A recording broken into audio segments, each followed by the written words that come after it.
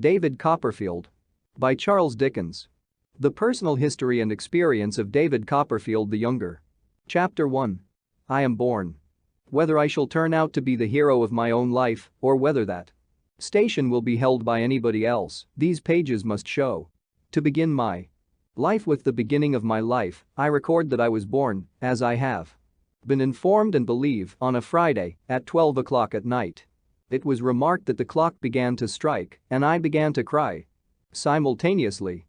In consideration of the day and hour of my birth, it was declared by the nurse and by some sage women in the neighborhood who had taken a lively interest in me several months before there was any possibility of our becoming personally acquainted, first, that I was destined to be unlucky in life, and secondly, that I was privileged to see ghosts and spirits, both these gifts inevitably attaching, as they believed, to all unlucky infants of either gender, born towards the small hours on a Friday night. I need say nothing here on the first head because nothing can show better than my history whether that prediction was verified or falsified by the result. On the second branch of the question, I will only remark that unless I ran through that part of my inheritance while I was still a baby, I have not come into it yet. But I do not at all complain of having been kept out of this property, and if anybody else should be in the present enjoyment of it, he is heartily welcome to keep it. I was born with a caul, which was advertised for sale in the newspapers at the low price of 15 guineas. Whether sea-going people were short of money about that time, or were short of faith and preferred court jackets, I don't know. All I know is that there was but one solitary bidding, and that was from an attorney connected with the bill-broking business who offered £2 in cash and the balance in sherry, but declined to be guaranteed from drowning on any higher bargain. Consequently, the advertisement was withdrawn at a dead loss. For as to sherry, my poor dear mother's own sherry was in the market then, and 10 years afterwards, the call was put up in a raffle down in our part of the country to 50 members at half a crown a head, the winner to spend 5 shillings. I was present myself, and I remember to have felt quite uncomfortable and confused at a part of myself being disposed of in that way. The call was won, I recollect, by an old lady with a hand basket who, very reluctantly, produced from it the stipulated 5 shillings, all in halfpence and 2 pence halfpenny. Short as it took an immense time and a great waste of arithmetic to endeavor without any effect to prove to her. It is a fact which will be long remembered as remarkable down there that she was never drowned, but died triumphantly in bed at 92. I have understood that it was, to the last, her proudest boast that she never had been on the water in her life except upon a bridge, and that over her tea, to which she was extremely partial. She, to the last, expressed her indignation at the impiety of mariners and others who had the presumption to go meandering about the world. It was in vain to represent to her that some conveniences, tea perhaps included, resulted from this objectionable practice. She always returned, with greater emphasis and with an instinctive knowledge of the strength of her objection, let us have no meandering. Not to meander myself, at present, I will go back to my birth. I was born at Blunderstone, in Suffolk, or thereby, as they say in Scotland. I was a posthumous child. My father's eyes had closed upon the light of this world 6 months when mine opened on it. There is something strange to me, even now, in the reflection that he never saw me, and something stranger yet in the shadowy remembrance that I have of my first childish associations with his white gravestone in the churchyard, and of the indefinable compassion I used to feel for it, lying out alone there in the dark night when our little parlor was warm and bright with fire and candle, and the doors of our house were almost cruelly, it seemed to me sometimes, bolted and locked against it. An aunt of my father's, and consequently a great aunt of mine, of whom I shall have more to relate by and by, was the principal magnate of our family. Miss Trotwood, or Miss Betsey, as my poor mother always called her, when she sufficiently overcame her dread of this formidable personage to mention her at all, which was seldom, had been married to a husband younger than herself, who was very handsome, except in the sense of the homely adage, handsome is that handsome does, for he was strongly suspected of having beaten Miss Betsey and even of having once, on a disputed question of supplies, made some hasty but determined Arrangements to throw her out of a two-pair of stairs window. These evidences of an incompatibility of temper induced Miss Betsey to pay him off and effect a separation by mutual consent. He went to India with his capital, and there, according to a wild legend in our family, he was once seen riding on an elephant in company with a baboon, but I think it must have been a babu or a begum. Anyhow, from India tidings of his death reached home within 10 years. How they affected my aunt, nobody knew, for immediately upon the separation, she took her maiden name again, bought a cottage in a hamlet on the sea coast a long way off, established herself there as a single woman with one servant, and was understood to lie secluded ever afterwards in an inflexible retirement. My father had once been a favorite of hers, I believe, but she was mortally affronted by his marriage on the ground that my mother was a wax doll. She had never seen my mother, but she knew her to be not yet 20. My father and Miss Betsey never met again. He was double my mother's age when he married and of but a delicate constitution. He died a year afterwards and, as I have said, 6 months before I came into the world. This was the state of matters on the afternoon of what I may be excused for calling that eventful and important Friday. I can make no claim therefore to have known at that time how matters stood or to have any remembrance founded on the evidence of my own senses of what follows.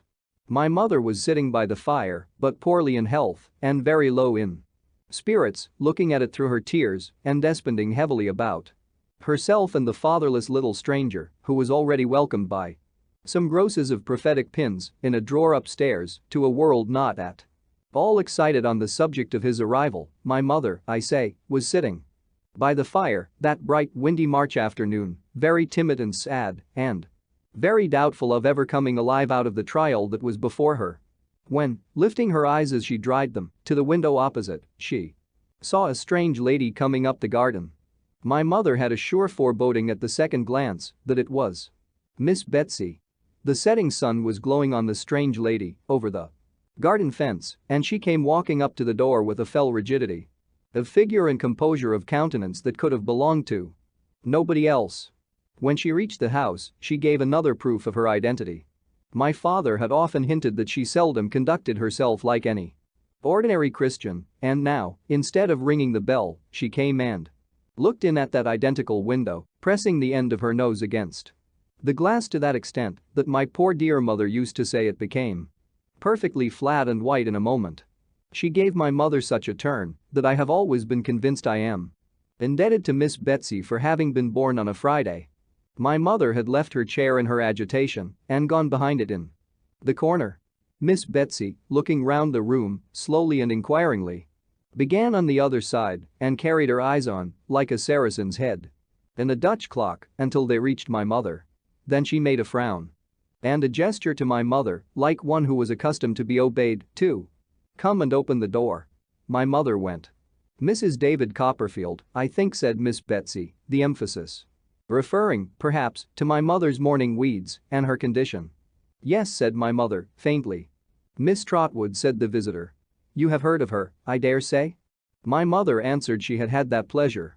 And she had a disagreeable consciousness of not appearing to imply that it had been an overpowering pleasure.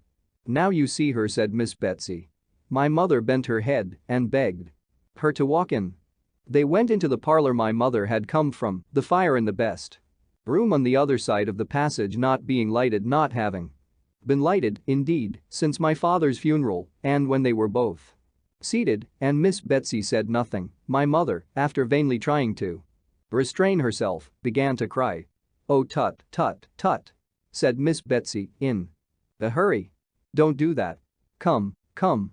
My mother couldn't help it notwithstanding, so she cried until she had her cry out. "Take off your cap, child," said Miss Betsey, "and let me see you." My mother was too much afraid of her to refuse compliance with this odd request if she had any disposition to do so. Therefore she did as she was told and did it with such nervous hands that her hair, which was luxuriant and beautiful, fell all about her face. "Why, bless my heart!" exclaimed Miss Betsey. "You are a very baby." My mother was, no doubt, unusually youthful in appearance even for her years, she hung her head as if it were her fault, poor thing, and said, sobbing, that indeed she was afraid she was but a childish widow and would be but a childish mother if she lived. In a short pause which ensued, she had a fancy that she felt Miss Betsey touch her hair, and that with no ungentle hand, but, looking at her, in her timid hope, she found that lady sitting with the skirt of her dress tucked up, her hands folded on one knee, and her feet upon the fender, frowning at the fire. In the name of heaven, said Miss Betsey, suddenly, why rookery? Do you mean the house, ma'am? Asked my mother. Why rookery? Said Miss Betsey. Cookery would have been more to the purpose if you had had any practical ideas of life, either of you. The name was Mr. Copperfield's choice, returned my mother. When he bought the house, he liked to think that there were rooks about it. The evening wind made such a disturbance just now, among some tall old elm trees at the bottom of the garden, that neither my mother nor Miss Betsey could forbear glancing that way. As the elms bent to one another like giants who were whispering secrets, and after a few seconds of such repose, fell into a violent flurry, tossing their wild arms about, as if their late confidences were really too wicked for their peace of mind. Some weather-beaten ragged old rooks' nests, burdening their higher branches, swung like wrecks upon a stormy sea. Where are the birds? Asked Miss Betsey.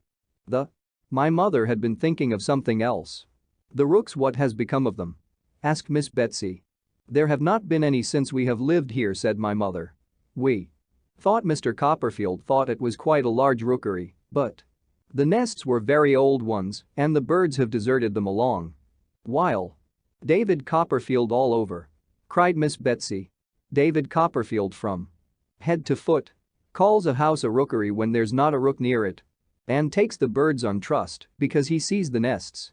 Mr. Copperfield, returned my mother, is dead, and if you dare to speak unkindly of him to me, my poor dear mother, I suppose, had some momentary intention of committing an assault and battery upon my aunt, who could easily have settled her with one hand, even if my mother had been in far better training for such an encounter than she was that evening. But it passed with the action of rising from her chair, and she sat down again very meekly and fainted. When she came to herself, or when Miss Betsey had restored her, whichever it was, she found the latter standing at the window. The twilight was by this time shading down into darkness, and dimly as they saw each other, they could not have done that without the aid of the fire. Well? Said Miss Betsey, coming back to her chair, as if she had only been taking a casual look at the prospect. And when do you expect? I am all in a tremble, faltered my mother. I don't know what's the matter.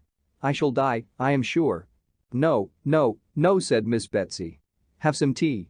Oh dear me, do you think it will do me any good? Cried my mother in a helpless manner. Of course it will, said Miss Betsey. It's nothing but fancy. What do you call your girl? I don't know that it will be a girl yet, ma'am, said my mother innocently. Bless the baby! Exclaimed Miss Betsey, unconsciously quoting the second sentiment of the pincushion in the drawer upstairs, but applying it to my mother instead of me. I don't mean that. I mean your servant girl. Peggotty, said my mother. Peggotty? Repeated Miss Betsey, with some indignation. Do you mean to say, child, that any human being has gone into a Christian church and got herself named Peggotty? It's her surname, said my mother faintly. Mr. Copperfield called her by it because her Christian name was the same as mine.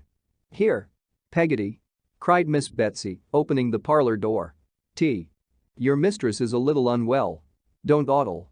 Having issued this mandate with as much potentiality as if she had been a recognized authority in the house ever since it had been a house, and having looked out to confront the amazed Peggotty coming along the passage with a candle at the sound of a strange voice, Miss Betsey shut the door again and sat down as before, with her feet on the fender, the skirt of her dress tucked up, and her hands folded on one knee.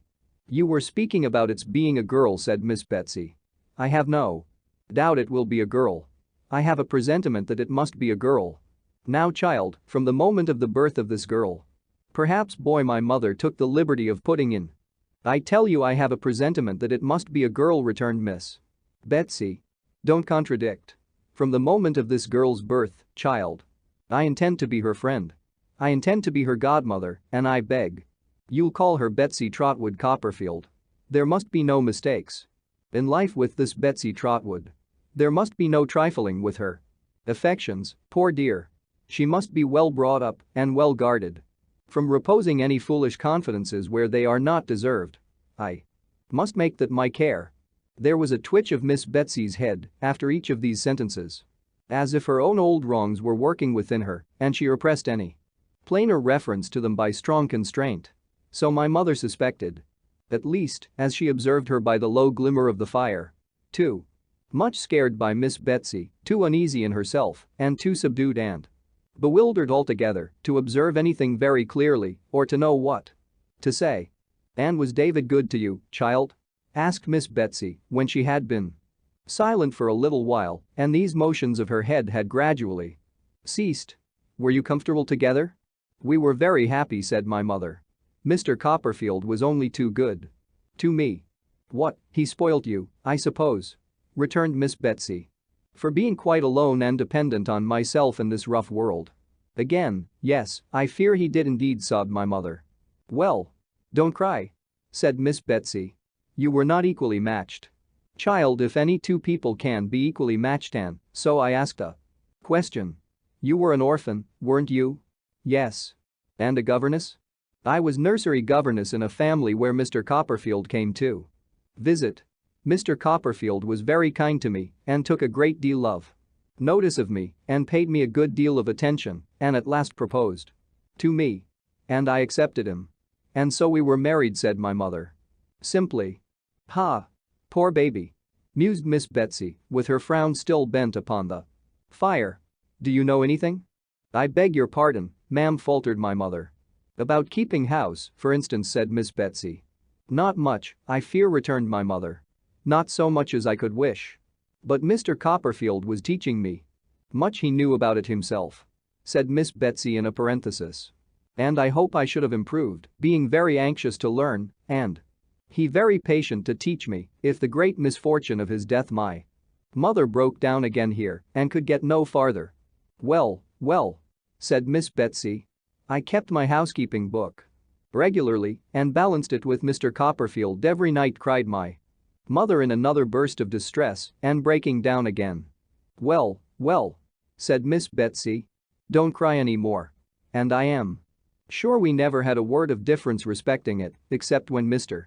Copperfield objected to my 3s and 5s being too much like each other, or to my putting curly tails to my 7s and 9s," resumed my mother in another burst and breaking down again.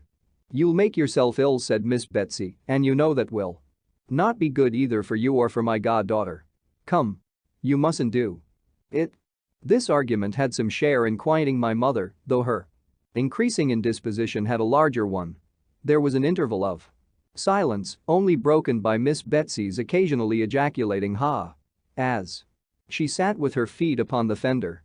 "David had bought an annuity for himself with his money, I know," said she, by and by. "What did he do for you?" "Mr. Copperfield," said my mother, answering with some difficulty, "was so considerate and good as to secure the reversion of a part of it to me." "How much?" asked Miss Betsey. £105 a year," said my mother. "He might have done worse," said my aunt. The word was appropriate to the moment. My mother was so much worse that Peggotty, coming in with the tea-board and candles and seeing at a glance how ill she was, as Miss Betsey might have done sooner if there had been light enough, conveyed her upstairs to her own room with all speed and immediately dispatched Ham Peggotty, her nephew, who had been for some days past secreted in the house, unknown to my mother, as a special messenger in case of emergency, to fetch the nurse and doctor. Those allied powers were considerably astonished when they arrived within a few minutes of each other to find an unknown lady of portentous appearance sitting before the fire with her bonnet tied over her left arm, stopping her ears with jeweler's cotton. Peggotty knowing nothing about her and my mother saying nothing about her.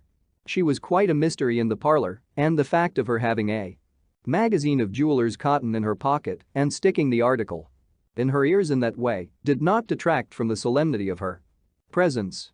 The doctor having been upstairs and come down again and having satisfied himself, I suppose, that there was a probability of this Unknown lady and himself having to sit there, face to face, for some hours, laid himself out to be polite and social. He was the meekest of his sex, the mildest of little men. He sidled in and out of a room, to take up the less space. He walked as softly as the ghost in Hamlet. And more slowly. He carried his head on one side, partly in modest depreciation of himself, partly in modest propitiation of everybody else. It is nothing to say that he hadn't a word to throw at a dog. He couldn't have thrown a word at a mad dog. He might have offered him one. Gently, or half a one, or a fragment of one, for he spoke as slowly as he walked, but he wouldn't have been rude to him, and he couldn't have been quick with him, for any earthly consideration. Mr. Chillip, looking mildly at my aunt with his head on one side and making her a little bow, said, in allusion to the jeweler's cotton, as he softly touched his left ear. "Some local irritation, ma'am?" "What?" replied my aunt, pulling the cotton out of one ear like a cork. Mr. Chillip was so alarmed by her abruptness as he told my mother afterwards that it was a mercy he didn't lose his presence of mind. "But," he repeated sweetly, "some local irritation, ma'am?" "Nonsense," replied my aunt and corked herself again at one blow. Mr. Chillip could do nothing after this but sit and look at her feebly as she sat and looked at the fire until he was called upstairs again. After some quarter of an hour's absence, he returned. "Well?" said my aunt, taking the cotton out of the ear nearest to him. "Well, ma'am," returned Mr. Chillip, we are progressing slowly." "Ma'am." "Bah, said my aunt with a perfect shake on the contemptuous interjection. And corked herself as before. Really, as Mr. Chillip told my mother, he was almost shocked. Speaking in a professional point of view alone, he was almost shocked. But he sat and looked at her, notwithstanding, for nearly 2 hours. As she sat looking at the fire until he was again called out. After another absence, he again returned. "Well?" said my aunt, taking out the cotton on that side again. "Well, ma'am," returned Mr. Chillip, we are progressing slowly." "Ma'am." Said my aunt. With such a snarl at him that Mr. Chillip absolutely could not bear it. It was really calculated to break his spirit, he said afterwards. He preferred to go and sit upon the stairs in the dark and a strong draught until he was again sent for. Ham Peggotty, who went to the national school and was a very dragon at his catechism and who may therefore be regarded as a credible witness, reported next day that happening to peep in at the parlor door an hour after this, he was instantly descried by Miss Betsey, then walking to and fro in a state of agitation and pounced upon before he could make his escape.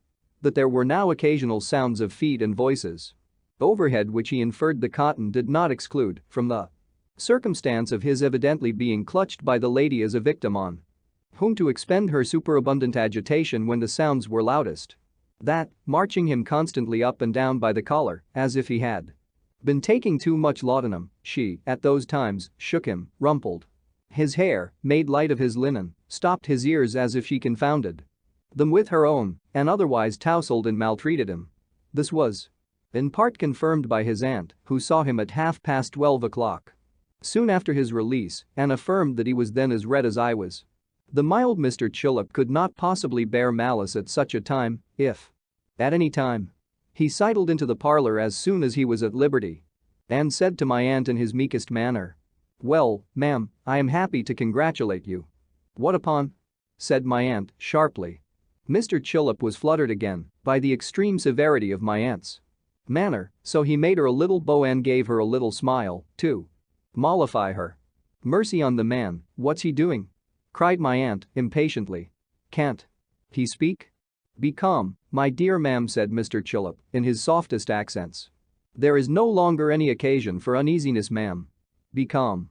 It has since been considered almost a miracle that my aunt didn't shake him and shake what he had to say out of him. She only shook her own head at him, but in a way that made him quail.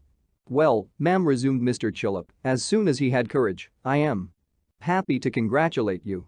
All is now over, ma'am, and well over." During the 5 minutes or so that Mr. Chillip devoted to the delivery of this oration, my aunt eyed him narrowly. "How is she?"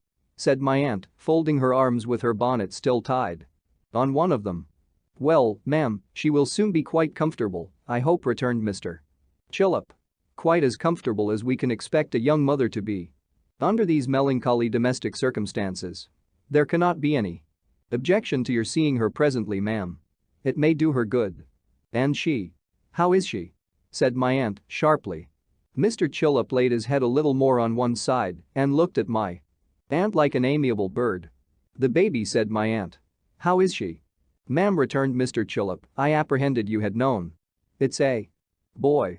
My aunt said never a word but took her bonnet by the strings in the manner of a sling, aimed a blow at Mr. Chillip's head with it, put it on, bent, walked out, and never came back. She vanished like a discontented fairy or like one of those supernatural beings whom it was popularly supposed I was entitled to see, and never came back any more. No. I lay in my basket and my mother lay in her bed, but Betsey Trotwood Copperfield was forever in the land of dreams and shadows, the tremendous region whence I had so lately travelled, and the light upon the window of our room shone out upon the earthly bourne of all such travellers, and the mound above the ashes and the dust that once was he, without whom I had never been. Chapter 2. I observe. The first objects that assume a distinct presence before me as I look far back into the blank of my infancy are my mother with her pretty hair and youthful shape, and Peggotty with no shape at all and eyes so dark that they seemed to darken their whole neighborhood in her face, and cheeks and arms so hard and red that I wondered the birds didn't peck her in preference to apples. I believe I can remember these two at a little distance apart, dwarfed to my sight by stooping down or kneeling on the floor, and I going unsteadily from the one to the other. I have an impression on my mind which I cannot distinguish from actual remembrance of the touch of Peggotty's forefinger as she used to hold it out to me, and of its being roughened by needlework like a pocket nutmeg grater. This may be fancy, though I think the memory of most of us can go farther back into such times than many of us suppose, just as I believe the power of observation in numbers of very young children to be quite wonderful for its closeness and accuracy. Indeed, I think that most grown men who are remarkable in this respect may with greater propriety be said not to have lost the faculty than to have acquired it, rather, as I generally observe such men to retain a certain freshness and gentleness and capacity of being pleased, which are also an inheritance they have preserved from their childhood. I might have a misgiving that I am meandering in stopping to say this, but that it brings me to remark that I build these conclusions, in part, upon my own experience of myself, and if it should appear from anything I may set down in this narrative that I was a child of close observation, or that as a man I have a strong memory of my childhood, I undoubtedly lay claim to both of these characteristics. Looking back, as I was saying, into the blank of my infancy, the first objects I can remember as standing out by themselves from a confusion of things are my mother and Peggotty. What else do I remember? Let me see. There comes out of the cloud our house, not new to me, but quite familiar in its earliest remembrance. On the ground floor is Peggotty's kitchen, opening into a backyard with a pigeon house on a pole, in the center, without any pigeons in it, a great dog kennel in a corner without any dog, and a quantity of fowls that look terribly tall to me walking about in a menacing and ferocious manner. There is one cock who gets upon a post to crow and seems to take particular notice of me as I look at him through the kitchen window, who makes me shiver, he is so fierce. Of the geese outside the side gate who come waddling after me with their long necks stretched out when I go that way, I dream at night, as a man environed by wild beasts might dream of lions. Here is a long passage, what an enormous perspective I make of it, leading from Peggotty's kitchen to the front door. A dark storeroom opens out of it, and that is a place to be run past at night, for I don't know what may be among those tubs and jars and old tea chests when there is nobody in there with a dimly burning light, letting a moldy air come out of the door, in which there is the smell of soap, pickles, pepper, candles, and coffee, all at one whiff. Then there are the two parlors. The parlor in which we sit of an evening, my mother and I, and Peggotty, for Peggotty is quite our companion when her work is done and we are alone, and the best parlor where we sit on a Sunday, grandly, but not so comfortably. There is something of a doleful air about that room to me, for Peggotty has told me I don't know when, but apparently ages ago, about my father's funeral and the company having their black cloaks put on. One Sunday night my mother reads to Peggotty and me in there how Lazarus was raised up from the dead. And I am so frightened that they are afterwards obliged to take me out of bed and show me the quiet churchyard out of the bedroom window. With the dead all lying in their graves at rest below the solemn moon. There is nothing half so green that I know anywhere as the grass of that churchyard, nothing half so shady as its trees, nothing half so quiet as its tombstones. The sheep are feeding there when I kneel up early in the morning in my little bed in a closet within my mother's room to look out at it, and I see the red light shining on the sundial and think within myself, is the sundial glad, I wonder, that it can tell the time again? Here is our pew in the church. What a high-backed pew. With a window near it, out of which our house can be seen, and is seen many times during the morning's service by Peggotty, who likes to make herself as sure as she can that it's not being robbed or is not in flames. But though Peggotty's eye wanders, she is much offended if mine does. And frowns to me as I stand upon the seat that I am to look at the clergyman.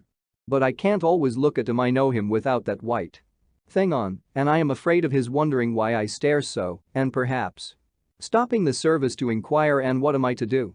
It's a dreadful thing to gape, but I must do something. I look at my mother, but she pretends not to see me. I look at a boy in the aisle, and he makes faces at me.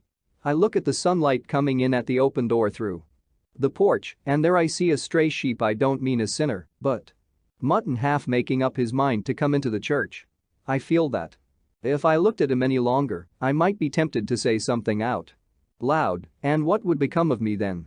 I look up at the monumental tablets on the wall and try to think of Mr. Bodgers late of this parish, and what the feelings of Mrs. Bodgers must have been when affliction sore, long time Mr. Bodgers bore, and physicians were in vain.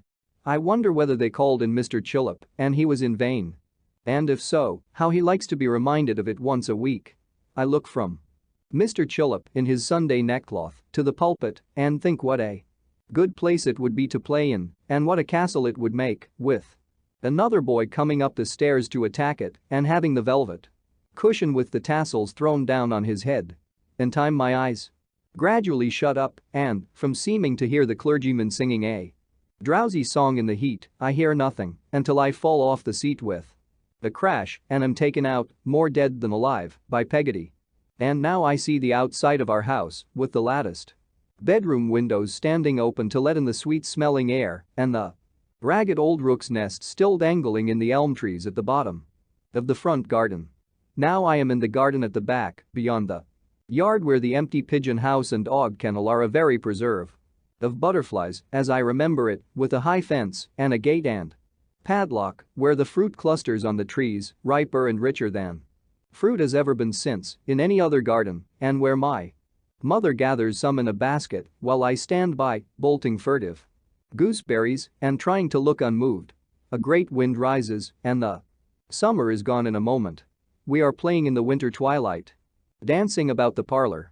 When my mother is out of breath and rests herself in an elbow chair, I watch her winding her bright curls round her fingers and straightening her waist, and nobody knows better than I do that she likes to look so well and is proud of being so pretty. That is among my very earliest impressions. That, and a sense that we were both a little afraid of Peggotty and submitted ourselves in most things to her direction, were among the first opinions, if they may be so called, that I ever derived from what I saw. Peggotty and I were sitting one night by the parlor fire, alone. I had been reading to Peggotty about crocodiles. I must have read very perspicuously, or the poor soul must have been deeply interested, for I remember she had a cloudy impression, after I had done, that they were a sort of vegetable. I was tired of reading and dead sleepy, but having leave, as a high treat, to sit up until my mother came home from spending the evening at a neighbor's, I would rather have died upon my post, of course, than have gone to bed. I had reached that stage of sleepiness when Peggotty seemed to swell and grow immensely large. I propped my eyelids open with my two forefingers and looked perseveringly at her as she sat at work at the little bit of wax candle. She kept for her thread how old it looked, being so wrinkled in all directions. At the little house with a thatched roof, where the yard measure lived, at her work box with a sliding lid, with a view of St. Paul's Cathedral, with a pink dome painted on the top, at the brass thimble on her finger, at herself, whom I thought lovely. I felt so sleepy that I knew if I lost sight of anything for a moment, I was gone. Peggotty, says I, suddenly, were you ever married? Lord, Master Davy, replied Peggotty. What's put marriage in your head? She answered with such a start that it quite awoke me. And then she stopped in her work and looked at me, with her needle drawn out to its thread's length. But were you ever married, Peggotty? Says I. You are a very handsome woman, ain't you? I thought her in a different style from my mother, certainly, but of another school of beauty. I considered her a perfect example. There was a red velvet footstool in the best parlor, on which my mother had painted a nosegay. The groundwork of that stool and Peggotty's complexion appeared to me to be one and the same thing. The stool was smooth and Peggotty was rough, but that made no difference. Me handsome, Davy? Said Peggotty. Lawk, no, my dear.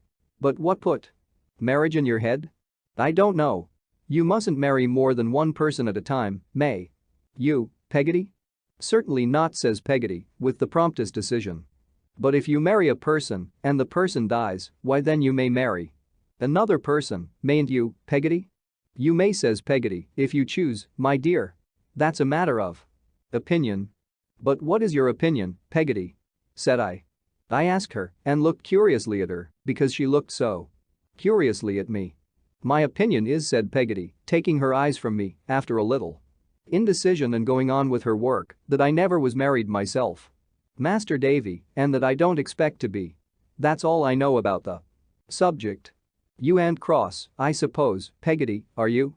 Said I, after sitting quiet for a minute. I really thought she was, she had been so short with me, but I was quite mistaken. For she laid aside her work, which was a stocking of her own, and opening her arms wide, took my curly head within them and gave it a good squeeze. I know it was a good squeeze because, being very plump, whenever she made any little exertion after she was dressed, some of the buttons on the back of her gown flew off. And I recollect too bursting to the opposite side of the parlor while she was hugging me. Now let me hear some more about the Kirkindles, said Peggotty, who was not quite right in the name yet, for I ain't heard half enough.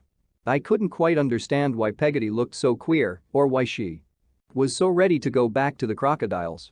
However, we returned to those monsters with fresh wakefulness on my part, and we left their eggs in the sand for the sun to hatch, and we ran away from them and baffled them by constantly turning, which they were unable to do quickly, on account of their unwieldy make, and we went into the water after them as natives and put sharp pieces of timber down their throats, and in short we ran the whole crocodile gauntlet. I did, at least, but I had my doubts of Peggotty, who was thoughtfully sticking her needle into various parts of her face and arms all the time. We had exhausted the crocodiles and begun with the alligators when the garden bell rang. We went out to the door, and there was my mother. Looking unusually pretty, I thought, and with her a gentleman with beautiful black hair and whiskers who had walked home with us from church last Sunday. As my mother stooped down on the threshold to take me in her arms and kiss me, the gentleman said I was a more highly privileged little fellow than a monarch or something like that, for my later understanding comes, I am sensible, to my aid here. What does that mean? I asked him, over her shoulder. He patted me on the head, but somehow, I didn't like him or his deep voice, and I was jealous that his hand should touch my mother's in touching me, which it did. I put it away as well as I could. Oh, Davy, remonstrated my mother. Dear boy, said the gentleman. I cannot wonder at his devotion. I never saw such a beautiful color on my mother's face before. She gently chid me for being rude and, keeping me close to her shawl, turned to thank the gentleman for taking so much trouble as to bring her home. She put out her hand to him as she spoke, and, as he met it with his own, she glanced, I thought, at me. Let us say good night, my fine boy, said the gentleman, when he had bent his head. I saw him over my mother's little glove. Good night, said I. Come. Let us be the best friends in the world, said the gentleman, laughing. Shake hands. My right hand was in my mother's left, so I gave him the other. Why, that's the wrong hand, Davy, laughed the gentleman. My mother drew my right hand forward, but I was resolved, for my former reason, not to give it him, and I did not. I gave him the other, and he shook it heartily and said I was a brave fellow and went away.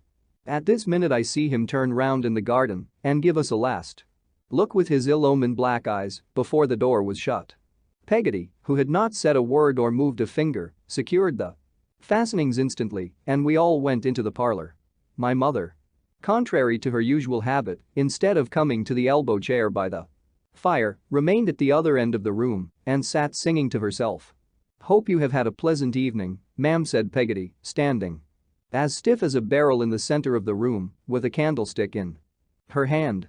"Much obliged to you, Peggotty," returned my mother in a cheerful voice. "I have had a very pleasant evening." "A stranger or so makes an agreeable change," suggested Peggotty. "A very agreeable change, indeed," returned my mother. Peggotty continuing to stand motionless in the middle of the room, and my mother resuming her singing, I fell asleep, though I was not so sound asleep but that I could hear voices without hearing what they said. When I half awoke from this uncomfortable doze, I found Peggotty and my mother both in tears and both talking. "Not such a one as this, Mr. Copperfield wouldn't have liked," said Peggotty. "That I say, and that I swear."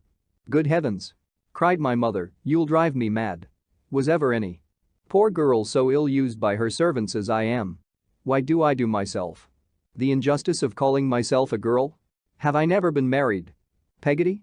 "God knows you have, ma'am," returned Peggotty.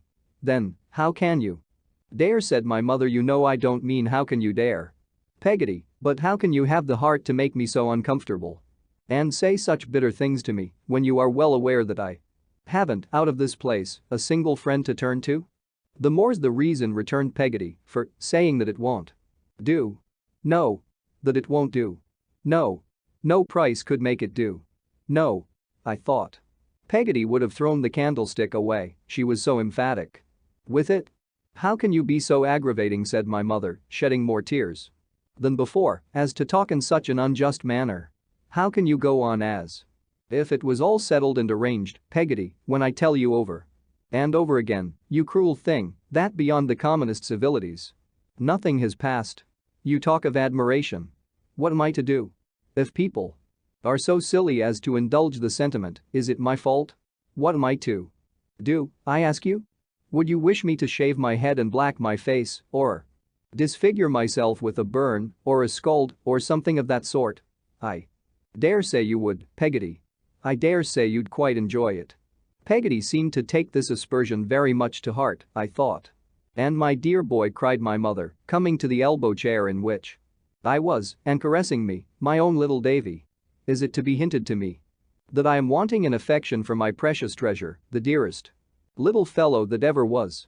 "Nobody never went and hinted no such a thing," said Peggotty. "You did, Peggotty," returned my mother. "You know you did. What else was it possible to infer from what you said, you unkind creature? When you know as well as I do that on his account only last quarter I wouldn't buy myself a new parasol, though that old green one is frayed the whole way up and the fringe is perfectly mangy. You know it is, Peggotty. You can't deny it." Then, turning affectionately to me, with her cheek against mine, "Am I a naughty mamma to you, Davy? Am I a nasty, cruel, selfish, bad mamma? Say I am, my child, say yes, dear boy, and Peggotty will love you, and Peggotty's love is a great deal better than mine, Davy. I don't love you at all, do I?" At this, we all fell a-crying together. I think I was the loudest of the party, but I am sure we were all sincere about it. I was quite heartbroken myself, and am afraid that in the first transports of wounded tenderness I called Peggotty a beast. That honest creature was in deep affliction, I remember, and must have become quite buttonless on the occasion, for a little volley of those explosives went off when, after having made it up with my mother, she kneeled down by the elbow chair and made it up with me. We went to bed greatly dejected. My sobs kept waking me for a long time, and when one very strong sob quite hoisted me up in bed, I found my mother sitting on the coverlet and leaning over me. I fell asleep in her arms after that and slept soundly. Whether it was the following Sunday when I saw the gentleman again, or whether there was any greater lapse of time before he reappeared, I cannot recall. I don't profess to be clear about dates. But there he was in church and he walked home with us afterwards. He came in, too. To look at a famous geranium we had in the parlor window. It did not appear to me that he took much notice of it, but before he went he asked my mother to give him a bit of the blossom. She begged him to choose it for himself, but he refused to do that. I could not understand why so. She plucked it for him and gave it into his hand. He said he would never part with it anymore, and I thought he must be quite a fool not to know that it would fall to pieces in a day or two. Peggotty began to be less with us of an evening than she had always been. My mother deferred to her very much more than usual, it occurred to me, and we were all three excellent friends. Still, we were different from what we used to be and were not so comfortable among ourselves. Sometimes I fancied that Peggotty perhaps objected to my mother's wearing all the pretty dresses she had in her drawers, or to her going so often to visit at that neighbor's, but I couldn't, to my satisfaction, make out how it was. Gradually, I became used to seeing the gentleman with the black whiskers. I liked him no better than at first and had the same uneasy jealousy of him, but if I had any reason for it beyond a child's instinctive dislike and a general idea that Peggotty and I could make much of my mother without any help, it certainly was not the reason that I might have found if I had been older. No such thing came into my mind. Or near it. I could observe, in little pieces, as it were, but as to making a net of a number of these pieces and catching anybody in it. That was, as yet, beyond me. One autumn morning I was with my mother in the front garden when Mr. Murdstone, I knew him by that name now, came by, on horseback. He reined up his horse to salute my mother and said he was going to Lowestoft to see some friends who were there with a yacht and merrily proposed to take me on the saddle before him if I would like the ride. The air was so clear and pleasant, and the horse seemed to like the idea of the ride so much himself as he stood snorting and pawing at the garden gate that I had a great desire to go. So I was sent upstairs to Peggotty to be made spruce, and in the meantime Mr. Murdstone dismounted and, with his horse's bridle drawn over his arm, walked slowly up and down on the outer side of the sweetbriar fence while my mother walked slowly up and down on the inner to keep him company. I recollect Peggotty and I peeping out at them from my little window. I recollect how closely they seemed to be examining the sweetbriar between them as they strolled along, and how, from being in a perfectly angelic temper, Peggotty turned cross in a moment and brushed my hair the wrong way, excessively hard. Mr. Murdstone and I were soon off and trotting along on the green turf by the side of the road. He held me quite easily with one arm, and I don't think I was restless usually, but I could not make up my mind to sit in front of him without turning my head sometimes and looking up in his face. He had that kind of shallow black eye, I want a better word to express an eye that has no depth in it to be looked into, which, when it is abstracted, seems from some peculiarity of light to be disfigured for a moment at a time by a cast. Several times when I glanced at him, I observed that appearance with a sort of awe and wondered what he was thinking about so closely. His hair and whiskers were blacker and thicker, looked at so near than even I had given them credit for being. A squareness about the lower part of his face and the dotted indication of the strong black beard he shaved close every day reminded me of the waxwork that had traveled into our neighborhood some half a year before. This, his regular eyebrows, and the rich white and black and brown of his complexion confound his complexion and his memory made me think him, in spite of my misgivings, a very handsome man. I have no doubt that my poor dear mother thought him so too. We went to an hotel by the sea where two gentlemen were smoking cigars in a room by themselves. Each of them was lying on at least 4 chairs and had a large rough jacket on. In a corner was a heap of coats and boat cloaks and a flag all bundled up together. They both rolled onto their feet in an untidy sort of manner when we came in and said, "Halloa, Murdstone. We thought you were dead." "Not yet," said Mr. Murdstone. "And who's this shaver?" said one of the gentlemen, taking hold of me. "That's Davy," returned Mr. Murdstone. "Davy who?" said the gentleman. "Jones?" "Copperfield," said Mr. Murdstone. "What? Bewitching Mrs. Copperfield's encumbrance?" cried the gentleman. "The pretty little widow?" "Quinion," said Mr. Murdstone, "take care, if you please. Somebody's Sharp. Who is? Asked the gentleman, laughing. I looked up quickly, being curious to know. Only Brooks of Sheffield, said Mr. Murdstone. I was quite relieved to find that it was only Brooks of Sheffield, for at first, I really thought it was I. There seemed to be something very comical in the reputation of Mr. Brooks of Sheffield, for both the gentlemen laughed heartily when he was mentioned, and Mr. Murdstone was a good deal amused also. After some laughing, the gentleman whom he had called Quinion said, "And what is the opinion of Brooks of Sheffield in reference to the projected business?" "Why, I don't know that Brooks understands much about it at present," replied Mr. Murdstone, "but he is not generally favorable, I believe." There was more laughter at this, and Mr. Quinion said he would ring the bell for some sherry in which to drink to Brooks. This he did, and when the wine came, he made me have a little, with a biscuit, and, before I drank it, stand up and say, "Confusion to Brooks of Sheffield." The toast was received with great applause and such hearty laughter that it made me laugh too, at which they laughed the more. In short, we quite enjoyed ourselves. We walked about on the cliff after that and sat on the grass and looked at things through a telescope. I could make out nothing myself when it was put to my eye, but I pretended I could, and then we came back to the hotel to an early dinner. All the time we were out, the two gentlemen smoked incessantly, which, I thought, if I might judge from the smell of their rough coats, they must have been doing ever since the coats had first come home from the tailor's. I must not forget that. We went on board the yacht, where they all three descended into the cabin and were busy with some papers. I saw them quite hard at work. When I looked down through the open skylight, they left me, during this time, with a very nice man with a very large head of red hair and a very small shiny hat upon it, who had got a cross-barred shirt or waistcoat on, with Skylark in capital letters across the chest.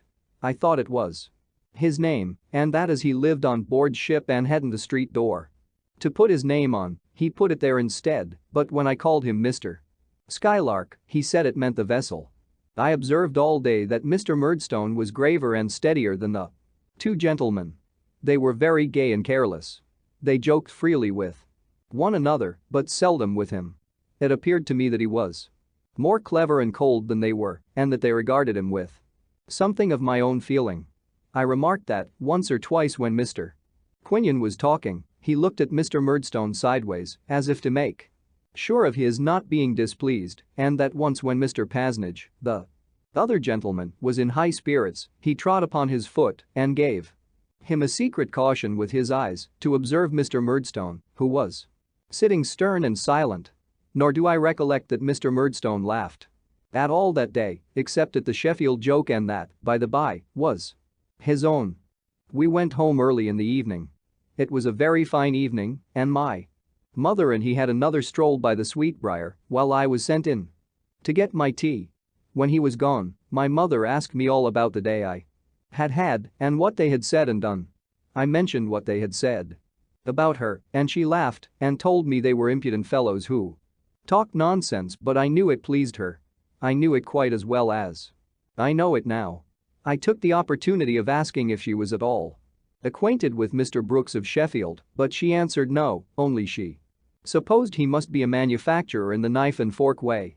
Can I say of her face altered as I have reason to remember it, perished as I know it is, that it is gone, when here it comes before me at this instant, as distinct as any face that I may choose to look on in a crowded street? Can I say of her innocent and girlish beauty that it faded and was no more when its breath falls on my cheek now as it fell that night? Can I say she ever changed when my remembrance brings her back to life, thus only, and truer to its loving youth than I have been or man ever is, still holds fast what a cherished then? I write of her just as she was when I had gone to bed after this talk. And she came to bid me good night. She kneeled down playfully by the side of the bed and, laying her chin upon her hands and laughing, said, "What was it they said, Davy? Tell me again. I can't believe it." Bewitching, I began. My mother put her hands upon my lips to stop me. "It was never bewitching," she said, laughing. "It never could have been bewitching, Davy. Now I know it wasn't." "Yes, it was bewitching, Mrs. Copperfield," I repeated stoutly. "And pretty?" No, it was never pretty. Not pretty, interposed my mother, laying her fingers on my lips again. Yes, it was. Pretty little widow. What foolish, impudent creatures, cried my mother, laughing and covering her face. What ridiculous men. Aren't they? Davy dear. Well, Ma. Don't tell Peggotty, she might be angry with them.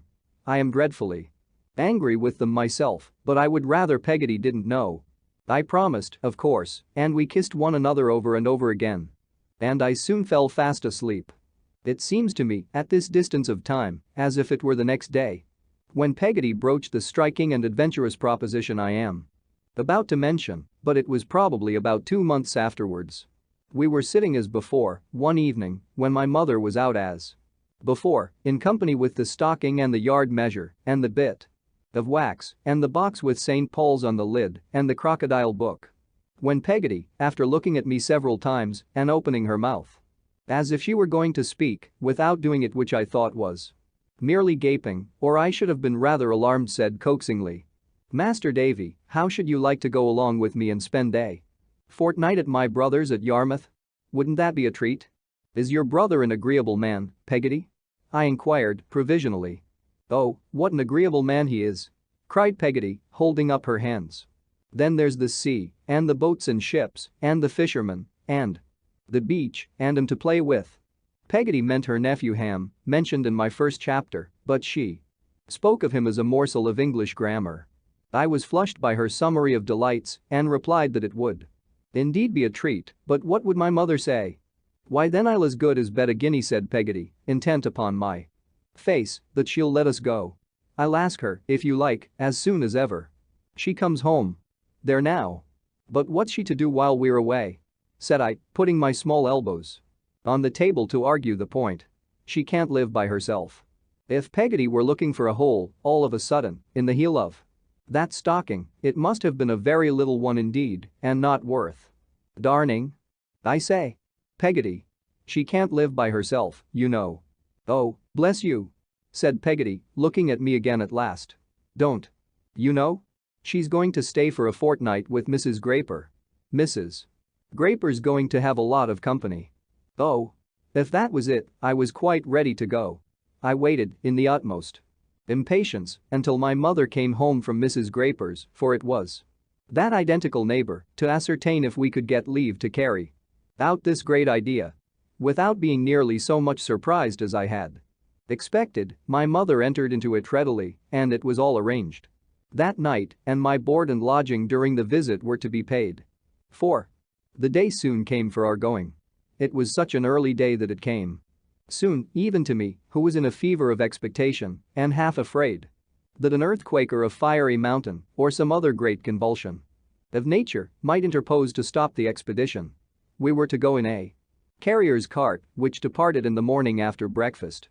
I would have given any money to have been allowed to wrap myself up overnight and sleep in my hat and boots. It touches me nearly now, although I tell it lightly, to recollect how eager I was to leave my happy home, to think how little I suspected what I did leave forever. I am glad to recollect that when the carrier's cart was at the gate and my mother stood there kissing me, a grateful fondness for her and for the old place I had never turned my back upon before, made me cry. I am glad to know that my mother cried too, and that I felt her heart beat against mine. I am glad to recollect that when the carrier began to move, my mother ran out at the gate and called to him to stop, that she might kiss me once more. I am glad to dwell upon the earnestness and love with which she lifted up her face to mine and did so.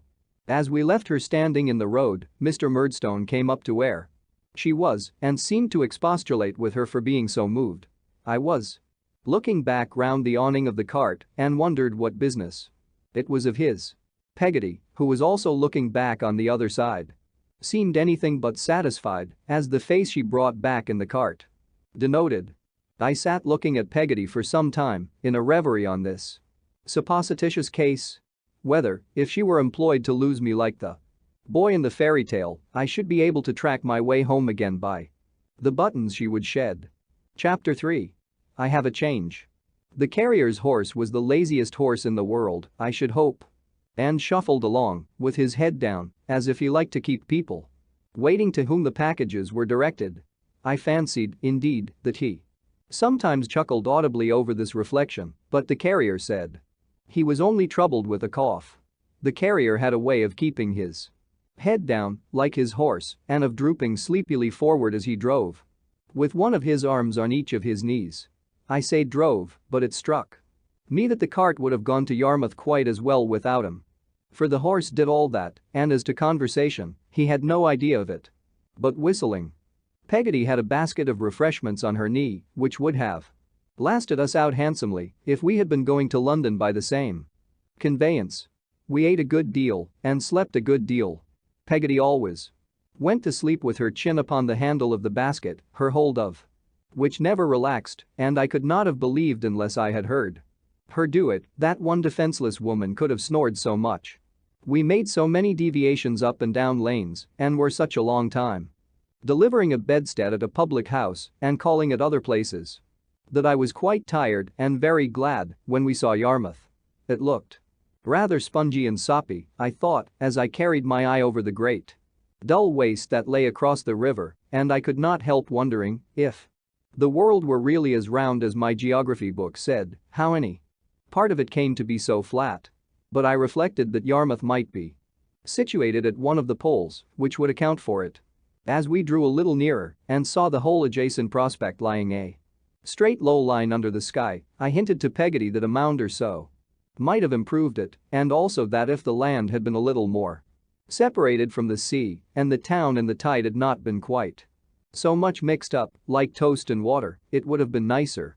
But Peggotty said, with greater emphasis than usual, that we must take things as we found them, and that, for her part, she was proud to call herself a Yarmouth bloater. When we got into the street, which was strange enough to me, and smelt the fish and pitch and oakum and tar and saw the sailors walking about and the carts jingling up and down over the stones, I felt that I had done so busy a place an injustice and said as much to Peggotty, who heard my expressions of delight with great complacency and told me it was well known, I suppose to those who had the good fortune to be born bloaters, that Yarmouth was, upon the whole, the finest place in the universe. "Here's my screamed Peggotty, growed out of knowledge. He was waiting for us, in fact, at the public house and asked me how I found myself, like an old acquaintance. I did not feel, at first, that I knew him as well as he knew me, because he had never come to our house since the night I was born, and naturally he had the advantage of me. But our intimacy was much advanced by his taking me on his back to carry me home. He was, now, a huge strong fellow of 6 feet high, broad in proportion and round-shouldered, but with a simpering boy's face and curly light hair that gave him quite a sheepish look. He was dressed in a canvas jacket and a pair of such very stiff trousers that they would have stood quite as well alone, without any legs in them. And you couldn't so properly have said he wore a hat as that he was covered in the top, like an old building, with something pitchy. Ham carrying me on his back and a small box of ours under his arm. And Peggotty carrying another small box of ours, we turned down lanes bestrewn with bits of chips and little hillocks of sand and went past gasworks, rope walks, boat builders' yards, shipwrights' yards, ship breakers' yards, caulkers' yards, riggers' lofts, smiths' forges, and a great litter of such places until we came out upon the dull waste. I had already seen at a distance when Ham said, "Yon's our house, Mas'r Davy." I looked in all directions, as far as I could stare over the wilderness and away at the sea and away at the river, but no house could I make out. There was a black barge or some other kind of superannuated boat not far off, high and dry on the ground, with an iron funnel sticking out of it for a chimney and smoking very cozily, but nothing else in the way of a habitation that was visible to me. "That's not it?" said I. "That ship-looking thing?" "That's it, Mas'r Davy," returned Ham. "If it had been Aladdin's palace, roc's egg and all, I suppose I could not have been more charmed with the romantic idea of living in it. There was a delightful door cut in the side, and it was roofed in, and there were little windows in it, but the wonderful charm of it was that it was a real boat which had no doubt been upon the water hundreds of times and which had never been intended to be lived in on dry land. That was the captivation of it to me. If it had ever been meant to be lived in, I might have thought it small or inconvenient or lonely, but Never having been designed for any such use, it became a perfect abode. It was beautifully clean inside and as tidy as possible. There was a table and a Dutch clock and a chest of drawers, and on the chest of drawers there was a tea tray with a painting on it of a lady with a parasol taking a walk with a military-looking child who was trundling a hoop. The tray was kept from tumbling down by a Bible, and the tray, if it had tumbled down, would have smashed a quantity of cups and saucers. And a teapot that were grouped around the book. On the walls there were some common colored pictures, framed and glazed, of scripture subjects.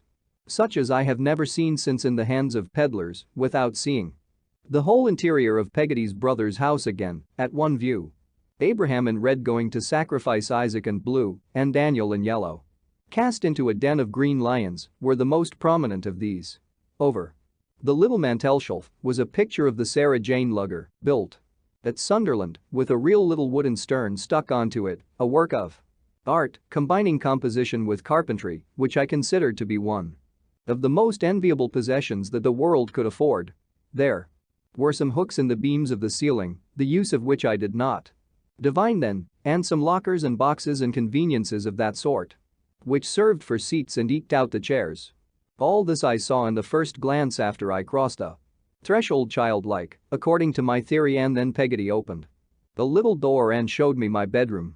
It was the completest and most desirable bedroom ever seen in the stern of the vessel, with a little window where the rudder used to go through, a little looking glass just the right height for me, nailed against a wall and framed with oyster shells, a little bed which there was just room enough to get into, and a nosegay of seaweed in a blue mug on the table. The walls were whitewashed as white as milk, and the patchwork counterpane made my eyes quite ache with its brightness. One thing I particularly noticed in this delightful house was the smell of fish, which was so searching that when I took out my pocket handkerchief to wipe my nose, I found it smelt exactly as if it had wrapped up a lobster. On my imparting this discovery in confidence to Peggotty, she informed me that her brother dealt in lobsters, crabs, and crawfish, and I afterwards found that a heap of these creatures, in a state of wonderful conglomeration with one another and never leaving off pinching whatever they laid hold of, were usually to be found in a little wooden outhouse where the pots and kettles were kept. We were welcomed by a very civil woman in a white apron, whom I had seen curtsying at the door when I was on Ham's back, about a quarter of a mile off.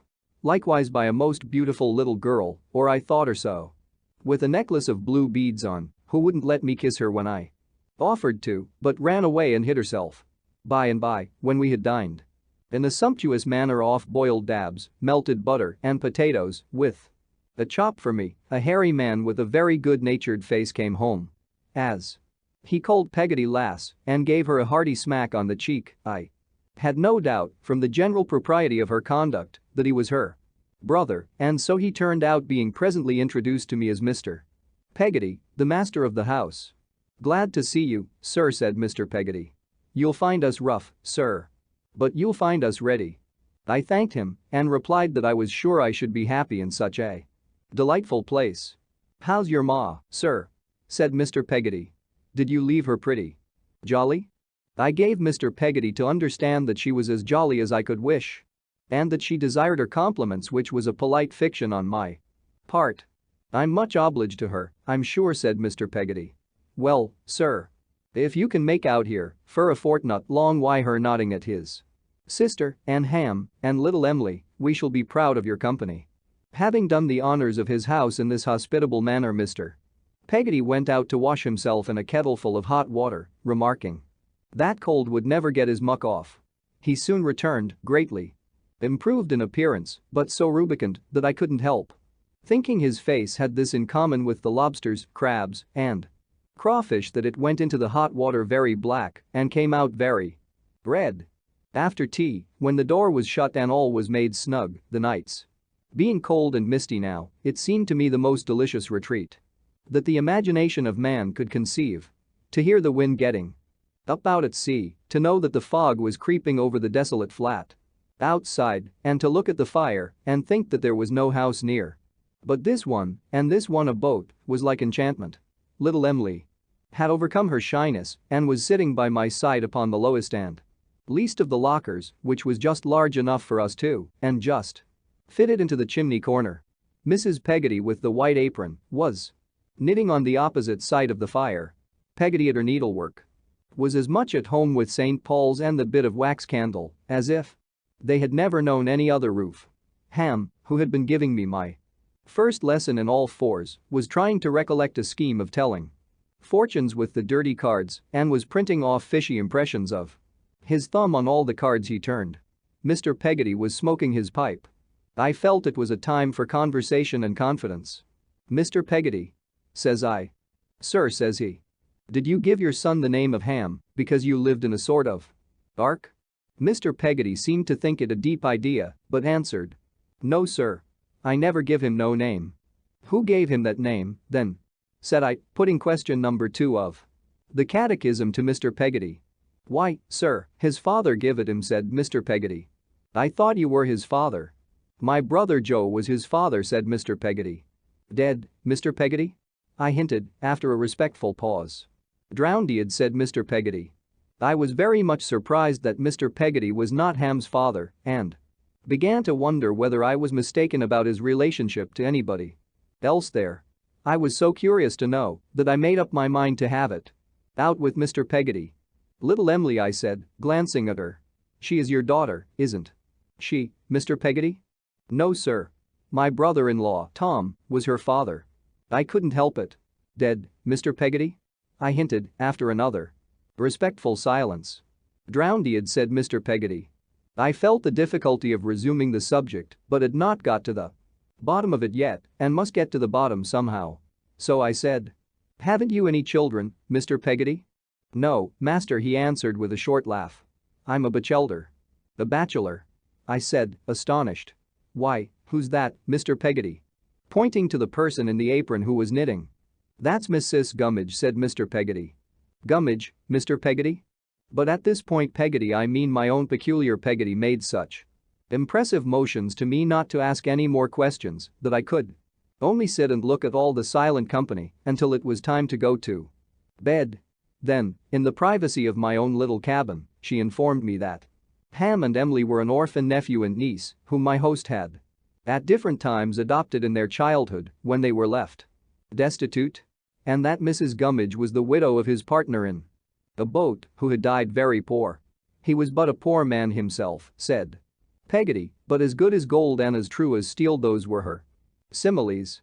The only subject, she informed me, on which he ever showed a violent temper or swore an oath was this generosity of his, and if it were ever referred to by any one of them, he struck the table a heavy blow with his right hand, had split it on one such occasion, and swore a dreadful oath that he would be gormed if he didn't cut and run for good if it was ever mentioned again. It appeared, in answer to my inquiries, that nobody had the least idea of the etymology of this terrible verb passive to be gormed, but that they all regarded it as constituting a most solemn imprecation. I was very sensible of my entertainer's goodness and listened to the women's going to bed in another little crib like mine at the opposite end of the boat, and to him and Ham hanging up 2 hammocks for themselves on the hooks I had noticed in the roof, in a very luxurious state of mind, enhanced by my being sleepy. As slumber gradually stole upon me, I heard the wind howling out at sea and coming on across the flat so fiercely that I had a lazy apprehension of the great deep rising in the night. But I bet it myself that I was in a boat, after all, and that a man like Mr. Peggotty was not a bad person to have on board if anything did happen. Nothing happened, however, worse than morning. Almost as soon as it shone upon the oyster shell frame of my mirror, I was out of bed and out with little Emily, picking up stones upon the beach. "You're quite a sailor, I suppose?"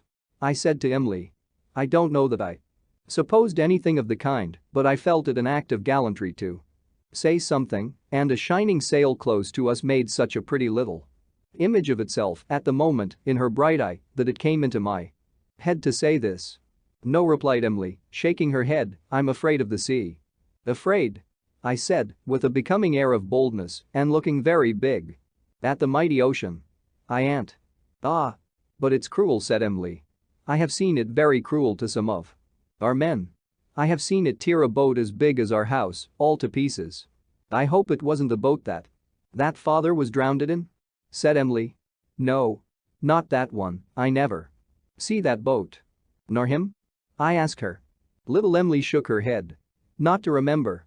Here was a coincidence. I immediately went into an explanation how I had never seen my own father and how my mother and I had always lived by ourselves in the happiest state imaginable and lived so then and always meant to live so, and how my father's grave was in the churchyard near our house and shaded by a tree beneath the boughs of which I had walked and heard the birds sing many a pleasant morning. But there were some differences between Emily's orphanhood and mine, it appeared. She had lost her mother before her father, and where her father's grave was no one knew, except that it was somewhere in the depths of the sea. "Besides," said Emily, as she looked about for shells and pebbles, "your father was a gentleman and your mother is a lady, and my father was a fisherman and my mother was a fisherman's daughter, and my Uncle Dan is a fisherman." "Dan is Mr. Peggotty, is he?" said I. "Uncle Dan yonder," answered Emily, nodding at the boathouse. "Yes. I mean him. He must be very good, I should think." "Good?" said Emily. "If I was ever to be a lady, I'd give him a sky blue coat with diamond buttons, nankeen trousers, a red velvet waistcoat, a cocked hat, a large gold watch, a silver pipe, and a box of money." I said I had no doubt that Mr. Peggotty well deserved these treasures. I must acknowledge that I felt it difficult to picture him quite at his ease in the raiment proposed for him by his grateful little niece, and that I was particularly doubtful of the policy of the cocked hat, but I kept these sentiments to myself. Little Emily had stopped and looked up at the sky in her enumeration of these articles as if they were a glorious vision. We went on again, picking up shells and pebbles. "You would like to be a lady?" I said. Emily looked at me and laughed and nodded yes. "I should like it very much. We would all be gentlefolks together then. Me and Uncle and Ham and Mrs. Gummidge. We wouldn't mind then when there comes stormy weather. Not for our own sakes, I mean. We would. For the poor fishermen's, to be sure, and we'd help 'em with money when they come to any hurt." This seemed to me to be a very satisfactory and therefore not at all improbable picture. I expressed my pleasure in the contemplation of it, and little Emily was emboldened to say, shyly, "Don't you think you are afraid of the sea, now?" It was quite enough to reassure me, but I have no doubt if I had seen a moderately large wave come tumbling in, I should have taken to my heels. With an awful recollection of her drowned relations. "However," I said. "No," and I added, "you don't seem to be either, though you say you are," for she was walking much too near the brink of a sort of old jetty or wooden causeway we had strolled upon, and I was afraid of her falling over. "I'm not afraid in this way," said little Emily.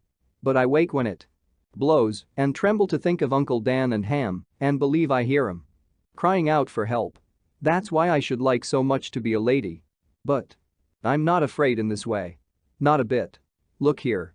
She started from my side and ran along a jagged timber which protruded from the place we stood upon and overhung the deep water at some height without the least defense. The incident is so impressed on my remembrance that if I were a draftsman I could draw its form here. I dare say, accurately as it was that day, and little Emily springing forward to her destruction, as it appeared to me, with a look that I have never forgotten, directed far out to sea. The light, bold, fluttering little figure turned and came back safe to me, and I soon laughed at my fears and at the cry I had uttered.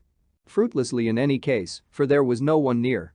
But there have been times since, in my manhood, many times there have been, when I have thought, is it possible, among the possibilities of hidden things, that in the sudden rashness of the child and her wild look so far off, there was any merciful attraction of her into danger, any tempting her towards him permitted on the part of her dead father, that her life might have a chance of ending that day? There has been a time since when I have wondered whether, if the life before her could have been revealed to me at a glance, and so revealed as that a child could fully comprehend it, and if her preservation could have depended on a motion of my hand, I ought to have held it up to save her. There has been a time since I do not say it lasted long, but it has been when I have asked myself the question, would it have been better for little Emily to have had the waters close above her head that morning in my sight, and when I have answered yes, it would have been. This may be premature. I have set it down too soon, perhaps. but let it stand.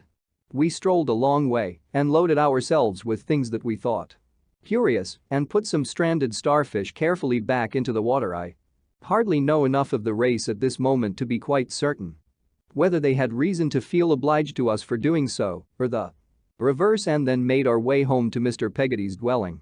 We stopped under the lee of the lobster outhouse to exchange an innocent kiss and went into breakfast glowing with health and pleasure. Like two young mavishes, Mr. Peggotty said.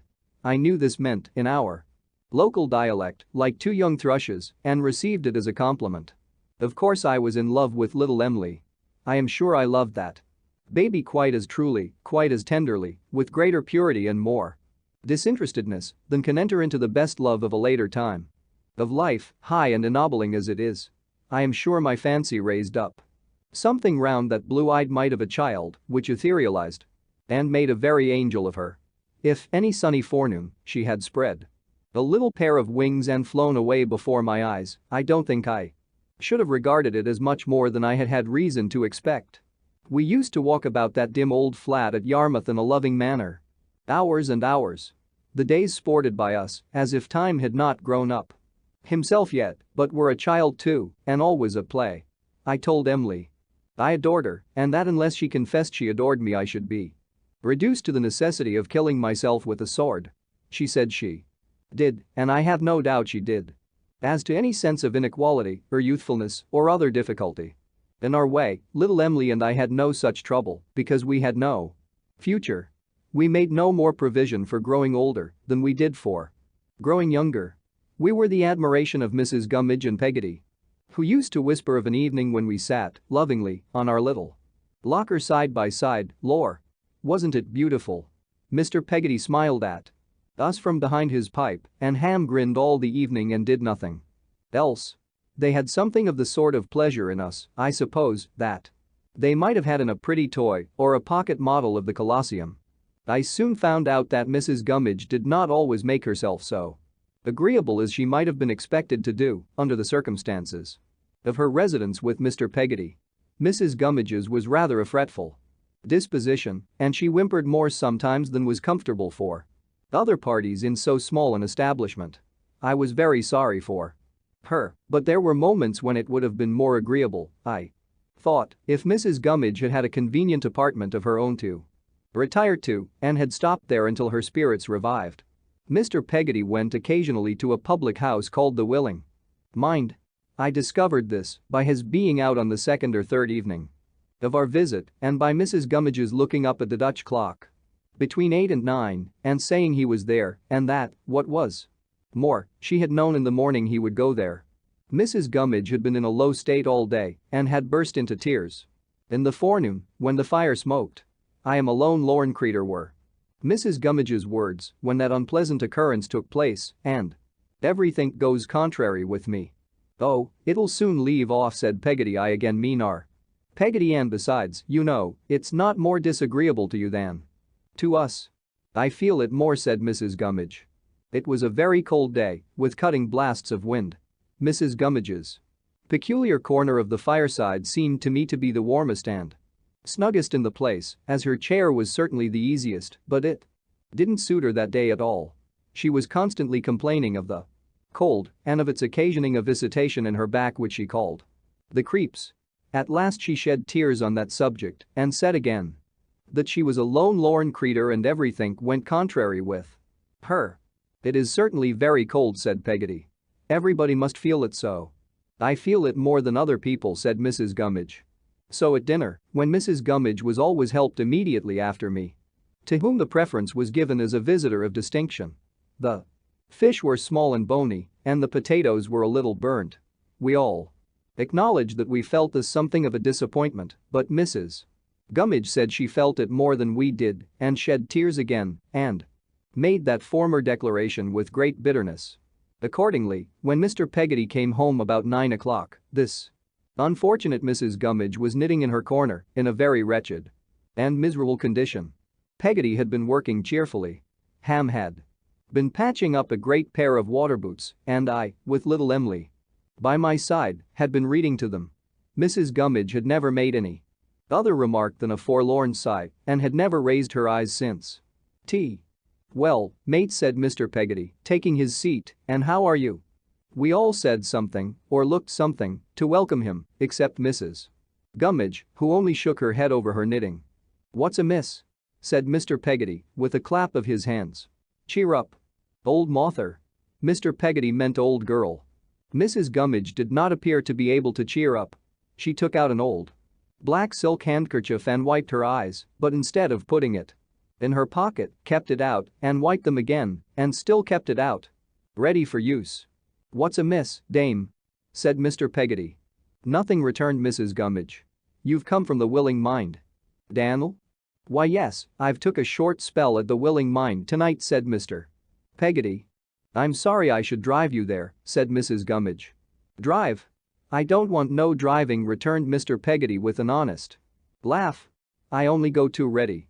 Very ready, said Mrs. Gummidge, shaking her head and wiping her eyes. Yes, yes, very ready. I am sorry it should be along of me that you're so ready. Along o' you. It ain't along o' you, said Mr. Peggotty. Don't ye believe a bit on it? Yes, yes, it is, cried Mrs. Gummidge. I know what I am. I know that I am a lone lorn creetur, and not only that everything goes contrary with me, but that I go contrary with everybody. Yes, yes. I feel more than other people do, and I show it more. It's my misfortune.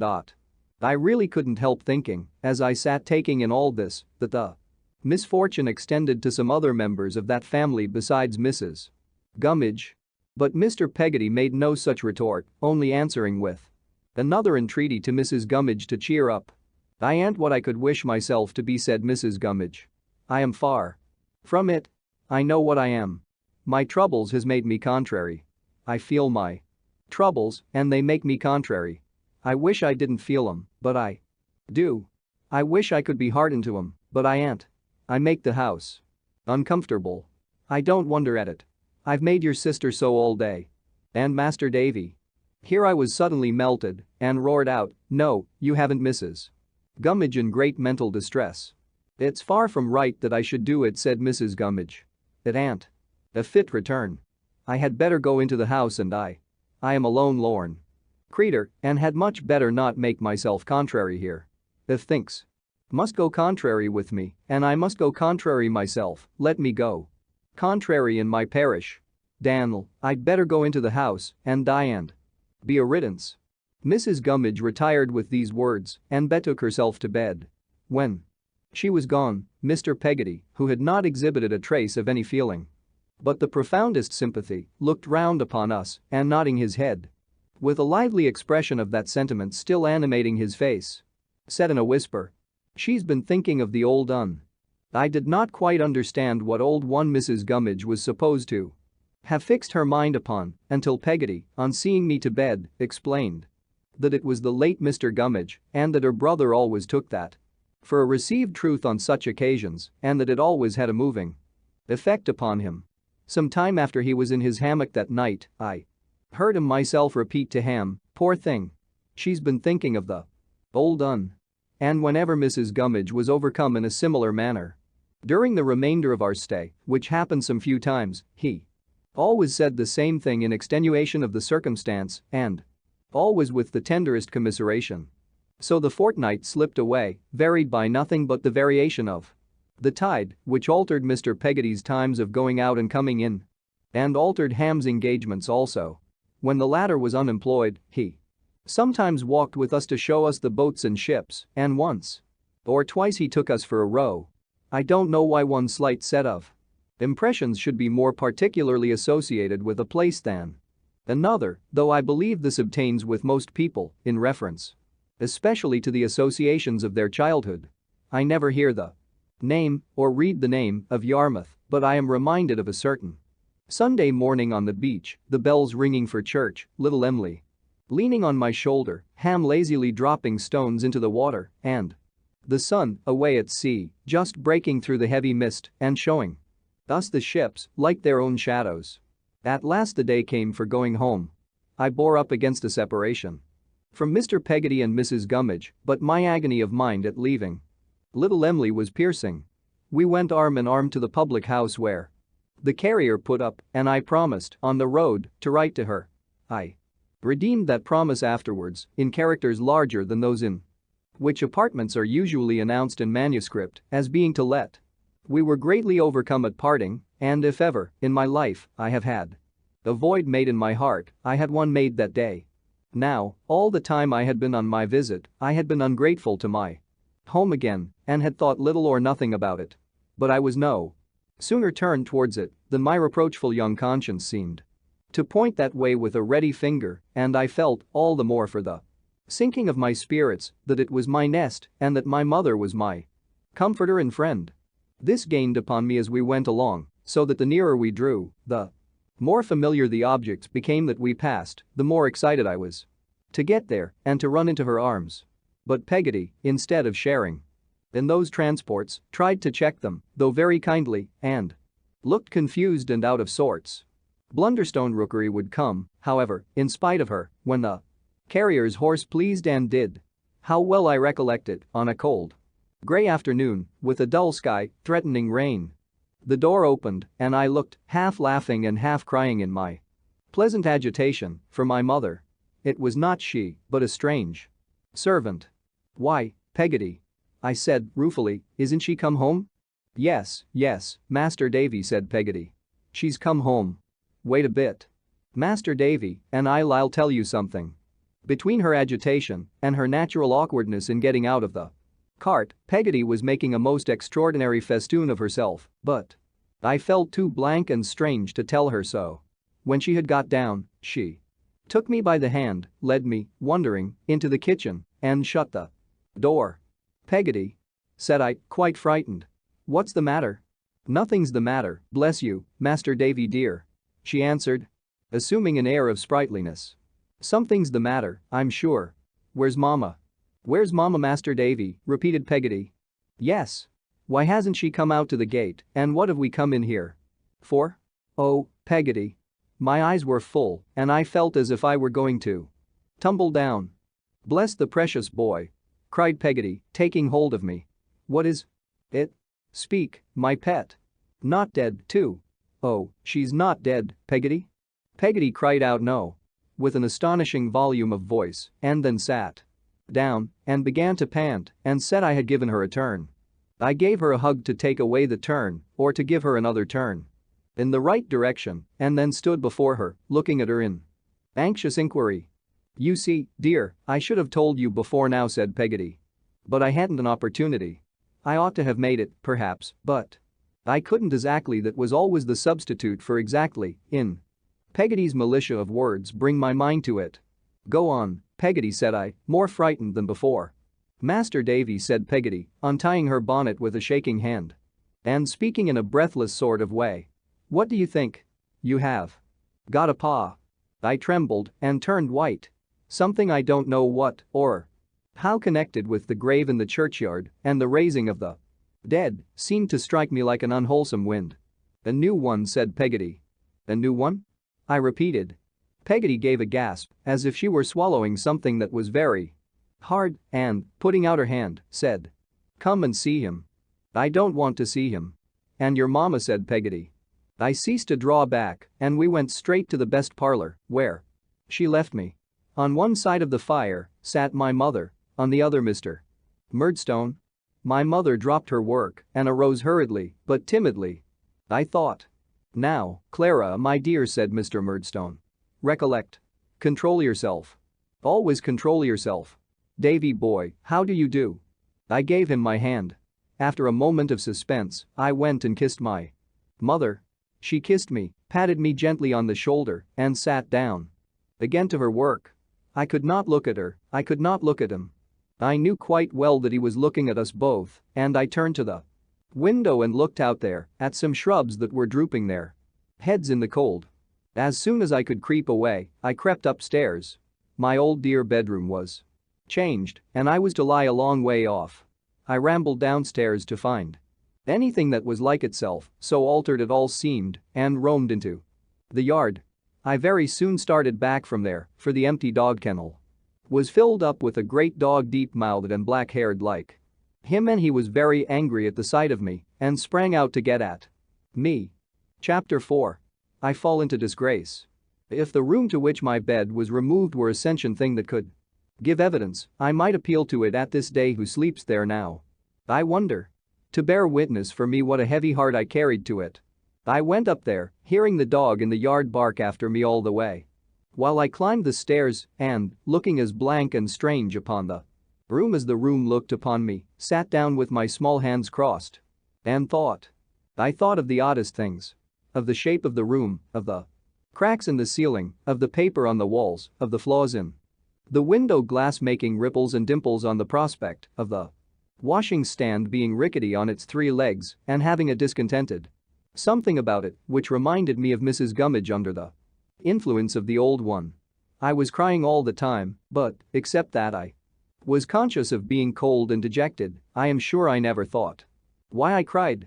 At last in my desolation I began to consider that I was dreadfully in love with little Emily and had been torn away from her to come here where no one seemed to want me or to care about me half as much as she did.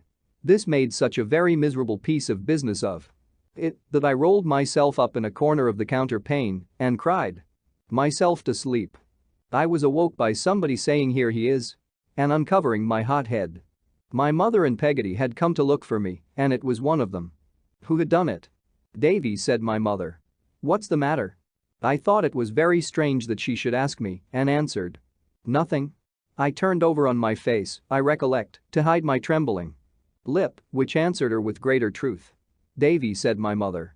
"Davy, my child." I dare say no words she could have uttered would have affected me so much then as her calling me her child. I hid my tears in the bedclothes and pressed her from me with my hand when she would have raised me up. "This is your doing, Peggotty, you cruel thing," said my mother. "I have no doubt at all about it. How can you reconcile it to your conscience? I wonder, to prejudice my own boy against me or against anybody who is dear to me? What do you mean by it, Peggotty?" Poor Peggotty lifted up her hands and eyes and only answered, in a sort of paraphrase of the grace I usually repeated after dinner, "Lord forgive you, Mrs. Copperfield, and for what you have said this minute. May you never be truly sorry." "It's enough to distract me," cried my mother. "In my honeymoon, too. When my most inveterate enemy might relent, one would think, and not envy me a little peace of mind and happiness. Davy, you naughty boy. Peggotty, you savage creature. Oh, dear me," cried my mother, turning from one of us to the other in her pettish wilful manner, "what a troublesome world this is when one has the most right to expect it to be as agreeable as possible." I felt the touch of a hand that I knew was neither hers nor Peggotty's and slipped to my feet at the bedside. It was Mr. Murdstone's hand and he kept it on my arm as he said, "What's this? Clara, my love, have you forgotten? Firmness, my dear." "I am very sorry, Edward," said my mother. "I meant to be very good, but I am so uncomfortable." "Indeed?" he answered. "That's a bad hearing, so soon, Clara." "I say it's very hard I should be made so now," returned my mother, pouting, "and it is very hard, isn't it?" He drew her to him, whispered in her ear, and kissed her. I knew as well when I saw my mother's head lean down upon his shoulder and her arm touch his neck. I knew as well that he could mold her pliant nature into any form he chose, as I know now that he did it. "Go you below, my love," said Mr. Murdstone. "David and I will come down together." My friend turning a darkening face on Peggotty when he had watched my mother out and dismissed her with a nod and a smile. "Do you know your mistress's name?" "She has been my mistress a long time, sir," answered Peggotty. "I ought to know it." "That's true," he answered. "But I thought I heard you, as I came upstairs, address her by a name that is not hers. She has taken mine, you know. Will you remember that?" Peggotty, with some uneasy glances at me, curtsied herself out of the room without replying, seeing, I suppose, that she was expected to go and had no excuse for remaining. When we two were left alone, he shut the door and, sitting on a chair and holding me standing before him, looked steadily into my eyes. I felt my own attracted, no less steadily, to his.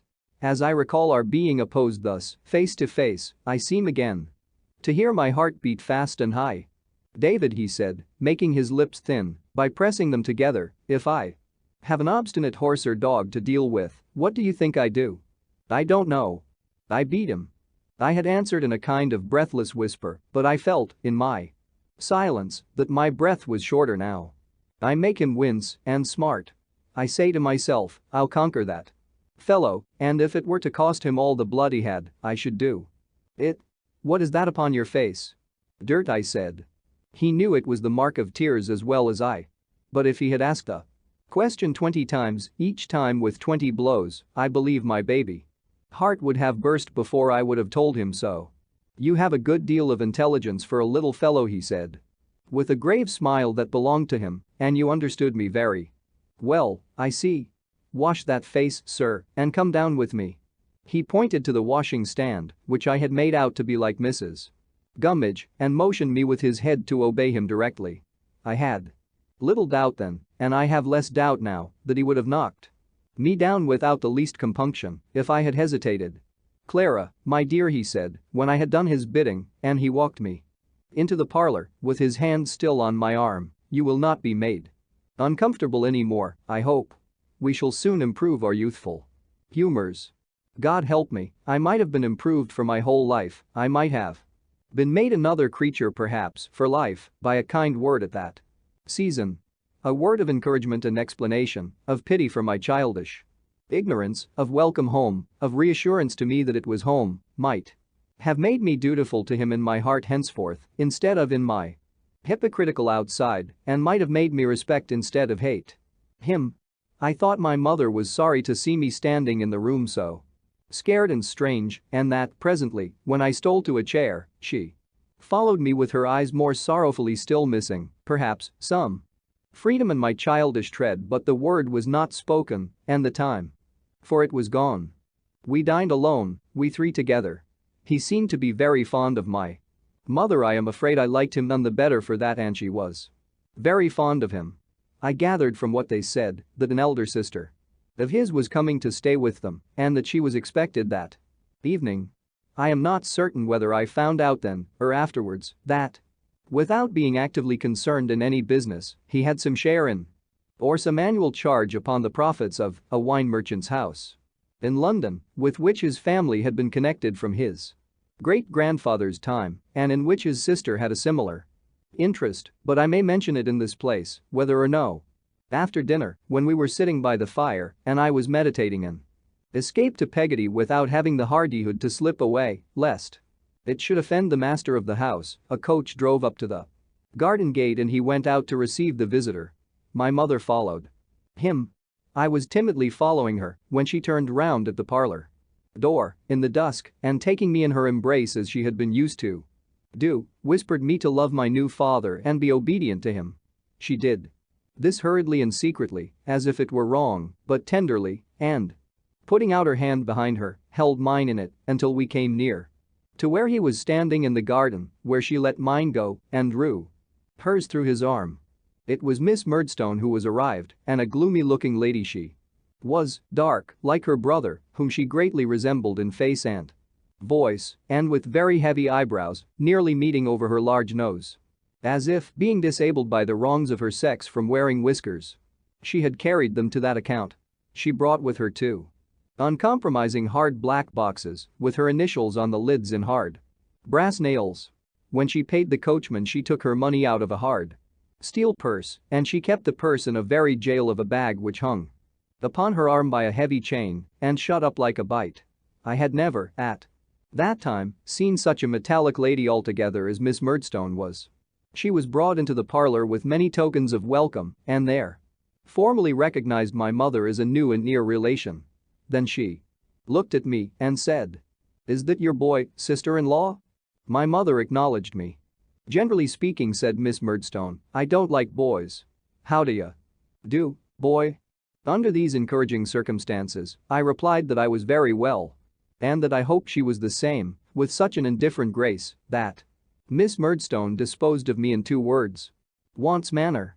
Having uttered which, with great distinctness, she begged the favor of being shown to her room, which became to me from that time forth a place of awe and dread, wherein the 2 black boxes were never seen open or known to be left unlocked, and where, for I peeped in once or twice when she was out, numerous little steel fetters and rivets, with which Miss Murdstone embellished herself when she was dressed, generally hung upon the looking-glass in formidable array. As well as I could make out, she had come for good and had no intention of ever going again. She began to help my mother next morning and was in and out of the store closet all day, putting things to rights and making havoc in the old arrangements. Almost a first remarkable thing I observed in Miss Murdstone was her being constantly haunted by a suspicion that the servants had a man secreted somewhere on the premises. Under the influence of this delusion, she dived into the coal cellar at the most untimely hours and scarcely ever opened the door of a dark cupboard without clapping it to again, in the belief that she had got him. Though there was nothing very airy about Miss Murdstone, she was a perfect lark in point of getting up. She was up and, as I believe, to this hour, looking for that man before anybody in the house was stirring. Peggotty gave it as her opinion that she even slept with one eye open, but I could not concur in this idea, for I tried it myself. After hearing the suggestion thrown out and found it couldn't be done. On the very first morning after her arrival she was up and ringing her bell at cockcrow. When my mother came down to breakfast and was going to make the tea, Miss Murdstone gave her a kind of peck on the cheek, which was her nearest approach to a kiss, and said, "Now, Clara, my dear, I am come here, you know, to relieve you of all the trouble I can. You're much too pretty and thoughtless." As my mother blushed but laughed and seemed not to dislike this character to have any duties imposed upon you that can be undertaken by me. "If you'll be so good as give me your keys, my dear, I'll attend to all this sort of thing in future." From that time, Miss Murdstone kept the keys in her own little jail all day and under her pillow all night, and my mother had no more to do with them than I had. My mother did not suffer her authority to pass from her without a shadow of protest. One night when Miss Murdstone had been developing certain household plans to her brother, of which he signified his approbation, my mother suddenly began to cry and said she thought she might have been consulted. "Clara," said Mr. Murdstone sternly. "Clara, I wonder at you." "Oh, it's very well to say you wonder, Edward," cried my mother, "and it's very well for you to talk about firmness, but you wouldn't like it yourself." Firmness, I may observe, was the grand quality on which both Mr. and Miss Murdstone took their stand. However I might have expressed my comprehension of it at that time, if I had been called upon, I nevertheless did clearly comprehend in my own way that it was another name for tyranny and for a certain gloomy, arrogant, devil's humor that was in them both. The creed, as I should state it now, was this: Mr. Murdstone was firm, nobody in his world was to be so firm as Mr. Murdstone, nobody else in his world was to be firm at all, for everybody was to be bent to his firmness. Miss Murdstone was an exception. She might be firm, but only by relationship and in an inferior and tributary degree. My mother was another exception. She might be firm and must be, but only in bearing their firmness and firmly believing. There was no other firmness upon earth. "It's very hard," said my mother, "that in my own house." "My own house?" repeated Mr. Murdstone. "Clara." "Our own house, I mean," faltered my mother, evidently frightened. "I hope you must know what I mean, Edward. It's very hard that in your own house I may not have a word to say about domestic matters. I am sure I managed very well before we were married." "There's evidence," said my mother, sobbing. "Ask Peggotty if I didn't do very well when I wasn't interfered with." "Edward," said Miss Murdstone, "let there be an end of this. I go tomorrow." "Jane Murdstone," said her brother, "be silent. How dare you to insinuate that you don't know my character better than your words imply?" "I am sure," my poor mother went on, "at a grievous disadvantage, and with many tears, I don't want anybody to go. I should be very miserable and unhappy if anybody was to go. I don't ask much. I am not unreasonable. I only want to be consulted sometimes. I am very much obliged to anybody who assists me, and I only want to be consulted as a mere form, sometimes. I thought you were pleased, once, with my being a little inexperienced and girlish, Edward. I am sure you said so, but you seem to hate me for it now, you are so severe." "Edward," said Miss Murdstone, again, "let there be an end of this. I go tomorrow." "Jane Murdstone," thundered Mr. Murdstone. "Will you be silent? How dare you Miss Murdstone made a jail delivery of her pocket handkerchief and held it before her eyes.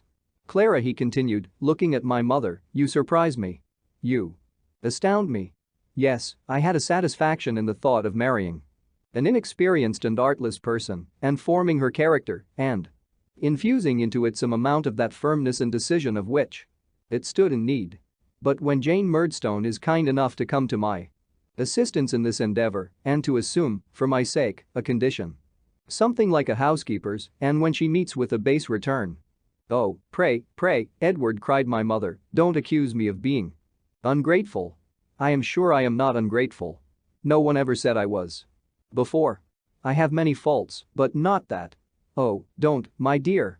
When Jane Murdstone meets," I say, he went on, after waiting until my mother was silent, "with a base return, that feeling of mine is chilled and altered." "Don't, my love, say that," implored my mother very piteously. "Oh, don't, Edward. I can't bear to hear it. Whatever I am affectionate. I know I am affectionate. I wouldn't say it if I wasn't sure that I am. Ask Peggotty. I am sure she'll tell you I'm affectionate." "There is no extent of mere weakness, Clara," said Mr. Murdstone, "in reply, that can have the least weight with me. You lose breath." "Pray let us be friends," said my mother. "I couldn't live under coldness or unkindness. I am so sorry. I have a great many defects, I know, and it's very good of you, Edward, with your strength of mind, to endeavor to correct them for me. Jane, I don't object to anything. I should be quite broken-hearted if you thought of leaving my mother. Was too much overcome to go on." "Jane Murdstone," said Mr. Murdstone to his sister, "any harsh words between us are, I hope, uncommon. It is not my fault that so unusual an occurrence has taken place tonight. I was betrayed into it by another. Nor is it your fault. You were betrayed into it by another. Let us both try to forget it."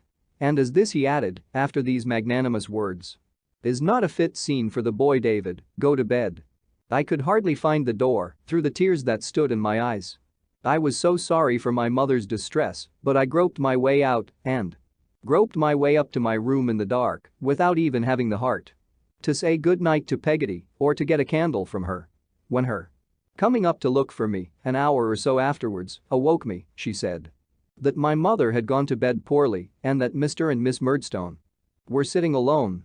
Going down next morning rather earlier than usual, I paused outside the parlor door on hearing my mother's voice.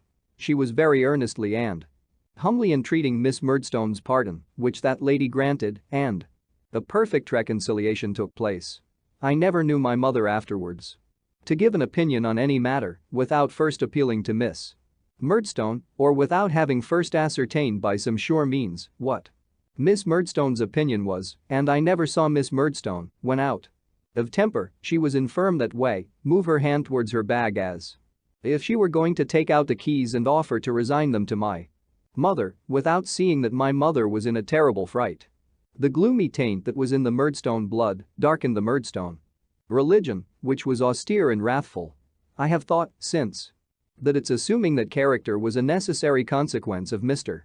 Murdstone's firmness, which wouldn't allow him to let anybody off from the utmost weight of the severest penalties he could find any excuse for. Be this as it may, I well remember the tremendous visages with which we used to go to church and the changed air of the place. Again, the dreaded Sunday comes round and I file into the old pew first, like a guarded captive brought to a condemned service.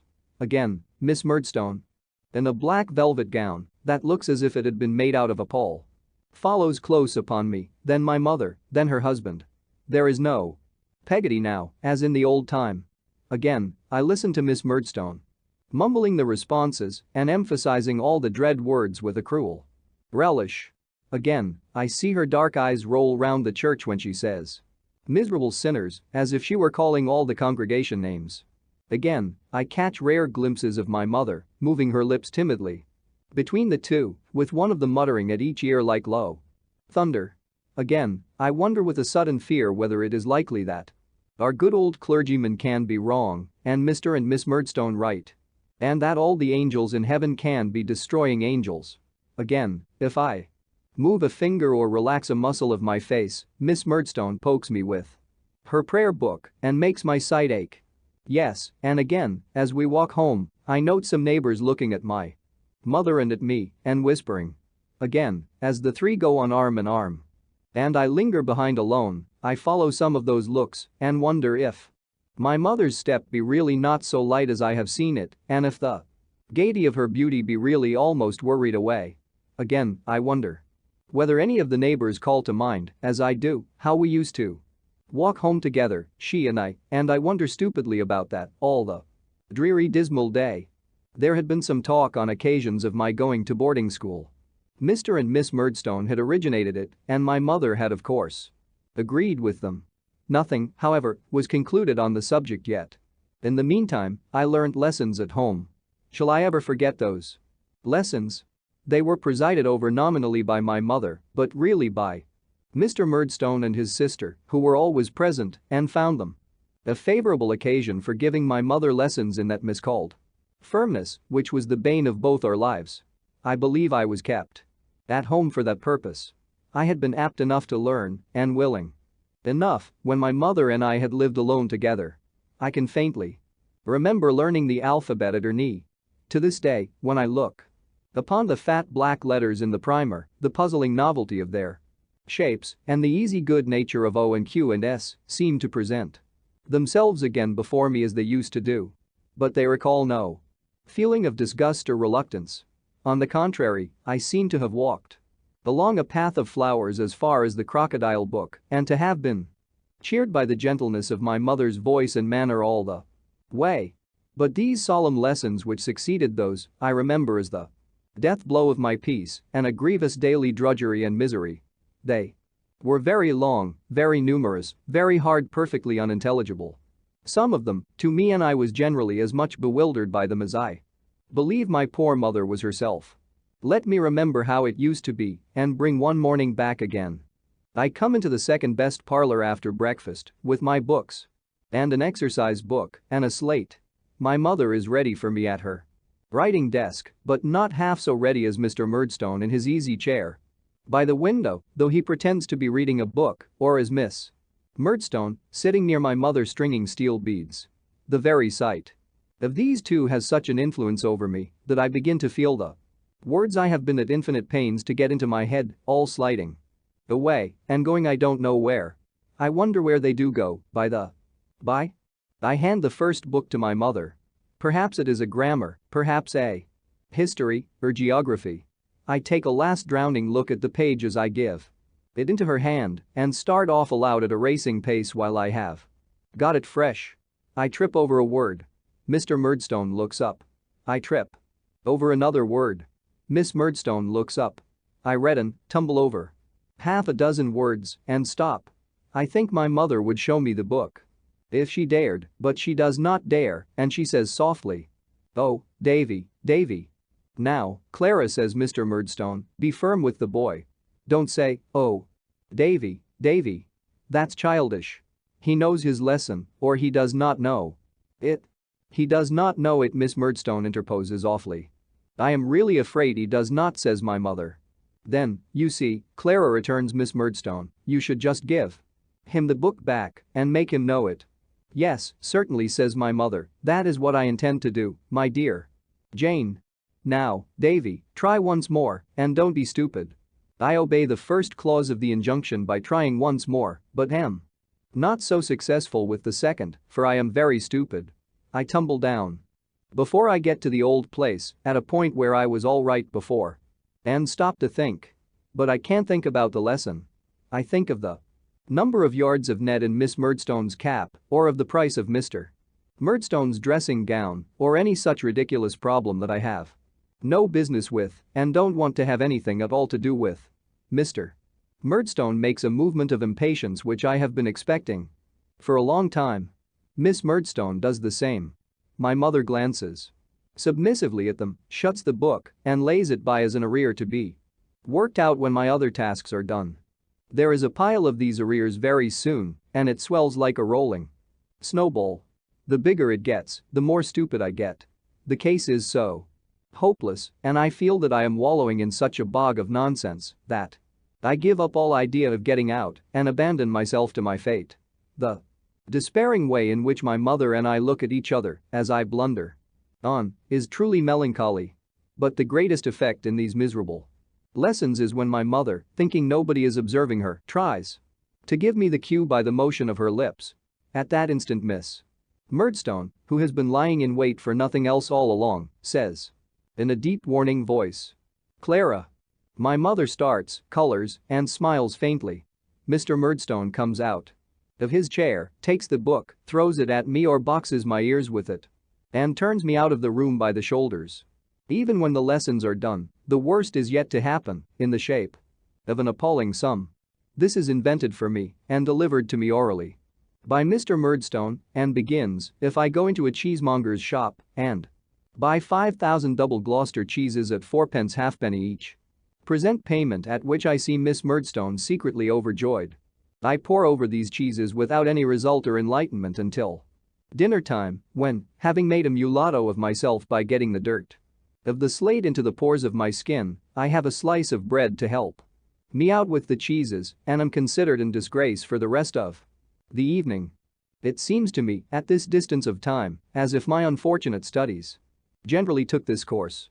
I could have done very well if I had been without the Murdstones, but the influence of the Murdstones upon me was like the fascination of two snakes on a wretched young bird. Even when I did get through the morning with tolerable credit, there was not much gained but dinner, for Miss Murdstone never could endure to see me untasked, and if I rashly made any show of being unemployed, called her brother's attention to me by saying, "Clara, my dear, there's nothing like work, give your boy an exercise," which caused me to be clapped down to some new labor there and then. As to any recreation with other children of my age, I had very little of that, for the gloomy theology of the Murdstones made all children out to be a swarm of little vipers. Though there was a child once set in the midst of the disciples and held that they contaminated one another. The natural result of this treatment, continued, I suppose, for some 6 months or more, was to make me sullen, dull, and dogged. I was not made the less so by my sense of being daily more and more shut out and alienated from my mother. I believe I should have been almost stupefied. But for one circumstance. It was this. My father had left a small collection of books in a little room upstairs, to which I had access, for it adjoined my own, and which nobody else in our house ever troubled. From that blessed little room, Roderick Random, Peregrine Pickle, Humphrey Clinker, Tom Jones, the Vicar of Wakefield, Don Quixote, Gil Blas, and Robinson Crusoe came out, a glorious host, to keep me company. They kept alive my fancy and my hope of something beyond that place and time. They and the Arabian Nights and the tales of the genii and did me no harm, for whatever harm was in some of them was not there for me. I knew nothing of it. It is astonishing to me now how I found time, in the midst of my porings and blunderings over heavier themes, to read those books as I did. It is curious to me how I could ever have consoled myself under my small troubles, which were great troubles to me, by impersonating my favorite characters in them as I did, and by putting Mr. and Miss Murdstone into all the bad ones, which I did too. I have been Tom Jones. A child's Tom Jones, a harmless creature, for a week together. I have sustained my own idea of Roderick Random for a month at a stretch. I verily believe I had a greedy relish for a few volumes of voyages and travels, I forget what, now that were on those shelves, and for days and days I can remember to have gone about my region of our house, armed with the centerpiece out of an old set of boot trees, the perfect realization of Captain Somebody of the Royal British Navy, in danger of being beset by savages and resolved to sell his life at a great price. The captain never lost dignity from having his ears boxed with the Latin grammar. I did, but the captain was a captain and a hero, in despite of all the grammars of all the languages in the world, dead or alive. This was my only and my constant comfort. When I think of it, the picture always rises in my mind of a summer evening, the boys at play in the churchyard, and I sitting on my bed, reading as if for life. Every barn in the neighborhood, every stone in the church, and every foot of the churchyard had some association of its own, in my mind, connected with these books, and stood for some locality made famous in them. I have seen Tom Pipes go climbing up the church steeple. I have watched Strap, with the knapsack on his back, stopping to rest himself upon the wicket gate, and I know that Commodore Trunnion held that club with Mr. Pickle in the parlor of our little village alehouse. The reader now understands, as well as I do, what I was when I came to that point of my youthful history to which I am now coming again. One morning when I went into the parlor with my books, I found my mother looking anxious, Miss Murdstone looking firm, and Mr. Murdstone binding something round the bottom of a cane, a lithe and limber cane, which he left off binding when I came in and poised and switched in the air. "I tell you, Clara," said Mr. Murdstone, "I have been often flogged myself." "To be sure, of course," said Miss Murdstone. "Certainly, my dear Jane," faltered my mother, meekly. But do you think it did Edward good?" "Do you think it did Edward harm, Clara?" asked Mr. Murdstone, gravely. "That's the point," said his sister. To this my mother returned, "Certainly, my dear Jane," and said no more. I felt apprehensive that I was personally interested in this dialogue and sought Mr. Murdstone's eye as it lighted on mine. "Now, David," he said, and I saw that cast again as he said it, "you must be far more careful today than usual." He gave the cane another poise and another switch, and having finished his preparation of it, laid it down beside him with an impressive look and took up his book. This was a good freshener to my presence of mind. As a beginning, I felt the words of my lessons slipping off, not one by one or line by line, but by the entire page. I tried to lay hold of them, but they seemed, if I may so express it, to have put skates on and to skim away from me with a smoothness there was no checking.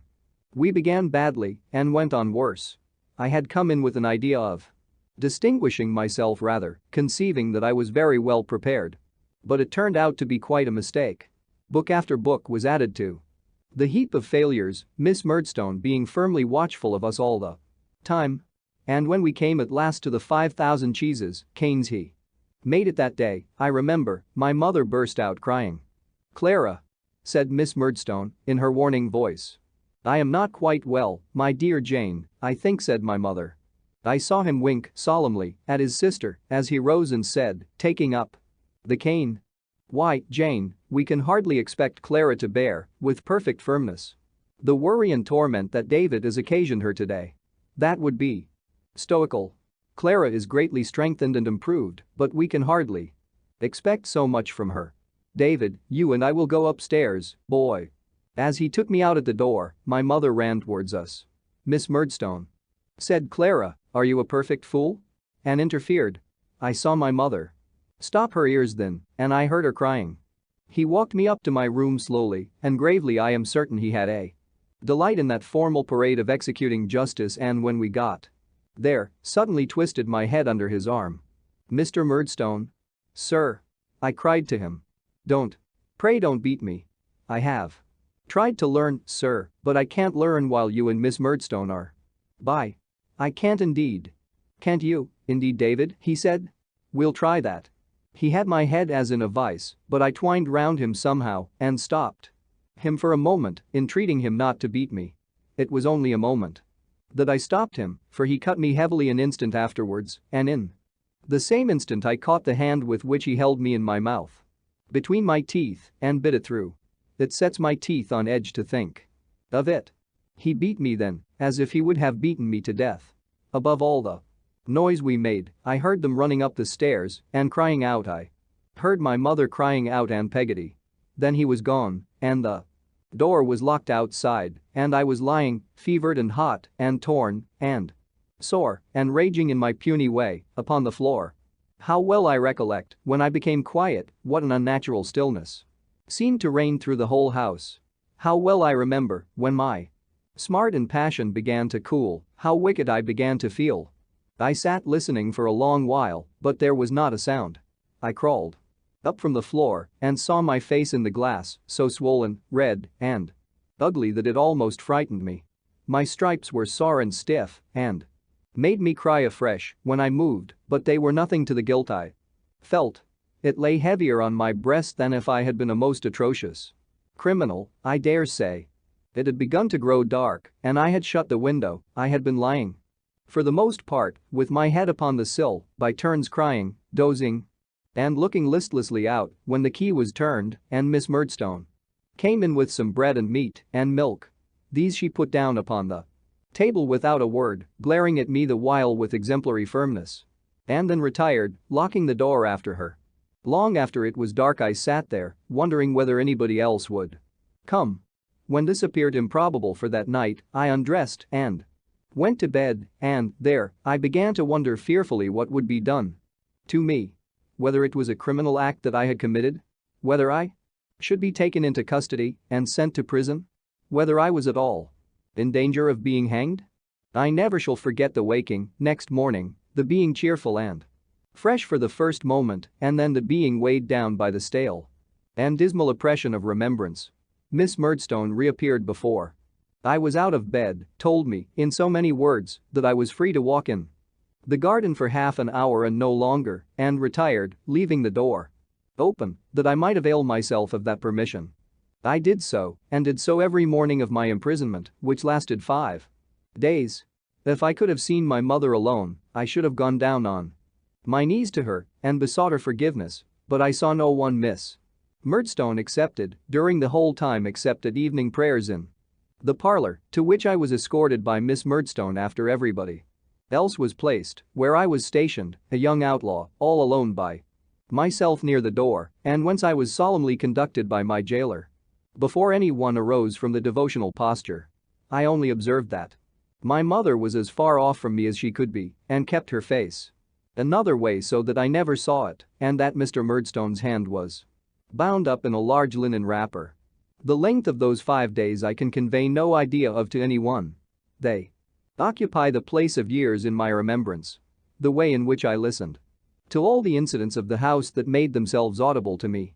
The ringing of bells, the opening and shutting of doors, the murmuring of voices, the footsteps on the stairs, to any laughing, whistling, or singing outside, which seemed more dismal than anything else to me in my solitude and disgraced the uncertain pace of the hours, especially at night when I would wake thinking it was morning and find that the family were not yet gone to bed and that all the length of night had yet to come. The depressed dreams and nightmares I had the return of day, noon, afternoon, evening, when the boys played in the churchyard.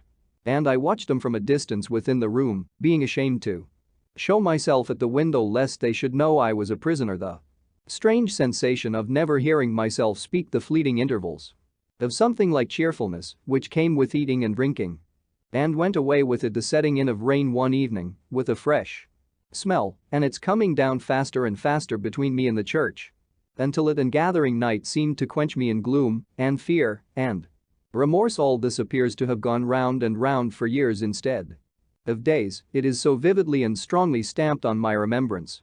On the last night of my restraint, I was awakened by hearing my own name spoken in a whisper. I started up in bed and, putting out my arms in the dark, said, "Is that you, Peggotty?" There was no immediate answer, but presently I heard my name again, in a tone so very mysterious and awful that I think I should have gone into a fit if it had not occurred to me that it must have come through the keyhole.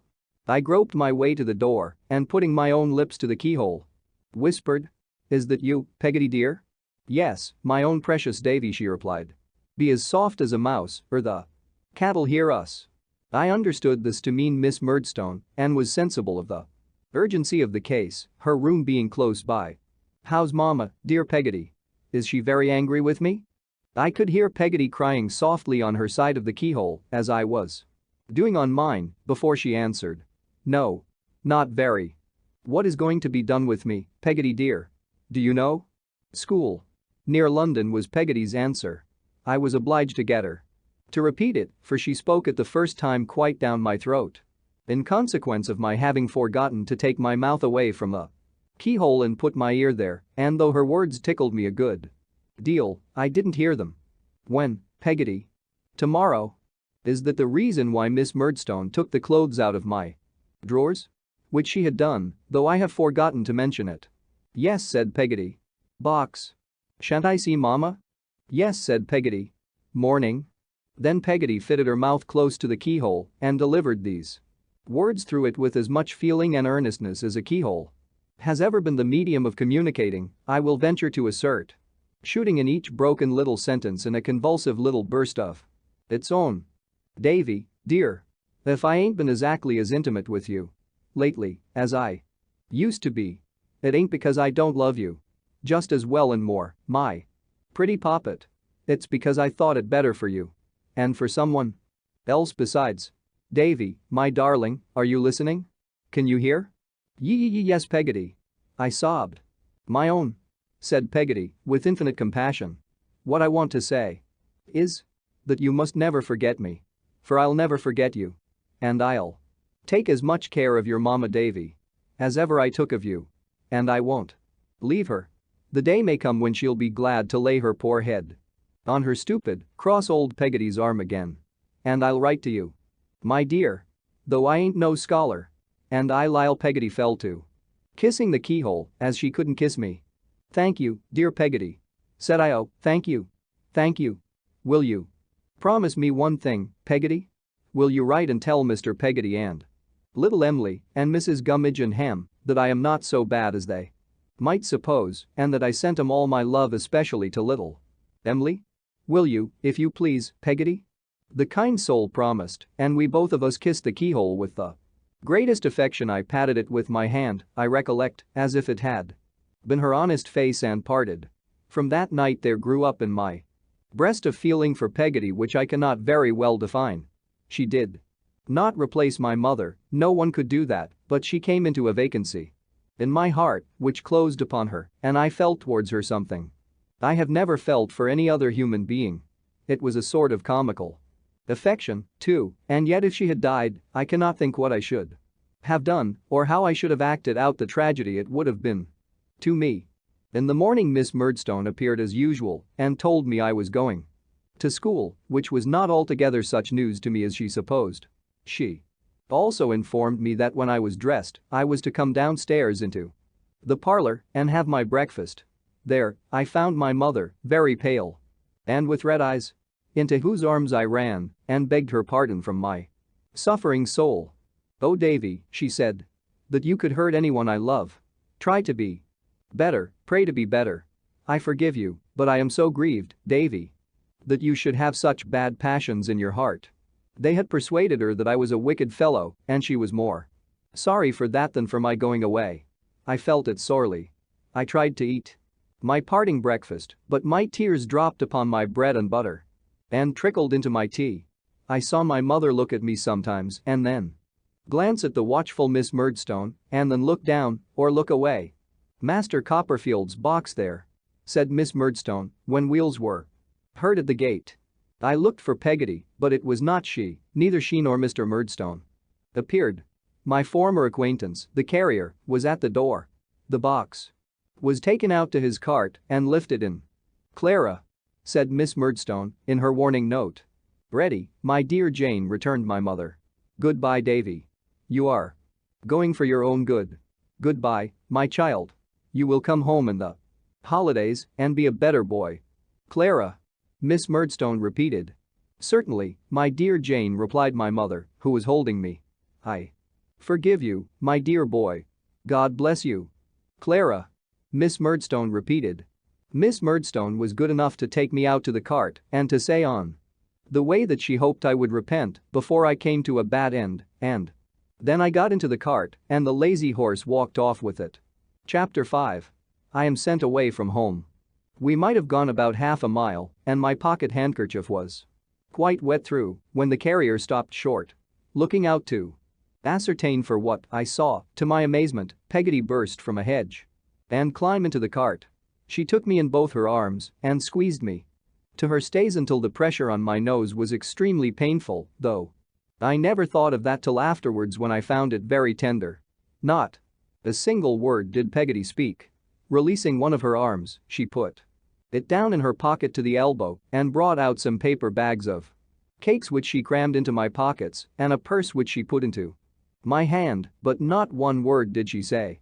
After another and a final squeeze with both arms, she got down from the cart and ran away, and, my belief is, and has always been, without a solitary button on her gown. I picked up one of several that were rolling about and treasured it as a keepsake for a long time. The carrier looked at me as if to inquire if she were coming back. I shook my head and said I thought not. "Then come up," said the carrier. To the lazy horse, who came up accordingly. Having by this time cried as much as I possibly could, I began to think. It was of no use crying any more, especially as neither Roderick Random nor that captain in the Royal British Navy had ever cried that I could remember in trying situations. The carrier, seeing me in this resolution, proposed that my pocket handkerchief should be spread upon the horse's back to dry. I thanked him and assented, and particularly small it looked under those circumstances. I had now leisure to examine the purse. It was a stiff leather purse with a snap and had 3 bright shillings in it, which Peggotty had evidently polished up with whitening for my greater delight. But its most precious contents were 2 half-crowns folded together in a bit of paper on which was written, in my mother's hand for Davy, with my love. I was so overcome by this that I asked the carrier to be so good as to reach me my pocket handkerchief again, but he said he thought I had better do without it, and I thought I really had, so I wiped my eyes on my sleeve and stopped myself. For good, too, though, in consequence of my previous emotions, I was still occasionally seized with a stormy sob. After we had jogged on for some little time, I asked the carrier if he was going all the way. "All the way where?" inquired the carrier. "There," I said. "Where's there?" inquired the carrier. "Near London," I said. "Why, that horse," said the carrier, jerking the rein to point him out, "would be deader than pork afore he got over half the ground." "Are you only going to Yarmouth then?" I asked. "That's about it," said the carrier. "And there I shall take you to the stagecoach, and the stagecoach that'll take you to wherever it is." As this was a great deal for the carrier, whose name was Mr. Barkis, to say, he being, as I observed in a former chapter, of a phlegmatic temperament and not at all conversational, I offered him a cake as a mark of attention, which he ate at one gulp, exactly like an elephant, and which made no more impression on his big face than it would have done on an elephant's. "Did she make 'em, now?" said Mr. Barkis, always leaning forward, in his slouching way, on the footboard of the cart with an arm on each knee. "Peggotty, do you mean, sir?" "Ah," said Mr. Barkis. "Her. Yes. She makes all our pastry and does all our cooking." "Do she though?" said Mr. Barkis. He made up his mouth as if to whistle. But he didn't whistle. He sat looking at the horse's ears as if he saw something new there and sat so for a considerable time. By and by, he said, "No sweethearts, I believe?" "Sweetmeats, did you say, Mr. Barkis?" For I thought he wanted something else to eat and had pointedly alluded to that description of refreshment. "Hearts," said Mr. Barkis. "Sweethearts, no person walks with her." "With Peggotty?" "Ah," he said. "Her. Oh, no. She never had a sweetheart." "Didn't she, though?" said Mr. Barkis. Again he made up his mouth to whistle, and again he didn't whistle, but sat looking at the horse's ears. "So she makes," said Mr. Barkis, after a long interval of reflection, "all the apple parsties and does all the cooking, do she?" I replied that such was the fact. "Well, I'll tell you what," said Mr. Barkis. "P'raps you might be writin' to her?" "I shall certainly write to her," I rejoined. "Ah," he said, slowly turning his eyes towards me. "Well, if you was writin' to her, p'raps you'd recollect to say that Barkis was willin'. Would you?" "That Barkis is willing," I repeated, innocently. "Is that all the message?" "Yes," he said, considering. "Yes. Barkis is willin'. But you will be at Blunderstone again tomorrow, Mr. Barkis," I said, faltering a little at the idea of my being far away from it then, "and could give your own message so much better." As he repudiated this suggestion, however, with a jerk of his head, and once more confirmed his previous request by saying, with profound gravity, "Barkis is willin'." That's the message I readily undertook its transmission. While I was waiting for the coach in the hotel at Yarmouth that very afternoon, I procured a sheet of paper and an inkstand and wrote a note to Peggotty, which ran thus: "My dear Peggotty, I have come here safe. Barkis is willing. My love to Mama. Yours affectionately. P.S. He says he particularly wants you to know Barkis is willing." When I had taken this commission on myself prospectively, Mr. Barkis relapsed into perfect silence, and I, feeling quite worn out by all that had happened lately, lay down on a sack in the cart and fell asleep. I Slept soundly until we got to Yarmouth, which was so entirely new and strange to me in the inn yard to which we drove that I at once abandoned a latent hope I had had of meeting with some of Mr. Peggotty's family there, perhaps even with little Emily herself. The coach was in the yard, shining very much all over, but without any horses to it as yet, and it looked in that state as if nothing was more unlikely than it's ever going to London. I was thinking this and wondering what would ultimately become of my box, which Mr. Barkis had put down on the yard pavement by the pole, he having driven up the yard to turn his cart, and also what would ultimately become of me when a lady looked out of a bow window where some fowls and joints of meat were hanging up and said, "Is that the little gentleman from Blunderstone?" "Yes, ma'am," I said. "What name?" inquired the lady. "Copperfield, ma'am," I said. "That won't do," returned the lady. "Nobody's dinner is paid for here in that name." "Is it Murdstone, ma'am?" I said. "If you're Master Murdstone," said the lady, "why do you go and give another name first?" I explained to the lady how it was, who then rang a bell and called out, "William, show the coffee room." Upon which a waiter came running out of a kitchen on the opposite side of the yard to show it and seemed a good deal surprised when he was only to show it to me. It was a large long room with some large maps in it. I doubt if I could have felt much stranger if the maps had been real foreign countries and I cast away in the middle of them. I felt it was taking a liberty to sit down, with my cap in my hand, on the corner of the chair nearest the door, and when the waiter laid a cloth on purpose for me and put a set of casters on it, I think I must have turned red all over with modesty.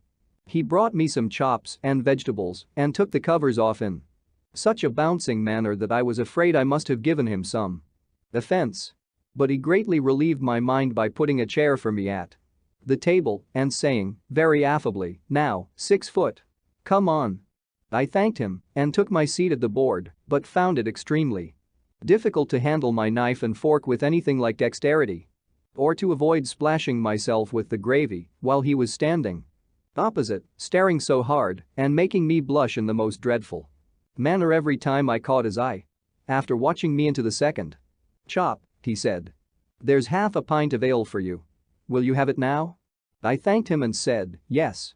Upon which he poured it out of a jug into a large tumbler and held it up against a light and made it look beautiful. "My eye," he said. "It seems a good deal, don't it?" "It does seem a good deal," I answered with a smile. For it was quite delightful to me to find him so pleasant. He was a twinkling-eyed, pimple-faced man with his hair standing upright all over his head, and as he stood with one arm akimbo, holding up the glass to the light with the other hand, he looked quite friendly. "There was a gentleman here yesterday," he said, "a stout gentleman by the name of Topsayer, perhaps you know him?" "No," I said, "I don't think." "In breeches and gaiters, broad-brimmed hat, grey coat, speckled choker," said the waiter. "No," I said bashfully, "I haven't the pleasure." "He came in here," said the waiter, looking at the light through the tumbler, "ordered a glass of this ale, would order it, I told him. Not drank it and fell dead. It was too old for him. It oughtn't to be drawn, that's the fact." I was very much shocked to hear of this melancholy accident and said I thought I had better have some water. "Why, you see," said the waiter, still looking at the light through the tumbler, with one of his eyes shut up, "our people don't like things being ordered and left. It offends them. But I'll drink it, if you like. I'm used to it, and use is everything. I don't think it'll hurt me if I throw my head back and take it off quick. Shall I?" I replied that he would much oblige me by drinking it if he thought he could do it safely, but by no means otherwise. When he did throw his head back and take it off quick, I had a horrible fear, I confess, of seeing him meet the fate of the lamented Mr. Topsayer and fall lifeless on the carpet. But it didn't hurt him. On the contrary, I thought he seemed the fresher for it. "What have we got here?" he said, putting a fork into my dish. "Not chops?" "Chops," I said. "Lord bless my soul!" he exclaimed, "I didn't know they were chops. Why, a chop's the very thing to take off the bad effects of that beer. Ain't it lucky?" So he took a chop by the bone in one hand and a potato in the other and ate away with a very good appetite, to my extreme satisfaction. He afterwards took another chop and another potato, and after that Another chop and another potato. When we had done, he brought me a pudding, and having set it before me, seemed to ruminate and to become absent in his mind for some moments. "How's the pie?" he said, rousing himself. "It's a pudding," I made answer. "Pudding?" he exclaimed. "Why, bless me, so it is." "What?" looking at it. "Nearer. You don't mean to say it's a batter pudding?" "Yes, it is indeed." "Why, a batter pudding," he said, taking up a tablespoon, "is my favorite pudding. Ain't that lucky? Come on, little un, and let's see who'll get most." The waiter certainly got most.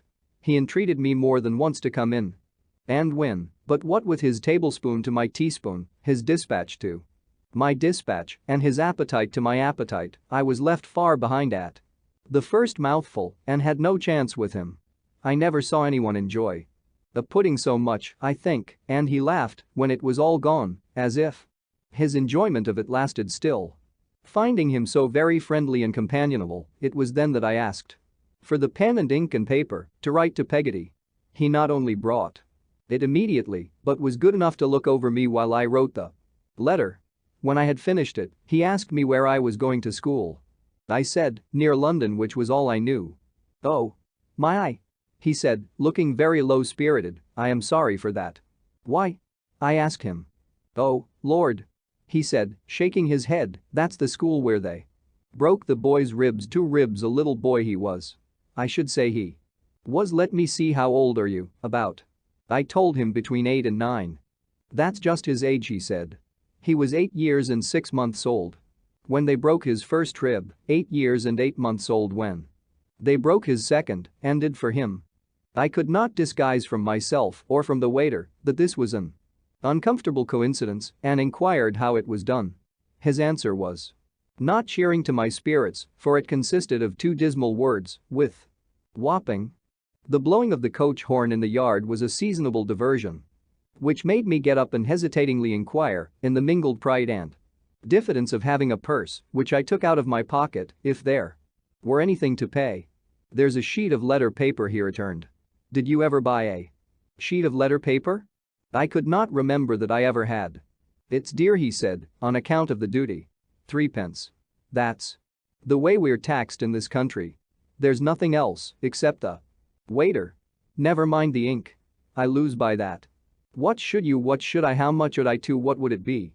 "Right to pay the waiter, if you please?" I stammered, blushing. "If I hadn't a family, and that family hadn't the cowpox," said the waiter, "I wouldn't take a 6 pence. If I didn't support a aged parent and a lovely sister," here the waiter was greatly agitated, "I wouldn't take a farthing. If I had a good place and was treated well here, I should beg acceptance of a trifle instead of taking of it. But I live on broken victuals and I sleep on the coals." Here the waiter burst into tears. I was very much concerned for his misfortunes and felt that any recognition short of 9 pence would be mere brutality and hardness of heart. Therefore I gave him one of my 3 bright shillings, which he received with much humility and veneration and spun up with his thumb directly afterwards to try the goodness of. It was a little disconcerting to me to find, when I was being helped up behind the coach, that I was supposed to have eaten all the dinner without any assistance. I discovered this from overhearing the lady in the bow window say to the guard, "Take care of that child, George, or he'll burst," and from observing that the women servants who were about the place came out to look and giggle at me as a young phenomenon. My unfortunate friend the waiter, who had quite recovered his spirits, did not appear to be disturbed by this, but joined in the general admiration without being at all confused. If I had any doubt of him, I suppose this half awakened it, but I am inclined to believe that with the simple confidence of a child and the natural reliance of a child upon superior years, qualities I am very sorry any children should prematurely change. For worldly wisdom, I had no serious mistrust of him on the whole, even then.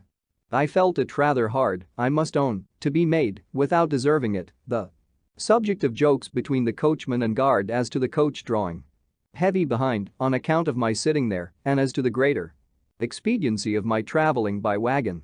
The story of my supposed appetite getting wind among the outside passengers, they were merry upon it. Likewise, and asked me whether I was going to be paid for at school. as 2 brothers or 3, and whether I was contracted for or went upon the regular terms, with other pleasant questions. But the worst of it was that I knew I should be ashamed to eat anything when an opportunity offered, and that, after a rather light dinner, I should remain hungry all night, for I had left my cakes behind at the hotel. In my hurry, my apprehensions were realized. When we stopped for supper, I couldn't muster courage to take any, though I should have liked it very much, but sat by the fire and said I didn't want anything. This did not save me from more jokes, either, for a husky-voiced gentleman with a rough face, who had been eating out of a sandwich box nearly all the way, except when he had been drinking out of a bottle, said I was like a boa constrictor who took enough at one meal to last him a long time. After which, he actually brought a rash out upon himself with boiled beef. We had started from Yarmouth at 3 o'clock in the afternoon, and we were due in London about 8 next morning. It was midsummer weather, and the evening was very pleasant. When we passed through a village, I pictured to myself what the insides of the houses were like and what the inhabitants were about, and when boys came running after us and got up behind and swung there for a little way, I wondered whether their fathers were alive and whether they were happy at home. I had plenty to think of, therefore, besides my mind running continually on the kind of place I was going to, which was an awful speculation. Sometimes, I remember, I resigned myself to thoughts of home and Peggotty, and to endeavoring, in a confused blind way, to recall how I had felt and what sort of boy I used to be before I bit Mr. Murdstone. Which I couldn't satisfy myself about by any means. I seemed to have bitten him in such a remote antiquity. The night was not so pleasant as the evening, for it got chilly, and being put between 2 gentlemen, the rough-faced one and another, to prevent my tumbling off the coach, I was nearly smothered by their falling asleep and completely blocking me up. They squeezed me so hard sometimes that I could not help crying out, "Oh, if you please," which they didn't like at all because it woke them. Opposite me was an elderly lady in a great fur cloak who looked in the dark more like a haystack than a lady. She was wrapped up to such a degree. This lady had a basket with her, and she hadn't known what to do with it for a long time until she found that on account of my legs being short, it could go underneath me. It cramped and hurt me so that it made me perfectly miserable, but if I moved in the least and made a glass that was in the basket rattle against something else, as it was sure to do, she gave me the cruelest poke with her foot and said, "Come, don't you fidget. Your bones are young enough, I'm sure." At last the sun rose, and then my companions seemed to sleep easier. The difficulties under which they had labored all night and which had found utterance in the most terrific gasps and snorts are not to be conceived. As the sun got higher, their sleep became lighter, and so they gradually one by one awoke. I recollect being very much surprised by the feint everybody made then of not having been to sleep at all, and by the uncommon indignation with which everyone repelled the charge. I labor under the same kind of astonishment to this day, having invariably observed that of all human weaknesses, the one to which our common nature is the least disposed to confess, I cannot imagine why, is the weakness of having gone to sleep in a coach. What an amazing place London was to me when I saw it in the distance. And how I believed all the adventures of all my favorite heroes to be constantly enacting and reenacting there, and how I vaguely made it out in my own mind to be fuller of wonders and wickedness than all the cities of the earth. I need not stop here to relate. We approached it by degrees and got, in due time, to the inn in the Whitechapel district for which we were bound. I forget whether it was the Blue Bull or the Blue Boar, but I know it was the Blue something, and that its likeness was painted up on the back of the coach. The guard's eye lighted on me as he was getting down, and he said at the booking office door, "Is there anybody here for a youngster booked in the name of Murdstone? From Blunderstone, Suffolk, to be left till called for?" Nobody answered. "Try Copperfield, if you please, sir," said I, looking helplessly down. "Is there anybody here for a youngster booked in the name of Murdstone? From Blunderstone, Suffolk, but owning to the name of Copperfield, too. Be left till called for?" said the guard. "Come. Is there anybody?" No. There was nobody. I looked anxiously around, but the inquiry made no impression on any of the bystanders, if I except a man in gaiters, with One Eye, who suggested that they had better put a brass collar round my neck and tie me up in the stable. A ladder was brought and I got down after the lady, who was like a haystack, not daring to stir until her basket was removed. The coach was clear of passengers by that time. The luggage was very soon cleared out. The horses had been taken out before the luggage, and now the coach itself was wheeled and backed off by some hostlers out of the way. Still, nobody appeared to claim the dusty youngster from Blunderstone, Suffolk. More solitary than Robinson Crusoe, who had nobody to look at him and see that he was solitary, I went into the booking office and, by invitation of the clerk on duty, passed behind the counter and sat down on the scale at which they weighed the luggage. Here, as I sat looking at the parcels, packages, and books, and inhaling the smell of stables, ever since associated with that morning, a procession of most tremendous considerations began to march through my mind. Supposing nobody should ever fetch me, how long would they consent to keep me there? Would they keep me long enough to spend 7 shillings?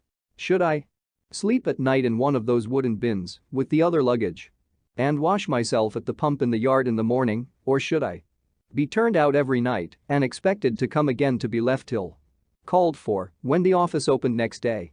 Supposing there was no mistake in the case and Mr. Murdstone had devised this plan to get rid of me, what should I do?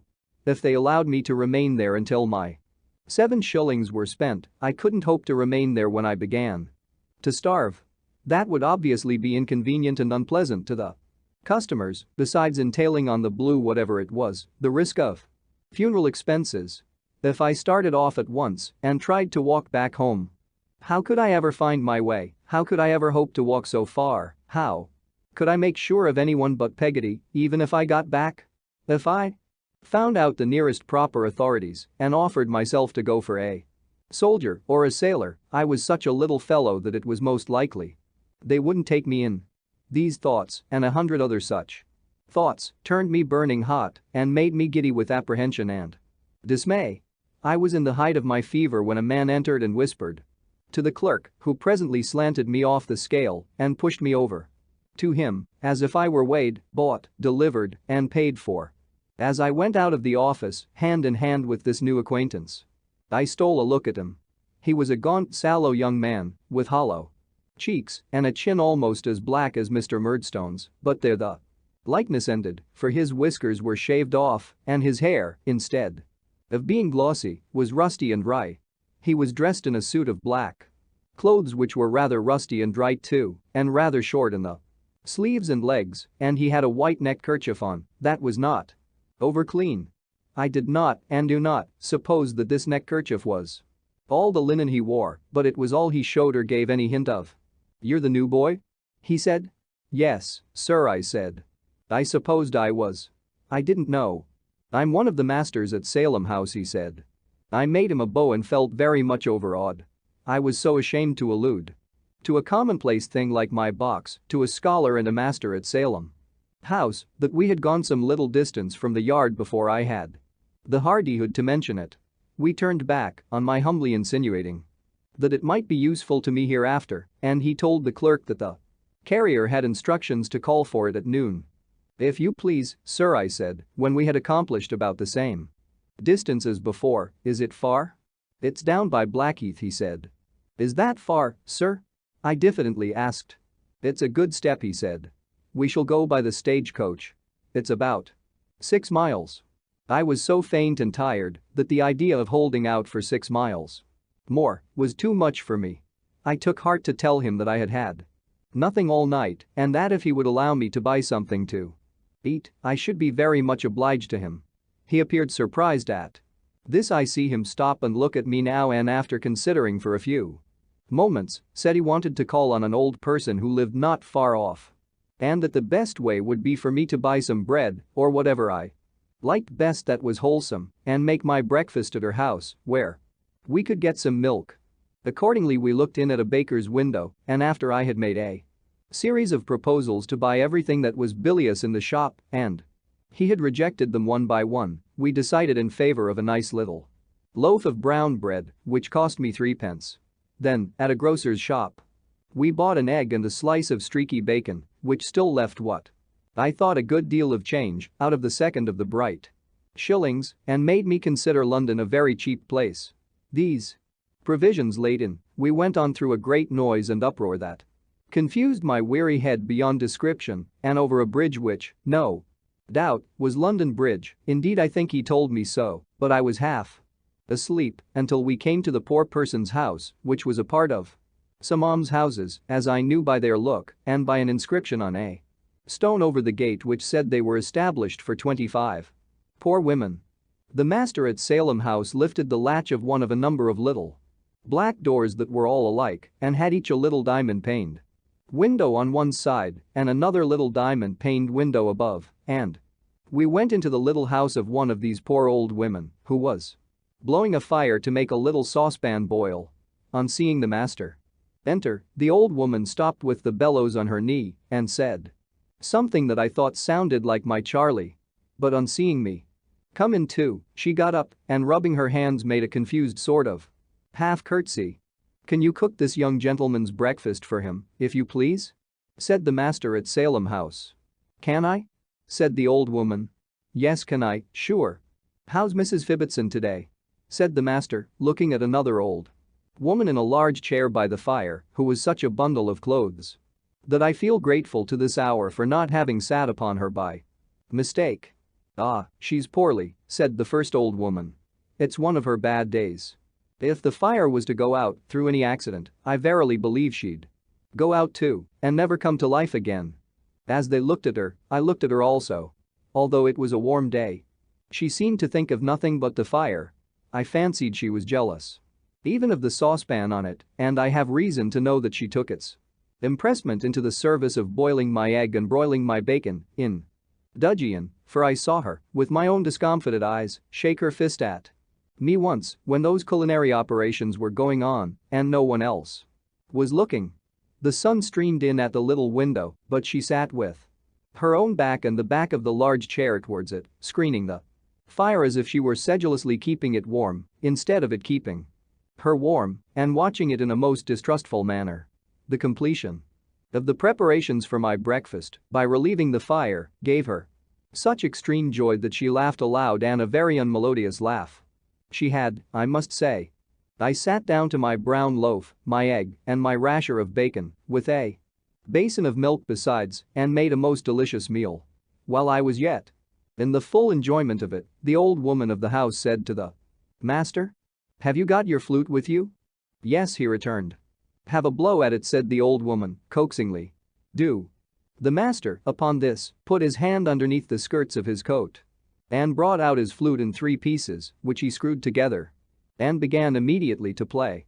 My impression is, after many years of consideration, that there never can have been anybody in the world who played worse.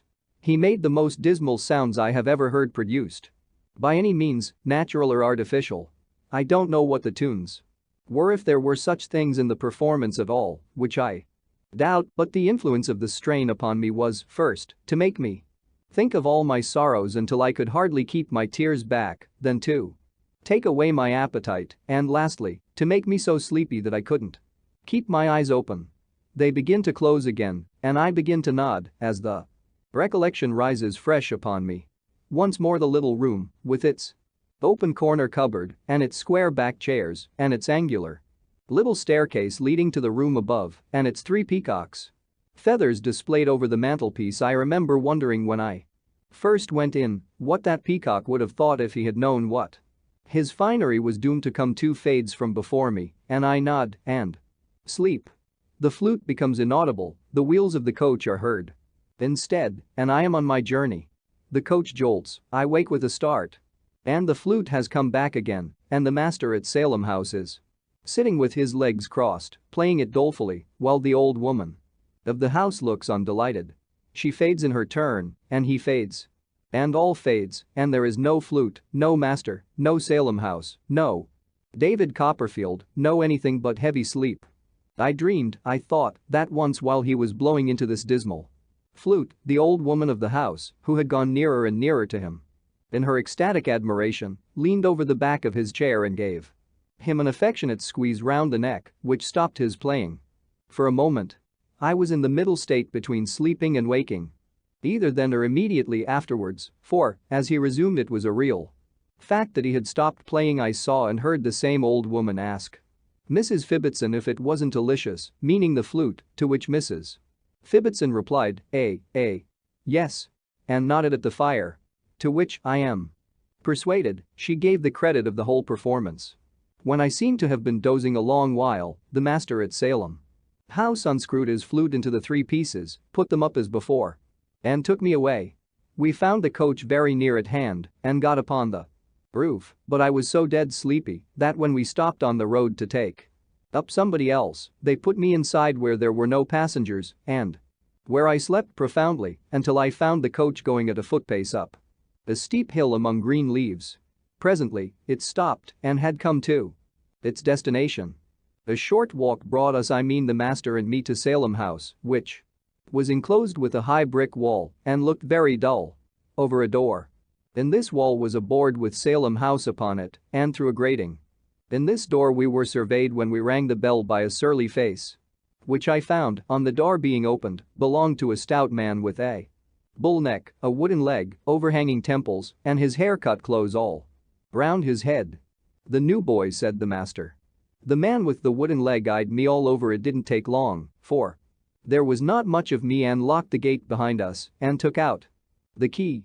We were going up to the house, among some dark heavy trees, when he called after my conductor, "Hallo." We looked back, and he was standing at the door of a little lodge where he lived, with a pair of boots in his hand. "Here. The cobbler's been," he said, "since you've been out, Mr. Mell. And he says he can't mend 'em any more. He says there ain't a bit of the original boot left, and he wonders you expect it." With these words he threw the boots towards Mr. Mell, who went back a few paces to pick them up and looked at them very disconsolately. I was afraid as we went on together. I observed then, for the first time, that the boots he had on were a good deal the worse for wear, and that his stocking was just breaking out in one place, like a bud. Salem House was a square brick building with wings of a bare and unfurnished appearance. All about it was so very quiet that I said to Mr. Mell I supposed the boys were out, but he seemed surprised at my not knowing that it was holiday time. That all the boys were at their several homes. That Mr. Creakle, the proprietor, was down by the seaside with Mrs. and Miss Creakle, and that I was sent in holiday time as a punishment for my misdoing, all of which he explained to me as we went along. I gazed upon the schoolroom into which he took me as the most forlorn and desolate place I had ever seen. I see it now. A long room with 3 long rows of desks and 6 of forms, and bristling all round with pegs for hats and slates. Scraps of old copy books and exercises litter the dirty floor. Some silkworms' houses, made of the same materials, are scattered over the desks. 2 miserable little white mice, left behind by their owner, are running up and down in a fusty castle made of pasteboard and wire, looking in all the corners with their red eyes for anything to eat. A bird, in a cage very little bigger than himself, makes a mournful rattle now and then in hopping on his perch, 2 inches high, or dropping from it, but neither sings nor chirps. There is a strange unwholesome smell upon the room, like mildewed corduroys, sweet apples wanting air, and rotten books. There could not well be more ink splashed about it if it had been roofless from its first construction. And the skies had rained, snowed, hailed, and blown ink through the varying seasons of the year. Mr. Mell having left me while he took his irreparable boots upstairs, I went softly to the upper end of the room, observing all this as I crept along. Suddenly I came upon a pasteboard placard, beautifully written, which was lying on the desk and bore these words: "Take care of him. He bites." I got upon the desk immediately, apprehensive of at least a great dog underneath. But, though I looked all round with anxious eyes, I could see nothing of him. I was still engaged in peering about when Mr. Mell came back and asked me what I did up there. "I beg your pardon, sir," says I, "if you please, I'm looking for the dog." "Dog?" he says. "What dog? Isn't it a dog, sir?" "Isn't what a dog?" "That's to be taken care of, sir, that bites." "No, Copperfield," says he, gravely, "that's not a dog. That's a boy. My instructions are, Copperfield, to put this placard on your back. I am sorry to make such a beginning with you, but I must do it. With that he took me down and tied the placard, which was neatly constructed for the purpose, on my shoulders like a knapsack, and wherever I went. Afterwards, I had the consolation of carrying it. What I suffered from that placard, nobody can imagine. Whether it was possible for people to see me or not, I always fancied that somebody was reading it. It was no relief to turn round and find nobody, for wherever my back was, there I imagined somebody always to be. That cruel man with the wooden leg aggravated my sufferings. He was in authority, and if he ever saw me leaning against a tree, or a wall, or the house, he roared out from his lodge door in a stupendous voice, "Hallo, you sir. You. Copperfield. Show that badge conspicuous, or I'll report you."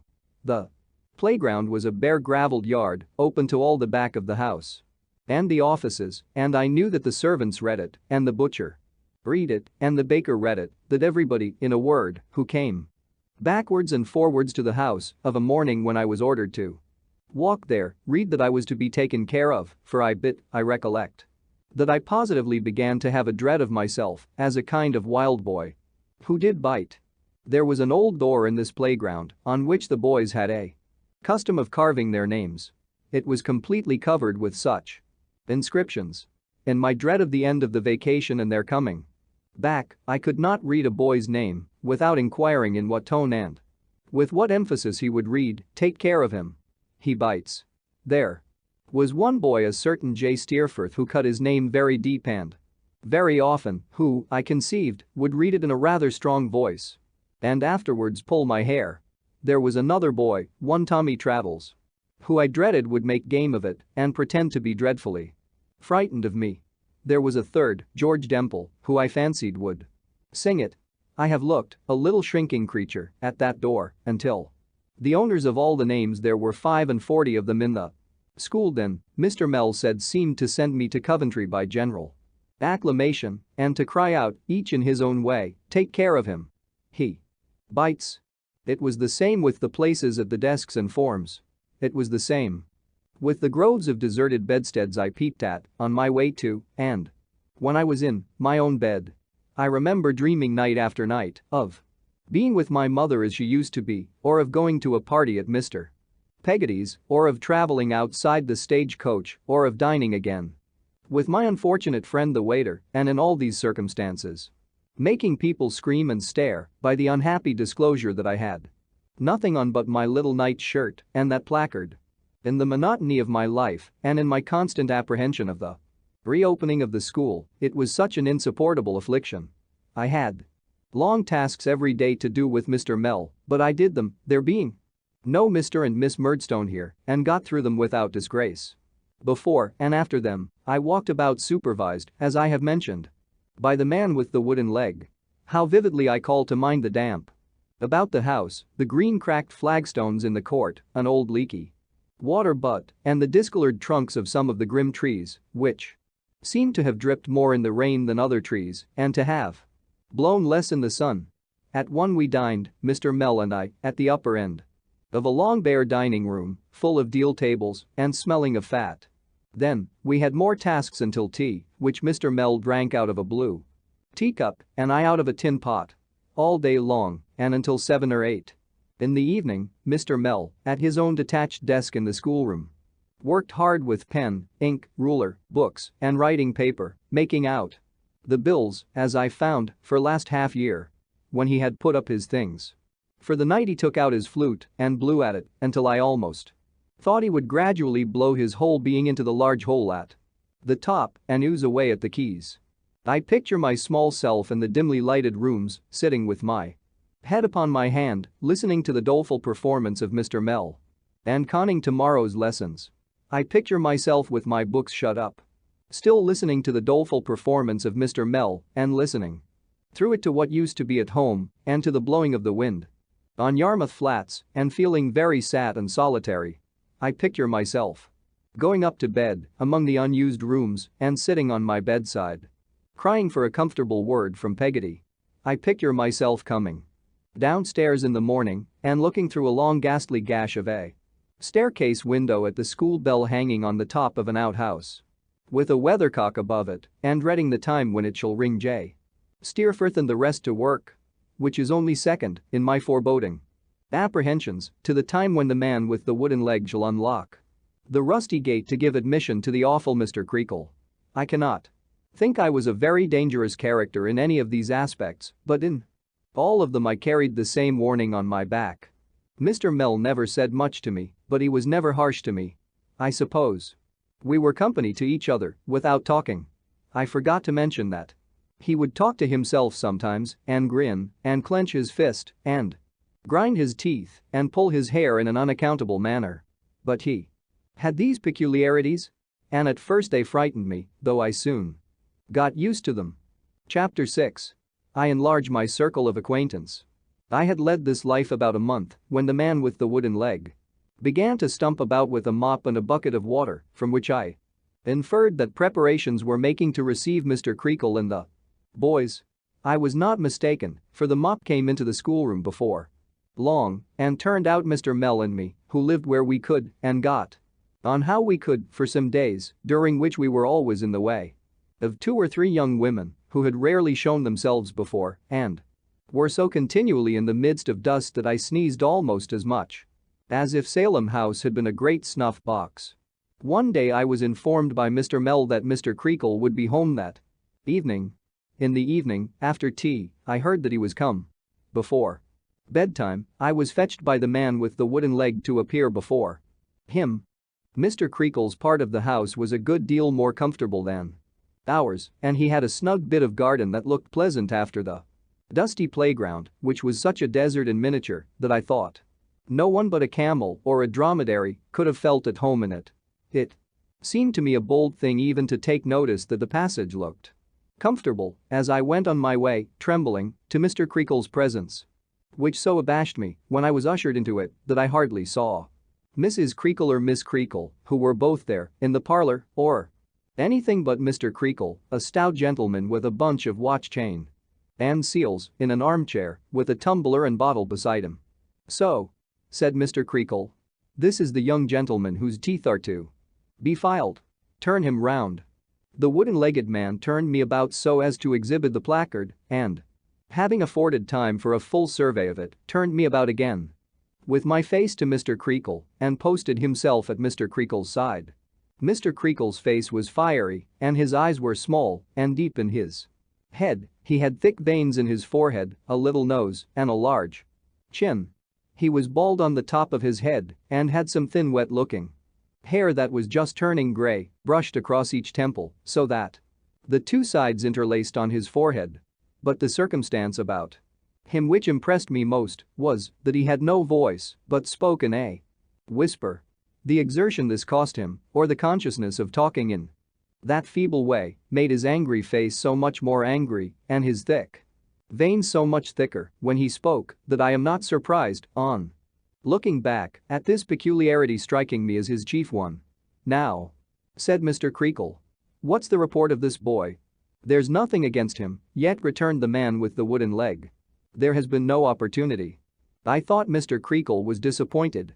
I thought Mrs. and Miss Creakle, at whom I now glanced for the first time and who were both thin and quiet, were not disappointed. "Come here, sir," said Mr. Creakle, beckoning to me. "Come here," said the man with the wooden leg, repeating the gesture. "I have the happiness of knowing your father-in-law," whispered Mr. Creakle, taking me by the ear, "and a worthy man he is, and a man of a strong character. He knows me, and I know him." "Do you know me? Hey?" said Mr. Creakle, pinching my ear with ferocious playfulness. "Not yet, sir," I said, flinching with the pain. "Not yet? Hey?" repeated Mr. Creakle. "But you will soon. Hey? You will soon. Hey?" repeated the man with the wooden leg. I afterwards found that he generally acted, with his strong voice, as Mr. Creakle's interpreter to the boys. I was very much frightened and said, "I hope so, if he pleased." I felt all this while as if my ear were blazing, he pinched it so hard. "I'll tell you what I am," whispered Mr. Creakle, letting it go at last, with a screw-up parting that brought the water into my eyes. "I'm a tartar." "A tartar," said the man with the wooden leg. "When I say I'll do a thing, I do it," said Mr. Creakle, "and when I say I will have a thing done, I will have it done." "Will have a thing done, I will have it done," repeated the man with The wooden leg. I am a determined character, said Mr. Creakle. That's what I am. I do my duty. That's what I do. My flesh and blood. He looked at Mrs. Creakle as he said this. When it rises against me, is not my flesh and blood. I discard it. Has that fellow to the man with the wooden leg been here again? No, was the answer. No, said Mr. Creakle. He knows better. He knows me. Let him keep away. I say let him keep away, said Mr. Creakle, striking his hand upon the table and looking at Mrs. Creakle, for he knows me. Now you have begun to know me too, my young friend, and you may go. Take him away. I was very glad to be ordered away, for Mrs. and Miss Creakle were both wiping their eyes, and I felt as uncomfortable for them as I did for myself. But I had a petition on my mind which concerned me so nearly that I couldn't help saying, though I wondered at my own courage. If you please, sir. Mr. Creakle whispered, ha! What's this? And bent his eyes upon me, as if he would have burned me up with them. If you please, sir, I faltered, if I might be allowed, I am very sorry indeed, sir, for what I did, to take this writing off before the boys come back. Whether Mr. Creakle was in earnest or whether he only did it to frighten me, I don't know, but he made a burst out of his chair, before which I precipitately retreated, without waiting for the escort of the man with the wooden leg, and never once stopped until I reached my own bedroom, where, finding I was not pursued, I went to bed, as it was time, and lay quaking for a couple of hours. Next morning Mr. Sharp came back. Mr. Sharp was the first master and superior to Mr. Mell. Mr. Mell took his meals with the boys, but Mr. Sharp dined and supped at Mr. Creakle's table. He was a limp, delicate-looking gentleman, I thought, with a good deal of nose and a way of carrying his head on one side, as if it were a little too heavy for him. His hair was very smooth and wavy, but I was informed by the very first boy who came back that it was a wig, a second-hand one, he said, and that Mr. Sharp went out every Saturday afternoon to get it curled. It was no other than Tommy Traddles who gave me this piece of intelligence. He was the first boy who returned. He introduced himself by informing me that I should find his name on the right-hand corner of the gate over the top bolt. Upon that I said, Traddles? To which he replied, the same, and then he asked me for a full account of myself and family. It was a happy circumstance for me that Traddles came back first. He enjoyed my placard so much that he saved me from the embarrassment of either disclosure or concealment by presenting me to every other boy who came back, great or small, immediately on his arrival, in this form of introduction. Look here. Here's a game. Happily, too, the greater part of the boys came back low-spirited and were not so boisterous at my expense as I had expected. Some of them certainly did dance about me like wild Indians, and the greater part could not resist the temptation of pretending that I was a dog and patting and soothing me, lest I should bite, and saying, lie down, sir, and calling me Tozer. This was naturally confusing among so many strangers and cost me some tears, but on the whole it was much better than I had anticipated. I was not considered as being formally received into the school, however, until J. Steerforth arrived. Before this boy, who was reputed to be a great scholar and was very good-looking and at least half a dozen years my senior, I was carried as before a magistrate. He inquired, under a shed in the playground, into the particulars of my punishment and was pleased to express his opinion that it was a jolly shame, for which I became bound to him ever afterwards. What money have you got, Copperfield? He said, walking aside with me when he had disposed of my affair in these terms. I told him 7 shillings. You had better give it to me to take care of, he said. At least, you can if you like. You needn't if you don't like.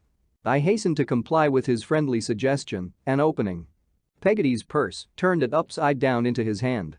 Do you want to spend anything now? He asked me. No thank you, I replied. You can, if you like, you know, said Steerforth. Say the word. No, thank you, sir, I repeated.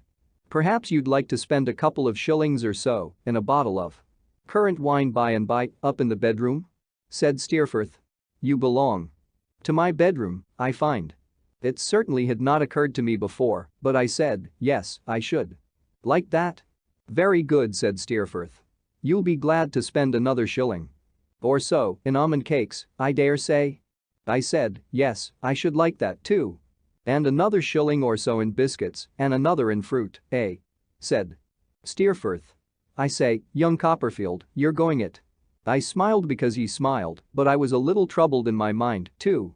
"Well," said Steerforth, "we must make it stretch as far as we can. That's all. I'll do the best in my power for you. I can go out when I like, and I'll smuggle the prog in." With these words he put the money in his pocket and kindly told me not to make myself uneasy, he would take care it should be all right. He was as good as his word, if that were all right, which I had a secret misgiving was nearly all wrong for. I feared it was a waste of my mother's 2 half-crowns, though I had preserved the piece of paper they were wrapped in, which was a precious saving. When we went upstairs to bed, he produced a whole 7 shillings worth and laid it out on my bed in the moonlight, saying, "There you are, young Copperfield, and a royal spread you've got." I couldn't think of doing the honors of the feast at my time of life. While he was by, my hand shook at the very thought of it. I begged him to do me the favor of presiding, and my request being seconded by the other boys who were in that room, he acceded to it and sat upon my pillow, handing round the viands with perfect fairness, I must say, and dispensing the currant wine in a little glass without a foot, which was his own property. As to me, I sat on his left hand, and the rest were grouped about us on the nearest beds and on the floor. How well I recollect our sitting there, talking in whispers, or there talking, and my respectfully listening, I ought rather to say, the moonlight falling a little way into the room through the window, painting a pale window on the floor, and the greater part of us in shadow, except when Steerforth dipped a match into a phosphorus box. When he wanted to look for anything on the board and shed a blue glare over us, that was gone directly. A certain mysterious feeling, consequent on the darkness, the secrecy of the revel, and the whisper in which everything was said, steals over me again, and I listen to all they tell me with a vague feeling of solemnity and awe, which makes me glad that they are all so near and frightens me, though I feign to laugh when Traddles pretends to see a ghost in the corner. I heard all kinds of things about the school and all belonging to it. I heard that Mr. Creakle had not preferred his claim to being a Tartar without reason, that he was the sternest and most severe of masters, that he laid about him, right and left, every day of his life, charging in among the boys like a trooper and slashing away unmercifully, that he knew nothing himself but the art of slashing, being more ignorant, J. Steerforth said, than the lowest boy in the school, that he had been, a good many years ago, a small hop dealer in the borough and had taken to the schooling business after being bankrupt in hops and making away with Mrs. Creakle's money. With a good deal more of that sort. Which I wondered how they knew. I heard that the man with the wooden leg, whose name was Tungay, was an obstinate barbarian who had formerly assisted in the hop business but had come into the scholastic line with Mr. Creakle in consequence, as was supposed among the boys, of his having broken his leg in Mr. Creakle's service and having done a deal of dishonest work for him. And knowing his secrets, I heard that with the single exception of Mr. Creakle, Tungay considered the whole establishment, masters and boys, as his natural enemies, and that the only delight of his life was to be sour and malicious. I heard that Mr. Creakle had a son who had not been Tungay's friend and who, assisting in the school, had once held some remonstrance with his father on an occasion when its discipline was very cruelly exercised and was supposed, besides, to have protested against his father's usage of his mother. I heard that Mr. Creakle had turned him out of doors in consequence and that Mrs. and Miss Creakle had been in a sad way ever since. But the greatest wonder that I heard of Mr. Creakle was there being one boy in the school on whom he never ventured to lay a hand, and that boy being J. Steerforth. Steerforth himself confirmed this when it was stated and said that he should like to begin to see him do it. On being asked by a mild boy, not me, how he would proceed if he did begin to see him do it, he dipped a match into his phosphorus box on purpose to shed a glare over his reply and said he would commence by knocking him down with a blow on the forehead from the 7 and 6-penny ink bottle that was always on the mantelpiece. We sat in the dark for some time, breathless. I heard that Mr. Sharp and Mr. Mell were both supposed to be wretchedly paid, and that when there was hot and cold meat for dinner at Mr. Creakle's table, Mr. Sharp was always expected to say he preferred cold. Which was again corroborated by J. Steerforth, the only parlor boarder. I heard that Mr. Sharp's wig didn't fit him and that he needn't be so bounceable, somebody else said, bumptious about it, because his own red hair was very plainly to be seen behind. I heard that one boy, who was a coal merchant's son, came as a set-off against the coal bill and was called, on that account, exchange or barter, a name selected from the arithmetic book as expressing this arrangement. I heard that the table beer was a robbery of parents and the putting an imposition. I heard that Miss Creakle was regarded by the school in general as being in love with Steerforth, and I am sure, as I sat in the dark, thinking of his nice voice and his fine face and his easy manner and his curling hair, I thought it very likely.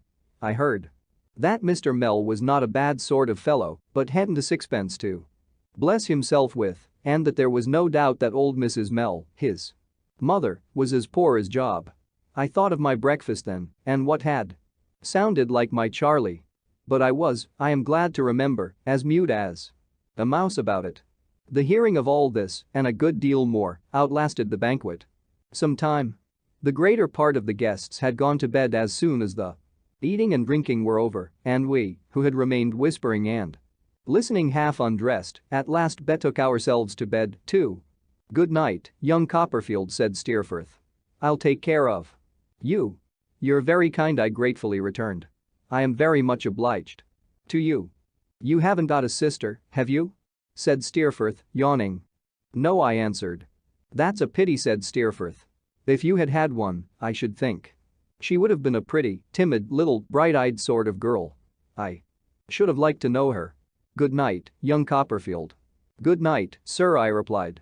I thought of him very much after I went to bed and raised myself, I recollect, to look at him where he lay in the moonlight, with his handsome face turned up and his head reclining easily on his arm.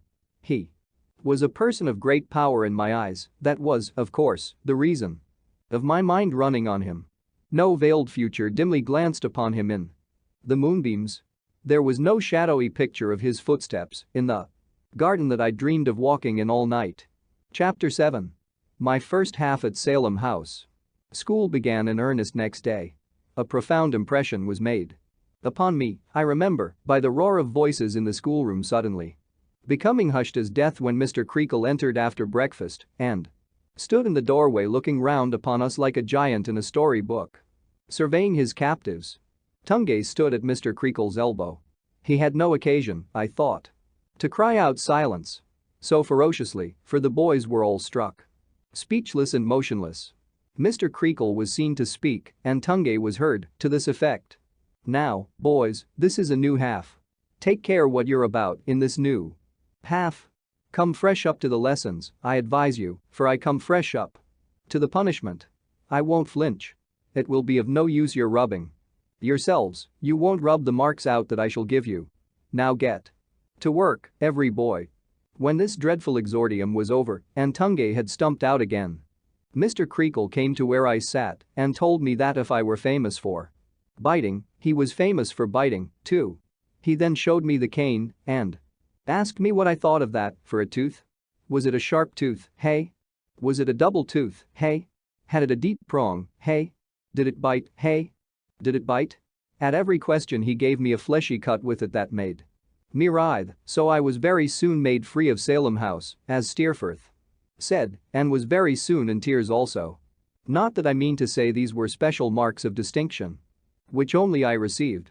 On the contrary, a large majority of the boys, especially the smaller ones, were visited with similar instances of notice as Mr. Creakle made the round of the schoolroom.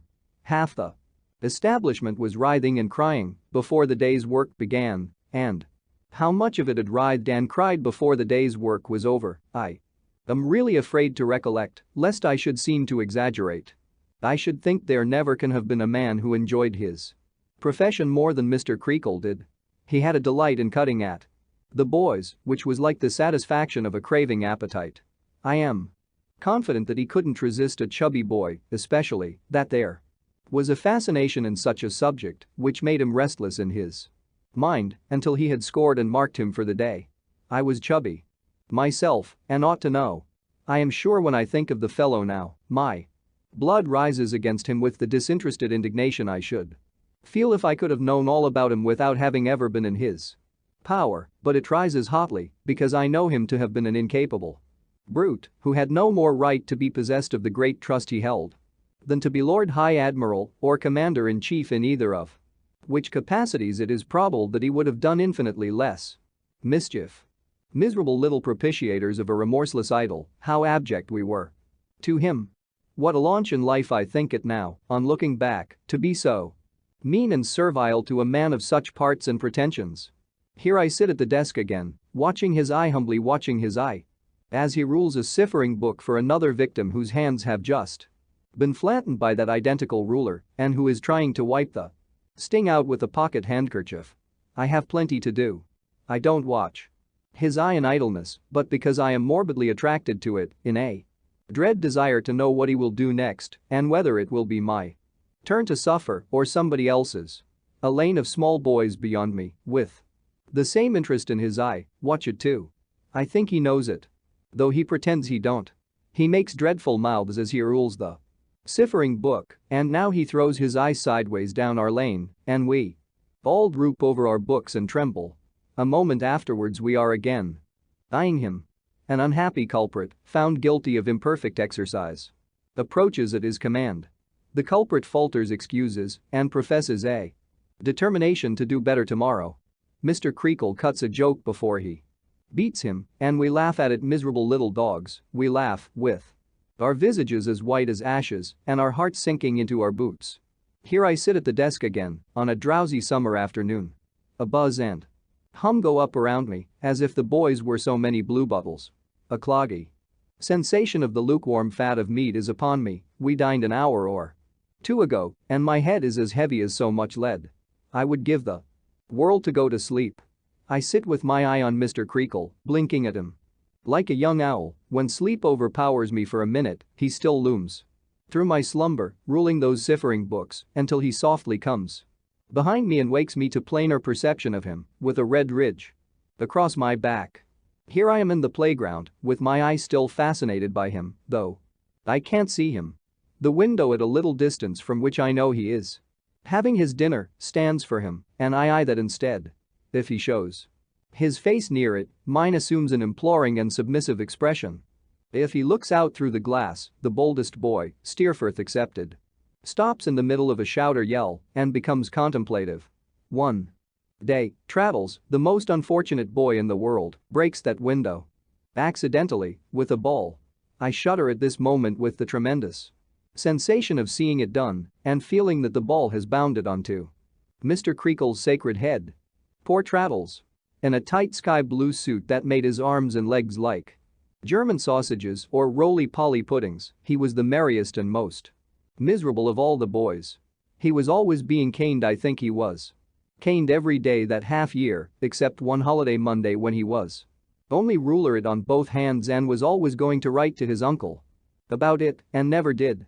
After laying his head on the desk for a little while, he would cheer up, somehow, begin to laugh again, and draw skeletons all over his slate before his eyes were dry. I used at first to wonder what comfort Traddles found in drawing skeletons, and for some time looked upon him as a sort of hermit who reminded himself by those symbols of mortality that caning couldn't last forever. But I believe he only did it because they were easy and didn't want any features. He was very honorable, Traddles was, and held it as a solemn duty in the boys to stand by one another. He suffered for this on several occasions, and particularly once when Steerforth laughed in church. And the beadle thought it was Traddles and took him out. I see him now going away in custody, despised by the congregation. He never said who was the real offender, though he smarted for it next day and was imprisoned so many hours that he came forth with a whole churchyard full of skeletons swarming all over his Latin dictionary. But he had his reward. Steerforth said there was nothing of the sneak in Traddles, and we all felt that to be the highest praise.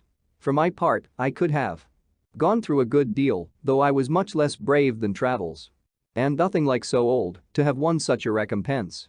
To see Steerforth walk to church before us, arm in arm with Miss Creakle was one of the great sights of my life.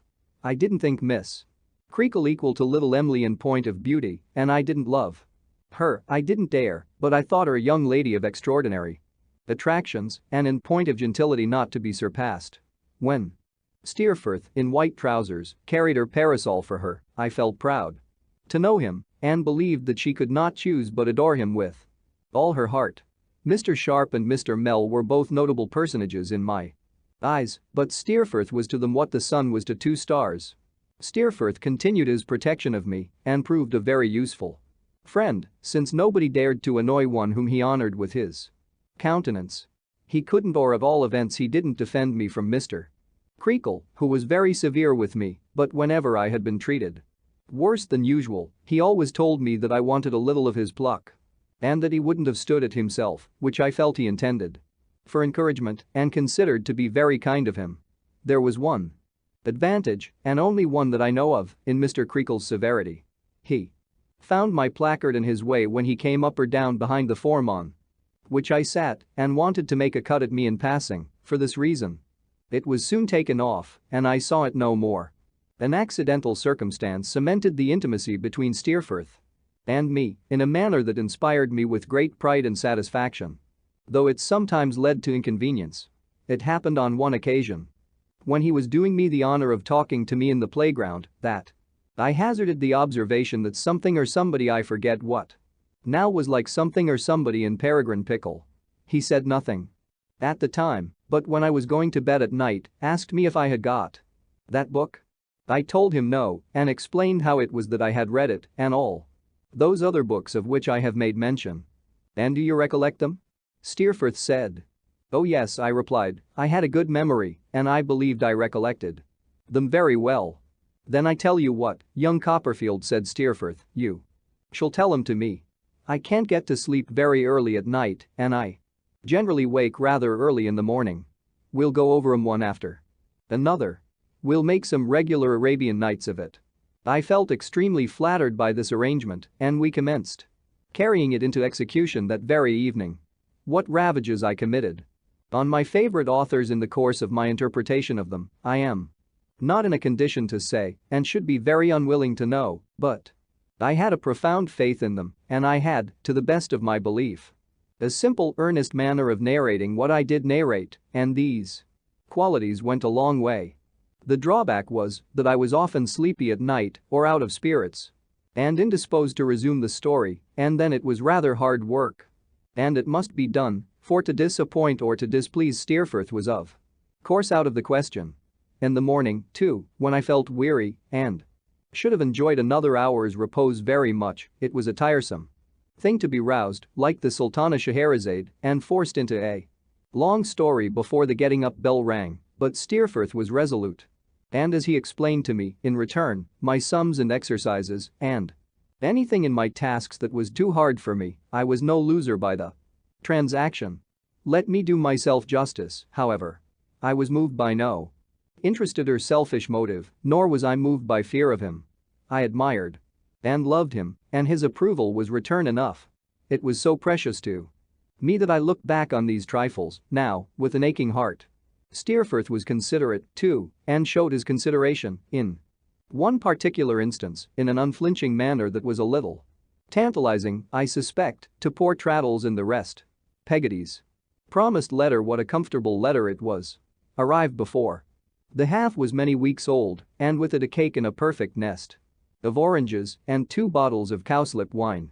This treasure, as in duty bound, I laid at the feet of Steerforth and begged him to dispense. "Now, I'll tell you what, young Copperfield," said he. "The wine shall be kept to wet your whistle when you are story-telling." I blushed at the idea and begged him, in my modesty, not to think of it. But he said he had observed I was sometimes hoarse, a little rupee was his exact expression, and it should be, every drop, devoted to the purpose he had mentioned.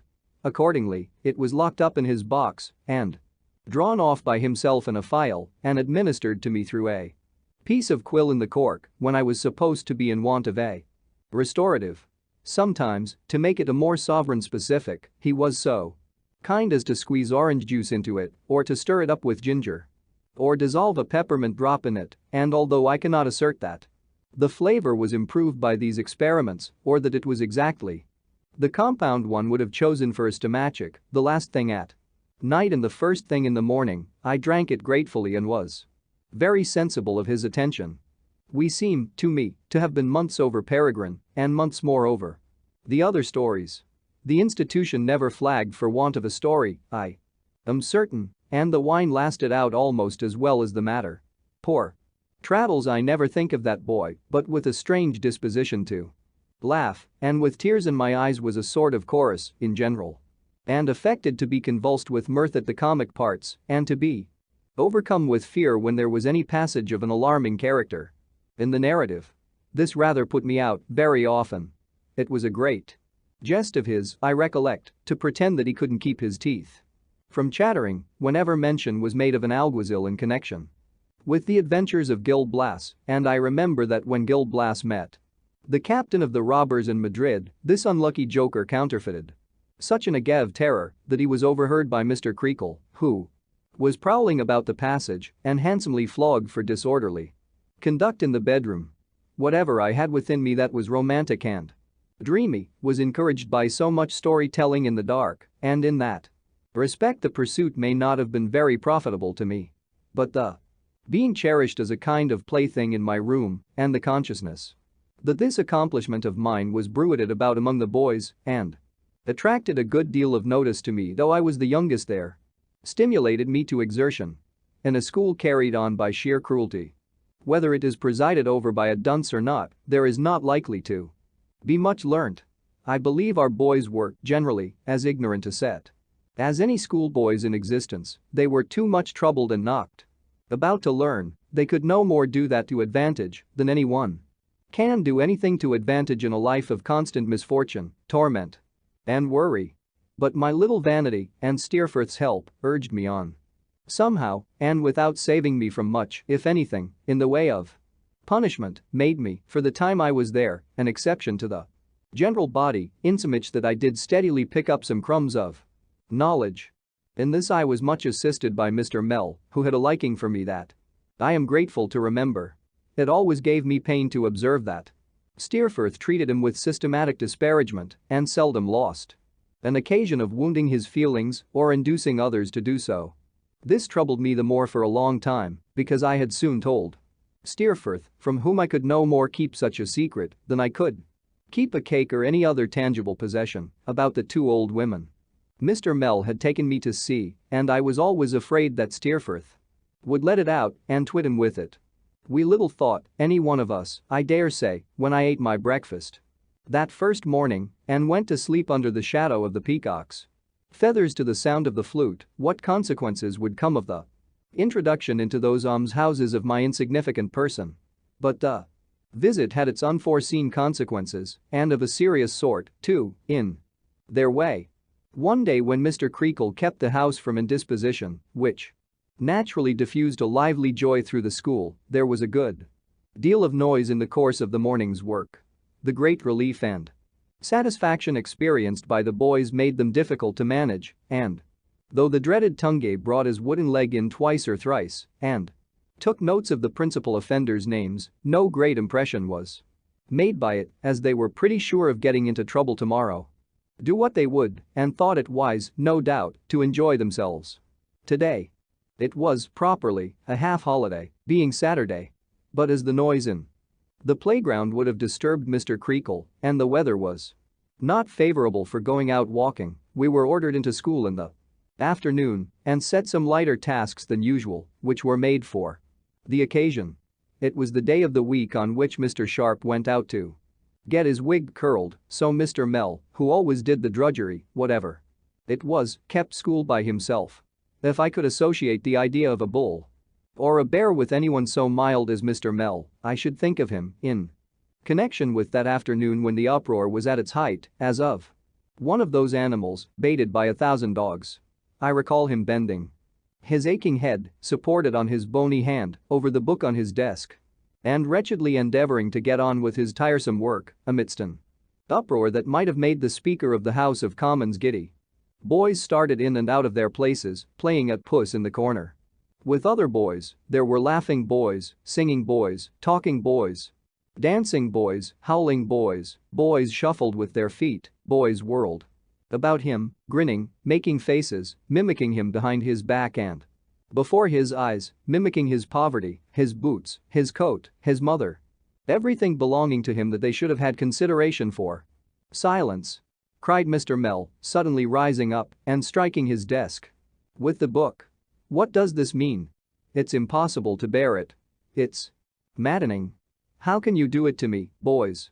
It was my book that he struck his desk with, and as I stood beside him, following his eye as it glanced round the room, I saw the boys all stop. Some suddenly surprised, some half afraid, and some sorry perhaps. Steerforth's place was at the bottom of the school, at the opposite end of the long room. He was lounging with his back against the wall and his hands in his pockets and looked at Mr. Mell with his mouth shut up, as if he were whistling, when Mr. Mell looked at him. "Silence, Mr. Steerforth," said Mr. Mell. "Silence yourself," said Steerforth, turning red. "Whom are you talking to?" "Sit down," said Mr. Mell. "Sit down yourself," said Steerforth, "and mind your business." There was a titter and some applause, but Mr. Mell was so white that silence immediately succeeded, and one boy, who had darted out behind him to imitate his mother again, changed his mind and pretended to want a pen mended. "If you think, Steerforth," said Mr. Mell, "that I am not acquainted with the power you can establish over any mind here," he laid his hand, without considering what he did, "as I supposed, upon my head or that I have not observed you, within a few minutes, urging your juniors on to every sort of outrage against me, you are mistaken. I don't give myself the trouble of thinking at all about you," said Steerforth, coolly, "so I'm not mistaken, as it happens. And when you make use of your position of favoritism here, sir," pursued Mr. Mell, with his lip trembling very much, "to insult a gentleman." "A what? Where is he?" said Steerforth. Here somebody cried out, "Shame, J. Steerforth." Too bad. It was Traddles, whom Mr. Mell instantly discomfited by bidding him hold his tongue. "To insult one who is not fortunate in life, sir, and who never gave you the least offense, and the many reasons for not insulting whom you are old enough and wise enough to understand," said Mr. Mell, with his lips trembling more and more, "you commit a mean and base action. You can sit down or stand up as you please, sir. Copperfield, go on." "Young Copperfield," said Steerforth, coming forward up the room. "Stop a bit. I tell you what, Mr. Mell, once for all. When you take the liberty of calling me mean or base, or anything of that sort, you are an impudent beggar. You are always a beggar, you know, but when you do that, you are an impudent beggar." I am not clear whether he was going to strike Mr. Mell, or Mr. Mell was going to strike him, or there was any such intention on either side. I saw a rigidity come upon the whole school as if they had been turned into stone, and found Mr. Creakle in the midst of us, with Tungay at his side, and Mrs. and Miss Creakle looking in at the door as if they were frightened. Mr. Mell, with his elbows on his desk and his face in his hands, sat, for some moments, quite still. "Mr. Mell," said Mr. Creakle, shaking him by the arm, and his whisper was so audible now that Tungay felt it unnecessary to repeat his words. "You have not forgotten yourself, I hope?" "No, sir, no," returned the master, showing his face and shaking his head and rubbing his hands in great agitation. "No, sir. No. I have remembered myself, no, Mr. Creakle, I have not forgotten myself, I have remembered myself, sir. I could wish you had remembered me a little sooner, Mr. Creakle. It would have been more kind, sir, more just, sir. It would have saved me something, sir."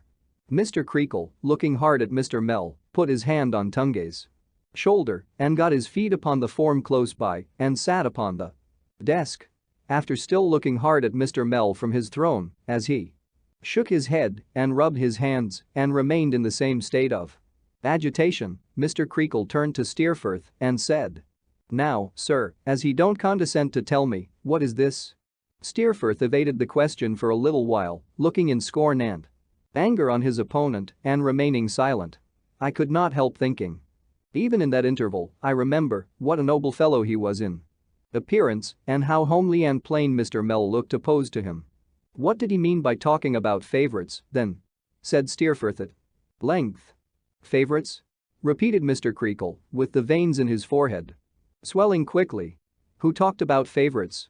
He did, said Steerforth. And pray, what did you mean by that, sir? Demanded Mr. Creakle, turning angrily on his assistant. I meant, Mr. Creakle, he returned in a low voice, as I said, that no pupil had a right to avail himself of his position of favoritism to degrade me. To degrade you? Said Mr. Creakle. My stars? But give me leave to ask. You, Mr. What's your name? And here Mr. Creakle folded his arms, cane and all, upon his chest and made such a knot of his brows that his little eyes were hardly visible below them. Whether, when you talk about favorites, you showed proper respect to me? To me, sir, said Mr. Creakle, darting his head at him suddenly and drawing it back again. The principal of this establishment and your employer. It was not judicious, sir, I am willing to admit, said Mr. Mell. I should not have done so if I had been cool. Here Steerforth struck in. Then he said I was mean, and then he said I was base, and then I called him a beggar. If I had been cool, perhaps I shouldn't have called him a beggar. But I did, and I am ready to take the consequences of it. Without considering, perhaps, whether there were any consequences to be taken, I felt quite in a glow at this gallant speech. It made an impression on the boys too, for there was a low stir among them, though no one spoke a word. I am surprised, Steerforth, although your candor does you honor. Said Mr. Creakle, does you honor? Certainly I am surprised. Steerforth, I must say that you should attach such an epithet to any person employed and paid in Salem House, sir. Steerforth gave a short laugh. That's not an answer, sir, said Mr. Creakle, to my remark. I expect more than that from you, Steerforth.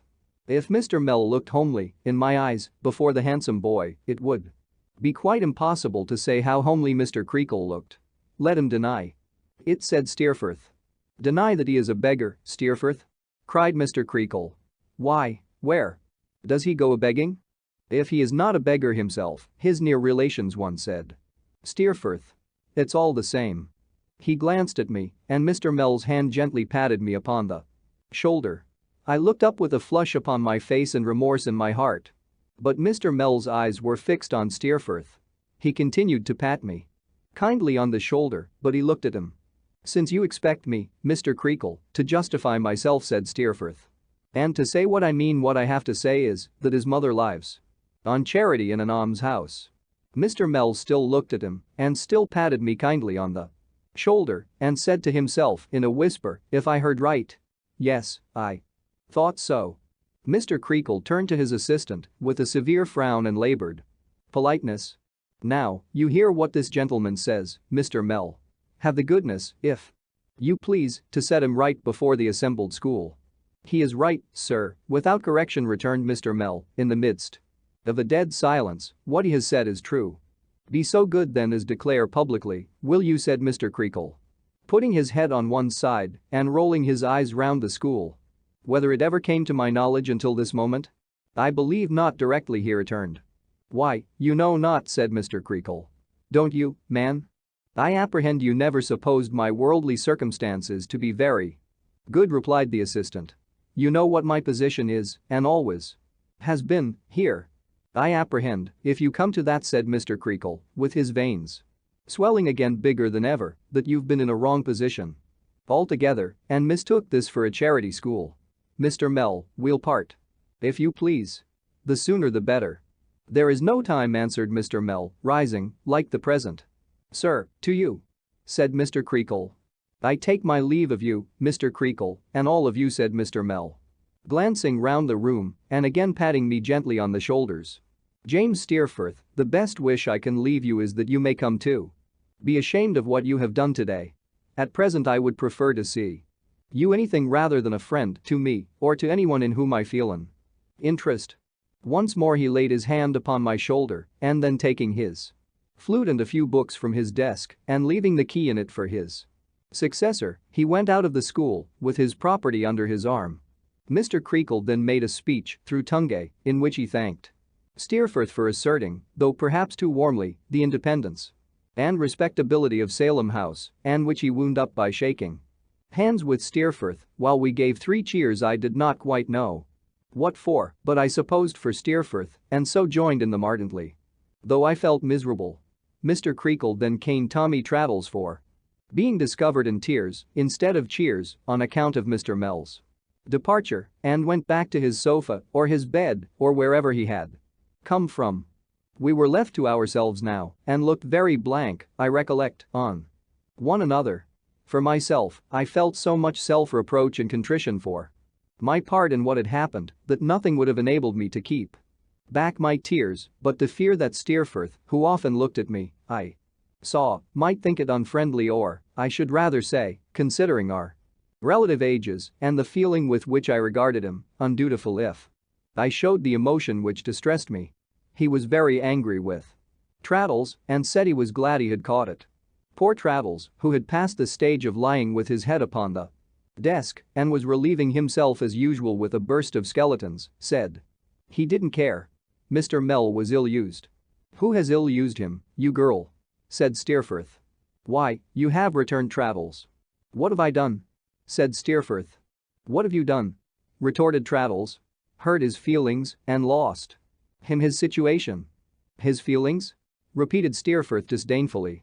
His feelings will soon get the better of it, I'll be bound. His feelings are not like yours, Miss Traddles. As to his situation, which was a precious one, wasn't it? Do you suppose I am not going to write home and take care that he gets some money? Polly? We thought this intention very noble in Steerforth, whose mother was a widow and rich and would do almost anything, it was said, that he asked her.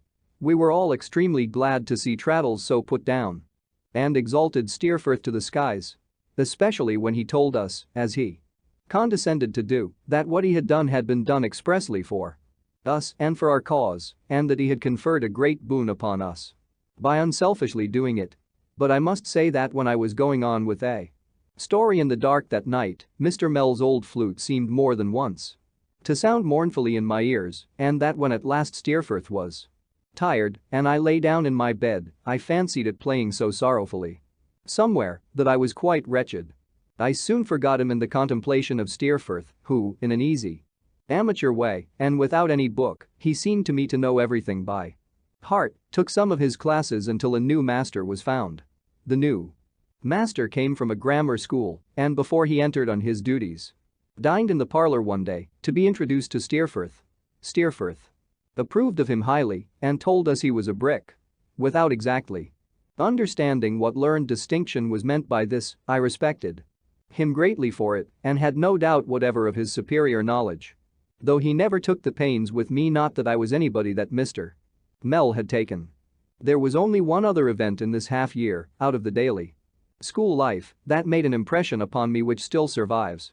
It survives for many reasons. One afternoon, when we were all harassed into a state of dire confusion and Mr. Creakle was laying about him dreadfully, Tungay came in and called out in his usual strong way, "Visitors for Copperfield." A few words were interchanged between him and Mr. Creakle as who the visitors were and what room they were to be shown into, and then I, who had, according to custom, stood up on the announcement being made and felt quite faint with astonishment, was told to go by the back stairs and get a clean frill on before I repaired to the dining room. These orders I obeyed in such a flutter and hurry of my young spirits as I had never known before, and when I got to the parlor door and the thought came into my head that it might be my mother, I had only thought of Mr. or Miss Murdstone. Until then I drew back my hand from the lock and stopped to have a sob before I went in. At first I saw nobody, but feeling a pressure against the door, I looked round it, and there, to my amazement, were Mr. Peggotty and Ham, ducking at me with their hats and squeezing one another against a wall. I could not help laughing, but it was much more in the pleasure of seeing them than at the appearance they made. We shook hands in a very cordial way, and I laughed and laughed until I pulled out my pocket handkerchief and wiped my eyes. Mr. Peggotty, who never shut his mouth once, I remember, during the visit, showed great concern when he saw me do this and nudged Ham to say something. "Cheer up, Mas'r Davy Bor," said Ham, in his simpering way. "Why, how you have growed." "Am I grown?" I said, drying my eyes. I was not crying at anything in particular that I know of, but somehow it made me cry to see old friends. "Growed, Mas'r Davy Bor?" "Ain't he growed?" said Ham. "Ain't he growed?" said Mr. Peggotty. They made me laugh again by laughing at each other, and then we all three laughed until I was in danger of crying again. "Do you know how Mama is, Mr. Peggotty?" I said. "And how my dear old Peggotty is?" "Uncommon," said Mr. Peggotty. "And little Em'ly and Mrs. Gummidge?" "Uncommon," said Mr. Peggotty. There was a silence. Mr. Peggotty, to relieve it, took 2 prodigious lobsters and an enormous crab and a large canvas bag of shrimps out of his pockets and piled them up in Ham's arms. "You see," said Mr. Peggotty, "knowing as you was partial to a little relish with your wittles when you was along with us, we took the liberty." "The old mother biled 'em, she did. Mrs. Gummidge biled 'em." "Yes," said Mr. Peggotty, slowly, who I thought appeared to stick to the subject on account of having no other subject ready. "Mrs. Gummidge, I do assure you, she biled 'em." I expressed my thanks, and Mr. Peggotty, after looking at Ham, who stood smiling sheepishly over the shellfish without making any attempt to help him, said, "We come, you see, the wind and tide making in our favor, in one of our Yarmouth lugs to Gravesend. My sister she wrote to me the name of this here place and wrote to me as if ever I chanced to come to Gravesend I was to come over and inquire for Mas'r Davy and give her duty. Humbly wishing him well and reporting of the family as they was uncommon. To be sure. Little Em'ly, you see, she'll write to my sister when I go back, as I see you and as you was similarly uncommon, and so we make it quite a merry-go-rounder." I was obliged to consider a little before I understood what Mr. Peggotty meant by this figure, expressive of a complete circle of intelligence. I then thanked him heartily and said, with a consciousness of reddening, that I supposed little Em'ly was altered too, since we used to pick up shells and pebbles on the beach. "She's getting to be a woman, that's what she's getting to be," said Mr. Peggotty. "Ask him." He meant Ham, who beamed with delight and assent over the bag of shrimps. "Her pretty face," said Mr. Peggotty, with his own shining like a light. "Her learning," said Ham. "Her writing," said Mr. Peggotty. "Why, it's as black as jet. And so large it is, you might see it anywheres." It was perfectly delightful to behold with what enthusiasm Mr. Peggotty became inspired when he thought of his little favorite. He stands before me again, his bluff hairy face irradiating with a joyful love and pride for which I can find no description. His honest eyes fire up and sparkle as if their depths were stirred by something bright. His broad chest heaves with pleasure. His strong loose hands clench themselves in his earnestness, and he emphasizes what he says with a right arm that shows, in my pygmy view, like a sledgehammer. Ham was quite as earnest as he. I dare say they would have said much more about her if they had not been abashed by the unexpected coming in of Steerforth, who, seeing me in a corner speaking with 2 strangers, stopped in a song he was singing and said, "I didn't know you were here, young Copperfield." For it was not the usual visiting room and crossed by us on his way out. I am not sure whether it was in the pride of having such a friend as Steerforth or in the desire to explain to him how I came to have such a friend as Mr. Peggotty that I called to him as he was going away. But I said, modestly, "Good heaven, how it all comes back to me this long time afterwards." "Don't go, Steerforth, if you please. These are 2 Yarmouth boatmen, very kind, good people who are relations of my nurse and have come from Gravesend to see me." I said Steerforth, returning. "I am glad to see them. How are you both?" There was an ease in his manner, a gay and light manner it was, but not swaggering, which I still believe to have borne a kind of enchantment with it. I still believe him, in virtue of this carriage, his animal spirits, his delightful voice, his handsome face and figure, and, for aught I know, of some inborn power of attraction besides, which I think a few people possess, to have carried a spell with him to which it was a natural weakness to yield and which not many persons could withstand. I could not but see how pleased they were with him and how they seemed to open their hearts to him in a moment. "You must let them know at home, if you please, Mr. Peggotty," I said, "when that letter is sent, that Mr. Steerforth is very kind to me and that I don't know what I should ever do here without him." "Nonsense," said Steerforth, laughing. "You mustn't tell them anything of the sort. And if Mr. Steerforth ever comes into Norfolk or Suffolk, Mr. Peggotty, I said, while I am there, you may depend upon it I shall. Bring him to Yarmouth, if he will let me, to see your house. You never saw such a good house, Steerforth. It's made out of a boat. Made out of a boat, is it? Said Steerforth. It's the right sort of a house for such a thorough-built boatman. So 'tis, sir, so 'tis, sir, said Ham, grinning. You're right, young gentleman. Mas'r Davy bore, gentleman's right. A thorough-built boatman. Har, har. That's what he is, too. Mr. Peggotty was no less pleased than his nephew, though his modesty forbade him to claim a personal compliment so vociferously. Well, sir, he said, bowing and chuckling, and tucking in the ends of his neckerchief at his breast. I thank ye, sir, I thank ye. I do my endeavors in my line of life, sir. The best of men can do no more, Mr. Peggotty, said Steerforth. He had got his name already. I'll pound it, it's what you do yourself, sir, said Mr. Peggotty, shaking his head, and what you do well, right well. I thank ye, sir. I'm obliged to you, sir, for your welcoming manner of me. I'm rough, sir. But I'm ready, leastways, I hope I'm ready, you understand. My house ain't much for to see, sir, but it's hearty at your service if ever you should come along with Mas'r Davy to see it. I'm a reg'lar dodman.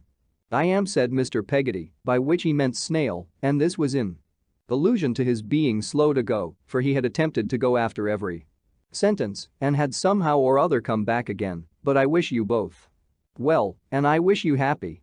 Ham echoed this sentiment, and we parted with them in the heartiest manner. I was almost tempted that evening to tell Steerforth about pretty little Emily, but I was too timid of mentioning her name and too much afraid of his laughing at me. I remember that I thought a good deal, and in an uneasy sort of way, about Mr. Peggotty having said that she was getting on to be a woman, but I decided that was nonsense. We transported the shellfish, or the relish as Mr. Peggotty had modestly called it, up into our room unobserved and made a great supper that evening. But Traddles couldn't get happily out of it. He was too unfortunate even to come through a supper like anybody else. He was taken ill in the night, quite prostrate he was in consequence of crab. And after being drugged with black draughts and blue pills to an extent which Demple, whose father was a doctor, said was enough to undermine a horse's constitution, received a caning and 6 chapters of Greek Testament for refusing to confess.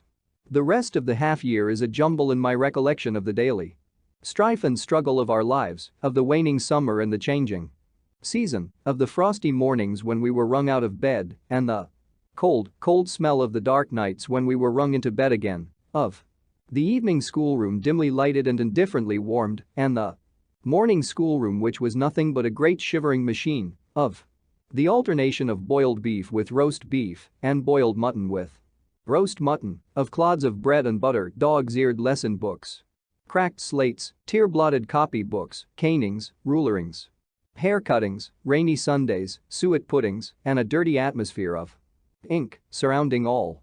I well remember, though, how the distant idea of the holidays, after seeming for an immense time to be a stationary speck, began to come towards us and to grow and grow.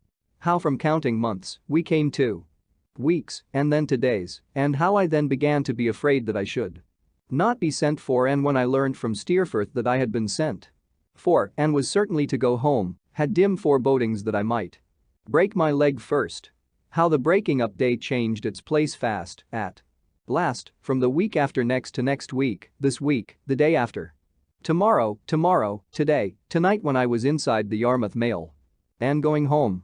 I had many a broken sleep inside the Yarmouth mail and many an incoherent dream of all these things. But when I woke at intervals, the ground outside the window was not the playground of Salem House, and the sound in my ears was not the sound of Mr. Creakle giving it to Traddles, but the sound of the coachman touching up the horses. Chapter 8. My holidays. Especially one happy afternoon. When we arrived before day at the inn where the mail stopped, which was not the inn where my friend the waiter lived, I was shown up to a nice little bedroom with dolphin painted on the door. Very cold I was, I know, notwithstanding the hot tea they had given me before a large fire downstairs, and very glad I was to turn into the dolphin's bed, pull the dolphin's blankets round my head, and go to sleep. Mr. Barkis the carrier was to call for me in the morning at 9. The clock. I got up at 8, a little giddy from the shortness of my night's rest, and was ready for him before the appointed time. He received me exactly as if not 5 minutes had elapsed since we were last together, and I had only been into the hotel to get change for 6 pence or something of that sort. As soon as I and my box were in the cart and the carrier seated, the lazy horse walked away with us all at his accustomed pace. "You look very well, Mr. Barkis," I said, thinking he would like to know it. Mr. Barkis rubbed his cheek with his cuff and then looked at his cuff as if he expected to find some of the bloom upon it, but made no other acknowledgement of the compliment. "I gave your message, Mr. Barkis," I said. "I wrote to Peggotty." "Ah," said Mr. Barkis. Mr. Barkis seemed gruff and answered dryly. "Wasn't it right, Mr. Barkis?" I asked after a little hesitation. "Why, no," said Mr. Barkis. "Not the message?" "The message was right enough, perhaps," said Mr. Barkis, "but it come to an end there." Not understanding what he meant, I repeated inquisitively. "Came to an end, Mr. Barkis?" "Nothing come of it," he explained, looking at me sideways. No answer. "There was an answer expected, was there, Mr. Barkis?" said I, opening my eyes. For this was a new light to me. "When a man says he's willin'," said Mr. Barkis, turning his glance slowly on me again, "it's as much as to say that man's a-waitin' for a answer." "Well, Mr. Barkis?" "Well," said Mr. Barkis, carrying his eyes back to his horse's ears. "That man's been a-waitin' for a answer ever since." "Have you told her so, Mr. Barkis?" No," growled Mr. Barkis, reflecting about it. "I ain't got no call to go and tell her so. I never said 6 words to her myself, I ain't a-going to tell her so." "Would you like me to do it, Mr. Barkis?" said I, doubtfully. "You might tell her, if you would," said Mr. Barkis, with another slow look at me. "That Barkis was a-waitin' for a answer. Says you, what name is it?" "Her name?" "Ah," said Mr. Barkis, with a nod of his head. "Peggotty." "Christen name? Or natural name?" said Mr. Barkis. "Oh, it's not her Christian name. Her Christian name is Clara." "Is it though?" said Mr. Barkis.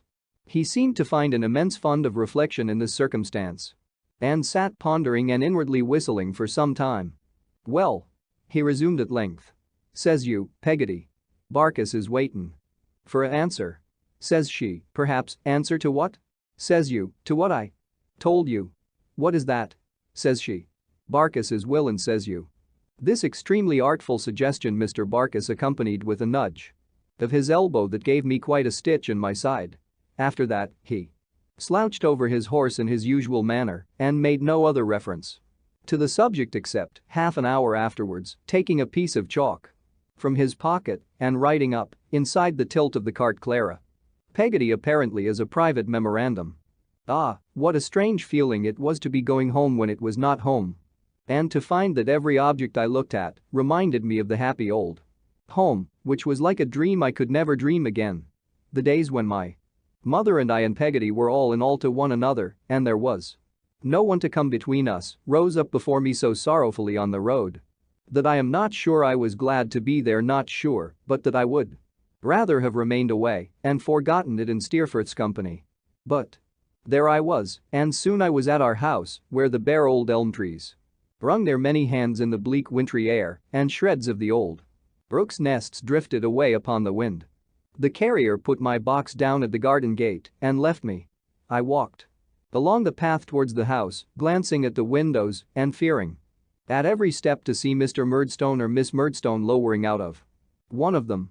No face appeared, however, and being come to the house and knowing how to open the door before dark without knocking, I went in with a quiet, timid step. God knows how infantine the memory may have been that was awakened within me by the sound of my mother's voice in the old parlor when I set foot in the hall. She was singing in a low tone. I think I must have lain in her arms and heard her singing so to me when I was but a baby. The strain was new to me, and yet it was so old that it filled my heart brimful, like a friend come back from a long absence. I believed, from the solitary and thoughtful way in which my mother murmured her song, that she was alone. And I went softly into the room. She was sitting by the fire, suckling an infant, whose tiny hand she held against her neck. Her eyes were looking down upon its face, and she sat singing to it. I was so far right that she had no other companion. I spoke to her, and she started and cried out. But seeing me, she called me her dear Davy, her own boy. And coming half across the room to meet me, kneeled down upon the ground and kissed me, and laid my head down on her bosom near the little creature that was nestling there, and put its hand to my lips. I wish I had died. I wish I had died then, with that feeling in my heart. I should have been more fit for heaven than I ever have been since. He is your brother, said my mother, fondling me. Davy, my pretty boy. My poor child. Then she kissed me more and more and clasped me round the neck. This she was doing when Peggotty came running in and bounced down on the ground beside us and went mad about us both for a quarter of an hour.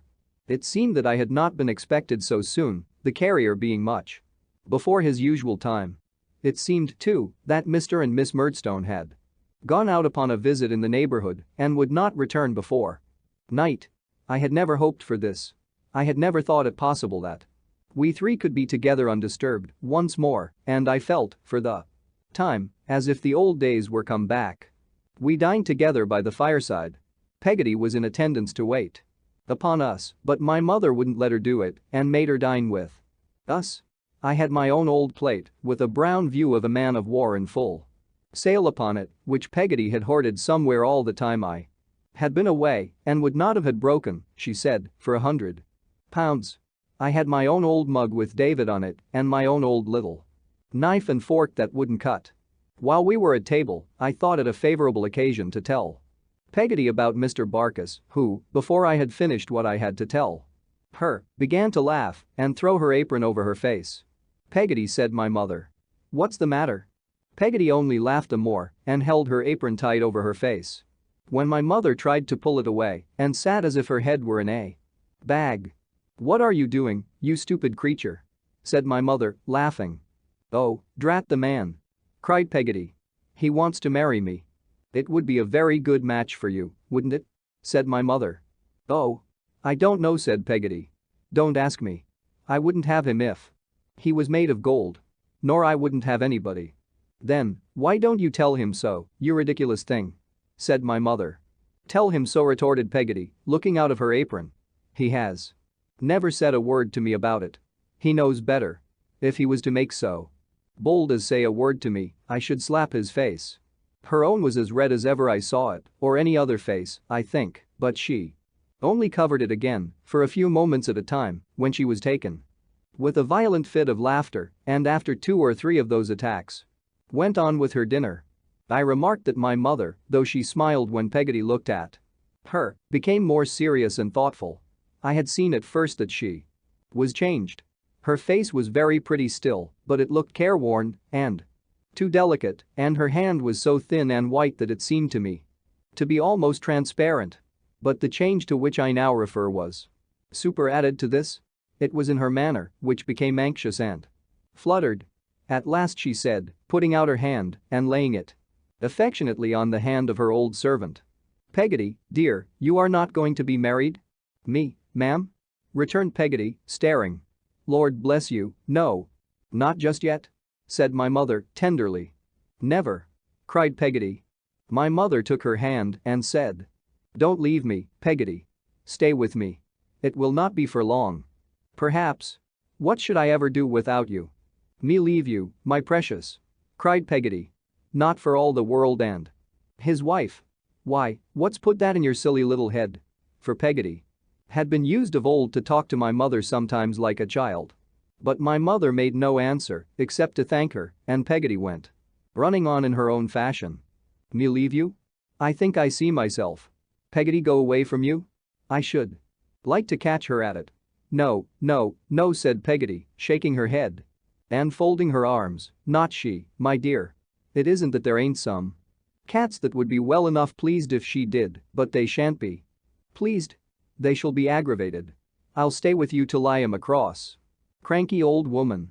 And when I'm too deaf, and too lame, and too blind, and too mumbly for want of teeth, to be of any use at all, even to be found fault with, then I shall go to my Davy and ask him to take me in. And, Peggotty, says I shall be glad to see you, and I'll make you as welcome as a queen. Bless your dear heart.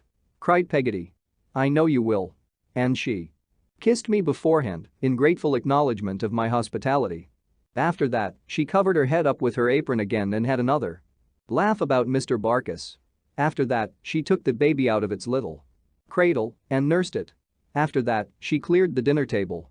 After that, came in with another cap on and her work box and the yard measure and the bit of wax candle, all just the same as ever. We sat round the fire and talked delightfully. I told them what a hard master Mr. Creakle was, and they pitied me very much.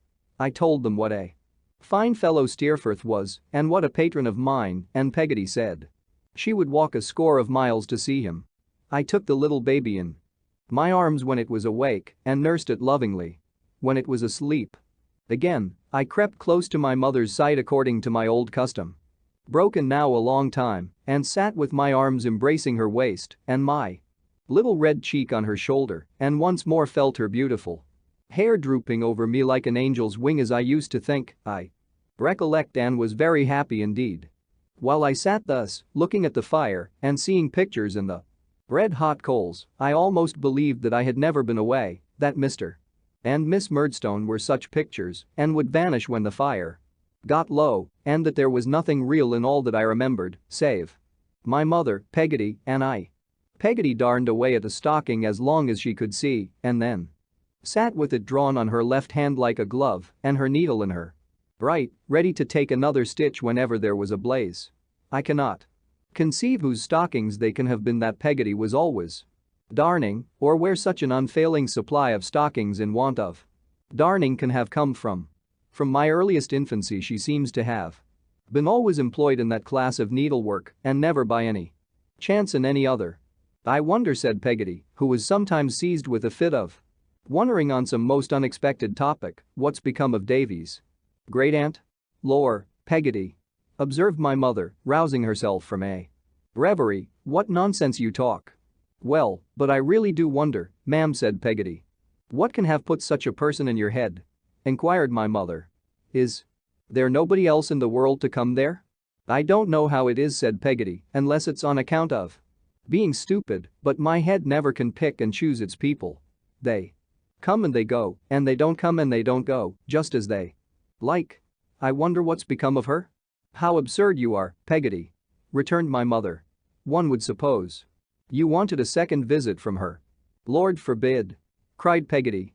Well then, don't talk about such uncomfortable things, there's a good soul, said my mother.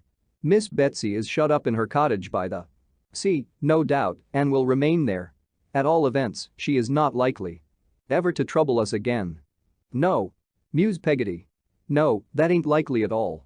I wonder, if she was to die, whether she'd leave Davy anything? Good gracious me, Peggotty, returned my mother, what a nonsensical woman you are. When you know that she took offense at the poor dear boy's ever being born at all. I suppose she wouldn't be inclined to forgive him now, hinted Peggotty. Why should she be inclined to forgive him now? Said my mother, rather sharply. Now that he's got a brother, I mean, said Peggotty. My mother immediately began to cry and wondered how Peggotty dared to say such a thing. As if this poor little innocent in its cradle had ever done any harm to you or anybody else, you jealous thing, said she. You had much better go and marry Mr. Barkis, the carrier. Why don't you? I should make Miss Murdstone happy if I was too, said Peggotty. What a bad disposition you have, Peggotty, returned my mother. You are as jealous of Miss Murdstone as it is possible for a ridiculous creature to be. You want to keep the keys yourself and give out all the things, I suppose? I shouldn't be surprised if you did. When you know that she only does it out of kindness and the best intentions. You know she does, Peggotty, you know it well. Peggotty muttered something to the effect of bother the best intentions, and something else to the effect that there was a little too much of the best intentions going on. I know what you mean, you cross thing, said my mother. I understand you, Peggotty, perfectly. You know I do, and I wonder you don't color up like fire. But one point at a time. Miss Murdstone is the point now, Peggotty, and you shan't escape from it. Haven't you heard her say, over and over again, that she thinks I am too thoughtless and too pretty, suggested Peggotty. Well, returned my mother, half laughing, and if she is so silly as to say so, can I be blamed for it? No one says you can, said Peggotty. No, I should hope not, indeed. Returned my mother. Haven't you heard her say, over and over again, that on this account she wished to spare me a great deal of trouble, which she thinks I am not suited for, and which I really don't know myself that I am suited for, and isn't she up early and late, and going to and fro continually, and doesn't she do all sorts of things, and grope into all sorts of places, coal holes and pantries and I don't know where, that can't be very agreeable, and do you mean to insinuate that there is not a sort of devotion in that? I don't insinuate at all, said Peggotty. You do, Peggotty, returned my mother. You never do anything else. Except your work. You are always insinuating. You revel in it. And when you talk of Mr. Murdstone's good intentions. I never talked of 'em, said Peggotty. No, Peggotty, returned my mother, but you insinuated.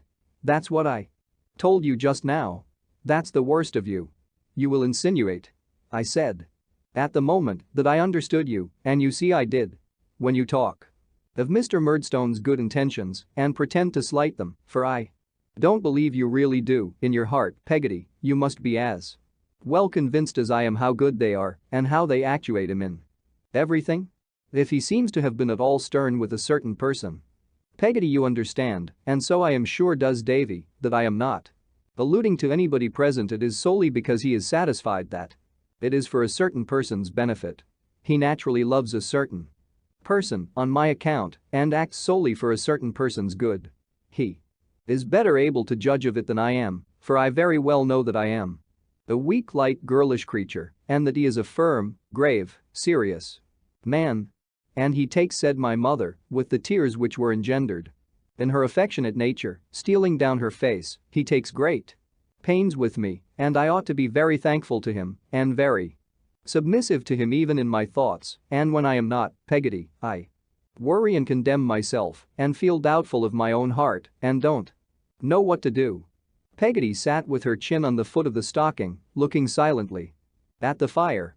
There, Peggotty, said my mother, changing her tone, don't let us fall out with one another, for I couldn't bear it. You are my true friend, I know, if I have any in the world. When I call you a ridiculous creature or a vexatious thing or anything of that sort, Peggotty, I only mean that you are my true friend and always have been, ever since the night when Mr. Copperfield first brought me home here and you came out to the gate to meet me.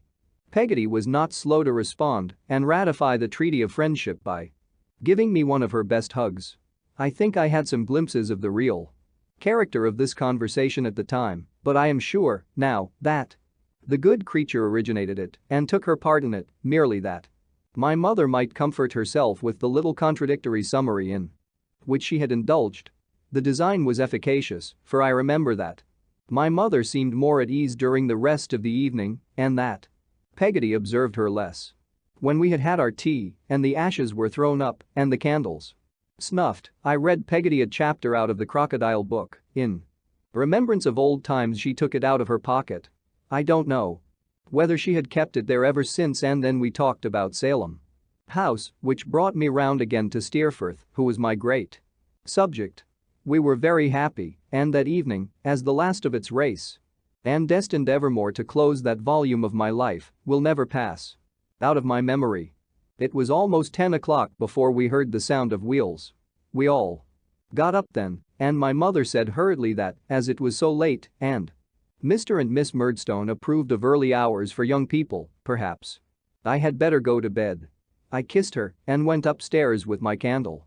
Directly, before they came in, it appeared to my childish fancy, as I ascended to the bedroom where I had been imprisoned, that they brought a cold blast of air into the house which blew away the old familiar feeling like a feather.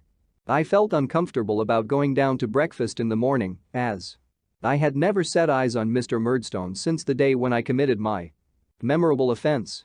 However, as it must be done, I went down, after 2 or 3 false starts halfway and as many runs back on tiptoe, to my own room and presented myself in the parlor. He was standing before the fire with his back to it while Miss Murdstone made the tea. He looked at me steadily as I entered but made no sign of recognition whatever. I went up to him, after a moment of confusion, and said, "I beg your pardon, sir. I am very sorry for what I did, and I hope you will forgive me." "I am glad to hear you are sorry, David," he replied. The hand he gave me was the hand I had bitten.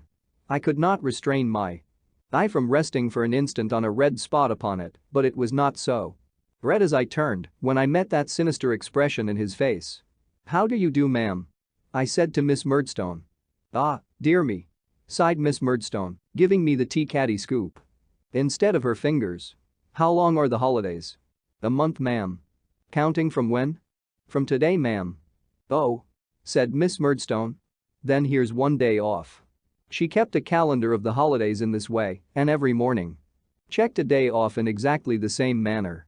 She did it gloomily until she came to 10, but when she got into two figures she became more hopeful and, as the time advanced, even jocular. It was on this very first day that I had the misfortune to throw her, though she was not subject to such weakness in general, into a state of violent consternation. I came into the room where she and my mother were sitting, and the baby, who was only a few weeks old, being on my mother's lap, I took it very carefully in my arms. Suddenly Miss Murdstone gave such a scream that I all but dropped it. "My dear Jane!" cried my mother. "Good heavens, Clara, do you see?" exclaimed Miss Murdstone. "See what, my dear Jane?" said my mother. "Where?" "He's got it!" cried Miss Murdstone. "The boy has got the baby." She was limp with horror, but stiffened herself to make a dart at me and take it out of my arms. Then, she turned faint and was so very ill that they were obliged to give her cherry brandy. I was solemnly interdicted by her, on her recovery, from touching my brother any more on any pretense whatever, and my poor mother, who, I could see, wished otherwise, meekly confirmed the interdict by saying, "No doubt you are right, my dear Jane." On another occasion, when we three were together, this same dear baby, it was truly dear to me, for our mother's sake, was the innocent occasion of Miss Murdstone's going into a passion. My mother, who had been looking at its eyes as it lay upon her lap, said, "Davy, come here," and looked at mine. I saw Miss Murdstone lay her beads down. "I declare," said my mother, gently, "they are exactly alike. I suppose they are mine. I think they are the color of mine. But they are wonderfully alike." "What are you talking about, Clara?" said Miss Murdstone. "My dear Jane," faltered my mother, a little abashed by the harsh tone of this inquiry, "I find that the baby's eyes and Davy's are exactly alike." "Clara," said Miss Murdstone, rising angrily, "you are a positive fool." "Sometimes." "My dear Jane," remonstrated my mother. "A positive fool," said Miss Murdstone. "Who else could compare my brother's baby with your boy? They are not at all alike. They are exactly unlike. They are utterly dissimilar in all respects. I hope they will ever remain so. I will not sit here and hear such comparisons made." With that she stalked out and made the door bang after her. In short, I was not a favorite with Miss Murdstone. In short, I was not a favorite there with anybody, not even with myself, for those who did like me could not show it, and those who did not showed it so plainly that I had a sensitive consciousness of always appearing constrained, boorish, and dull. I felt that I made them as uncomfortable as they made me. If I came into the room where they were, and they were talking together and my mother seemed cheerful, an anxious cloud would steal over her face from the moment of my entrance. If Mr. Murdstone were in his best humor, I checked him. If Miss Murdstone were in her worst, I intensified it. I had perception enough to know that my mother was the victim always, that she was afraid to speak to me or to be kind to me, lest she should give them some offense by her manner of doing so and receive a lecture afterwards, that she was not only ceaselessly afraid of her own offending, but of my offending, and uneasily watched their looks if I only moved. Therefore I resolved to keep myself as much out of their way as I could, and many a wintry hour did I hear the church clock strike when I was sitting in my cheerless bedroom, wrapped in my little greatcoat, poring over a book. In the evening, sometimes, I went and sat with Peggotty in the kitchen. There I was comfortable and not afraid of being myself. But neither of these resources was approved of in the parlor. The tormenting humor which was dominant there stopped them both. I was still held to be necessary to my poor mother's training and, as one of her trials, could not be suffered to absent myself. David, said Mr. Murdstone, one day after dinner when I was going to leave the room as usual, I am sorry to observe that you are of a sullen disposition. As sulky as a bear, said Miss Murdstone. I stood still and hung my head. Now, David, said Mr. Murdstone, a sullen obdurate disposition is, of all tempers, the worst. And the boy's is, of all such dispositions that ever I have seen, remarked his sister, the most confirmed and stubborn. I think, my dear Clara, even you must observe it. I beg your pardon, my dear Jane, said my mother, but are you quite sure? I am certain you'll excuse me, my dear Jane, that you understand Davy? I should be somewhat ashamed of myself, Clara, returned Miss Murdstone, if I could not understand the boy, or any boy. I don't profess to be profound, but I do lay claim to common sense. No doubt, my dear Jane, returned my mother, your understanding is very vigorous. Oh dear, no. Pray don't say that, Clara, interposed Miss Murdstone angrily. But I am sure it is, resumed my mother, and everybody knows it is.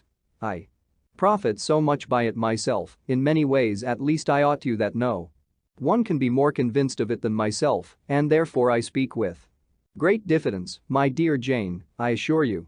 We'll say I don't understand the boy, Clara, returned Miss Murdstone, arranging the little fetters on her wrists.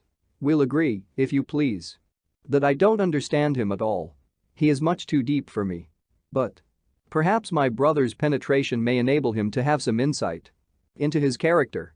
And I believe my brother was speaking on the subject when we not very decently interrupted him. I think, Clara, said Mr. Murdstone, in a low, grave voice, that there may be better and more dispassionate judges of such a question than you. Edward, replied my mother, timidly, you are a far better judge of all questions than I pretend to be. Both you and Jane are. I only said. You only said something weak and inconsiderate, he replied. Try not to do it again, my dear Clara, and keep a watch upon yourself. My mother's lips moved, as if she answered yes, my dear Edward, but she said nothing aloud. I was sorry, David, I remarked, said Mr. Murdstone, turning his head and his eyes stiffly towards me, to observe that you are of a sullen disposition. This is not a character that I can suffer to develop itself beneath my eyes without an effort at improvement. You must endeavor, sir, to change it. We must endeavor to change it for you. I beg your pardon, sir, I faltered. I have never meant to be sullen since I came back. Don't take refuge in a lie, sir, he returned so fiercely that I saw my mother involuntarily put out her trembling hand as if to interpose between us. You have withdrawn yourself and your sullenness to your own room. You have kept your own room when you ought to have been here. You know now, once for all, that I require you to be here and not there. Further, that I require you to bring obedience here. You know me, David. I will have it done. Miss Murdstone gave a hoarse chuckle. I will have a respectful, prompt, and ready bearing towards myself, he continued, and towards Jane Murdstone, and towards your mother. I will not have this room shunned as if it were infected at the pleasure of a child. Sit down. He ordered me like a dog, and I obeyed like a dog. One thing more, he said. I observe that you have an attachment to low and common company. You are not to associate with servants. The kitchen will not improve you in the many respects in which you need improvement. Of the woman who abets you, I say nothing, since you, Clara, addressing my mother in a lower voice, from old associations and long-established fancies, have a weakness respecting her which is not yet overcome. A most unaccountable delusion it is, cried Miss Murdstone. I only say, he resumed, addressing me, that I disapprove of your preferring such company as Mistress Peggotty, and that it is to be abandoned. Now, David, you understand me, and you know what will be the consequence if you fail to obey me to the letter. I knew well better perhaps than he thought, as far as my poor mother was concerned, and I obeyed him to the letter. I retreated to my own room no more, I took refuge with Peggotty no more, but sat wearily in the parlor day after day, looking forward to night and bedtime. What irksome constraint I underwent, sitting in the same attitude hours upon hours, afraid to move an arm or a leg lest Miss Murdstone should complain, as she did on the least pretense, of my restlessness, and afraid to move an eye lest she should light on some look of dislike or scrutiny that would find new cause for complaint in mine. What intolerable dullness to sit listening to the ticking of the clock and watching Miss Murdstone's little shiny steel beads as she strung them. And wondering whether she would ever be married, and if so, to what sort of unhappy man, and counting the divisions in the molding of the chimney piece, and wandering away, with my eyes, to the ceiling, among the curls and corkscrews in the paper on the wall. What walks I took alone, down muddy lanes, in the bad winter weather. Carrying that parlor, and Mr. and Miss Murdstone in it, everywhere. A monstrous load that I was obliged to bear, a daymare that there was no possibility of breaking in, a weight that brooded on my wits and blunted them. What meals I had in silence and embarrassment, always feeling that there were a knife and fork too many, and that mine, an appetite too many, and that mine, a plate and chair too many, and those mine, a somebody too many, and that I. What evenings, when the candles came, and I was expected to employ myself, but, not daring to read an entertaining book, pored over some hard-headed, harder-hearted treatise on arithmetic, when the tables of weights and measures set themselves to tunes, as ruled Britannia, or away with melancholy, when they wouldn't stand still to be learned, but would go threading my grandmother's needle through my unfortunate head. In at one ear and out at the other. What yawns and dozes I lapsed into. In spite of all my care, what starts I came out of concealed sleeps. With what answers I never got to little observations that I rarely made, what a blank space I seemed, which everybody overlooked and yet was in everybody's way. What a heavy relief it was to hear Miss Murdstone hailed the first stroke of 9 at night and order me to bed. Thus the holidays lagged away until the morning came when Miss Murdstone said, "Here's the last day off," and gave me the closing cup of tea of the vacation. I was not sorry to go. I had lapsed into a stupid state, but I was recovering a little and looking forward to Steerforth, albeit Mr. Creakle loomed behind him. Again Mr. Barkis appeared at the gate, and again Miss Murdstone in her warning voice said, "Clara."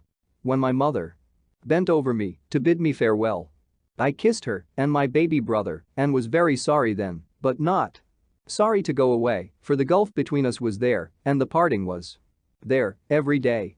And it is not so much the embrace she gave me that lives in my mind, though it was as fervent as could be, as what followed the embrace. I was in the carrier's cart when I heard her calling to me. I looked out, and she stood at the garden gate alone, holding her baby up in her arms for me to see. It was cold still weather, and not a hair of her head, nor a fold of her dress, was stirred as she looked intently at me, holding up her child. So I lost her. So I saw her afterwards, in my sleep at school, a silent presence near my bed looking at me with the same intent face, holding up her baby in her arms. Chapter 9. I have a memorable birthday. I pass over all that happened at school until the anniversary of my birthday came round in March. Except that Steerforth was more to be admired than ever, I remember nothing. He was going away at the end of the half year, if not sooner, and was more spirited and independent than before in my eyes, and therefore more engaging than before, but beyond this I remember nothing. The great remembrance by which that time is marked in my mind seems to have swallowed up all lesser recollections. And to exist alone. It is even difficult for me to believe that there was a gap of full 2 months between my return to Salem House and the arrival of that birthday. I can only understand that the fact was so, because I know it must have been so, otherwise I should feel convinced that there was no interval and that the one occasion trod upon the other's heels. How well I recollect the kind of day it was.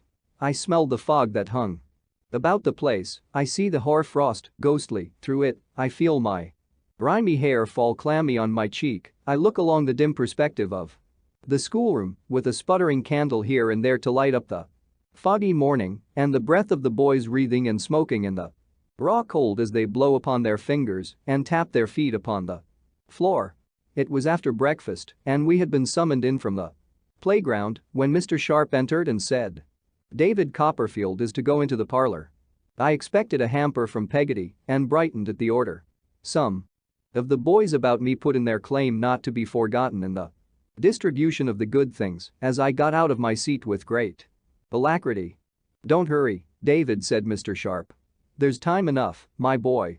Don't hurry. I might have been surprised by the feeling tone in which he spoke if I had given it a thought, but I gave it none until afterwards. I hurried away to the parlor, and there I found Mr. Creakle sitting at his breakfast with the cane and a newspaper before him, and Mrs. Creakle with an opened letter in her hand. But no hamper. David Copperfield, said Mrs. Creakle, leading me to a sofa and sitting down beside me. I want to speak to you very particularly. I have something to tell you, my child. Mr. Creakle, at whom of course I looked, shook his head without looking at me and stopped up a sigh with a very large piece of buttered toast. You are too young to know how the world changes every day, said Mrs. Creakle, and how the people in it pass away. But we all have to learn it, David, some of us when we are young, some of us when we are old, some of us at all times of our lives. I looked at her earnestly. When you came away from home at the end of the vacation, said Mrs. Creakle, after a pause, were they all well? After another pause, was your mama well? I trembled without distinctly knowing why and still looked at her earnestly, making no attempt to answer.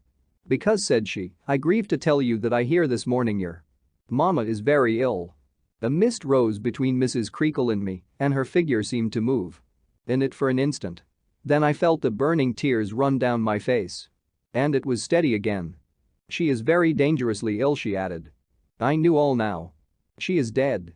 There was no need to tell me so. I had already broken out into a desolate cry and felt an orphan in the wide world. She was very kind to me. She kept me there all day and left me alone. Sometimes, and I cried and wore myself to sleep and awoke and cried again. When I could cry no more, I began to think, and then the oppression on my breast was heaviest and my grief a dull pain that there was no ease for. And yet my thoughts were idle, not intent on the calamity that weighed upon my heart, but idly loitering near it. I thought of our house shut up and hushed. I thought of the little baby who, Mrs. Creakle said, had been pining away for some time and who, they believed, would die too. I thought of my father's grave in the churchyard by our house and of my mother lying there beneath the tree I knew so well. I stood upon a chair when I was left alone and looked into the glass to see how red my eyes were and how sorrowful my face. I considered, after some hours were gone, if my tears were really hard to flow now, as they seemed to be, what, in connection with my loss, it would affect me most to think of when I drew near home, for I was going home to the funeral. I am sensible of having felt that a dignity attached to me among the rest of the boys, and that I was important in my affliction. If ever child were stricken with sincere grief, I was. But I remember that this importance was a kind of satisfaction to me when I walked in the playground that afternoon while the boys were in school. When I saw them glancing at me out of the windows as they went up to their classes, I felt distinguished and looked more melancholy and walked slower. When school was over and they came out and spoke to me, I felt it rather good in myself not to be proud to any of them and to take exactly the same notice of them all as before.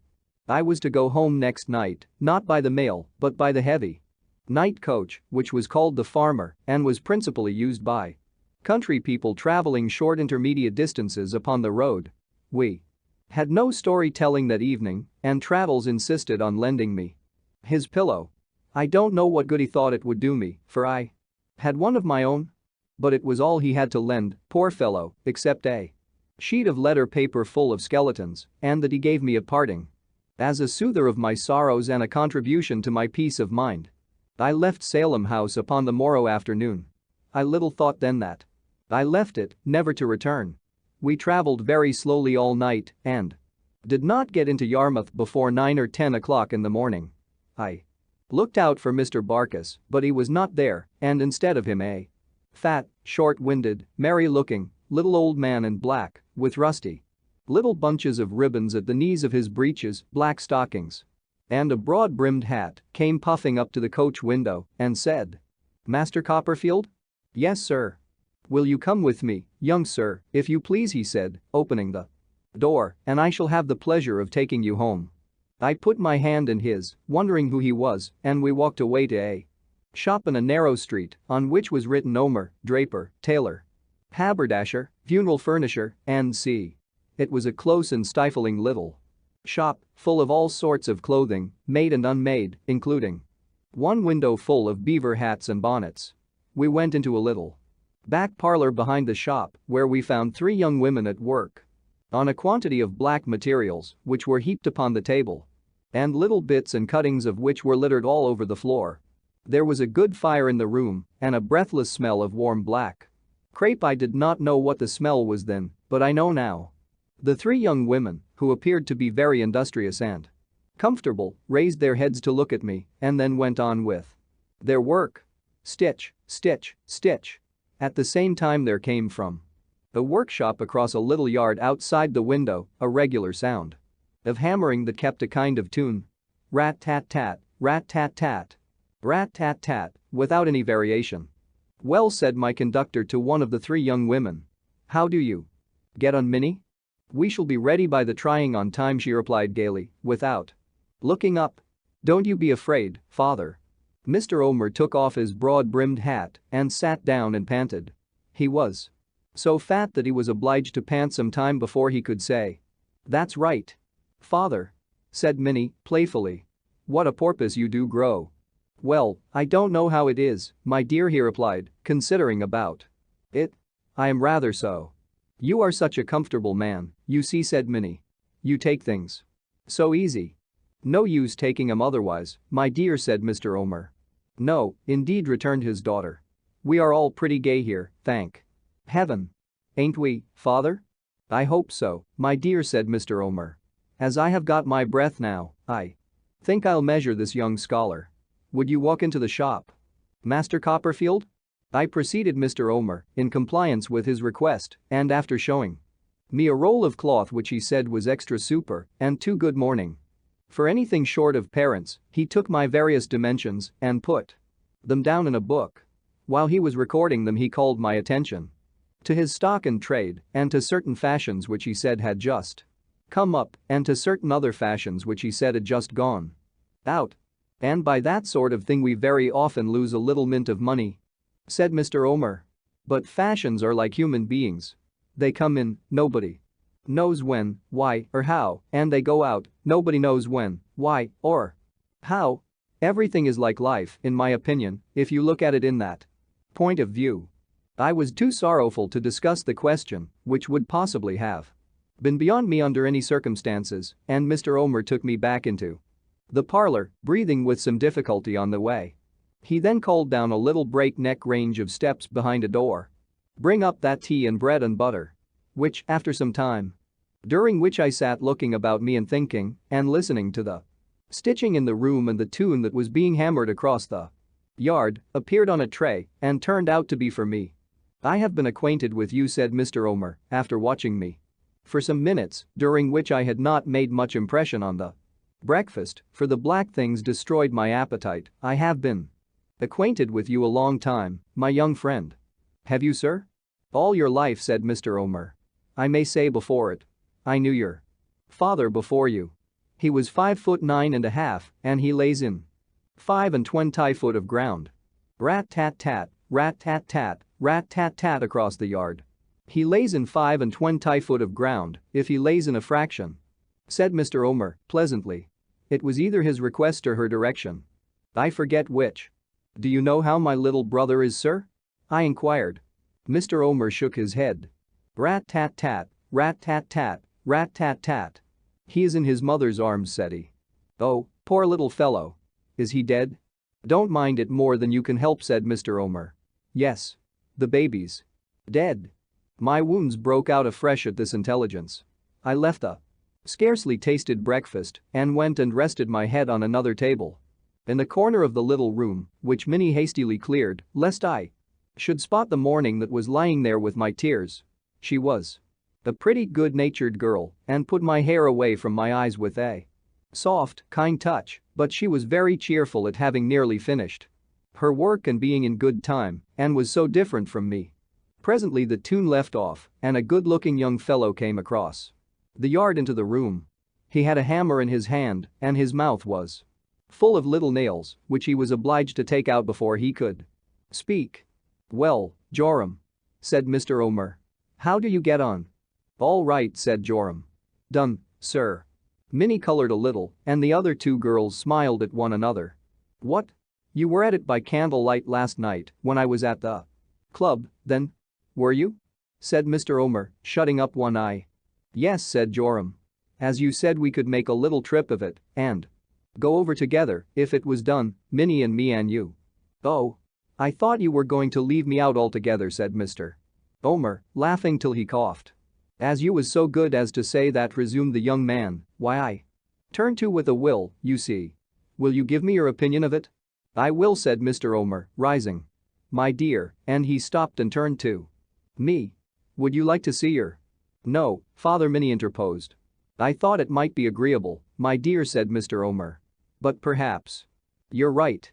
I can't say how I knew it was my dear mother's coffin that they went to look at. I had never heard one making, I had never seen one that I know of. But it came into my mind what the noise was while it was going on, and when the young man entered, I am sure I knew what he had been doing."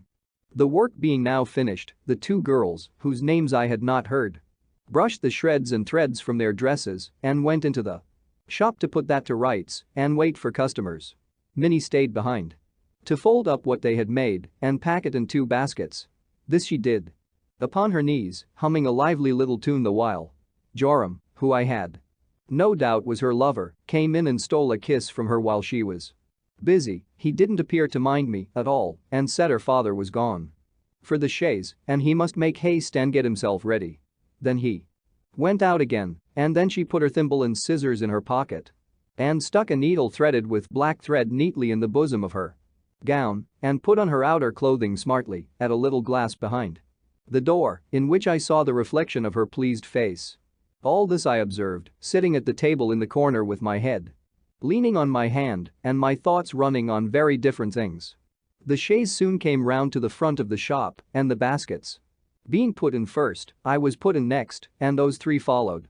I remember it as a kind of half-chaise cart, half-pianoforte van, painted of a somber color and drawn by a black horse with a long tail. There was plenty of room for us all. I do not think I have ever experienced so strange a feeling in my life. I am wiser now, perhaps, as that of being with them, remembering how they had been employed and seeing them enjoy the ride. I was not angry with them, I was more afraid of them, as if I were cast away among creatures with whom I had no community of nature. They were very cheerful. The old man sat in front to drive, and the 2 young people sat behind him, and whenever he spoke to them leaned forward, the one on one side of his chubby face and the other on the other, and made a great deal of him. They would have talked to me too, but I held back and moped in my corner, scared by their love-making and hilarity, though it was far from boisterous, and almost wondering that no judgment came upon them for their hardness of heart. So, when they stopped to bait the horse and ate and drank and enjoyed themselves, I could touch nothing that they touched, but kept my fast unbroken. So, when we reached home, I dropped out of the chaise behind as quickly as possible, that I might not be in their company before those solemn windows, looking blindly on me like closed eyes once bright. And oh, how little need I had had to think what would move me to tears when I came back, seeing the window of my mother's room, and next it that which, in the better time, was mine. I was in Peggotty's arms before I got to the door, and she took me into the house. Her grief burst out when she first saw me, but she controlled it soon and spoke in whispers and walked softly, as if the dead could be disturbed. She had not been in bed, I found, for a long time. She sat up at night still and watched as long as her poor dear Pretty was above the ground. She said she would never desert her. Mr. Murdstone took no heed of me when I went into the parlor where he was, but sat by the fireside, weeping silently and pondering in his elbow chair. Miss Murdstone, who was busy at a writing desk, which was covered with letters and papers, gave me her cold fingernails and asked me, in an iron whisper, if I had been measured for my mourning. I said, yes. And your shirts, said Miss Murdstone, have you brought 'em home? Yes, ma'am. I have brought home all my clothes. This was all the consolation that her firmness administered to me. I do not doubt that she had a choice pleasure in exhibiting what she called Her self-command, and her firmness, and her strength of mind, and her common sense, and the whole diabolical catalogue of her unamiable qualities on such an occasion. She was particularly proud of her turn for business, and she showed it now in reducing everything to pen and ink and being moved by nothing. All the rest of that day, and from morning to night afterwards, she sat at that desk, scratching composedly with a hard pen, speaking in the same imperturbable whisper to everybody, never relaxing a muscle of her face or softening a tone of her voice or appearing with an atom of her dress astray. Her brother took a book sometimes, but never read it that I saw. He would open it and look at it as if he were reading, but would remain for a whole hour without turning the leaf and then put it down and walk to and fro in the room. I used to sit with folded hands watching him and counting his footsteps hour after hour. He very seldom spoke to her. And never to me. He seemed to be the only restless thing, except the clocks, in the whole motionless house.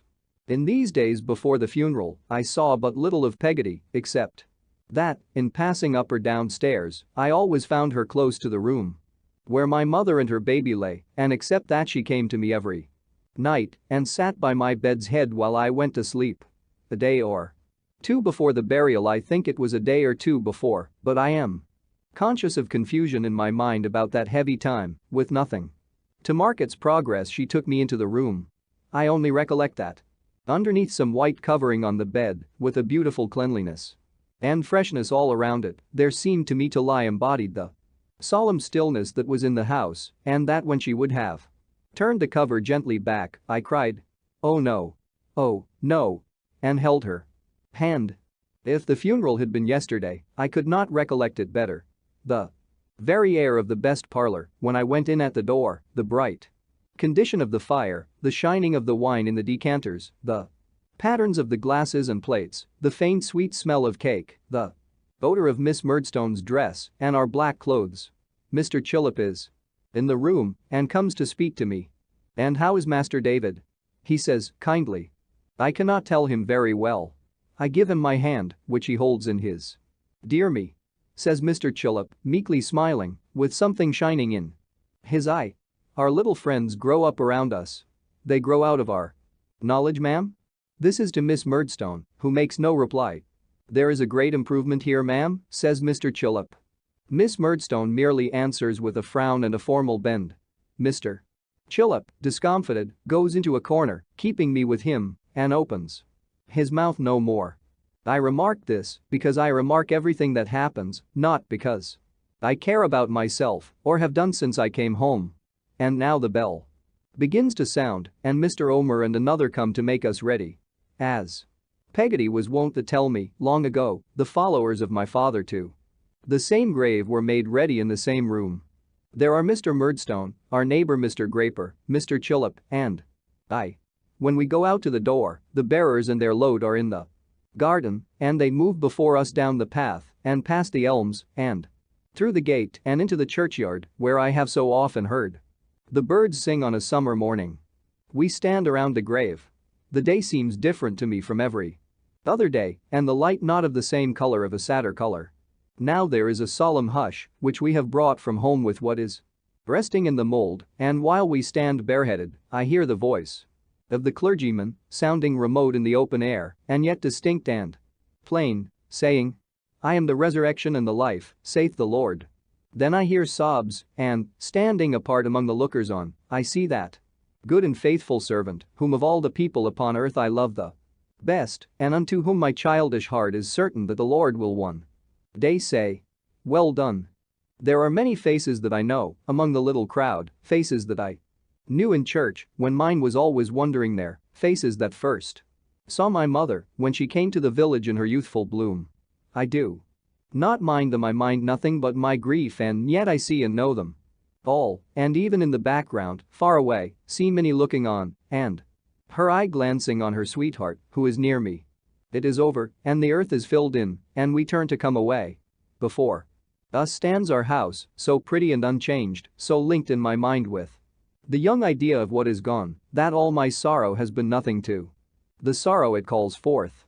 But they take me on, and Mr. Chillip talks to me, and when we get home, puts some water to my lips, and when I ask his leave to go up to my room, dismisses me with the gentleness of a woman. All this, I say, is yesterday's event.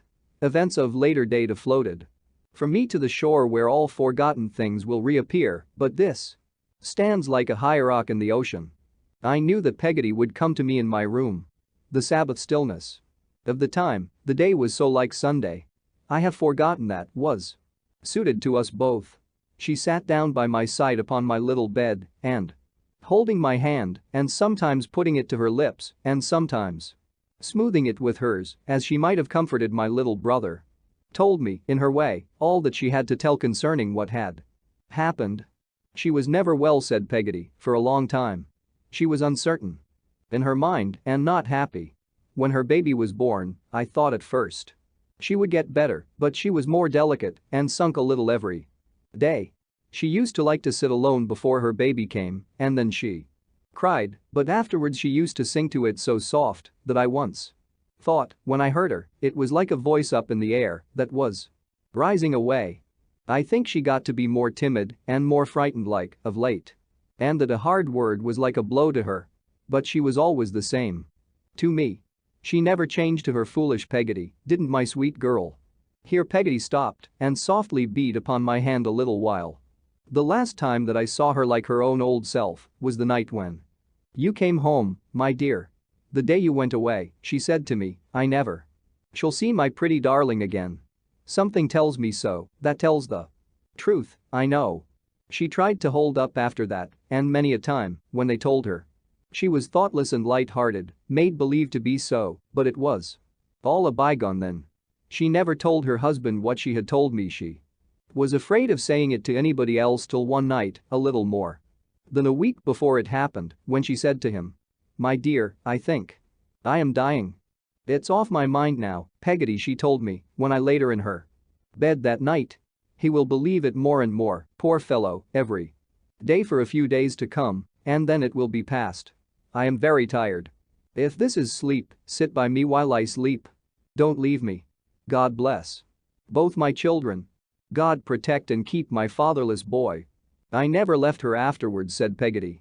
She often talked to them two downstairs, for she loved them. She couldn't bear not to love anyone who was about her, but when they went away from her bedside, she always turned to me, as if there was rest where Peggotty was, and never fell asleep in any other way.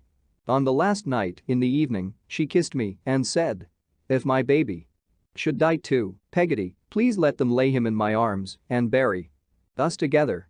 It was done, for the poor lamb lived but a day beyond her. Let my dearest boy go with us to our resting place, she said. And tell him that his mother, when she lay here, blessed him not once, but 1,000 times. Another silence followed this, and another gentle beating on my hand. It was pretty far in the night, said Peggotty, when she asked me for some drink, and when she had taken it, gave me such a patient smile, the dear, so beautiful. Daybreak had come, and the sun was rising, when she said to me, how kind and considerate Mr. Copperfield had always been to her, and how he had borne with her, and told her, when she doubted herself, that a loving heart was better and stronger than wisdom, and that he was a happy man in hers. Peggotty, my dear, she said then, put me nearer to you, for she was very weak. Lay your good arm underneath my neck, she said, and turn me to you, for your face is going far off, and I want it to be near. I put it as she asked, and oh Davy, the time had come when my first parting words to you were true, when she was glad to lay her poor head on her stupid cross old Peggotty's arm, and she died like a child that had gone to sleep. Thus ended Peggotty's narration. From the moment of my knowing of the death of my mother, the idea of her as she had been of late had vanished from me. I remembered her, from that instant, only as the young mother of my earliest impressions, who had been used to wind her bright curls round and round her finger and to dance with me at twilight in the parlor. What Peggotty had told me now was so far from bringing me back to the later period that it uprooted the earlier image in my mind. It may be curious, but it is true. In her death she winged her way back to her calm, untroubled youth and cancelled all the rest. The mother who lay in the grave was the mother of my infancy. The little creature in her arms was myself, as I had once been, hushed for ever on her bosom. Chapter 10. I become neglected and am provided for. The first act of business Miss Murdstone performed when the day of the solemnity was over and light was freely admitted into the house was to give Peggotty a month's warning. Much as Peggotty would have disliked such a service, I believe she would have retained it for my sake in preference to the best upon earth. She told me we must part and told me why, and we condoled with one another in all sincerity. As to me or my future, not a word was said or a step taken. Happy they would have been, I dare say, if they could have dismissed me at a month's warning too. I mustered courage once to ask Miss Murdstone when I was going back to school, and she answered dryly she believed I was not going back at all.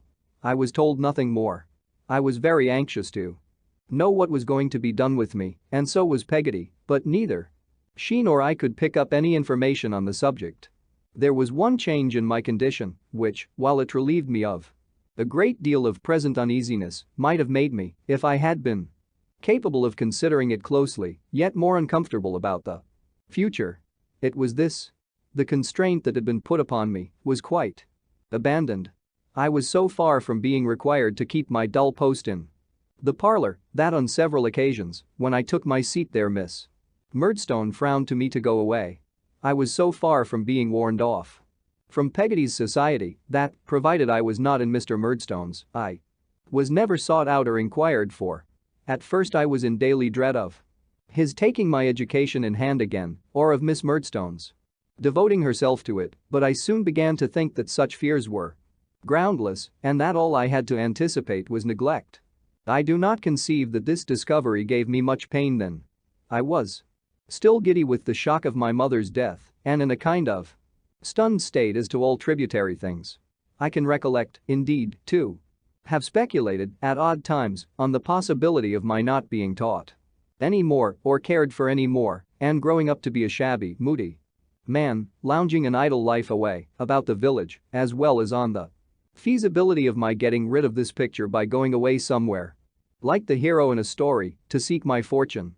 But these were transient visions, daydreams I sat looking at sometimes as if they were faintly painted or written on the wall of my room and which, as they melted away, left the wall blank again. Peggotty, I said in a thoughtful whisper, one evening when I was warming my hands at the kitchen fire, Mr. Murdstone likes me less than he used to. He never liked me much, Peggotty, but he would rather not even see me now, if he can help it. Perhaps it's his sorrow, said Peggotty, stroking my hair. I am sure, Peggotty, I am sorry too. If I believed it was his sorrow, I should not think of it at all. But it's not that, oh, no, it's not that. How do you know it's not that? Said Peggotty, after a silence. Oh, his sorrow is another and quite a different thing. He is sorry at this moment, sitting by the fireside with Miss Murdstone, but if I was to go in, Peggotty, he would be something besides. What would he be? Said Peggotty. Angry, I answered, with an involuntary imitation of his dark frown. If he was only sorry, he wouldn't look at me as he does. I am only sorry, and it makes me feel kinder. Peggotty said nothing for a little while, and I warmed my hands, as silent as she. Davy, she said at length. Yes, Peggotty? I have tried, my dear, all ways I could think of, all the ways there are, and all the ways there ain't, in short, to get a suitable service here in Blunderstone, but there's no such a thing, my love. And what do you mean to do, Peggotty, says I, wistfully. Do you mean to go and seek your fortune? I expect I shall be forced to go to Yarmouth, replied Peggotty, and live there. You might have gone farther off, I said, brightening a little, and been as bad as lost. I shall see you sometimes, my dear old Peggotty. There. You won't be quite at the other end of the world, will you?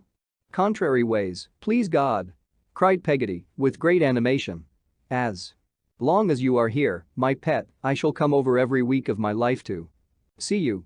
One day, every week of my life. I felt a great weight taken off my mind by this promise. But even this was not all, for Peggotty went on to say. I'm a-going, Davy, you see, to my brother's, first, for another fortnight's visit just till I have had time to look about me and get to be something like myself again. Now, I have been thinking that perhaps, as they don't want you here at present, you might be let to go along with me. If anything, short of being in a different relation to everyone about me, Peggotty accepted, could have given me a sense of pleasure at that time, it would have been this project of all others. The idea of being again surrounded by those honest faces, shining welcome on me, of renewing the peacefulness of the sweet Sunday morning when the bells were ringing, the stones dropping in the water, and the shadowy ships breaking through the mist, of roaming up and down with little Emily, telling her my troubles and finding charms against them in the shells and pebbles on the beach, made a calm in my heart. It was ruffled next moment, to be sure, by a doubt of Miss Murdstone's giving her consent. But even that was set at rest soon, for she came out to take an evening grope in the store closet while we were yet in conversation, and Peggotty, with a boldness that amazed me, broached the topic on the spot. "The boy will be idle there," said Miss Murdstone, looking into a pickle jar, "and idleness is the root of all evil. But, to be sure, he would be idle here or anywhere, in my opinion." Peggotty had an angry answer ready, I could see, but she swallowed it for my sake and remained silent. "Humph," said Miss Murdstone, still keeping her eye on the pickles. "It is of more importance than anything else. It is of paramount importance that my brother should not be disturbed or made uncomfortable. I suppose I had better say yes." I thanked her, without making any demonstration of joy, lest it should induce her to withdraw her assent. Nor could I help thinking this a prudent course, since she looked at me out of the pickle jar with as great an access of sourness as if her black eyes had absorbed its contents. However, the permission was given and was never retracted. For when the month was out, Peggotty and I were ready to depart. Mr. Barkis came into the house for Peggotty's boxes. I had never known him to pass the garden gate before, but on this occasion he came into the house. And he gave me a look as he shouldered the largest box and went out, which I thought had meaning in it, if meaning could ever be said to find its way into Mr. Barkis's visage. Peggotty was naturally in low spirits at leaving what had been her home so many years and where the two strong attachments of her life for my mother and myself had been formed. She had been walking in the churchyard, too, very early, and she got into the cart and sat in it with her handkerchief at her eyes. So long as she remained in this condition, Mr. Barkis gave no sign of life whatever. He sat in his usual place and attitude like a great stuffed figure. But when she began to look about her and to speak to me, he nodded his head and grinned several times. I have not the least notion at whom or what he meant by it. "It's a beautiful day, Mr. Barkis," I said, as an act of politeness. "It ain't bad," said Mr. Barkis, who generally qualified his speech and rarely committed himself. "Peggotty is quite comfortable now, Mr. Barkis," I remarked, for his satisfaction. "Is she, though?" said Mr. Barkis. After reflecting about it, with a sagacious air, Mr. Barkis eyed her and said, "Are you pretty comfortable?" Peggotty laughed and answered in the affirmative. "But really and truly, you know." "Are you?" growled Mr. Barkis, sliding nearer to her on the seat and nudging her with his elbow. "Are you really and truly pretty comfortable? Are you? Eh?" At each of these inquiries Mr. Barkis shuffled nearer to her and gave her another nudge, so that at last we were all crowded together in the left-hand corner of the cart, and I was so squeezed that I could hardly bear it. Peggotty calling his attention to my sufferings, Mr. Barkis gave me a little more room at once and got away by degrees. But I could not help observing that he seemed to think he had hit upon a wonderful expedient for expressing himself in a neat, agreeable, and pointed manner, without the inconvenience of inventing conversation. He manifestly chuckled over it for some time. By and by he turned to Peggotty again and repeating, "Are you pretty comfortable though?" bore down upon us as before until the breath was nearly edged out of my body. By and by he made another descent upon us with the same inquiry and the same result. At length I got up whenever I saw him coming and, standing on the footboard, pretended to look at the prospect, after which I did very well. He was so polite as to stop at a public house expressly on our account and entertain us with broiled mutton and beer. Even when Peggotty was in the act of drinking, he was seized with one of those approaches and almost choked her. But as we drew nearer to the end of our journey, he had more to do and less time for gallantry, and when we got on Yarmouth pavement, we were all too much shaken and jolted, I apprehend, to have Any leisure for anything else. Mr. Peggotty and Ham waited for us at the old place. They received me and Peggotty in an affectionate manner and shook hands with Mr. Barkis, who, with his hat on the very back of his head and a shamefaced leer upon his countenance and pervading his very legs, presented but a vacant appearance, I thought. They each took one of Peggotty's trunks. And we were going away when Mr. Barkis solemnly made a sign to me with his forefinger to come under an archway. "I say," growled Mr. Barkis, "it was all right." I looked up into his face and answered, with an attempt to be very profound, "Oh. It didn't come to an end there," said Mr. Barkis, nodding confidentially. "It was all right." Again I answered, "Oh. You know who was willin'," said my friend. "It was Barkis and Barkis. Only." I nodded assent. "It's all right," said Mr. Barkis, shaking hands, "I'm a friend of yourn. You made it all right first. It's all right." In his attempts to be particularly lucid, Mr. Barkis was so extremely mysterious that I might have stood looking in his face for an hour and most assuredly should have got as much information out of it as out of the face of a clock that had stopped but for Peggotty's calling me away. As we were going along, she asked me what he had said and I told her he had said it was all right. "Like his impudence," said Peggotty, "but I don't mind that. Davy dear. What should you think if I was to think of being married?" "Why, I suppose you would like me as much then, Peggotty, as you do now?" I returned, after a little consideration. Greatly to the astonishment of the passengers in the street, as well as of her relations going on before, the good soul was obliged to stop and embrace me on the spot with many protestations of her unalterable love. "Tell me, what should you say, darling?" she asked again when this was over and we were walking on. "If you were thinking of being married to Mr. Barkis, Peggotty?" "Yes," said Peggotty. "I should think it would be a very good thing. For then, you know, Peggotty, you would always have the horse and cart to bring you over to see me and could come for nothing and be sure of coming." "The sense of the dear!" cried Peggotty. "What I have been thinking of this month back. Yes, my precious, and I think I should be more independent altogether, you see, let alone my working with a better heart in my own house than I could in anybody else's now. I don't know what I might be fit for now as a servant to a stranger. And I shall be always near my pretty's resting place," said Peggotty, musing, "and be able to see it when I like, and when I lie down to rest, I may be laid not far off from my darling girl." We neither of us said anything for a little while. "But I wouldn't so much as give it another thought," said Peggotty cheerily, "if my Davy was anyways against it, not if I had been asked in church 30 times 3 times over and was wearing out the ring in my pocket."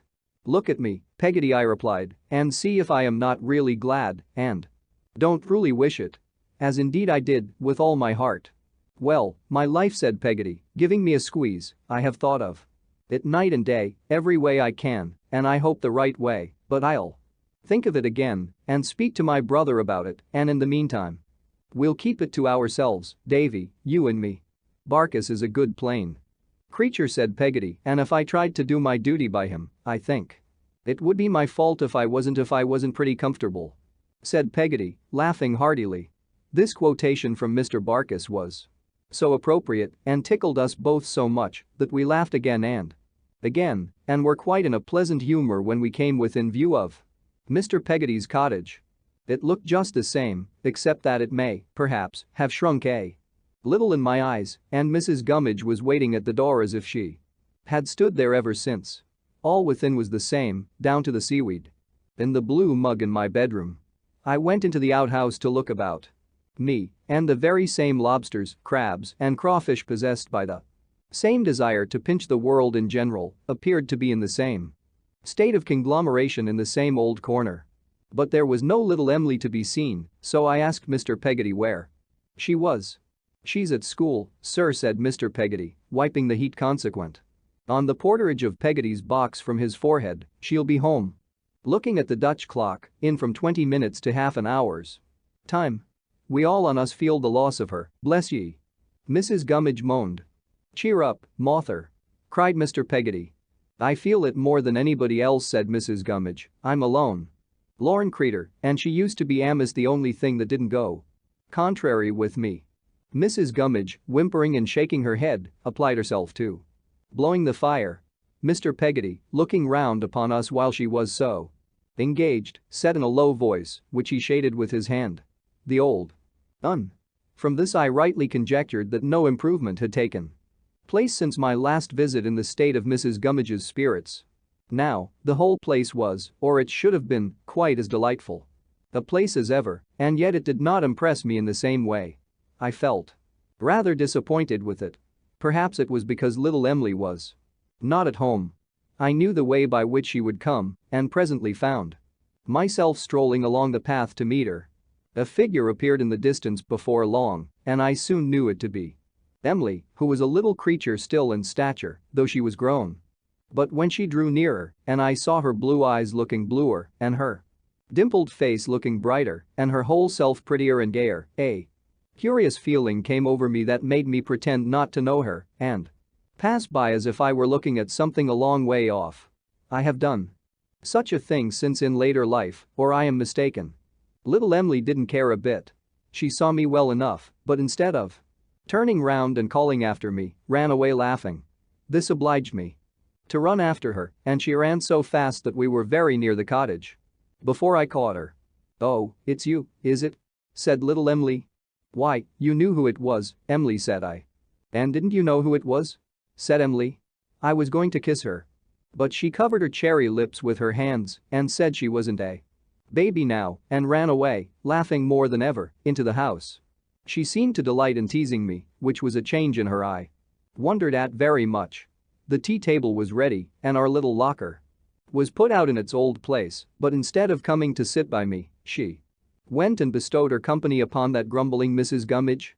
And on Mr. Peggotty's inquiring why, rumpled her hair all over her face to hide it and could do nothing but laugh.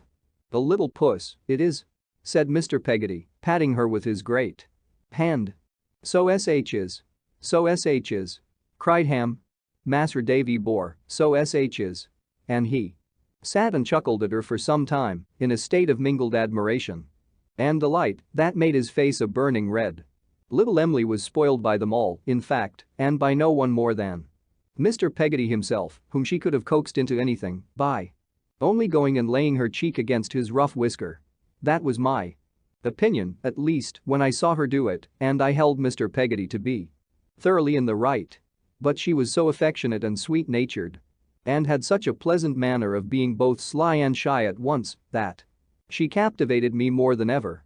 She was tender-hearted, too, for when, as we sat round the fire after tea, an allusion was made by Mr. Peggotty over his pipe to the loss I had sustained, the tears stood in her eyes and she looked at me so kindly across the table that I felt quite thankful to her. "Ah," said Mr. Peggotty, taking up her curls and running them over his hand like water, "here's another orphan, you see, sir. And here," said Mr. Peggotty, giving Ham a backhanded knock in the chest, "is another of though he don't look much like it." "If I had you for my guardian, Mr. Peggotty," said I, shaking my head, "I don't think I should feel much like it." "Well said, Mas'r Davy bore," cried Ham, in an ecstasy. "Hurrah. Well said. Nor more you wouldn't. Har. Har." "Here," returned Mr. Peggotty's backhander, and little Emily got up and kissed Mr. Peggotty. "And how's your friend, sir?" said Mr. Peggotty to me. "Steerforth?" said I. "That's the name," cried Mr. Peggotty, turning to Ham. "I knowed it was something in our way." "You said it was Rutherford," observed Ham, laughing. "Well," retorted Mr. Peggotty. "And ye steer with a rudder, don't ye? It ain't fur off." "How is he, sir?" "He was very well indeed when I came away, Mr. Peggotty." "There's a friend," said Mr. Peggotty, stretching out his pipe. "There's a friend, if you talk of friends. Why, Lord love my heart alive, if it ain't a treat to look at him." "He is very handsome, is he not?" said I, my heart warming with this praise. "Handsome?" cried Mr. Peggotty. "He stands up to you like I don't know what he don't stand up to you like. He's so bold." "Yes. That's just his character," said I. "He's as brave as a lion, and you can't think how frank he is, Mr. Peggotty." "And I do suppose," now said Mr. Peggotty, looking at me through the smoke of his pipe, "that in the way of book larning he'd take the wind out of a'most anything." "Yes," said I, delighted, "he knows everything. He is astonishingly clever." "There's a friend," murmured Mr. Peggotty, with a grave toss of his head. "Nothing seems to cost him any trouble," said I. "He knows a task if he only looks at it. He is the best cricketer you ever saw. He will give you almost as many men as you like at drafts and beat you easily." Mr. Peggotty gave his head another toss, as much as to say, "Of course. He will. He is such a speaker," I pursued, "that he can win anybody over, and I don't know what you'd say if you were to hear him sing, Mr. Peggotty." Mr. Peggotty gave his head another toss, as much as to say, "I have no doubt of it." "Then, he's such a generous, fine, noble fellow," said I, quite carried away by my favorite theme, "that it's hardly possible to give him as much praise as he deserves. I am sure I can never feel thankful enough for the generosity with which he has protected me, so much younger and lower in the school than himself." I was running on, very fast indeed, when my eyes rested on little Emily's face, which was bent forward over the table, listening with the deepest attention, her breath held, her blue eyes sparkling like jewels, and the color mantling in her cheeks.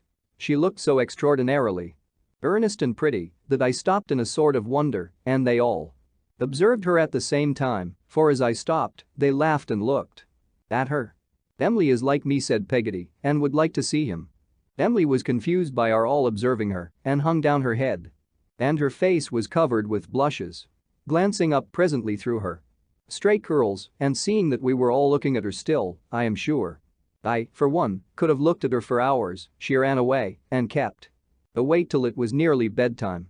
I lay down in the old little bed in the stern of the boat and the wind came moaning on across the flat as it had done before. But I could not help fancying, now, that it moaned of those who were gone, and instead of thinking that the sea might rise in the night and float the boat away, I thought of the sea that had risen since I last heard those sounds and drowned my happy home. I recollect, as the wind and water began to sound fainter in my ears, putting a short clause into my prayers, petitioning that I might grow up to marry little Emily, and so dropping lovingly asleep. The days passed pretty much as they had passed before, except it was a great exception that little Emily and I seldom wandered on the beach. Now, she had tasks to learn and needlework to do and was absent during a great part of each day. But I felt that we should not have had those old wanderings, even if it had been otherwise wild and full of childish whims as Emily was. She was more of a little woman than I had supposed. She seemed to have got a great distance away from me. In little more than a year. She liked me, but she laughed at me and tormented me, and when I went to meet her, stole home another way and was laughing at the door when I came back, disappointed. The best times were when she sat quietly at work in the doorway and I sat on the wooden step at her feet, reading to her. It seems to me, at this hour, that I have never seen such sunlight as on those bright April afternoons, that I have never seen such a sunny little figure as I used to see, sitting in the doorway of the old boat, that I have never beheld such sky, such water, such glorified ships sailing away into golden air. On the very first evening after our arrival, Mr. Barkis appeared in an exceedingly vacant and awkward condition and with a bundle of oranges tied up in a handkerchief. As he made no allusion of any kind to this property, he was supposed to have left it behind him by accident when he went away, until Ham, running after him to restore it, came back with the information that it was intended for Peggotty. After that occasion, he appeared every evening at exactly the same hour and always with a little bundle, to which he never alluded and which he regularly put behind the door and left there. These offerings of affection were of a most various and eccentric description. Among them I remember a double set of pig's trotters, a huge pin cushion, half a bushel or so of apples, a pair of jet earrings, some Spanish onions, a box of dominoes, a canary bird in cage, and a leg of pickled pork. Mr. Barkis's wooing, as I remember it, was altogether of a peculiar kind. He very seldom said anything, but would sit by the fire in much the same attitude as he sat in his cart and stare heavily at Peggotty, who was opposite. One night, being, as I suppose, inspired by love, he made a dart at the bit of wax candle she kept for her thread and put it in his waistcoat pocket and carried it off. After that, his great Delight was to produce it when it was wanted, sticking to the lining of his pocket in a partially melted state and pocket it again when it was done with. He seemed to enjoy himself very much and not to feel at all called upon to talk. Even when he took Peggotty out for a walk on the flats, he had no uneasiness on that head, I believe, contenting himself with now and then asking her if she was pretty comfortable, and I remember that sometimes, after he was gone, Peggotty would throw her apron over her face and laugh for half an hour. Indeed, we were all more or less amused, except that miserable Mrs. Gummidge, whose courtship would appear to have been of an exactly parallel nature. She was so continually reminded by these transactions of the old one. At length, when the term of my visit was nearly expired, it was given out that Peggotty and Mr. Barkis were going to make a day's holiday together and that little Emily and I were to accompany them. I had but a broken sleep the night before in anticipation of the pleasure of the whole day with Emily. We were all astir betimes in the morning, and while we were yet at breakfast, Mr. Barkis appeared in the distance, driving a chaise cart towards the object of his affections. Peggotty was dressed as usual in her neat and quiet mourning, but Mr. Barkis bloomed in a new blue coat of which the tailor had given him such good measure that the cuffs would have rendered gloves unnecessary in the coldest weather, while the collar was so high that it pushed his hair up on end on the top of his head. His bright buttons, too, were of the largest size, rendered complete by drab pantaloons and a buff waistcoat. I thought Mr. Barkis a phenomenon of respectability.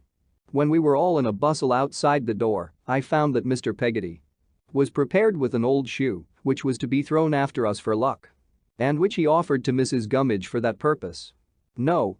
It had better be done by somebody else, Dan'l," said Mrs. Gummidge. "I'm a lone lorn creetur myself, and everythink that reminds me of creeturs that ain't lone and lorn goes contrary with me." "Come, old gal," cried Mr. Peggotty. "Take and heave it." "No, Dan'l," returned Mrs. Gummidge, whimpering and shaking her head. "If I felt less, I could do more. You don't feel like me, Dan'l, thinks. Don't go contrary with you, nor you with them, you had better do it yourself." But here Peggotty, who had been going about from one to another in a hurried way, kissing everybody, called out from the cart, in which we all were by this time, Emily and I on two little chairs, side by side, that Mrs. Gummidge must do it. So Mrs. Gummidge did it, and, I am sorry to relate, cast a damp upon the festive character of our departure by immediately bursting into tears and sinking subdued into the arms of Ham, with the declaration that she knowed she was a burden and had better be carried to the house at once. Which I really thought was a sensible idea that Ham might have acted on. Away we went, however, on our holiday excursion, and the first thing we did was to stop at a church where Mr. Barkis tied the horse to some rails and went in with Peggotty, leaving little Emily and me alone in the chaise. I took that occasion to put my arm round Emily's waist and proposed that as I was going away so very soon now, we should determine to be very affectionate to one another and very happy all day. Little Emily consenting and allowing me to kiss her, I became desperate. Informing her, I recollect, that I never could love another and that I was prepared to shed the blood of anybody who should aspire to her affections. How merry little Emily made herself about it. With what a demure assumption of being immensely older and wiser than I, the fairy little woman said I was a silly boy and then laughed so charmingly that I forgot the pain of being called by that disparaging name in the pleasure of looking at her. Mr. Barkis and Peggotty were a good while in the church but came out at last, and then we drove away into the country. As we were going along, Mr. Barkis turned to me and said, with a wink, by the by, I should hardly have thought before that he could wink. What name was it as I rode up in the cart? Clara Peggotty, I answered. What name would it be as I should ride up now, if there was a tilt? Here? Clara Peggotty, again? I suggested. Clara Peggotty Barkis. He returned and burst into a roar of laughter that shook the chaise. In a word, they were married and had gone into the church for no other purpose. Peggotty was resolved that it should be quietly done, and the clerk had given her away, and there had been no witnesses of the ceremony. She was a little confused when Mr. Barkis made this abrupt announcement of their union and could not hug me enough in token of her unimpaired affection, but she soon became herself again and said she Was very glad it was over. We drove to a little inn in a by road where we were expected and where we had a very comfortable dinner and passed the day with great satisfaction. If Peggotty had been married every day for the last 10 years, she could hardly have been more at her ease about it. It made no sort of difference in her. She was just the same as ever and went out for a stroll with little Emily and me before tea while Mr. Barkis philosophically smoked his pipe and enjoyed himself, I suppose, with the contemplation of his happiness. If so, it sharpened his appetite. For I distinctly called to mind that, although he had eaten a good deal of pork and greens at dinner and had finished off with a fowl or two, he was obliged to have cold boiled bacon for tea and disposed of a large quantity without any emotion. I have often thought since what an odd, innocent, out of the way kind of wedding it must have been.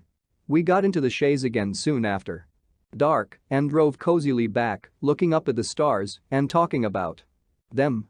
I was their chief exponent and opened Mr. Barkis's mind to an amazing extent. I told him all I knew, but he would have believed anything I might have taken it into my head to impart to him, for he had a profound veneration for my abilities and informed his wife in my hearing on that very occasion that I was a young Roches, by which I think he meant prodigy. When we had exhausted the subject of the stars, or rather when I had exhausted the mental faculties of Mr. Barkis, little Emily and I made a cloak of an old wrapper and sat under it for the rest of the journey. Ah, how I loved her. What happiness, I thought, if we were married and were going away anywhere to live among the trees and in the fields. Never growing older, never growing wiser, children ever, rambling hand in hand through sunshine and among flowery meadows, laying down our heads on moss at night in a sweet sleep of purity and peace, and buried by the birds when we were dead. Some such picture, with no real world in it, bright with the light of our innocence and vague as the stars afar off, was in my mind all the way. I am glad to think there were two such guileless hearts at Peggotty's marriage as little Emily's and mine. I am glad to think the loves and graces took such airy forms in its homely procession. Well, we came to the old boat again in good time at night, and there Mr. and Mrs. Barkis bade us goodbye and drove away snugly to their own home. I felt then, for the first time, that I had lost Peggotty. I should have gone to bed with a sore heart indeed under any other roof but that which sheltered little Emily's head. Mr. Peggotty and Ham knew what was in my thoughts as well as I did and were ready with some supper and their hospitable faces to drive it away. Little Emily came and sat beside me on the locker for the only time in all that visit, and it was altogether a wonderful close to a wonderful day.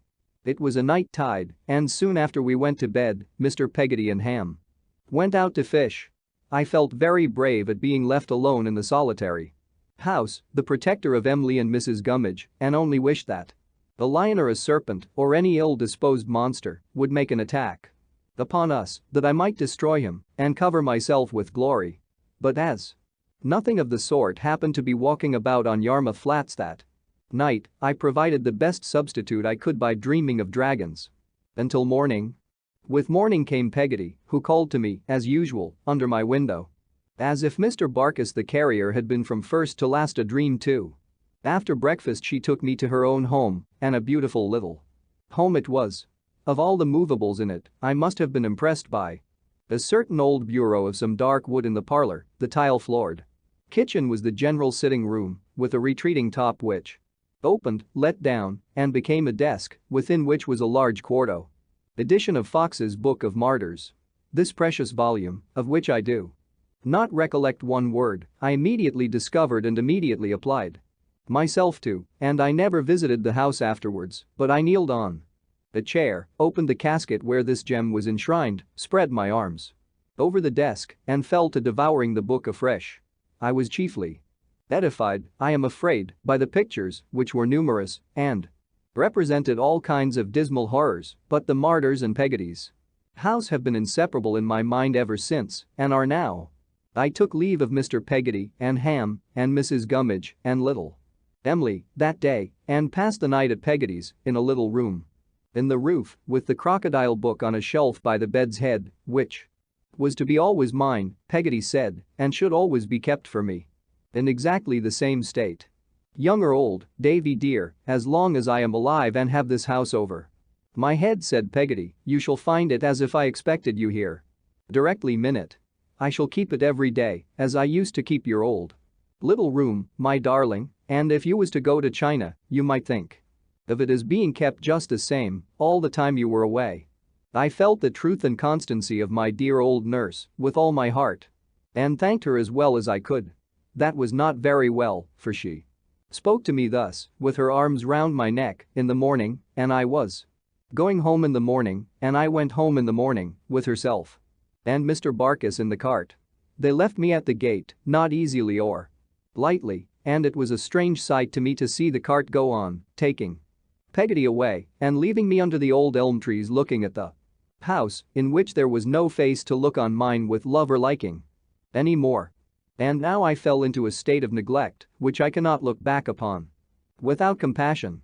I fell at once into a solitary condition apart from all friendly notice, apart from the society of all other boys of my own age, apart from all companionship but my own spiritless thoughts, which seems to cast its gloom upon this paper as I write. What would I have given to have been sent to the hardest school that ever was kept? To have been taught something, anyhow, anywhere. No.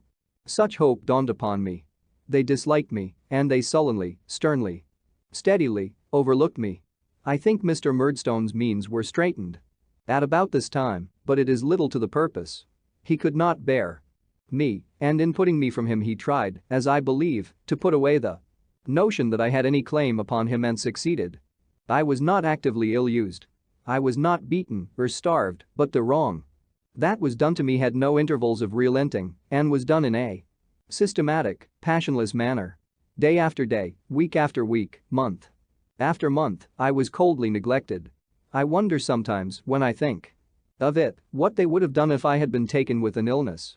Whether I should have lain down in my lonely room and languished through it in my usual solitary way, or whether anybody would have helped me out. When Mr. and Miss Murdstone were at home, I took my meals with them. In their absence, I ate and drank by myself. At all times I lounged about the house and neighborhood quite disregarded, except that they were jealous of my making any friends, thinking, perhaps, that if I did, I might complain to someone. For this reason, though Mr. Chillip often asked me to go and see him, he was a widower, having, some years before that, lost a little small light-haired wife, whom I can just remember connecting in my own thoughts with a pale tortoiseshell cat. It was but seldom that I enjoyed the happiness of passing an afternoon in his closet of a surgery, reading some book that was new to me, with the smell of the whole pharmacopoeia coming up my nose, or pounding something in a mortar under his mild directions. For the same reason, added no doubt to the old dislike of her, I was seldom allowed to visit Peggotty. Faithful to her promise, she either came to see me or met me somewhere near, once every week, and never empty-handed, but many and bitter were the disappointments I had in being refused permission to pay a visit to her at her house.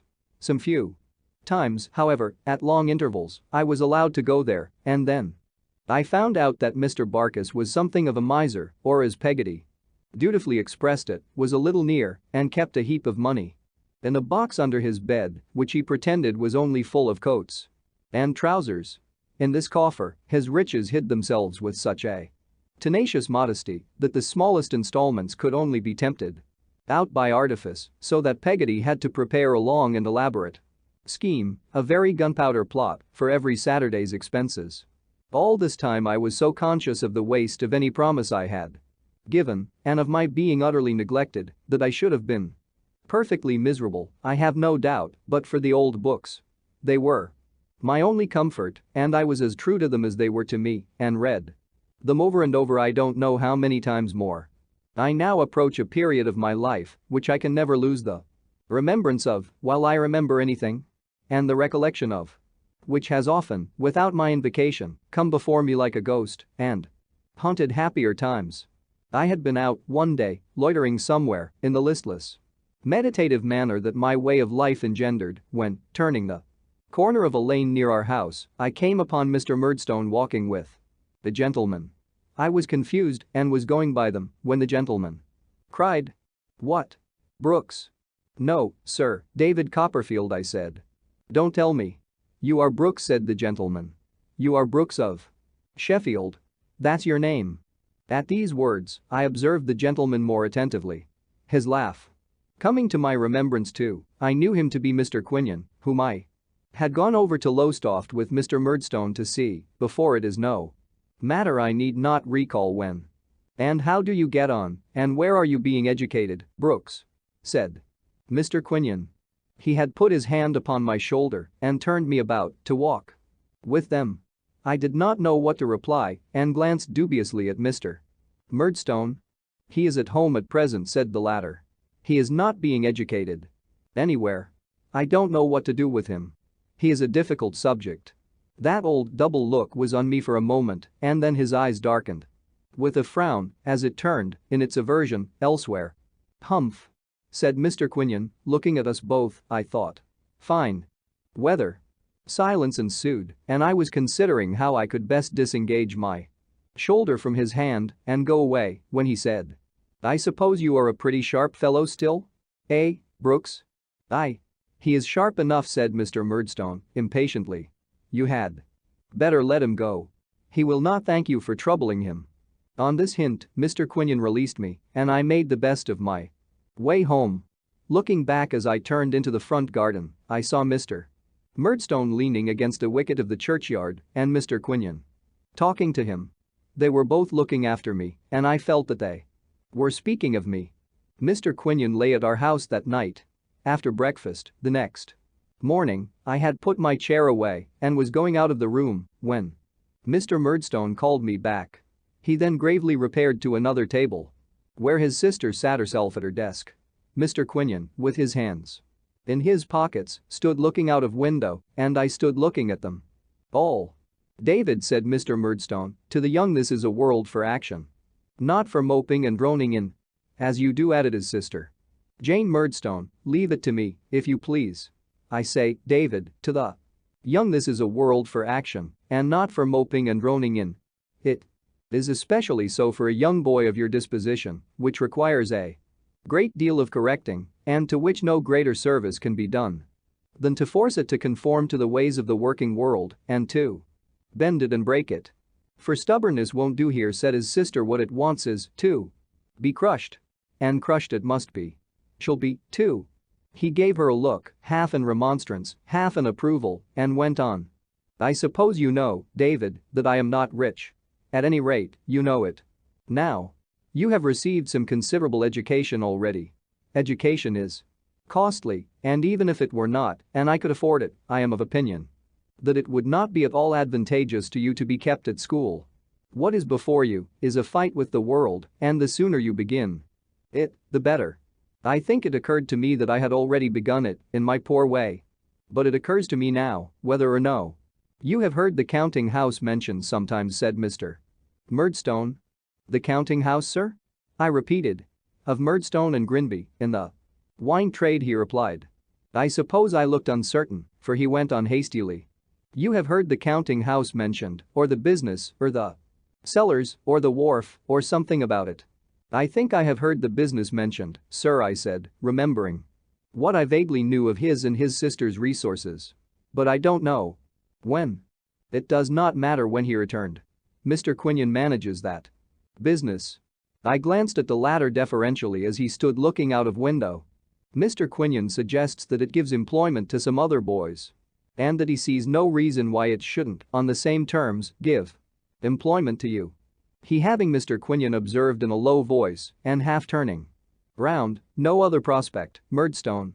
Mr. Murdstone, with an impatient, even an angry gesture, resumed without noticing what he had said. "Those terms are that you will earn enough for yourself to provide for your eating and drinking and pocket money. Your lodging, which I have arranged for, will be paid by me. So will your washing, which will be kept down to my estimate," said his sister.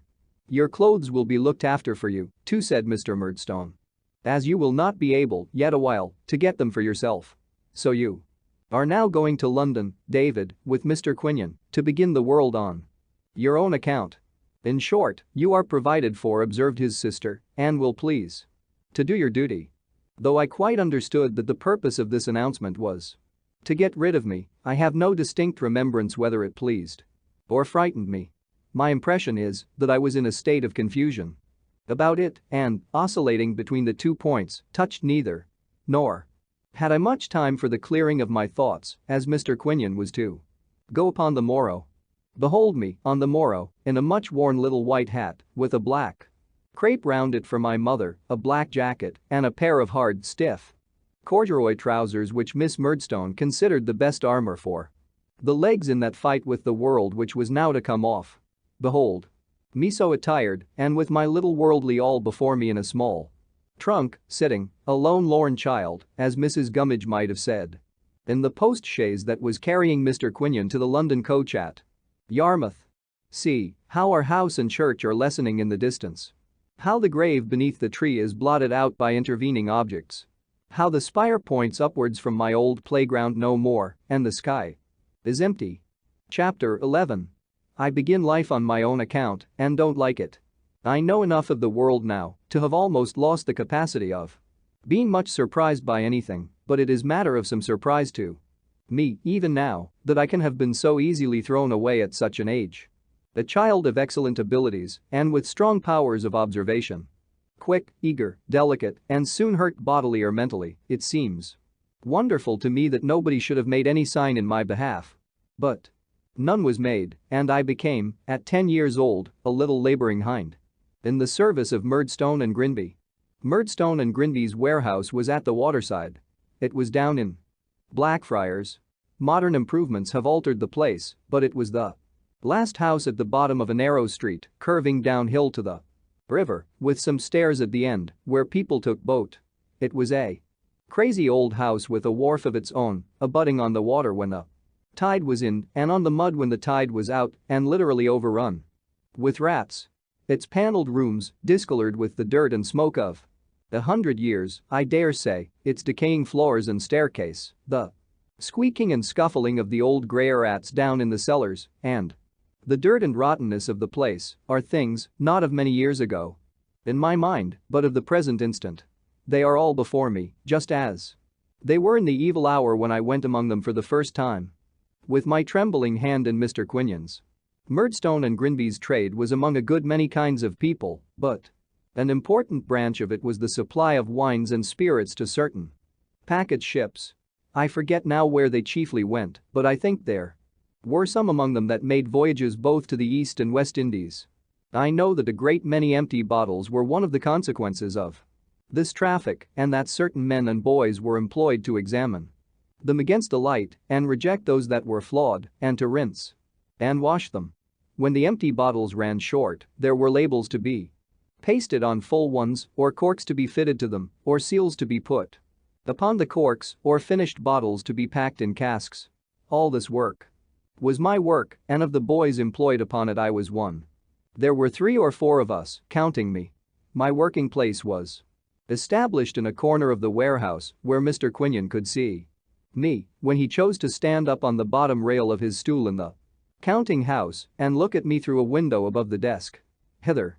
On the first morning of my so auspiciously beginning life on my own account, the oldest of the regular boys was summoned to show me my business. His name was Mick Walker, and he wore a ragged apron and a paper cap. He informed me that his father was a bargeman and walked in a black velvet head-dress in the Lord Mayor's show. He also informed me that our principal associate would be another boy whom he introduced by the to me extraordinary name of Mayally Potatoes. I discovered, however, that this youth had not been christened by that name, but that it had been bestowed upon him in the warehouse on account of his complexion, which was paler. Mayally's father was a waterman who had the additional distinction of being a fireman and was engaged as such at one of the large theaters where some young relation of Mayally's, I think, his little sister, did imps in the pantomimes. No words can express the secret agony of my soul as I sunk into this companionship, compared these henceforth everyday associates with those of my happier childhood, not to say with Steerforth, Traddles, and the rest of those boys, and felt my hopes of growing up to be a learned and distinguished man crushed in my bosom. The deep remembrance of the sense I had of being utterly without hope now, of the shame I felt in my position, of the misery it was to my young heart to believe that day By day what I had learned and thought and delighted in and raised my fancy and my emulation up by would pass away from me little by little. Never to be brought back any more, cannot be written. As often as Mick Walker went away in the course of that forenoon, I mingled my tears with the water in which I was washing the bottles and sobbed as if there were a flaw in my own breast and it were in danger of bursting. The counting-house clock was at 12:30 and there was general preparation for going to dinner when Mr. Quinion tapped at the counting-house window and beckoned to me to go in. I went in and found there a stoutish middle-aged person in a brown surtout and black tights and shoes with no more hair upon his head, which was a large one and very shining than there is upon an egg, and with a very extensive face which he turned full upon me. His clothes were shabby, but he had an imposing shirt collar on. He carried a jaunty sort of a stick with a large pair of rusty tassels to it and a quizzing glass hung outside his coat for ornament. I afterwards found, as he very seldom looked through it and couldn't see anything when he did. "This," said Mr. Quinion, in allusion to myself, "is he." "This," said the stranger, with a certain condescending roll in his voice and a certain indescribable air of doing something genteel, which impressed me very much, "is Master Copperfield. I hope I see you well." "Sir?" I said I was very well and hoped he was. I was sufficiently ill at ease, heaven knows, but it was not in my nature to complain much at that time of my life, so I said I was very well and hoped he was. "I am," said the stranger, "thank heaven, quite well. I have received a letter from Mr. Murdstone in which he mentions that he would desire me to receive into an apartment in the rear of my house, which is at present unoccupied and is, in short, to be let as a in short," said the stranger, with a smile and a burst of confidence, "as a bedroom the young beginner whom I have now the pleasure to," and the stranger waved his hand and settled his chin in his shirt collar. "This is Mr. Micawber," said Mr. Quinion to me. "Ahem," said the stranger, "that is my name." "Mr. Micawber," said Mr. Quinion, "is known to Mr. Murdstone.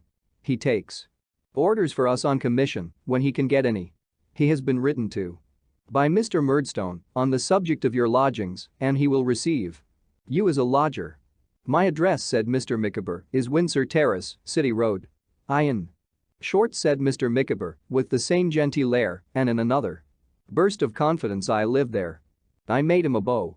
"Under the impression," said Mr. Micawber, "that your peregrinations in this metropolis have not as yet been extensive and that you might have some difficulty in penetrating the arcana of the modern Babylon in the direction of the City Road. In short," said Mr. Micawber, in another burst of confidence, "that you might lose yourself. I shall be happy to call this evening and install you in the knowledge of the nearest way." I thanked him with all my heart, for it was friendly in him to offer to take that trouble. "At what hour," said Mr. Micawber, "shall I?" "At about 8," said Mr. Quinion. "At about 8," said Mr. Micawber. "I beg to wish you good day, Mr. Quinion. I will intrude no longer." So he put on his hat and went out with his cane under his arm, very upright and humming a tune when he was clear of the counting-house. Mr. Quinion then formally engaged me to be as useful as I could in the warehouse of Murdstone and Grinby at a salary, I think, of 6 shillings a week. I am not clear whether it was 6 or 7. I am inclined to believe, from my uncertainty on this head, that it was 6 at first and 7 afterwards. He paid me a week down from his own pocket, I believe, and I gave Maylie 6pence out of it to get my trunk carried to Windsor Terrace that night. It being too heavy for my strength, small as it was. I paid 6pence more for my dinner, which was a meat pie and a turn at a neighboring pump, and passed the hour which was allowed for that meal in walking about the streets. At the appointed time in the evening, Mr. Micawber reappeared. I washed my hands and face to do the greater honor to his gentility, and we walked to our house, as I suppose I must now call it, together, Mr. Micawber impressing the name of streets and the shapes of corner houses upon me as we went along, that I might find my way back easily in the morning. Arrived at this house in Windsor Terrace, which I noticed was shabby like himself, but also, like himself, made all the show it could, he presented me to Mrs. Micawber, a thin and faded lady, not at all young, who was sitting in the parlor. The first floor was altogether unfurnished, and the blinds were kept down to delude the neighbors. with a baby at her breast. This baby was one of twins, and I may remark here that I hardly ever, in all my experience of the family, saw both. The twins detached from Mrs. Micawber at the same time. One of them was always taking refreshment. There were two other children, Master Micawber, aged about 4, and Miss Micawber, aged about 3. These, and a dark-complexioned young woman with a habit of snorting, who was servant to the family, and informed me, before half an hour had expired, that she was a orphaling and came from St. Luke's workhouse in the neighborhood, completed the establishment. My room was at the top of the house, at the back. A close chamber, stenciled all over with an ornament which my young imagination represented as a blue muffin, and very scantily furnished. "I never thought," said Mrs. Micawber, when she came up, twin and all, to show me the apartment and sat down to take breath, before I was married, when I lived with Papa and Mama, that I should ever find it necessary to take a lodger. But Mr. Micawber being in difficulties, all considerations of private feeling must give way. I said, "Yes, ma'am." "Mr. Micawber's difficulties are almost overwhelming just at present," said Mrs. Micawber, "and whether it is possible to bring him through them, I don't know. When I lived at home with Papa and Mama, I really should have hardly understood what the word meant in the sense in which I now employ it, but experientia does it, as Papa used to say. I cannot satisfy myself whether she told me that Mr. Micawber had been an officer in the Marines, or whether I have imagined it. I only know that I believe to this hour that he was in the Marines once upon a time. Without knowing why. He was a sort of town traveler for a number of miscellaneous houses now, but made little or nothing of it, I am afraid. If Mr. Micawber's creditors will not give him time," said Mrs. Micawber, "they must take the consequences, and the sooner they bring it to an issue the better. Blood cannot be obtained from a stone, neither can anything on account be obtained at present, not to mention law expenses, from Mr. Micawber. I never can quite understand whether my precocious self-dependence confused Mrs. Micawber in reference to my age, or whether she was so full of the subject that she would have talked about it to the very twins if there had been nobody else to communicate with, but this was the strain in which she began, and she went on accordingly all the time. I knew her. Poor Mrs. Micawber. She said she had tried to exert herself, and so I have no doubt she had. The center of the street door was perfectly covered with a great brass plate on which was engraved Mrs. Micawber's boarding establishment for young ladies. But I never found that any young lady had ever been to school there, or that any young lady ever came, or proposed to come, or that the least preparation was ever made to receive any young lady. The only visitors I ever saw or heard of were creditors. They used to come at all hours, and some of them were quite ferocious. One dirty-faced man, I think he was a bootmaker, used to edge himself into the passage as early as 7 o'clock in the morning and call up the stairs to Mr. Micawber, "Come. You ain't out yet, you know. Pay us, will you? Don't hide, you know, that's mean." "I wouldn't be mean if I was you. Pay us, will you? You just pay us, do you? Here? Come."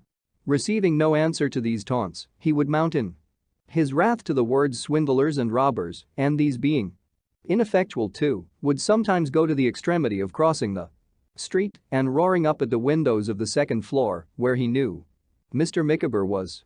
At these times, Mr. Micawber would be transported with grief and mortification, even to the length, as I was once made aware by a scream from his wife, of making motions at himself with a razor. But within half an hour afterwards, he would polish up his shoes with extraordinary pains and go out, humming a tune with a greater air of gentility than ever. Mrs. Micawber was quite as elastic. I have known her to be thrown into fainting fits by the king's taxes at 3 o'clock, and to eat lamb chops, breaded, and drink warm ale, paid for with 2 teaspoons that had gone to the pawnbrokers, at 4. On one occasion, when an execution had just been put in, coming home through some chance as early as 6 o'clock, I saw her lying, of course with a twin, under the grate in a swoon, with her hair all torn about her face. But I never knew her more cheerful than she was, that very same night. Over a veal cutlet before the kitchen fire, telling me stories about her Papa and Mama, and the company they used to keep in this house, and with this family, I passed my leisure time. My own Exclusive breakfast of a penny loaf and a pennyworth of milk I provided. Myself. I kept another small loaf and a modicum of cheese on a particular shelf of a particular cupboard to make my supper on when I came back at night. This made a hole in the 6 or 7 shillings I know well, and I was out at the warehouse all day and had to support myself on that money all the week. From Monday morning until Saturday night, I had no advice, no counsel, no encouragement, no consolation, no assistance, no support of any kind from anyone that I can call to mind, as I hope to go to heaven. I was so young and childish and so little qualified, how could I be otherwise? To undertake the whole charge of my own existence, that often, in going to Murdstone and Grinby's of a morning, I could not resist the stale pastry put out for sale at half price at the pastor-cook's doors and spent in that the money I should have kept for my dinner. Then, I went without my dinner or bought a roll or a slice of pudding. I remember 2 pudding shops between which I was divided according to my finances. One was in a court close to St. Martin's Church, at the back of the church, which is now removed altogether. The pudding at that shop was made of currants and was rather a special pudding, but was dear, 2 pennyworth not being larger than a pennyworth of more ordinary pudding. A good shop for the latter was in the Strand somewhere in that part, which has been rebuilt since. It was a stout pale pudding, heavy and flabby, and with great flat raisins in it, stuck in whole at wide distances apart. It came up hot at about my time. Every day, and many a day did I dine off it. When I dined regularly and handsomely, I had a saveloy and a penny loaf or a 4-penny plate of red beef from a cook's shop, or a plate of bread and cheese and a glass of beer from a miserable old public house opposite our place of business, called the Lion, or the Lion, and something else that I have forgotten. Once, I remember carrying my own bread, which I had brought from home in the morning, under my arm, wrapped in a piece of paper like a book, and going to a famous Alamode beef house near Drury Lane and ordering a small plate of that delicacy to eat with it. What the waiter thought of such a strange little apparition coming in all alone, I don't know, but I can see him now, staring at me as I ate my dinner and bringing up the other waiter to look. I gave him a halfpenny for himself, and I wish he hadn't taken it. We had half an hour, I think, for tea. When I had money enough, I used to get half a pint of ready-made coffee and a slice of bread and butter. When I had none, I used to look at a venison shop in Fleet Street, or I have strolled, at such a time, as far as Covent Garden Market and stared at the pineapples. I was fond of wandering about the Adelphi because it was a mysterious place with those dark arches. I see myself emerging one evening from some of these arches on a little public house close to the river with an open space before it where some coal heavers were dancing, to look at whom I sat down upon a bench. I wonder what they thought of me. I was such a child and so little that frequently when I went into the bar of a strange public house for a glass of ale or porter to moisten what I had had for dinner, they were afraid to give it me. I remember one hot evening I went into the bar of a public house and said to the landlord, "What is your very best ale, a glass?" For it was a special occasion. I don't know what. It may have been my birthday. 2 pence halfpenny, says the landlord, is the price of the genuine stunning ale. Then says I, producing the money, just draw me a glass of the genuine stunning, if you please, with a good head to it. The landlord looked at me in return over the bar, from head to foot, with a strange smile on his face, and instead of drawing the beer, looked round the screen and said something to his wife. She came out from behind it, with her work in her hand, and joined him in surveying me. Here we stand, all three, before me now. The landlord in his shirt sleeves, leaning against a bar window frame, his wife looking over the little half door, and I, in some confusion, looking up at them from outside the partition. They asked me a good many questions, as what my name was, how old I was, where I lived, how I was employed, and how I came there. To all of which, that I might commit nobody, I invented, I am afraid, appropriate answers. They served me with the ale, though I suspect it was not the genuine stunning, and the landlord's wife, opening the little half door of the bar and bending down, gave me my money back and gave me a kiss that was half admiring and half Compassionate, but all womanly and good, I am sure. I know I do not exaggerate, unconsciously and unintentionally, the scantiness of my resources or the difficulties of my life. I know that. If a shilling were given me by Mr. Quinion at any time, I spent it in a dinner or a tea. I know that I worked, from morning until night, with common men and boys, a shabby child. I know that I lounged about the streets, insufficiently and unsatisfactorily fed. I know that, but for the mercy of God, I might easily have been, for any care that was taken of me, a little robber or a little vagabond. Yet I held some station at Murdstone and Grinby's too. Besides that, Mr. Quinion did what a careless man so occupied and dealing with a thing so anomalous could, to treat me as one upon a different footing from the rest. I never said, to man or boy, how it was that I came to be there, or gave the least indication of being sorry that I was there. That I suffered in secret and that I suffered exquisitely, no one ever knew. But how much I suffered, it is, as I have said already, utterly beyond my power to tell. But I kept my own counsel, and I did my work. I knew from the first that, if I could not do my work as well as any of the rest, I could not hold myself above slight and contempt. I soon became at least as expeditious and as skillful as either of the other boys. Though perfectly familiar with them, my conduct and manner were different enough from theirs to place a space between us. They and the men generally spoke of me as the little gent or the young suffocker. A certain man named Gregory, who was foreman of the packers, and another named Tip, who was the carman and wore a red jacket, used to address me sometimes as David. But I think it was mostly when we were very confidential and when I had made some efforts to entertain them over our work with some results of the old readings, which were fast perishing out of my remembrance. Mealy Potatoes uprose once and rebelled against my being so distinguished, but Mick Walker settled him in no time. My rescue from this kind of existence I considered quite hopeless and abandoned, as such, altogether. I am solemnly convinced that I never for 1 hour was reconciled to it or was otherwise than miserably unhappy.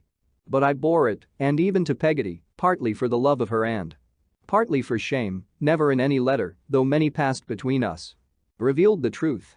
Mr. Micawber's difficulties were an addition to the distressed state of my mind. In my forlorn state I became quite attached to the family and used to walk about, busy with Mrs. Micawber's calculations of ways and means and heavy with the weight of Mr. Micawber's debts. On a Saturday night, which was my grand treat partly because it was a great thing to walk home with 6 or 7 shillings in my pocket, looking into the shops and thinking what such a sum would buy, and partly because I went home early, Mrs. Micawber would make the most heart-rending confidences to me, also on a Sunday morning, when I mixed a portion of tea or coffee I had bought overnight in a little shaving pot and sat late at my breakfast. It was nothing at all unusual for Mr. Micawber to sob violently at the beginning of one of these Saturday night conversations and sing about Jack's delight being his lovely Nan towards the end of it. I have known him come home to supper with a flood of tears and a declaration that nothing was now left but a jail, and go to bed making a calculation of the expense of putting bow windows to the house in case anything turned up, which was his favorite expression. And Mrs. Micawber was just the same. A curious equality of friendship, originating, I suppose, in our respective circumstances, sprung up between me and these people. Notwithstanding the ludicrous disparity in our years. But I never allowed myself to be prevailed upon to accept any invitation to eat and drink with them out of their stock, knowing that they got on badly with the butcher and baker and had often not too much for themselves. Until Mrs. Micawber took me into her entire confidence. This she did one evening as follows. "Master Copperfield," said Mrs. Micawber, "I make no stranger of you.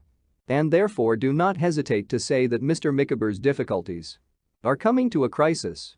It made me very miserable to hear it, and I looked at Mrs. Micawber's red eyes with the utmost sympathy. "With the exception of the heel of a Dutch cheese which is not adapted to the wants of a young family," said Mrs. Micawber, "there is really not a scrap of anything in the larder. I was accustomed to speak of the larder when I lived with Papa and Mama, and I use the word almost unconsciously. What I mean to express is that there is nothing to eat in the house." "Dear me," I said, in great concern. I had 2 or 3 shillings of my week's money in my pocket, from which I presume that it must have been on a Wednesday night when we held this conversation, and I hastily produced them and with heartfelt emotion begged Mrs. Micawber to accept of them as a loan. But that lady, kissing me and making me put them back in my pocket, replied that she couldn't think of it. "No, my dear Master Copperfield," said she, "far be it from my thoughts. But you have a discretion beyond your years and can render me another kind of service, if you will, and a service I will thankfully accept of." I begged Mrs. Micawber to name it. "I have parted with the plate myself," said Mrs. Micawber. 6 tea, 2 salt, and a pair of sugars I have at different times borrowed money on in secret, with my own hands. But the twins are a great tie, and to me, with my recollections of Papa and Mama, these transactions are very painful. There are still a few trifles that we could part with. Mr. Micawber's feelings would never allow him to dispose of them, and click it, this was the girl from the workhouse, being of a vulgar mind, would take painful liberties if so much confidence was reposed in her. Master Copperfield, if I might ask you. I understood Mrs. Micawber now and begged her to make use of me to any extent. I began to dispose of the more portable articles of property that very evening and went out on a similar expedition almost every morning before I went to Murdstone and Grinby's. Mr. Micawber had a few books on a little chiffonier, which he called the library, and those went first. I carried them, one after another, to a bookstall in the City Road, one part of which, near our house, was almost all bookstalls and bird shops then, and sold them for whatever they would bring. The keeper of this bookstall, who lived in a little house behind it, used to get tipsy every night and to be violently scolded by his wife every morning. More than once, when I went there early, I had audience of him in a turn-up bedstead with a cut in his forehead or a black eye, bearing witness to his excesses overnight. I am afraid he was quarrelsome in his drink, and he, with a shaking hand, endeavoring to find the needful shillings in one or other of the pockets of his clothes, which lay upon the floor, while his wife, with a baby in her arms and her shoes down at heel, never left off rating him. Sometimes he had lost his money, and then he would ask me to call again. But his wife had always got some, had taken his, I dare say, while he was drunk, and secretly completed the bargain on the stairs as we went down together. At the pawnbroker's shop, too, I began to be very well known. The principal gentleman who officiated behind the counter took a good deal of notice of me and often got me, I recollect, to decline a Latin noun or adjective or to conjugate a Latin verb in his ear while he transacted my business. After all these occasions, Mrs. Micawber made a little treat, which was generally a supper, and there was a peculiar relish in these meals which I well remember. At last Mr. Micawber's difficulties came to a crisis, and he was arrested early one morning and carried over to the King's Bench prison in the Borough. He told me, as he went out of the house, that the god of day had now gone down upon him, and I really thought his heart was broken, and mine too. But I heard, afterwards, that he was seen to play a lively game at skittles before noon. On the first Sunday after he was taken there, I was to go and see him and have dinner with him. I was to ask my way to such a place, and just short of that place I should see such another place, and just short of that I should see a yard, which I was to cross and keep straight on until I saw a turnkey. All this I did, and when at last I did see a turnkey, poor little fellow that I was, and thought how, when Roderick Random was in a debtor's prison, there was a man there with nothing on him but an old rug, the turnkey swam before my dimmed eyes and my beating heart. Mr. Micawber was waiting for me within the gate, and we went up to his room, top story but one, and cried very much. He solemnly conjured me, I remember, to take warning by his fate and to observe that if a man had £20 a year for his income and spent £19, 19 shillings and sixpence, he would be happy, but that if he spent £20 one he would be miserable. After which he borrowed a shilling of me for porter, gave me a written order on Mrs. Micawber for the amount, and put away his pocket handkerchief and cheered up. We sat before a little fire with 2 bricks put within the rusted grate, one on each side, to prevent its burning too many coals, until another debtor, who shared the room with Mr. Micawber, came in from the bakehouse with the loin of mutton, which was our joint stock repast. Then I was sent up to Captain Hopkins in the room overhead with Mr. Micawber's compliments, and I was his young friend and would Captain Hopkins lend me a knife and fork. Captain Hopkins lent me the knife and fork with his compliments to Mr. Micawber. There was a very dirty lady in his little room and two wan girls, his daughters, with shock heads of hair. I thought it was better to borrow Captain Hopkins' knife and fork than Captain Hopkins' comb. The captain himself was in the last extremity of shabbiness, with large whiskers and an old brown greatcoat with no other coat below it. I saw his bed rolled up in a corner, and what plates and dishes and pots he had on a shelf, and I divined, God knows how, that though the two girls with the shock heads of hair were Captain Hopkins' children, the dirty lady was not married to Captain Hopkins. My timid station on his threshold was not occupied more than a couple of minutes at most, but I came down again with all this in my knowledge as surely as the knife and fork were in my hand. There was something gypsy-like and agreeable in the dinner, after all. I took back Captain Hopkins' knife and fork early in the afternoon and went home to comfort Mrs. Micawber with an account of my visit. She fainted when she saw me return and made a little jug of egg hot afterwards to console us while we talked it over. I don't know how the household furniture came to be sold for the family benefit or who sold it, except that I did not. Sold it was, however, and carried away in a van, except the bed, a few chairs, and the kitchen table. With these possessions we encamped, as it were, in the two parlors of the emptied house in Windsor Terrace, Mrs. Micawber, the children, the orphaling, and myself, and lived in those rooms night and day. I have no idea for how long, though it seems to me for a long time. At last Mrs. Micawber resolved to move into the prison, where Mr. Micawber had now secured a room to himself.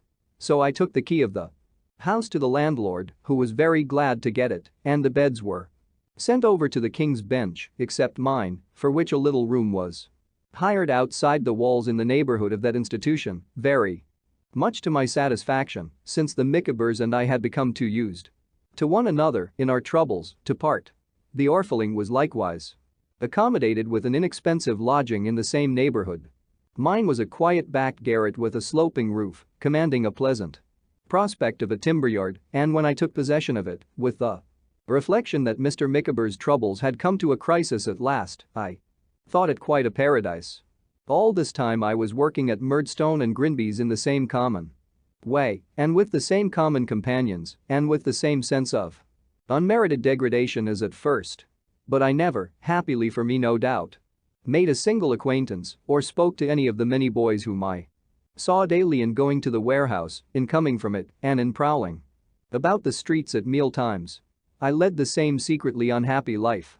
But I led it in the same lonely, self-reliant manner. The only changes I am conscious of are, firstly, that I had grown more shabby, and secondly, that I was now relieved of much of the weight of Mr. and Mrs. Micawber's cares, for some relatives or friends had engaged to help them at their present pass, and they lived more comfortably in the prison than they had lived for a long while out of it. I used to breakfast with them now, in virtue of some arrangement of which I have forgotten the details.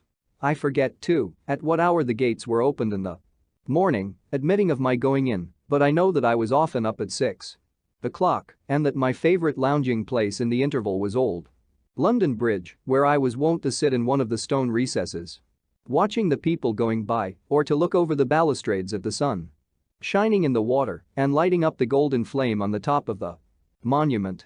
The orphaling met me here sometimes to be told some astonishing fictions respecting the wharves and the tower, of which I can say no more than that I hope I believe them myself. In the evening I used to go back to the prison and walk up and down the parade with Mr. Micawber, or play casino with Mrs. Micawber and hear reminiscences of her papa and mama. Whether Mr. Murdstone knew where I was, I am unable to say. I never told them at Murdstone and Grinby's. Mr. Micawber's affairs, although past their crisis, were very much involved by reason of a certain deed, of which I used to hear a great deal, and which I suppose, now, to have been some former composition with his creditors, though I was so far from being clear about it then, that I am conscious of having confounded it with those demoniacal Parchments which are held to have, once upon a time, obtained to a great extent in Germany. At last this document appeared to be got out of the way, somehow, at all events it ceased to be the rock-ahead it had been. And Mrs. Micawber informed me that her family had decided that Mr. Micawber should apply for his release under the Insolvent Debtors Act, which would set him free, she expected, in about 6 weeks. And then said Mr. Micawber, who was present, "I have no doubt I shall, please heaven, begin to be beforehand with the world and to live in a perfectly new manner, if in short, if anything turns up. By way of going in for anything that might be on the cards, I call to mind that Mr. Micawber, about this time, compassed a petition to the House of Commons, praying for an alteration in the law of imprisonment for debt. I set down this remembrance here because it is an instance to myself of the manner in which I fitted my old books to my altered life and made stories for myself out of the streets and out of men and women, and how some main points in the character I shall unconsciously develop, I suppose, in writing my life, were gradually forming all this while. There was a club in the prison in which Mr. Micawber, as a gentleman, was a great authority. Mr. Micawber had stated his idea of this petition to the club, and the club had strongly approved of the same. Wherefore, Mr. Micawber, who was a thoroughly good-natured man and as active a creature about everything but his own affairs as ever existed, and never so happy as when he was busy about something that could never be of any profit to him, set to work at the petition, invented it, engrossed it on an immense sheet of paper, spread it out on a table, and appointed a time for all the club and all within the walls if they chose to come up to his room and sign it. When I heard of this approaching ceremony, I was so anxious to see them all come in, one after another, though I knew the greater part of them already and they me, that I got an hour's leave of absence from Murdstone and Grinby's and established myself in a corner for that purpose. As many of the principal members of the club as could be got into the small room without filling it supported Mr. Micawber in front of the petition, while my old friend Captain Hopkins, who had washed himself to do honor to so solemn an occasion, stationed himself close to it to read it to all who were unacquainted with its contents. The door was then thrown open and the general population began to come in a long file, several waiting outside while one entered, affixed his signature, and went out. To everybody in succession, Captain Hopkins said, "Have you read it? No? Would you like to hear it read?" If he weakly showed the least disposition to hear it, Captain Hopkins, in a loud sonorous voice, gave him every word of it. The captain would have read it 20,000 times if 20,000 people would have heard him, one by one. I remember a certain luscious roll he gave to such phrases as the people's representatives in Parliament assembled. Your petitioners therefore humbly approach your honourable houses, gracious majesty's unfortunate subjects, as if the words were something real in his mouth and delicious to taste. Mr. Micawber, meanwhile, listening with a little of an author's vanity and contemplating, not severely, the spikes on the opposite wall. As I walked to and fro daily between Southwark and Blackfriars and lounged about at meal times in obscure streets, the stones of which may, for anything I know, be worn at this moment by my childish feet, I wonder how many of these people were wanting in the crowd that used to come filing before me in review again, to the echo of Captain Hopkins' voice. When my thoughts go back, now, to that slow agony of my youth, I wonder how much of the histories I invented for such people hangs like a mist of fancy over well-remembered facts. When I tread the old ground, I do not wonder that I seem to see and pity, going on before me, an innocent romantic boy, making his imaginative world out of such strange experiences and sordid things. Chapter 12. Liking life on my own account no better, I form a great resolution. In due time, Mr. Micawber's petition was ripe for hearing, and that gentleman was ordered to be discharged under the Act, to my great joy. His creditors were not implacable, and Mrs. Micawber informed me that even the revengeful bootmaker had declared in open court that he bore him no malice, but that when money was owing to him he liked to be paid. He said he thought it was human nature. Mr. Micawber returned to the King's Bench when his case was over, as some fees were to be settled and some formalities observed before he could be actually released. The club received him with transport and held an harmonic meeting that evening in his honor, while Mrs. Micawber And I had a lamb's fry in private, surrounded by the sleeping family. On such an occasion I will give you, Master Copperfield, said Mrs. Micawber, in a little more flip, for we had been having some already. The memory of my papa and mama. Are they dead, ma'am? I inquired, after drinking the toast in a wine glass. My mama departed this life, said Mrs. Micawber, before Mr. Micawber's difficulties commenced, or at least before they became pressing. My papa lived to bail Mr. Micawber several times and then expired, regretted by a numerous circle. Mrs. Micawber shook her head and dropped a pious tear upon the twin who happened to be in hand. As I could hardly hope for a more favorable opportunity of putting a question in which I had a near interest, I said to Mrs. Micawber, "May I ask, ma'am, what you and Mr. Micawber intend to do, now that Mr. Micawber is out of his difficulties and at liberty? Have you settled yet?" "My family," said Mrs. Micawber, who always said those two words with an air, though I never could discover who came under the denomination, "my family are of opinion that Mr. Micawber should quit London and exert his talents in the country. Mr. Micawber is a man of great talent." "Master Copperfield?" I said I was sure of that. "Of great talent," repeated Mrs. Micawber. "My family are of opinion that, with a little interest, something might be done for a man of his ability in the custom house. The influence of my family being local, it is their wish that Mr. Micawber should go down to Plymouth. They think it indispensable that he should be upon the spot. That he may be ready?" I suggested.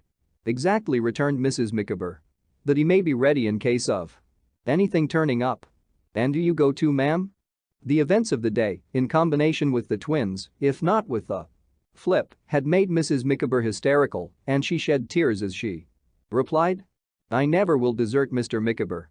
Mr. Micawber may have concealed his difficulties from me in the first instance, but his sanguine temper may have led him to expect that he would overcome them.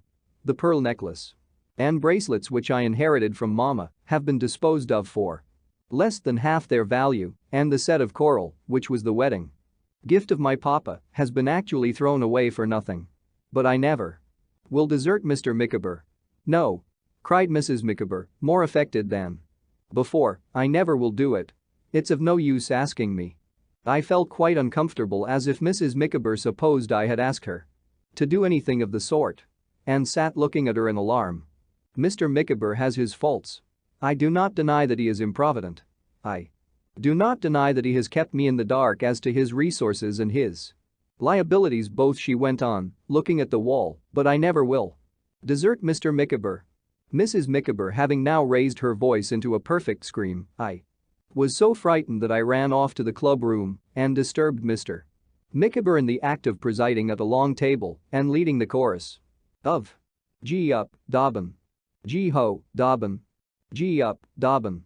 Gee up and gee ho oh oh," with the tidings that Mrs. Micawber was in an alarming state, upon which he immediately burst into tears and came away with me with his waistcoat full of the heads and tails of shrimps of which he had been partaking. "Emma, my angel," cried Mr. Micawber, running into the room, "what is the matter?" "I never will desert you, Micawber," she exclaimed. "My life," said Mr. Micawber, taking her in his arms. "I am perfectly aware of it. He is the parent of my children. He is the father of my twins. He is the husband of my affections," cried Mrs. Micawber, struggling, "and I never will desert Mr. Micawber." Mr. Micawber was so deeply affected by this proof of her devotion, as to me, I was dissolved in tears, that he hung over her in a passionate manner, imploring her to look up and to be calm. But the more he asked Mrs. Micawber to look up, the more she fixed her eyes on nothing. And the more he asked her to compose herself, the more she wouldn't. Consequently, Mr. Micawber was soon so overcome that he mingled his tears with hers and mine until he begged me to do him the favor of taking a chair on the staircase while he got her into bed. I would have taken my leave for the night, but he would not hear of my doing that until the stranger's bell should ring. So I sat at the staircase window until he came out with another chair and joined me. "How is Mrs. Micawber now, sir?" I said. "Very low," said Mr. Micawber, shaking his head. "Reaction. Ah, this has been a dreadful day. We stand alone now, everything is gone from us." Mr. Micawber pressed my hand and groaned and afterwards shed tears. I was greatly touched and disappointed too, for I had expected that we should be quite gay on this happy and long-looked-for occasion. But Mr. and Mrs. Micawber were so used to their old difficulties, I think, that they felt quite shipwrecked when they came to consider that they were released from them. All their elasticity was departed, and I never saw them half so wretched as on this night, insomuch that when the bell rang and Mr. Micawber walked with me to the lodge and parted from me there with a blessing, I felt quite afraid to leave him by himself, he was so profoundly miserable. But through all the confusion and lowness of spirits in which we had been, so unexpectedly to me, involved, I plainly discerned that Mr. and Mrs. Micawber and their family were going away from London, and that a parting between us was near at hand. It was in my walk home that night and in the sleepless hours which followed when I lay in bed that the thought first occurred to me, though I don't know how it came into my head, which afterwards shaped itself into a settled resolution.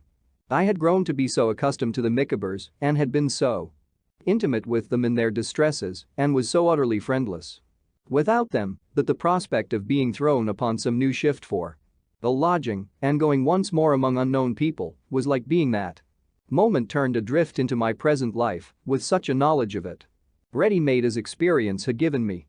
All the sensitive feelings it wounded so cruelly, all the shame and misery it kept alive within my breast became more poignant as I thought of this, and I determined that the life was unendurable, that there was no hope of escape from it unless the escape was my own act. I knew quite well I rarely heard from Miss Murdstone and never from Mr. Murdstone, but 2 or 3 parcels of made or mended clothes had come up for me, consigned to Mr. Quinion, and in each there was a scrap of paper to the effect that J.M. trusted D.C. was applying himself to business and devoting himself wholly to his duties, not the least hint of my ever being anything else than the common drudge into which I was fast settling down.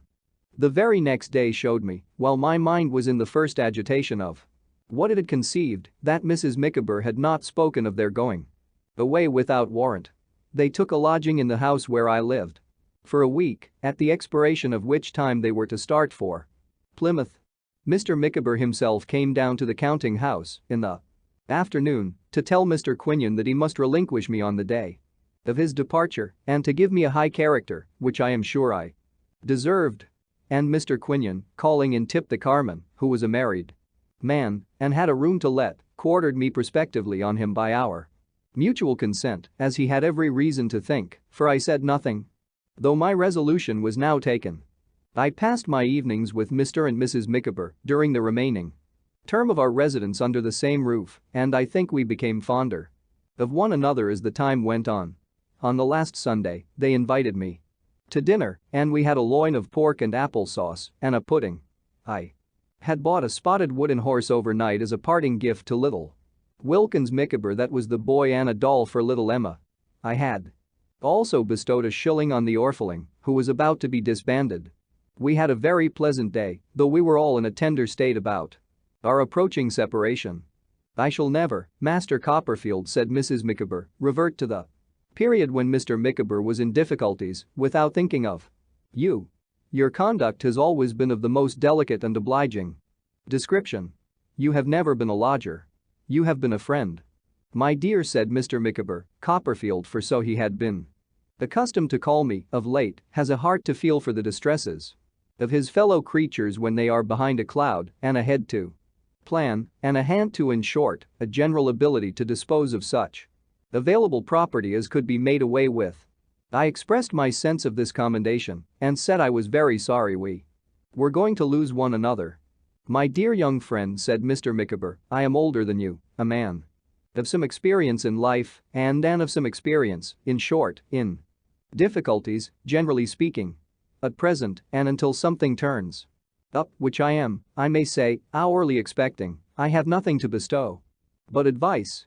Still, my advice is so far worth taking that, in short, that I have never taken it myself, and am the here Mr. Micawber, who had been beaming and smiling all over his head and face up to the present moment, checked himself and frowned. The miserable wretch you behold. My dear Micawber, urged his wife. I say, returned Mr. Micawber, quite forgetting himself and smiling. Again, the miserable wretch you behold. My advice is, never do tomorrow what you can do today. Procrastination is the thief of time. Color. Him. My poor papa's maxim, Mrs. Micawber observed. My dear, said Mr. Micawber, your papa was very well in his way, and heaven forbid that I should disparage him. Take him for all in all, we ne'er shall, in short, make the acquaintance, probably, of anybody else possessing, at his time of life, the same legs for gaiters and able to read the same description of print without spectacles. But he applied that maxim to our marriage, my dear, and that was so far prematurely entered into, in consequence, that I never recovered the expense. Mr. Micawber looked aside at Mrs. Micawber and added, not that I am sorry for it. Quite the contrary, my love. After which, he was grave for a minute or so. My other piece of advice, Copperfield, said Mr. Micawber, you know. Annual income £20, annual expenditure 1919 and 6, result happiness. Annual income £20, annual expenditure £20 odd and 6, result misery. The blossom is blighted. The leaf is withered, the god of day goes down upon the dreary scene. And then in short you are forever floored. As I am. To make his example the more impressive, Mr. Micawber drank a glass of punch with an air of great enjoyment and satisfaction and whistled the college hornpipe. I did not fail to assure him that I would store these precepts in my mind, though indeed I had no need to do so, for, at the time, they affected me visibly. Next morning I met the whole family at the coach office and saw them, with a desolate heart, take their places outside. At the back. Master Copperfield, said Mrs. Micawber, God bless you. I never can forget all that, you know, and I never would if I could. Copperfield, said Mr. Micawber, farewell. Every happiness and prosperity. If, in the progress of revolving years, I could persuade myself that my blighted destiny had been a warning to you, I should feel that I had not occupied another man's place in existence altogether in vain. In case of anything turning up, of which I am rather confident, I shall be extremely happy if it should be in my power to improve your prospects. I think, as Mrs. Micawber sat at the back of the coach with the children, and I stood in the road looking wistfully at them, a mist cleared from her eyes, and she saw what a little creature I really was. I think so, because she beckoned to me to climb up, with quite a new and motherly expression in her face, and put her arm round my neck and gave me just such a kiss as she might have given to her own boy. I had barely time to get down again before the coach started, and I could hardly see the family for the handkerchiefs they waved. It was gone in a minute. The orphaling and I stood looking vacantly at each other in the middle of the road and then shook hands and said goodbye, she going back, I suppose, to St. Luke's workhouse, as I went to begin my weary day at Murdstone and Grinby's. But with no intention of passing many more weary days there. No. I had resolved to run away. To go, by some means or other, down into the country, to the only relation I had in the world, and tell my story to my Aunt Miss Betsey. I have already observed that I don't know how this desperate idea came into my brain. But, once there, it remained there.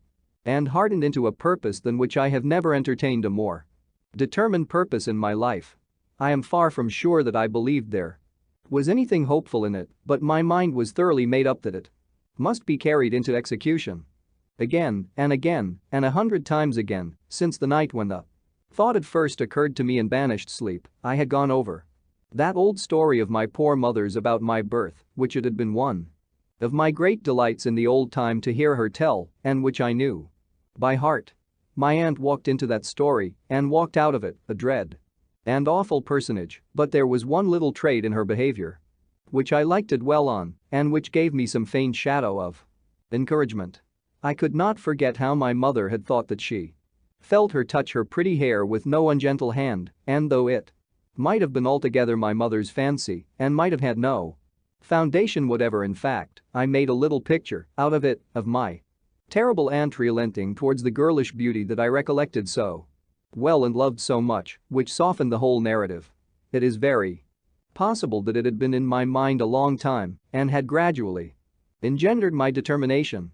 As I did not even know where Miss Betsey lived, I wrote a long letter to Peggotty and asked her, incidentally, if she remembered, pretending that I had heard of such a lady living at a certain place I named at random, and had a curiosity to know if it were the same. In the course of that letter, I told Peggotty that I had a particular occasion for half a guinea, and that if she could lend me that sum until I could repay it, I should be very much obliged to her and would tell her afterwards what I had wanted it for.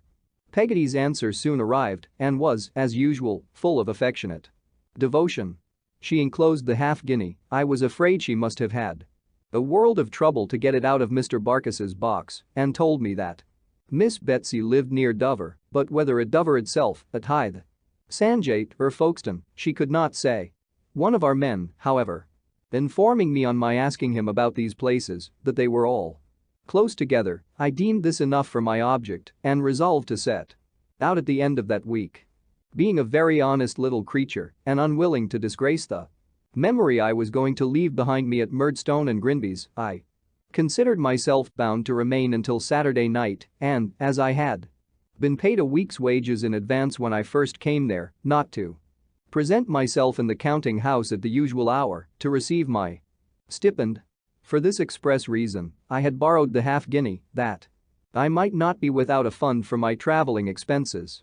Accordingly, when the Saturday night came and we were all waiting in the warehouse to be paid and tipped, the carman, who always took precedence, went in first to draw his money. I shook Mick Walker by the hand, asked him, when it came to his turn to be paid, to say to Mr. Quinion that I had gone to move my box to tips and, bidding a last good night to Mayuli Potatoes, ran away. My box was at my old lodging, over the water, and I had written a direction for it on the back of one of our address cards that we nailed on the casks. Master David, to be left till called for, at the coach office, Dover. This I had in my pocket ready to put on the box after I should have got it out of the house, and as I went towards my lodging, I looked about me for someone who would help me to carry it to the booking office. There was a long-legged young man with a very little empty donkey cart standing near the obelisk in the Blackfriars Road, whose eye I caught as I was going by, and who, addressing me as sixpenn'orth of bad halfpence, hoped I should know him, a gin to swear to, in allusion, I have no doubt, to my staring at him. I stopped to assure him that I had not done so in bad manners, but uncertain whether he might or might not like a job. What job? Said the long-legged young man. To move a box, I answered. What box? Said the long-legged young man. I told him mine, which was down that street there, and which I wanted him to take to the Dover coach office for sixpence. Done with you for a tanner, said the long-legged young man, and directly got upon his cart, which was nothing but a large wooden tray on wheels, and rattled away at such a rate that it was as much as I could do to keep pace with the donkey. There was a defiant manner about this young man, and particularly about the way in which he chewed straw as he spoke to me, that I did not much like. As the bargain was made, however, I took him upstairs to the room I was leaving, and we brought the box down and put it on his cart. Now, I was unwilling to put the direction card on there, lest any of my landlord's family should fathom what I was doing and detain me, so I said to the young man that I would be glad if he would stop for a minute when he came to the dead wall of the King's Bench prison. The words were no sooner out of my mouth than he rattled away as if my box, the cart, and the donkey were all equally mad, and I was quite out of breath with running and calling after him when I caught him at the place appointed. Being much flushed and excited, I tumbled my half-guinea out of my pocket and, pulling the card out, I put it in my mouth for safety and, though my hands trembled a good deal, had just tied the card on very much to my satisfaction when I felt myself violently chucked under the chin by the long-legged young man and saw my half-guinea fly out of my mouth into his hand. What? Said the young man, seizing me by my jacket collar with a frightful grin. This is a police case, is it? You're going to bolt, are you? Come to the police, you young warman, come to the police. You give me my money back, if you please, said I, very much frightened, and leave me alone. Come to the police, said the young man. You shall prove it, yourn to the police. Give me my box and money, will you? I cried, bursting into tears. The young man still replied, come to the police, and was dragging me against a donkey in a violent manner, as if there were any affinity between that animal and a magistrate, when he changed his mind, jumped into the cart, sat upon my box, and, exclaiming that he would drive to the Paulus Strait, rattled away harder than ever. I ran after him as fast as I could, but I had no breath to call out with, and should not have dared to call out now if I had. I narrowly escaped being run over 20 times at least in half a mile. Now I lost him, now I saw him, now I lost him, now I was cut at with a whip. Now shouted at, now down in the mud, now up again, now running into somebody's arms, now running headlong at a post. At length, confused by fright and heat, and doubting whether half London might not by this time be turning out for my apprehension, I left the young man to go where he would with my box and money, and, panting and crying, but never stopping, faced about for Greenwich, which I had understood was on the Dover Road, taking very little more out of the world towards the retreat of my Aunt, Miss Betsey, than I had brought into it on the night when my arrival gave her so much umbrage. Chapter 13. The sequel of my resolution. For anything I know, I may have had some wild idea of running all the way to Dover when I gave up the pursuit of the young man with the donkey cart and started for Greenwich. My scattered senses were soon collected as to that point, if I had, for I came to a stop in the Kent Road, at a terrace with a piece of water before it and a great foolish image in the middle, blowing a dry shell. Here I sat down on a doorstep, quite spent and exhausted with the efforts I had already made, and with hardly breath enough to cry for the loss of my box and half-guinea. It was by this time dark. I heard the clock strike 10 as I sat resting. But it was a summer night, fortunately, and fine weather. When I had recovered my breath and had got rid of a stifling sensation in my throat, I rose up and went on. In the midst of my distress, I had no notion of going back. I doubt if I should have had any, though there had been a Swiss snow drift in the Kent Road. But my standing possessed of only 3 halfpence in the world, and I am sure I wonder how they came to be left in my pocket on a Saturday night. Troubled me nonetheless because I went on. I began to picture to myself, as a scrap of newspaper intelligence, my being found dead in a day or two under some hedge, and I trudged on miserably, though as fast as I could, until I happened to pass a little shop where it was written up that ladies' and gentlemen's wardrobes were bought and that the best price was given for rags, bones, and kitchen stuff. The master of this shop was sitting at the door in his shirt sleeves, smoking, and as there were a great many coats and pairs of trousers dangling from the low ceiling and only 2 feeble candles burning inside to show what they were, I fancied that he looked like a man of a revengeful disposition who had hung all his enemies and was enjoying himself. My late experiences with Mr. and Mrs. Micawber suggested to me that here might be a means of keeping off the wolf for a little while. I went up the next by-street, took off my waistcoat, rolled it neatly under my arm, and came back to the shop door. "If you please, sir," I said, "I am to sell this for a fair price." Mr. Dollaby was the name over the shop door, at least took the waistcoat, stood his pipe on its head against a door-post, went into the shop, followed by me, snuffed the 2 candles with his fingers, spread the waistcoat on the counter and looked at it there, held it up against a light and looked at it there, and ultimately said, "What do you call a price, now, for this here little waistcoat?" "Oh, you know best, sir," I returned modestly. "I can't be buyer and seller too," said Mr. Dollaby. "Put a price on this here little waistcoat." "Would 18 pence be?" I hinted, after some hesitation. Mr. Dollaby rolled it up again and gave it me back. "I should rob my family," he said, "if I was to offer 9 pence for it." This was a disagreeable way of putting the business because it imposed upon me, a perfect stranger, the unpleasantness of asking Mr. Dollaby to rob his family on my account, my circumstances being so very pressing. However, I said I would take 9 pence for it, if he pleased. Mr. Dollaby, not without some grumbling, gave 9 pence. I wished him good night and walked out of the shop the richer by that sum and the poorer by a waistcoat. But when I buttoned my jacket, that was not much. Indeed, I foresaw pretty clearly that my jacket would go next and that I should have to make the best of my way to Dover in a shirt and a pair of trousers and might deem myself lucky if I got there even in that trim. But my mind did not run so much on this as might be supposed.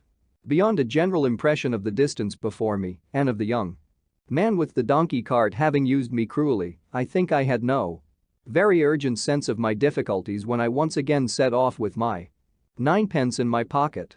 A plan had occurred to me for passing the night, which I was going to carry into execution. This was to lie behind a wall at the back of my old school, in a corner where there used to be a haystack. I imagined it would be a kind of company to have the boys and the bedroom where I used to tell the stories so near me. Although the boys would know nothing of my being there and the bedroom would yield me no shelter. I had had a hard day's work and was pretty well jaded when I came climbing out, at last, upon the level of Blackheath. It cost me some trouble to find out Salem House, but I found it, and I found a haystack in the corner, and I lay down by it, having first walked round the wall and looked up at the windows and seen that all was dark and silent within. Never shall I forget the lonely sensation of first lying down without a roof above my head. Sleep came upon me as it came on many other outcasts against whom house doors were locked and house dogs barked that night, and I dreamed of lying on my old school bed, talking to the boys in my room, and found myself sitting upright with Steerforth's name upon my lips, looking wildly at the stars that were glistening and glimmering above me. When I remembered where I was at that untimely hour, a feeling stole upon me that made me get up, afraid of I don't know what, and walk about. But the fainter glimmering of the stars and the pale light in the sky where the day was coming reassured me.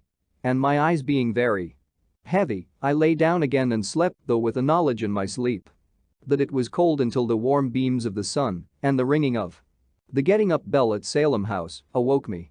If I could have hoped that Steerforth was there, I would have lurked about until he came out alone, but I knew he must have left long since. Traddles still remained. Perhaps, but it was very doubtful, and I had not sufficient confidence in his discretion or good luck, however strong my reliance was on his good nature, to wish to trust him with my situation. So I crept away from the wall as Mr. Creakle's boys were getting up and struck into the long dusty track which I had first known to be the Dover Road when I was one of them, and when I little expected that any eyes would ever see me the wayfarer I was now upon it. What a different Sunday morning from the old Sunday morning at Yarmouth. In due time I heard the church bells ringing as I plodded on, and I met people who were going to church, and I passed a church or two where the congregation were inside and the sound of singing came out into the sunshine, while the beadle sat and cooled himself in the shade of the porch or stood beneath the yew tree with his hand to his forehead, glowering at me going by. But the peace and rest of the old Sunday morning were on everything except me. That was the difference. I felt quite wicked in my dirt and dust, with my tangled hair.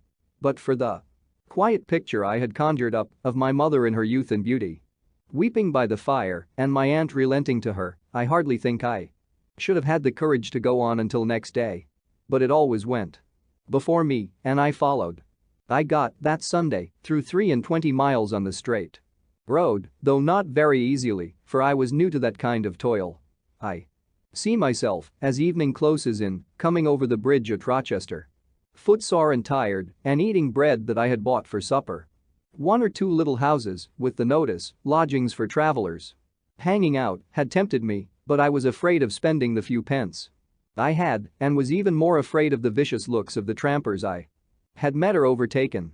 I sought no shelter, therefore, but the sky, and toiling into Chatham, which, in that night's aspect, is a mere dream of chalk and drawbridges and mastless ships in a muddy river, roofed like Noah's arks, crept, at last, upon a sort of grass-grown battery overhanging a lane where a sentry was walking to and fro.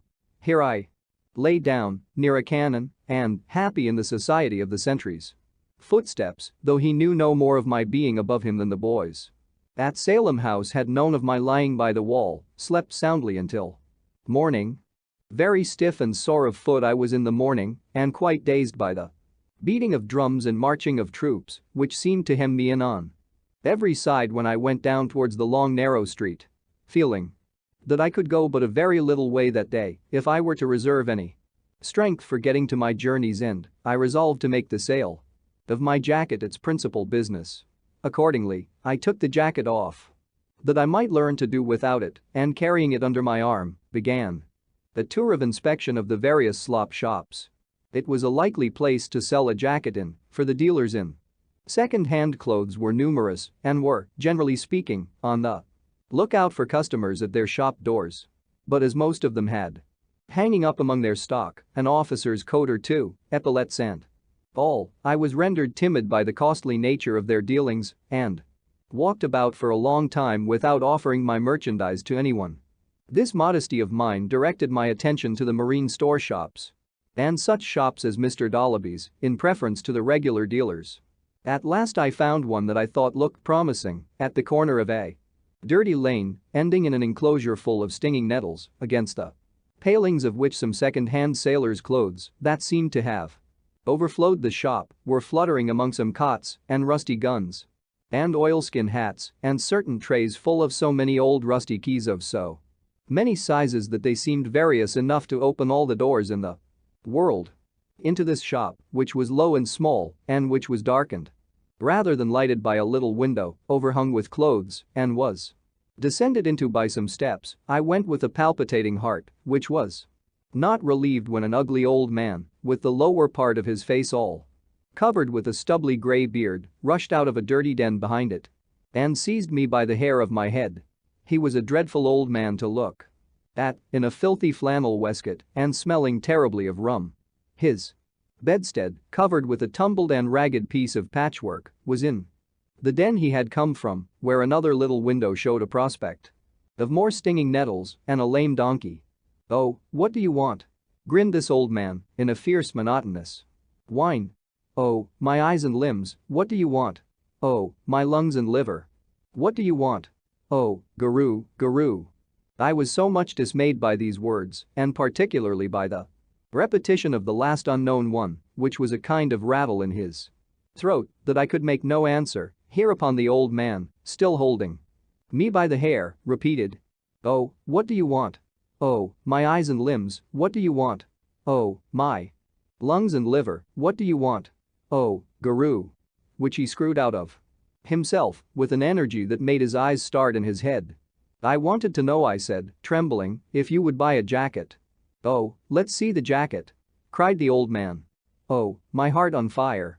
Show the jacket to us. Oh, my eyes and limbs, bring the jacket out." With that he took his trembling hands, which were like the claws of a great bird, out of my hair and put on a pair of spectacles, not at all ornamental to his inflamed eyes. "Oh, how much for the jacket?" cried the old man, after examining it. "Oh, guru. How much for the jacket?" "Half a crown," I answered, recovering myself. "Oh, my lungs and liver," cried the old man, "no. Oh, my eyes, no. Oh, my limbs, no. 18 pence. Guru." Every time he uttered this ejaculation, his eyes seemed to be in danger of starting out, and every sentence he spoke, he delivered in a sort of tune, always exactly the same and more like a gust of wind, which begins low, mounts up high, and falls again, than any other comparison I can find for it. "Well," said I, glad to have closed the bargain, "I'll take 18 pence. "Oh, my liver," cried the old man, throwing the jacket on a shelf. "Get out of the shop. Oh, my lungs, get out of the shop. Oh, my eyes and limbs, guru. Don't ask for money, make it an exchange." I never was so frightened in my life, before or since, but I told him humbly that I wanted money and that nothing else was of any use to me, but that I would wait for it, as he desired, outside, and had no wish to hurry him. So I went outside and sat down in the shade in a corner. And I sat there so many hours that the shade became sunlight and the sunlight became shade again, and still I sat there waiting for the money. There never was such another drunken madman in that line of business. I hope that he was well known in the neighborhood and enjoyed the reputation of having sold himself to the devil. I soon understood from the visits he received from the boys, who continually came skirmishing about the shop, shouting that legend and calling to him to bring out his gold. "You ain't poor, you know, Charlie, as you pretend. Bring out your gold. Bring out some of the gold you sold yourself to the devil for. Come. It's in the lining of the mattress, Charlie. Rip it open. And let's have some. This, and many offers to lend him a knife for.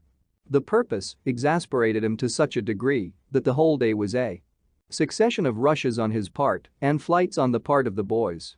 Sometimes in his rage he would take me for one of them and come at me, mouthing as if he were going to tear me in pieces, then, remembering me just in time, would dive into the shop and lie upon his bed, as I thought from the sound of his voice, yelling in a frantic way, to his own windy tune, the death of Nelson, with an O before every line. And innumerable gurus interspersed. As if this were not bad enough for me, the boys, connecting me with the establishment on account of the patience and perseverance with which I sat outside, half-dressed, pelted me, and used me very ill all day. He made many attempts to induce me to consent to an exchange, at one time coming out with a fishing rod, at another with a fiddle, at another with a cocked hat, at another with a flute. But I resisted all these overtures and sat there in desperation, each time asking him, with tears in my eyes, for my money or my jacket. At last he began to pay me in halfpence at a time and was full 2 hours getting by easy stages to a shilling. Oh, my eyes and limbs. He then cried, peeping hideously out of the shop, after a long pause, will you go for 2 pence more? I can't, I said, I shall be starved. Oh, my lungs and liver, will you go for 3 pence? I would go for nothing, if I could, I said, but I want the money badly. Oh, Guru. It is really impossible to express how he twisted this ejaculation out of himself as he peeped round the door-post at me, showing nothing but his crafty old head. Will you go for 4 pence?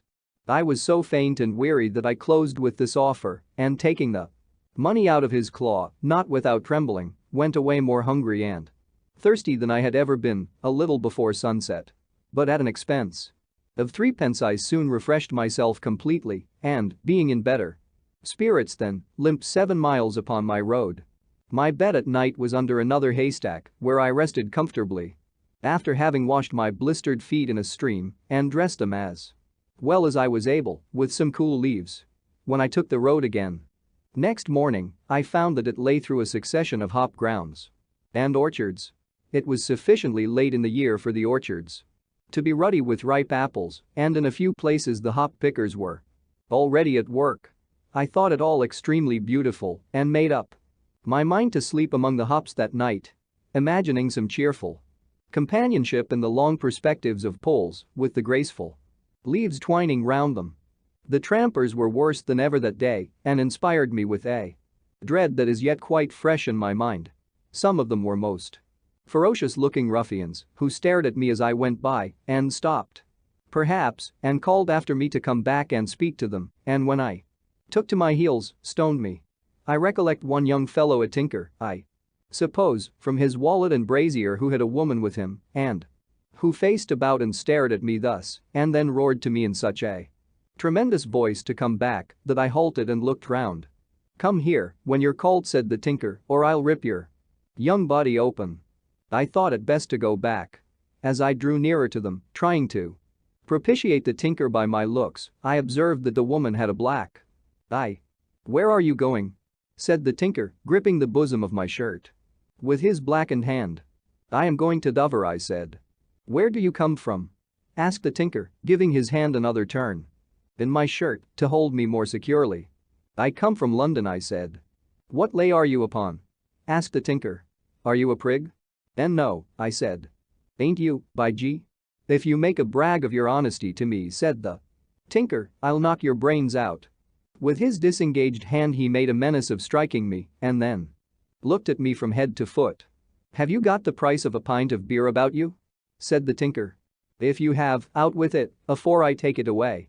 I should certainly have produced it, but that I met the woman's look and saw her very slightly shake her head and form no with her lips. "I am very poor," I said, attempting to smile, "and have got no money." "Why, what do you mean?" said the tinker, looking so sternly at me that I almost feared he saw the money in my pocket. "Sir," I stammered. "What do you mean?" said the tinker, "by wearing my brother's silk handkerchief? Give it over here." And he had mine off my neck in a moment and tossed it to the woman. The woman burst into a fit of laughter as if she thought this a joke and tossed it back to me, nodded once, as slightly as before, and made The word go. With her lips. Before I could obey, however, the tinker seized the handkerchief out of my hand with a roughness that threw me away like a feather and putting it loosely round his own neck, turned upon the woman with an oath and knocked her down. I never shall forget seeing her fall backward on the hard road and lie there with her bonnet tumbled off and her hair all whitened in the dust, nor, when I looked back from a distance, seeing her sitting on the pathway, which was a bank by the roadside, wiping the blood from her face with a corner of her shawl while he went on ahead. This adventure frightened me so that, afterwards, when I saw any of these people coming, I turned back until I could find a hiding place, where I remained until they had gone out of sight, which happened so often that I was very seriously delayed. But under this difficulty, as under all the other difficulties of my journey, I seemed to be sustained and led on by my fanciful picture of my mother in her youth before I came into the world. It always kept me company. It was there, among the hops, when I lay down to sleep, it was with me on my waking in the morning, it went before me all day.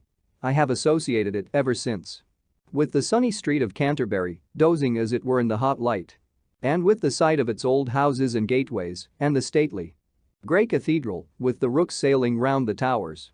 When I came at last upon the bare, white downs near Dover, it relieved the solitary aspect of the scene with hope, and not until I reached that first great aim of my journey and actually set foot in the town itself, on the 6th day of my flight, did it desert me. But then, strange to say, when I stood with my ragged shoes and my dusty, sunburnt, half-clothed figure in the place so long desired, it seemed to vanish like a dream and to leave me helpless and dispirited. I inquired about my aunt among the boatmen first and received various answers. One said she lived in the South Foreland Light and had singed her whiskers by doing so, another, that she was made fast to the great buoy outside the harbor and could only be visited at half-tide, a third, that she was locked up in Maidstone jail for child stealing, a fourth, that she was seen to mount a broom in the last high wind and make direct for Calais. The fly drivers, among whom I inquired next, were equally jocose and equally disrespectful, and the shopkeepers, not liking my appearance, generally replied, without hearing what I had to say, that they had got nothing for me. I felt more miserable and destitute than I had done at any period of my running away. My money was all gone, I had nothing left to dispose of, I was hungry, thirsty, and worn out, and seemed as distant from my end as if I had remained in London. The morning had worn away in these inquiries, and I was sitting on the step of an empty shop at a street corner, near the marketplace, deliberating upon wandering towards those other places which had been mentioned, when a fly driver, coming by with his carriage, dropped a horsecloth. Something good-natured in the man's face, as I handed it up, encouraged me to ask him if he could tell me where Miss Trotwood lived, though I had asked the question so often that it almost died upon my lips. "Trotwood," said he. "Let me see. I know the name, too. Old lady?" "Yes," I said, "rather." "Pretty stiff in the back?" said he, making himself upright. "Yes," I said. "I should think it very likely." "Carries a bag?" said he. "Bag with a good deal of room in it is. Gruffish, and comes down upon you, sharp?" My heart sank within me as I acknowledged the undoubted accuracy of this description. "Why then, I tell you what," said he. "If you go up there," pointing with his whip towards the heights, "and keep right on till you come to some houses facing the sea, I think you'll hear of her. My opinion is she won't stand anything, so here's a penny for you." I accepted the gift thankfully and bought a loaf with it. Dispatching this refreshment by the way, I went in the direction my friend had indicated and walked on a good distance without coming to the houses he had mentioned. At length I saw some before me and, approaching them, went into a little shop. It was what we used to call a general shop at home, and inquired if they could have the goodness to tell me where Miss Trotwood lived. I addressed myself to a man behind the counter who was weighing some rice for a young woman, but the latter, taking the inquiry to herself, turned round quickly. "My mistress?" she said. "What do you want with her, boy?" "I want," I replied, "to speak to her, if you please." "To beg of her, you mean," retorted the damsel. "No," I said, "indeed." But suddenly remembering that in truth I came For no other purpose, I held my peace in confusion and felt my face burn. My aunt's handmaid, as I supposed she was from what she had said, put her rice in a little basket and walked out of the shop, telling me that I could follow her if I wanted to know where Miss Trotwood lived. I needed no second permission, though I was by this time in such a state of consternation and agitation that my legs shook under me. I followed the young woman, and we soon came to a very neat little cottage with cheerful bow windows. In front of it, a small square gravelled court or garden full of flowers, carefully tended and smelling deliciously. "This is Miss Trotwood," said the young woman. "Now you know, and that's all I have got to say." With which words she hurried into the house, as if to shake off the responsibility of my appearance, and left me standing at the garden gate, looking disconsolately over the top of it towards the parlor window, where a muslin curtain partly undrawn. In the middle, a large round green screener fan fastened onto the windowsill, a small table, and a great chair suggested to me that my aunt might be at that moment seated in awful state. My shoes were by this time in a woeful condition. The soles had shed themselves bit by bit, and the upper leathers had broken and burst until the very shape and form of shoes had departed from them. My hat, which had served me for a nightcap, too, was so crushed and bent that no old, battered handleless saucepan on a dunghill need have been ashamed to vie with it. My shirt and trousers, stained with heat, dew, grass, and the Kentish soil on which I had slept and torn besides might have frightened the birds from my aunt's garden as I stood at the gate. My hair had known no comb or brush since I left London. My face, neck, and hands, from unaccustomed exposure to the air and sun, were burnt to a berry brown. From head to foot I was powdered almost as white with chalk and dust as if I had come out of a lime kiln. In this plight, and with a strong consciousness of it, I waited to introduce myself to and make my first impression on my formidable aunt. The unbroken stillness of the parlor window leading me to infer, after a while, that she was not there, I lifted up my eyes to the window above it, where I saw a florid, pleasant-looking gentleman with a grey head who shut up one eye in a grotesque manner, nodded his head at me several times, shook it at me as often, laughed, and went away. I had been discompassed enough before, but I was so much the more discompassed by this unexpected behavior that I was on the point of slinking off to think how I had best proceed when there came out of the house a lady with her handkerchief tied over her cap and a pair of gardening gloves on her hands, wearing a gardening pocket like a tollman's apron and carrying a great knife.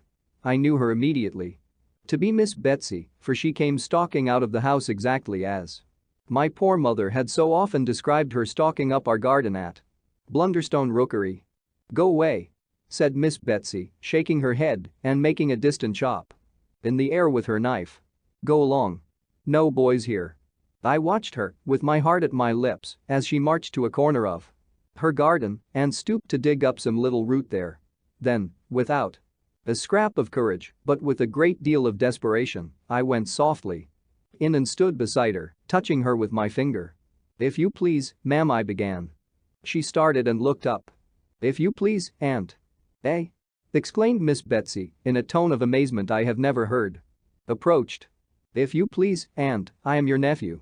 "Oh, Lord," said my aunt, and sat flat down in the garden path. "I am David Copperfield of Blunderstone, in Suffolk, where you came on the night when I was born and saw my dear mamma. I have been very unhappy since she died. I have been slighted and taught nothing and thrown upon myself and put to work not fit for me. It made me run away to you. I was robbed at first setting out and have walked all the way and have never slept in a bed since I began the journey here." My self-support gave way all at once, and with a movement of my hands intended to show her my ragged state and call it to witness that I had suffered something, I broke into a passion of crying, which I suppose had been pent up within me all the week.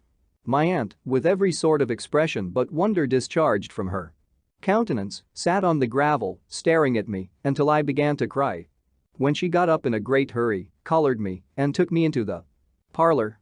Her first proceeding there was to unlock a tall press, bring out several bottles, and pour some of the contents of each into my mouth. I think they must have been taken out at random, for I am sure. I tasted aniseed water, anchovy sauce, and salad dressing.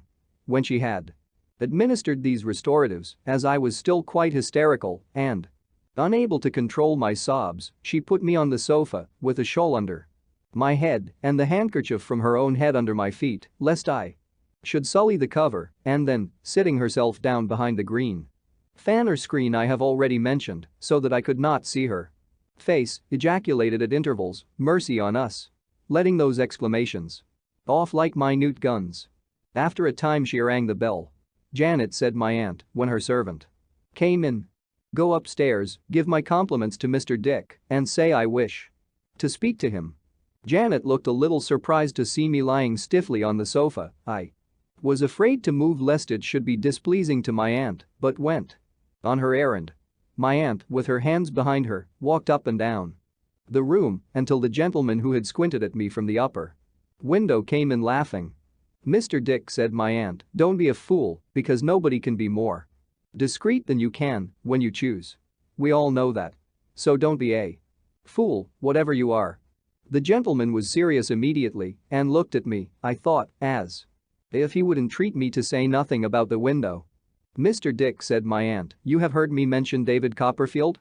Now don't pretend not to have a memory, because you and I know better." "David Copperfield?" said Mr. Dick, who did not appear to me to remember much about it. "David Copperfield? Oh yes, to be sure. David. Certainly." "Well," said my aunt, "this is his boy, his son. He would be as like his father as it's possible to be, if he was not so like his mother, too." "His son?" said Mr. Dick. "David's son? Indeed." "Yes," pursued my aunt, "and he has done a pretty piece of business. He has run away." "Ah. His sister, Betsey Trotwood, never would have run away." My aunt shook her head firmly, confident in the character and behavior of the girl who never was born. "Oh. You think she wouldn't have run away?" said Mr. Dick. "Bless and save the man," exclaimed my aunt, sharply, "how he talks. Don't I know she wouldn't? She would have lived with her godmother. And we should have been devoted to one another. Where, in the name of wonder, should his sister, Betsey Trotwood, have run from, or to?" "Nowhere," said Mr. Dick. "Well then," returned my aunt, softened by the reply, "how can you pretend to be wool-gathering, Dick, when you are as sharp as a surgeon's lancet? Now, here you see young David Copperfield, and the question I put to you is, what shall I do with him?" "What shall you do with him?" said Mr. Dick, feebly, scratching his head. "Oh. Do with him? Yes," said my aunt, with a grave look, and her forefinger held up. "Come. I want some very sound advice." "Why, if I was you," said Mr. Dick, considering and looking vacantly at me, "I should." The contemplation of me seemed to inspire him with a sudden idea, and he added, briskly, "I should wash him." "Janet," said my aunt, turning round with a quiet triumph, which I did not then understand, "Mr. Dick sets us all right. Heat the bath." Although I was deeply interested in this dialogue, I could not help observing my aunt, Mr. Dick, and Janet while it was in progress and completing a survey I had already been engaged in making of the room. My aunt was a tall, hard-featured lady, but by no means ill-looking. There was an inflexibility in her face, in her voice, in her gait and carriage, amply sufficient to account for the effect she had made upon a gentle creature like my mother, but her features were rather handsome than otherwise, though unbending and austere. I particularly noticed that she had a very quick, bright eye. Her hair, which was gray, was arranged in two plain divisions under what I believe would be called a mob cap, I mean a cap much more common than the now, with side pieces fastening under the chin. Her dress was of a lavender color and perfectly neat, but scantily made, as if she desired to be as little encumbered as possible. I remember that I thought it, in form, more like a riding habit with the superfluous skirt cut off than anything else. She wore at her side a gentleman's gold watch, if I might judge from its size and make, with an appropriate chain and seals. She had some linen at her throat not unlike a shirt collar, and things at her wrists like little shirt wristbands. Mr. Dick, as I have already said, was gray-headed and florid. I should have said all about him, in saying so, had not his head been curiously bowed, not by age. It reminded me of one of Mr. Creakle's boys' heads. after a beating, and his grey eyes prominent and large, with a strange kind of watery brightness in them that made me, in combination with his vacant manner, his submission to my aunt, and his childish delight when she praised him, suspect him of being a little mad, though, if he were mad, how he came to be there puzzled me extremely. He was dressed like any other ordinary gentleman, in a loose grey morning coat and waistcoat and white trousers, and had his watch in his fob and his money in his pockets, which he rattled as if he were very proud of it. Janet was a pretty blooming girl of about 19 or 20 and a perfect picture of neatness. Though I made no further observation of her at the moment, I may mention here what I did not discover until afterwards, namely, that she was one of a series of protégés whom my aunt had taken into her service expressly to educate in a renouncement of mankind, and who had generally completed their abjuration by marrying the baker. The room was as neat as Janet or my aunt. As I laid down my pen, a moment since, to think of it, the air from the sea came blowing in again, mixed with the perfume of the flowers, and I saw the old-fashioned furniture brightly rubbed and polished, my aunt's inviolable chair and table by the round green fan in the bow window, the drugget-covered carpet, the cat, the kettle holder, the two canaries, the old china, the punch bowl full of dried rose leaves, the tall press guarding all sorts of bottles and pots, and, wonderfully out of keeping with the rest, my dusty self upon the sofa, taking note of everything. Janet had gone away to get the bath ready when my aunt, to my great alarm, became in one moment rigid with indignation and had hardly voice to cry out, "Janet! Donkeys!" Upon which, Janet came running up the stairs as if the house were in flames, darted out on a little piece of green in front, and warned off 2 saddle donkeys, lady-ridden, that had presumed to set hoof upon it. While my aunt, rushing out of the house, seized the bridle of a third animal laden with a bestriding child, turned him, led him forth from those sacred precincts, and boxed the ears of the unlucky urchin in attendants who had dared to profane that hallowed ground. To this hour I don't know whether my aunt had any lawful right of way over that patch of green, but she had settled it in her own mind that she had, and it was all the same to her. The one great outrage of her life, demanding to be constantly avenged, was the passage of a donkey over that immaculate spot.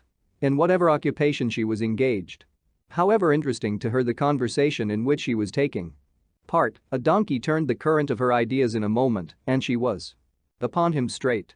Jugs of water and watering pots were kept in secret places ready to be discharged on the offending boys, sticks were laid in ambush behind the door, sallies were made at all hours, and incessant war prevailed.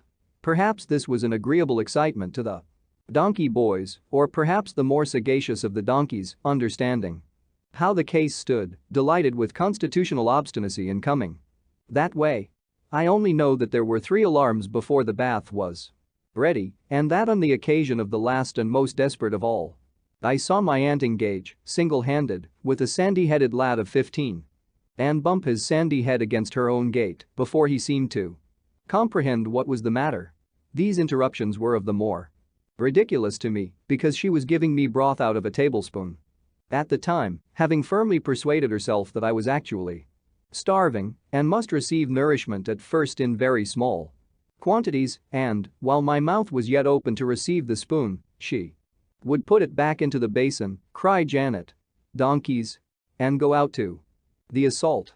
The bath was a great comfort, for I began to be sensible of acute pains in my limbs from lying out in the fields, and was now so tired and low that I could hardly keep myself awake for 5 minutes together.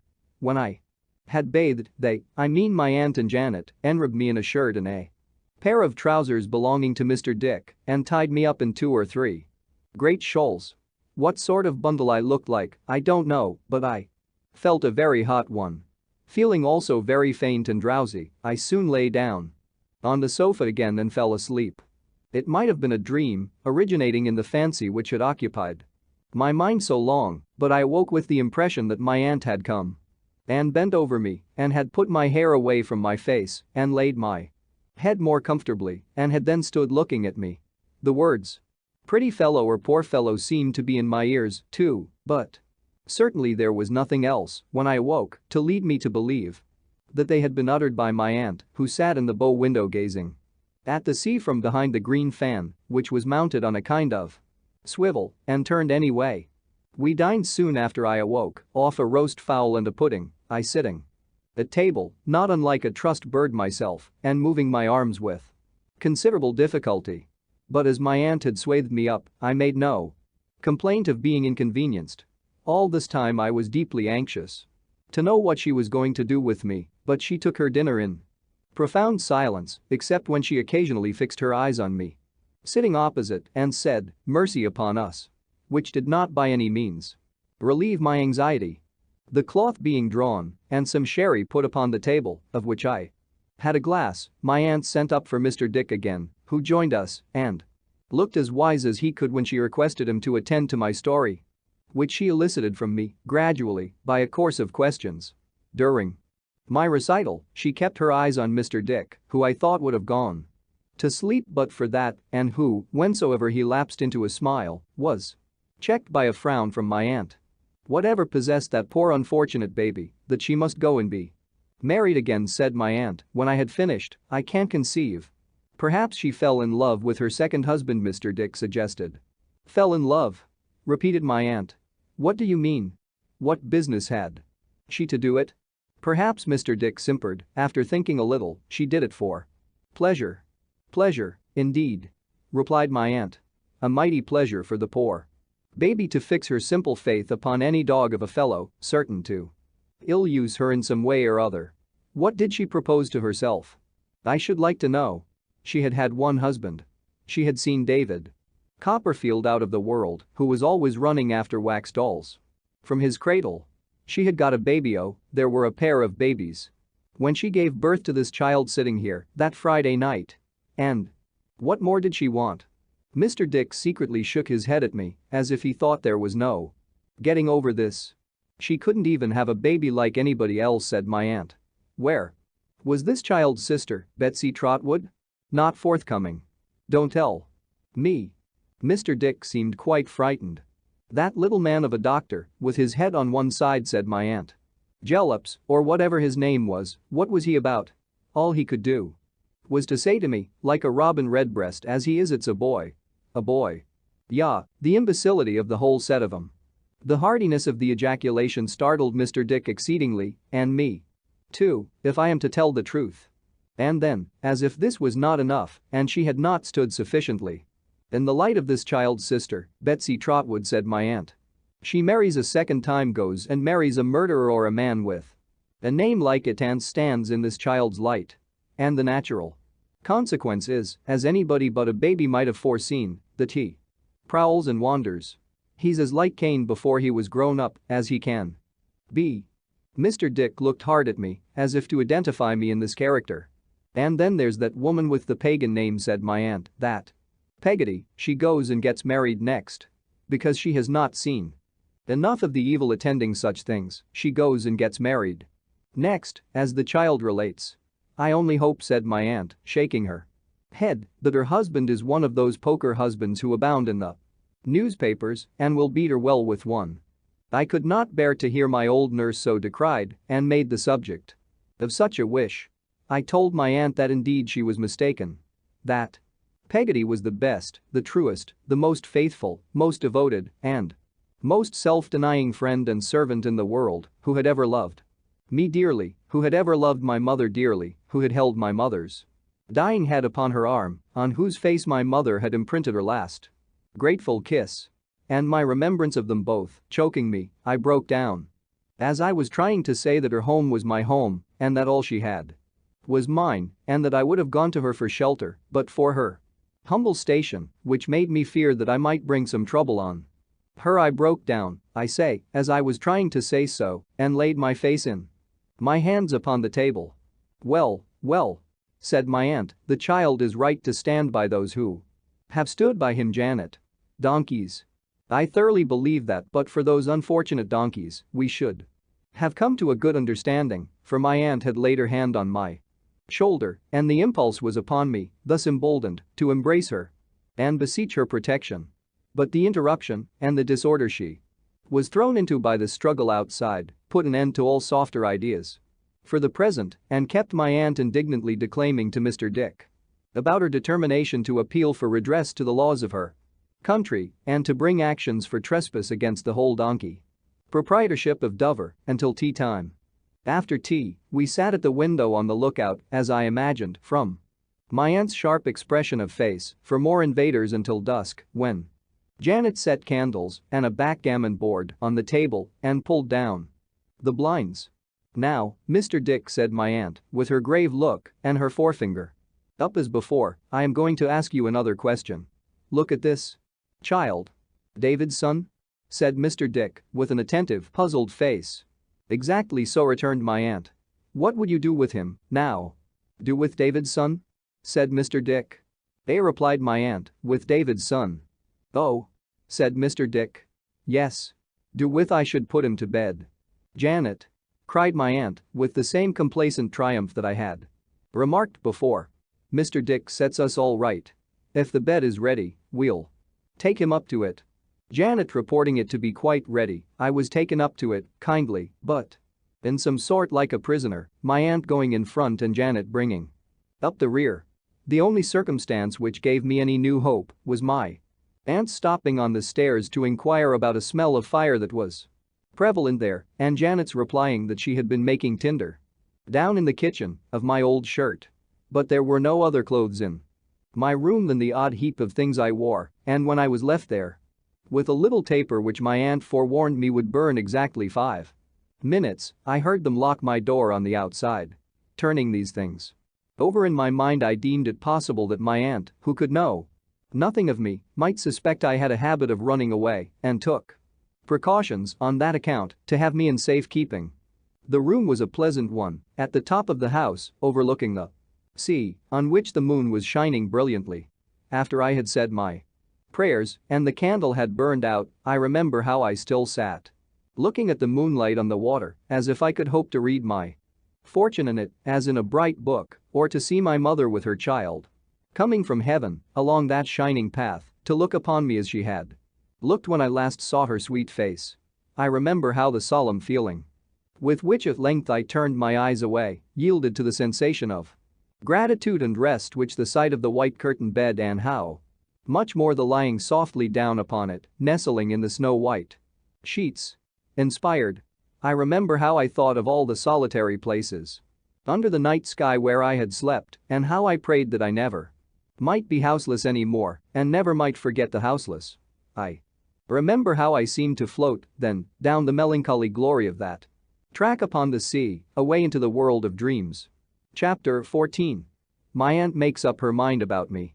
On going down in the morning, I found my aunt musing so profoundly over the breakfast table, with her elbow on the tray, that the contents of the urn had overflowed the teapot and were laying the whole tablecloth under water. When my entrance put her meditations to flight, I felt sure that I had been the subject of her reflections and was more than ever anxious to know her intentions towards me. Yet I dared not express my anxiety, lest it should give her offense. My eyes, however, not being so much under control as my tongue, were attracted towards my aunt very often during breakfast. I never could look at her for a few moments together, but I found her looking at me in an odd, thoughtful manner, as if I were an immense way off, instead of being on the other side of the small round table. When she had finished her breakfast, my aunt very deliberately leaned back in her chair, knitted her brows, folded her arms, and contemplated me at her leisure with such a fixedness of attention that I was quite overpowered by embarrassment. Not having as yet finished my own breakfast, I attempted to hide my confusion by proceeding with it, but my knife tumbled over my fork, my fork tripped up my knife, I chipped bits of bacon a surprising height into the air instead of cutting them for my own eating, and choked myself with my tea, which persisted in going the wrong way instead of the right one, until I gave in altogether and sat blushing under my aunt's close scrutiny. "Hallo," said my aunt after a long time. I looked up and met her sharp bright glance respectfully. "I have written to him," said my aunt. To your father-in-law," said my aunt. "I have sent him a letter that I'll trouble him to attend to, or he and I will fall out, I can tell him." "Does he know where I am, aunt?" I inquired, alarmed. "I have told him," said my aunt, with a nod. "Shall I be given up to him?" I faltered. "I don't know," said my aunt. "We shall see." "Oh. I can't think what I shall do," I exclaimed, "if I have to go back. To Mr. Murdstone?" "I don't know anything about it," said my aunt, shaking her head. "I can't say, I am sure. We shall see." My spirits sank under these words, and I became very downcast and heavy of heart.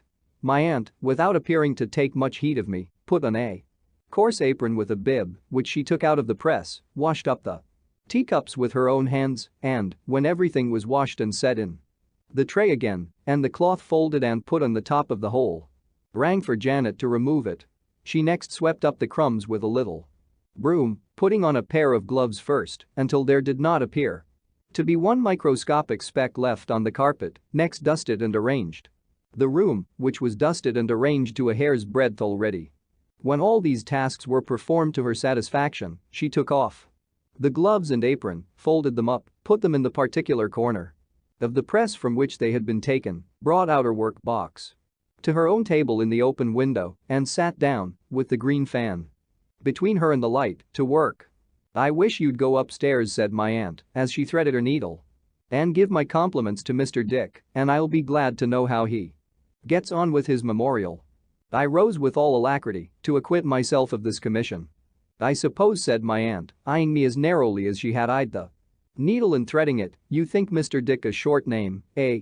"I thought it was rather a short name yesterday," I confessed.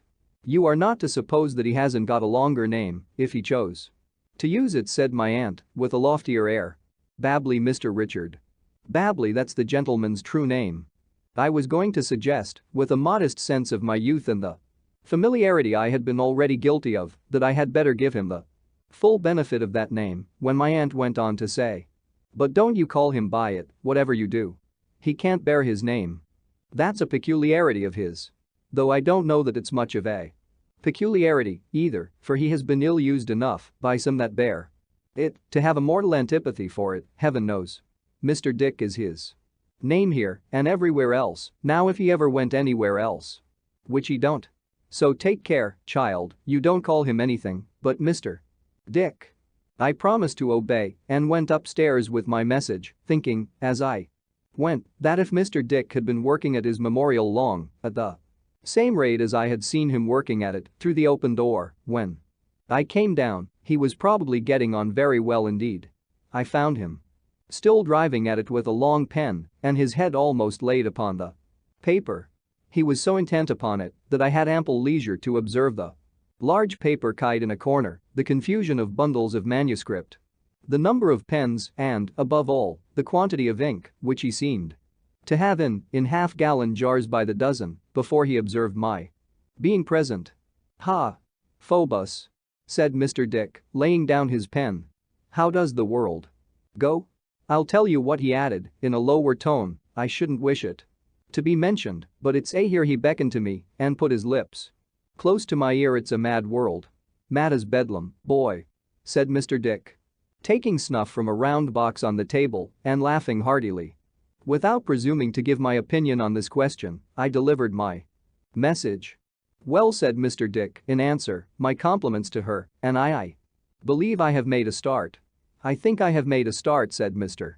Dick, passing his hand among his gray hair and casting anything but a confident look at his manuscript. "You have been to school?" "Yes, sir," I answered, "for a short time." "Do you recollect the date?" said Mr. Dick, looking earnestly at me and taking up his pen to note it down, "when King Charles I had his head cut off?" I said I believed it happened in the year 1649. "Well," returned Mr. Dick, scratching his ear with his pen and looking dubiously at me. "So the books say, but I don't see how that can be. Because, if it was so long ago, how could the people about him have made that mistake of putting some of the trouble out of his head after it was taken off into mine?" I was very much surprised by the inquiry, but could give no information on this point.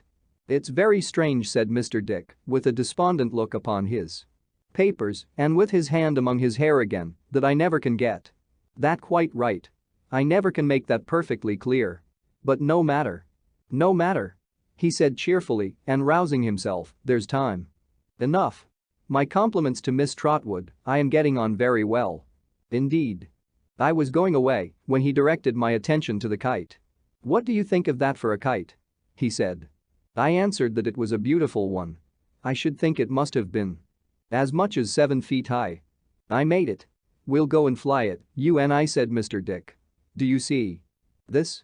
He showed me that it was covered with manuscript, very closely and laboriously written, but so plainly that as I looked along the lines, I thought I saw some allusion to King Charles I's head again in one or two places. "There's plenty of string," said Mr. Dick, "and when it flies high, it takes the facts a long way. That's my manner of diffusing 'em. I don't know where they may come down. It's according to circumstances and the wind and so forth, but I take my chance of that." His face was so very mild and pleasant and had something so reverend in it, though it was hale and hearty, that I was not sure but that he was having a good-humored jest with me. So I laughed and he laughed and we parted the best friends possible. "Well, child," said my aunt when I went downstairs. "And what of Mr. Dick this morning?" I informed her that he sent his compliments and was getting on very well indeed.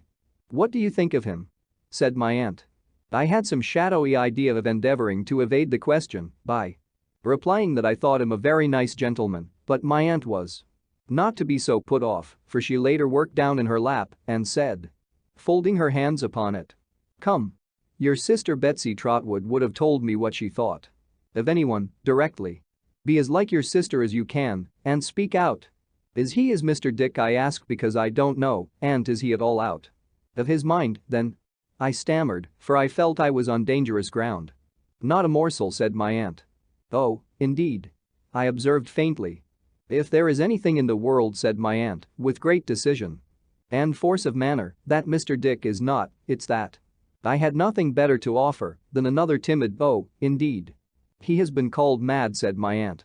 "I have a selfish pleasure in saying he has been called mad, or I should not have had the benefit of his society and advice for these last 10 years and upwards, in fact.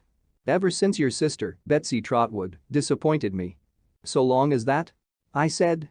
"And nice people they were, who had the audacity to call him mad," pursued my aunt. "Mr. Dick is a sort of distant connection of mine. It doesn't matter how, I needn't enter into that. If it hadn't been for me, his own brother would have shut him up for life. That's all." I am afraid it was hypocritical in me, but seeing that my aunt felt strongly on the subject, I tried to look as if I felt strongly too. "A proud fool," said my aunt.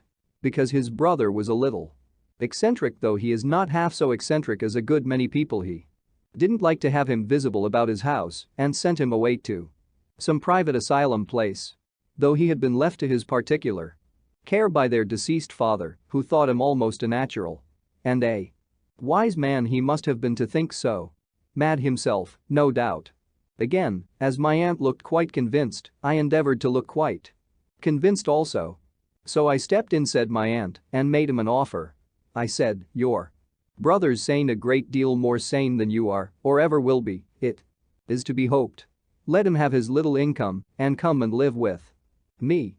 I am not afraid of him, I am not proud, I am ready to take care of him and shall not ill-treat him as some people, besides the asylum folks, have done." After a good deal of squabbling, said my aunt, "I got him, and he has been here ever since. He is the most friendly and amenable creature in existence, and as for advice, but nobody knows what that man's mind is except myself." My aunt smoothed her dress and shook her head as if she smoothed defiance of the whole world out of the one and shook it out of the other. "He had a favorite sister," said my aunt, "a good creature and very kind to him. But she did what they all do, took a husband. And he did what they all do, made her wretched. It had such an effect upon the mind of Mr. Dick. That's not madness, I hope. That, combined with his fear of his brother and his sense of his unkindness, it threw him into a fever. That was before he came to me, but the recollection of it is oppressive to him even now." "Did he say anything to you about King Charles I, child?" "Yes, aunt." "Ah," said my aunt, rubbing her nose as if she were a little vexed. "That's his allegorical way of expressing it. He connects his illness with great disturbance and agitation, naturally, and that's the figure or the simile or whatever it's called which he chooses to use. And why shouldn't he, if he thinks proper?" I said. "Certainly, aunt." "It's not a businesslike way of speaking," said my aunt, "nor a worldly way. I am aware of that, and that's the reason why I insist upon it. That there shan't be a word about it in his memorial." "Is it a memorial about his own history that he is writing, aunt?" "Yes, child," said my aunt, rubbing her nose again. "He is memorializing the Lord Chancellor, or the Lord somebody or other, one of those people. At all events, who are paid to be memorialized about his affairs. I suppose it will go in one of these days. He hasn't been able to draw it up yet without introducing that mode of expressing himself, but it don't signify, it keeps him employed. In fact, I found out afterwards that Mr. Dick had been for upwards of 10 years endeavoring to keep King Charles I out of the memorial, but he had been constantly getting into it and was there now. I say again," said my aunt, "nobody knows what that man's mind is. Except myself, and he's the most amenable and friendly creature in existence. If he likes to fly a kite sometimes, what of that? Franklin used to fly a kite. He was a Quaker or something of that sort, if I am not mistaken. And a Quaker flying a kite is a much more ridiculous object than anybody else." If I could have supposed that my aunt had recounted these particulars for my especial behoof and as a piece of confidence in me, I should have felt very much distinguished and should have augured favorably from such a mark of her good opinion. But I could hardly help observing that she had launched into them chiefly because the question was raised in her own mind and with very little reference to me, though she had addressed herself to me in the absence of anybody else. At the same time, I must say that the generosity of her championship of poor harmless Mr. Dick not only inspired my young breast with some selfish hope for myself, but warmed it unselfishly towards her. I believe that I began to know that there was something about my aunt, notwithstanding her many eccentricities and odd humors, to be honored and trusted in. Though she was just as sharp that day as on the day before, and was in and out about the donkeys just as often, and was thrown into a tremendous state of indignation when a young man, going by, ogled Janet at a window, which was one of the gravest misdemeanors that could be committed against my aunt's dignity. She seemed to me to command more of my respect, if not less of my fear. The anxiety I underwent in the interval which necessarily elapsed before a reply could be received to her letter to Mr. Murdstone was extreme, but I made an endeavor to suppress it and to be as agreeable as I could in a quiet way, both to my aunt and Mr. Dick. The latter and I would have gone out to fly the great kite, but that I had still no other clothes than the anything but ornamental garments with which I had been decorated on the first day and which confined me to the house. Except for an hour after dark, when my aunt, for my health's sake, paraded me up and down on the cliff outside before going to bed. At length the reply from Mr. Murdstone came, and my aunt informed me, to my infinite terror, that he was coming to speak to her herself on the next day. On the next day, still bundled up in my curious habiliments, I sat counting the time, flushed and heated by the conflict of sinking hopes and rising fears within me, and waiting to be startled by the sight of the gloomy face whose non-arrival startled me every minute. My aunt was a little more imperious and stern than usual, but I observed no other token of her preparing herself to receive the visitor so much dreaded by me. She sat at work in the window, and I sat by, with my thoughts running astray on all possible and impossible results of Mr.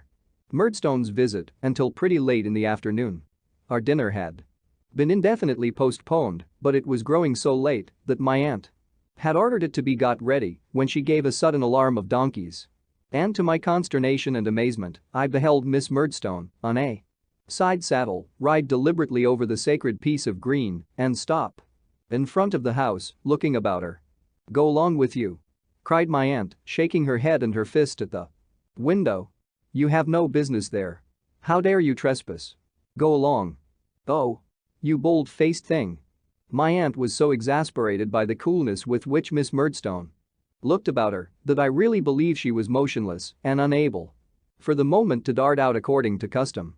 I seized the opportunity to inform her who it was and that the gentleman now coming near the offender, for the way up was very steep and he had dropped behind, was Mr. Murdstone himself.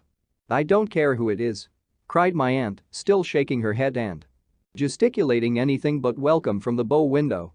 "I won't be trespassed upon. I won't allow it. Go away." Janet, turn him round. Lead him off. And I saw, from behind my aunt, a sort of hurried battle piece in which the donkey stood resisting everybody, with all his four legs planted different ways, while Janet tried to pull him round by the bridle. Mr. Murdstone tried to lead him on. Miss Murdstone struck at Janet with a parasol, and several boys, who had come to see the engagement, shouted vigorously. But my aunt, suddenly descrying among them the young malefactor who was the donkey's guardian and who was one of the most inveterate offenders against her, though hardly in his teens, rushed out to the scene of action, pounced upon him, captured him, dragged him, with his jacket over his head and his heels grinding the ground, into the garden, and, calling upon Janet to fetch the constables and justices that he might be taken, tried, and executed on the spot, held him at bay there. This part of the business, however, did not last long, for the young rascal, being expert at a variety of feints and dodges, of which my aunt had no conception, soon went whooping away, leaving some deep impressions of his nailed boots in the flower beds and taking his donkey in triumph with him. Miss Murdstone, during the latter portion of the contest, had dismounted and was now waiting with her brother at the bottom of the steps until my aunt should be at leisure to receive them. My aunt, a little ruffled by the combat, marched past them into the house with great dignity and took no notice of their presence until they were announced by Janet. "Shall I go away, aunt?" I asked, trembling. "No, sir," said my aunt. "Certainly not." With which she pushed me into a corner near her and fenced me in with a chair as if it were a prison or a bar of justice. This position I continued to occupy during the whole interview, and from it I now saw Mr. and Miss Murdstone enter the room.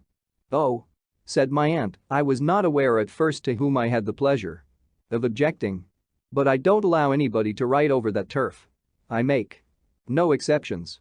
I don't allow anybody to do it." "Your regulation is rather awkward to strangers," said Miss Murdstone. "Is it?" said my aunt. Mr. Murdstone seemed afraid of a renewal of hostilities and interposing began. "Miss Trotwood." "I beg your pardon," observed my aunt with a keen look. "You are the Mr. Murdstone who married the widow of my late nephew, David Copperfield, of Blunderstone Rookery?" "Though why Rookery, I don't know." "I am," said Mr. Murdstone. "You'll excuse my saying, sir," returned my aunt, "that I think it would have been a much better and happier thing if you had left that poor child alone." "I so far agree with what Miss Trotwood has remarked," observed Miss Murdstone, bridling, "that I consider our lamented Clara to have been, in all essential respects, a mere child." "It is a comfort to you and me, ma'am," said my aunt, "who are getting on in life and are not likely to be made unhappy by our personal attractions, that nobody can say the same of us." "No doubt," returned Miss Murdstone, "though, I thought, not with a very ready or gracious assent. And it certainly might have been, as you say, a better and happier thing for my brother if he had never entered into such a marriage. I have always been of that opinion." "I have no doubt you have," said my aunt. Janet, ringing the bell, "My compliments to Mr. Dick and beg him to come down." Until he came, my aunt sat perfectly upright and stiff, frowning at the wall. When he came, my aunt performed the ceremony of introduction. "Mr. Dick. An old and intimate friend. On whose judgment," said my aunt, with emphasis, as an admonition to Mr. Dick, who was biting his forefinger and looking rather foolish, "I rely." Mr. Dick took his finger out of his mouth on this hint and stood among the group with a grave and attentive expression of face. My aunt inclined her head to Mr. Murdstone, who went on. "Miss Trotwood. On the receipt of your letter, I considered it an act of greater justice to myself and perhaps of more respect to you." "Thank you," said my aunt, still eyeing him keenly. "You needn't mind me to answer it in person, however inconvenient the journey," pursued Mr. Murdstone, "rather than by letter. This unhappy boy who has run away from his friends and his occupation, and whose appearance," interposed his sister, directing general attention to me in my indefinable costume, "is perfectly scandalous and disgraceful." "Jane Murdstone," said her brother, "have the goodness not to interrupt me. This unhappy boy, Miss Trotwood, has been the occasion of much domestic trouble and uneasiness, both during the lifetime of my late dear wife and since. He has a sullen, rebellious spirit, a violent temper, and an untoward, intractable disposition. Both my sister and myself have endeavored to correct his vices, but ineffectually. And I have felt, we both have felt, I may say, my sister being fully in my confidence that it is right you should receive this grave and dispassionate assurance from our lips. It can hardly be necessary for me to confirm anything stated by my brother, said Miss Murdstone, but I beg to observe that, of all the boys in the world, I believe this is the worst boy. Strong, said my aunt, shortly. But not at all too strong for the facts, returned Miss Murdstone. Ha! said my aunt. Well, sir? I have my own opinions, resumed Mr. Murdstone, whose face darkened more and more the more he and my aunt observed each other, which they did very narrowly, as to the best mode of bringing him up. They are founded, in part, on my knowledge of him, and in part on my knowledge of my own means and resources. I am responsible for them to myself, I act upon them, and I say no more about them. It is enough that I place this boy under the eye of a friend of my own, in a respectable business. That it does not please him, that he runs away from it, makes himself a common vagabond about the country, and comes here, in rags, to appeal to you, Miss Trotwood. I wish to set before you, honorably, the exact consequences so far as they are within my knowledge of your abetting him in this appeal. But about the respectable business first, said my aunt. If he had been your own boy, you would have put him to it, just the same, I suppose? If he had been my brother's own boy, returned Miss Murdstone, striking in, his character, I trust, would have been altogether different. Or if the poor child, his mother, had been alive, he would still have gone into the respectable business, would he? Said my aunt. I believe, said Mr. Murdstone, with an inclination of his head, that Clara would have disputed nothing which myself and my sister Jane Murdstone were agreed was for the best. Miss Murdstone confirmed this with an audible murmur. Humph, said my aunt. Unfortunate baby. Mr. Dick, who had been rattling his money all this time, was rattling it so loudly now that my aunt felt it necessary to check him with a look before saying, the poor child's annuity died with her? Died with her, replied Mr. Murdstone. And there was no settlement of the little property, the house and garden, the what's-its-name rookery, without any rooks in it, upon her boy? It had been left to her, unconditionally, by her first husband. Mr. Murdstone began, when my aunt caught him up with the greatest irascibility and impatience. Good Lord, man, there's no occasion to say that. Left to her. Unconditionally. I think I see David Copperfield looking forward to any condition of any sort or kind, though it stared him point blank in the face. Of course it was left to her unconditionally. But when she married. Again, when she took that most disastrous step of marrying you, in short, said my aunt, to be plain, did no one put in a word for the boy? At that time? My late wife loved her second husband, ma'am, said Mr. Murdstone, and trusted implicitly in him. Your late wife, sir, was a most unworldly, most unhappy, most unfortunate baby, returned my aunt, shaking her head at him. That's what she was. And now, what have you got to say next? Merely this, Miss Trotwood, he returned. I am here to take David back, to take him back unconditionally, to dispose of him as I think proper, and to deal with him as I think right. I am not here to make any promise or give any pledge to anybody. You may possibly have some idea, Miss Trotwood, of abetting him in his running away and in his complaints to you. Your manner, which I must say does not seem intended to propitiate, induces me to think it possible. Now I must caution you that if you abet him once, you abet him for good and all. If you step in between him and me, now, you must step in, Miss Trotwood, forever. I cannot trifle or be trifled with. I am here, for the first and last time, to take him away.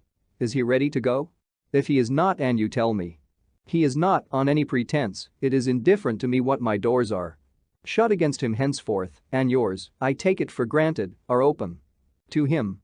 To this address, my aunt had listened with the closest attention, sitting perfectly upright, with her hands folded on one knee, and looking grimly on the speaker. When he had finished, she turned her eyes so as to command Miss Murdstone, without otherwise disturbing her attitude, and said, well, ma'am, have you got anything to remark?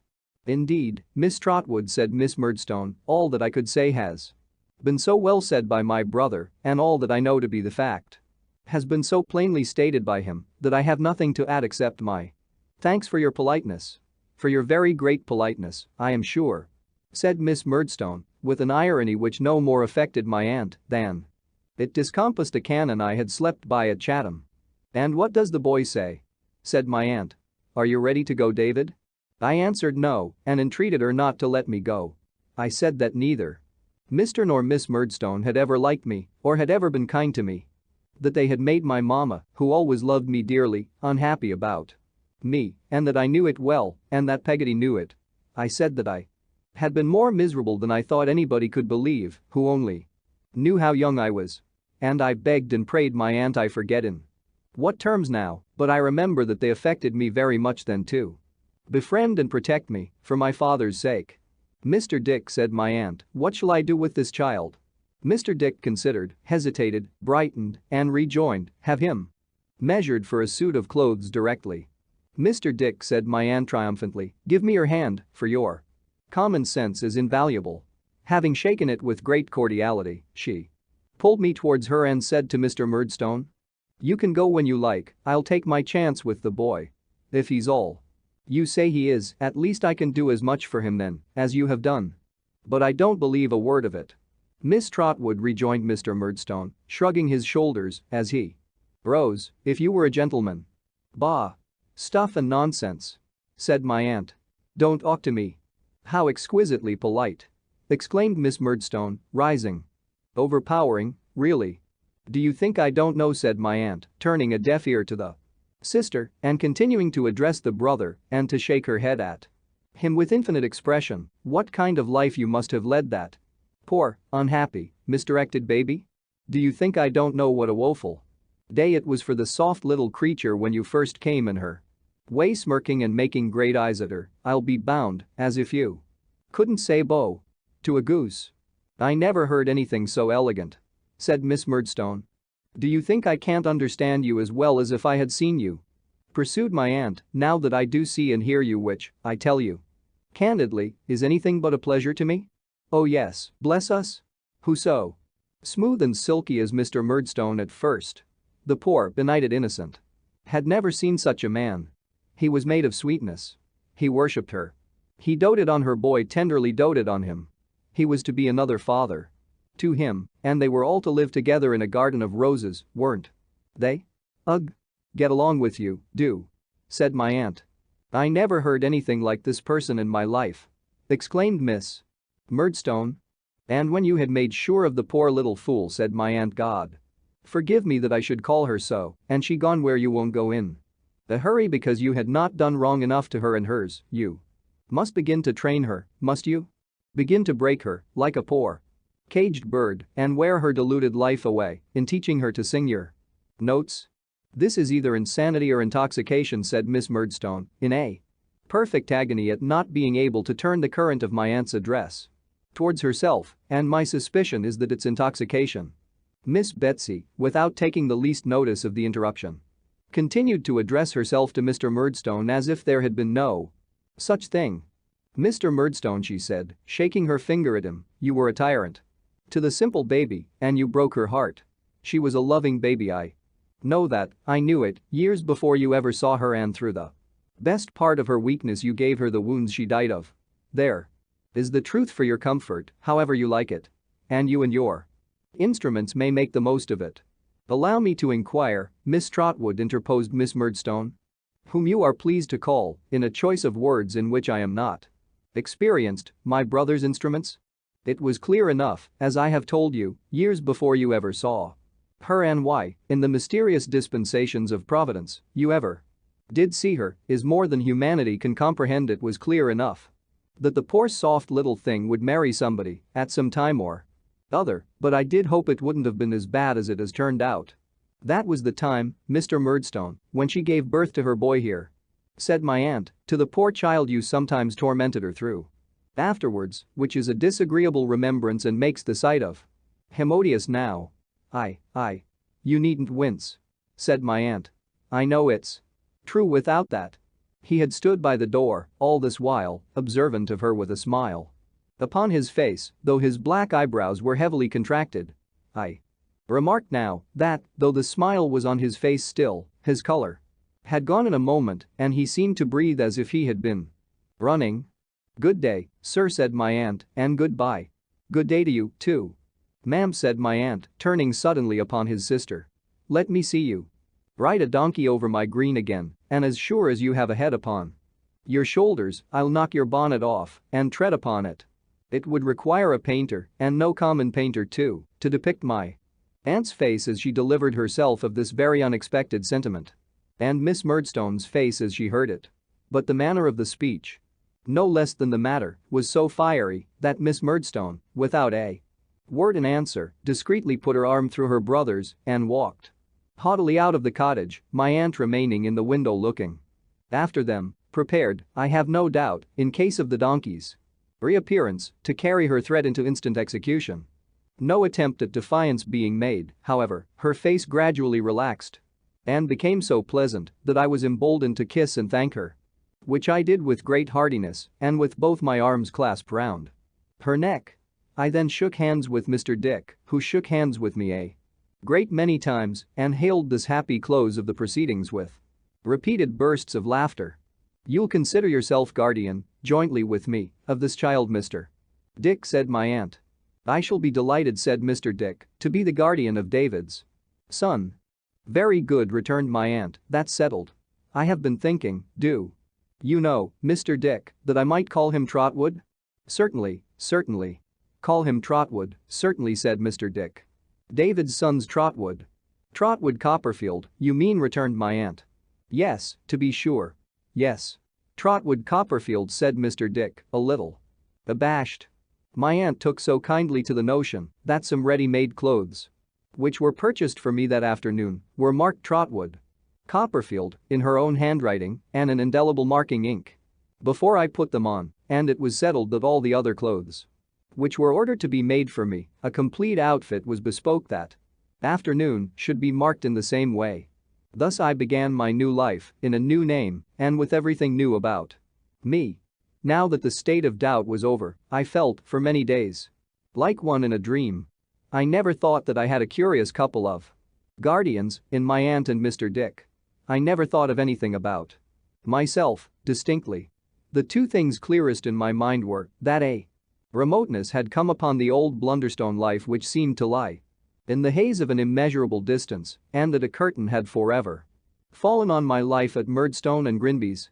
No one has ever raised that curtain since. I have lifted it for a moment, even in this narrative, with a reluctant hand, and dropped it gladly. The remembrance of that life is fraught with so much pain to me, with so much mental suffering and want of hope, that I have never had the courage even to examine how long I was doomed to lead it. Whether it lasted for a year, or more, or less, I do not know. I only know that it was, and ceased to be, and that I have written, and there I leave it.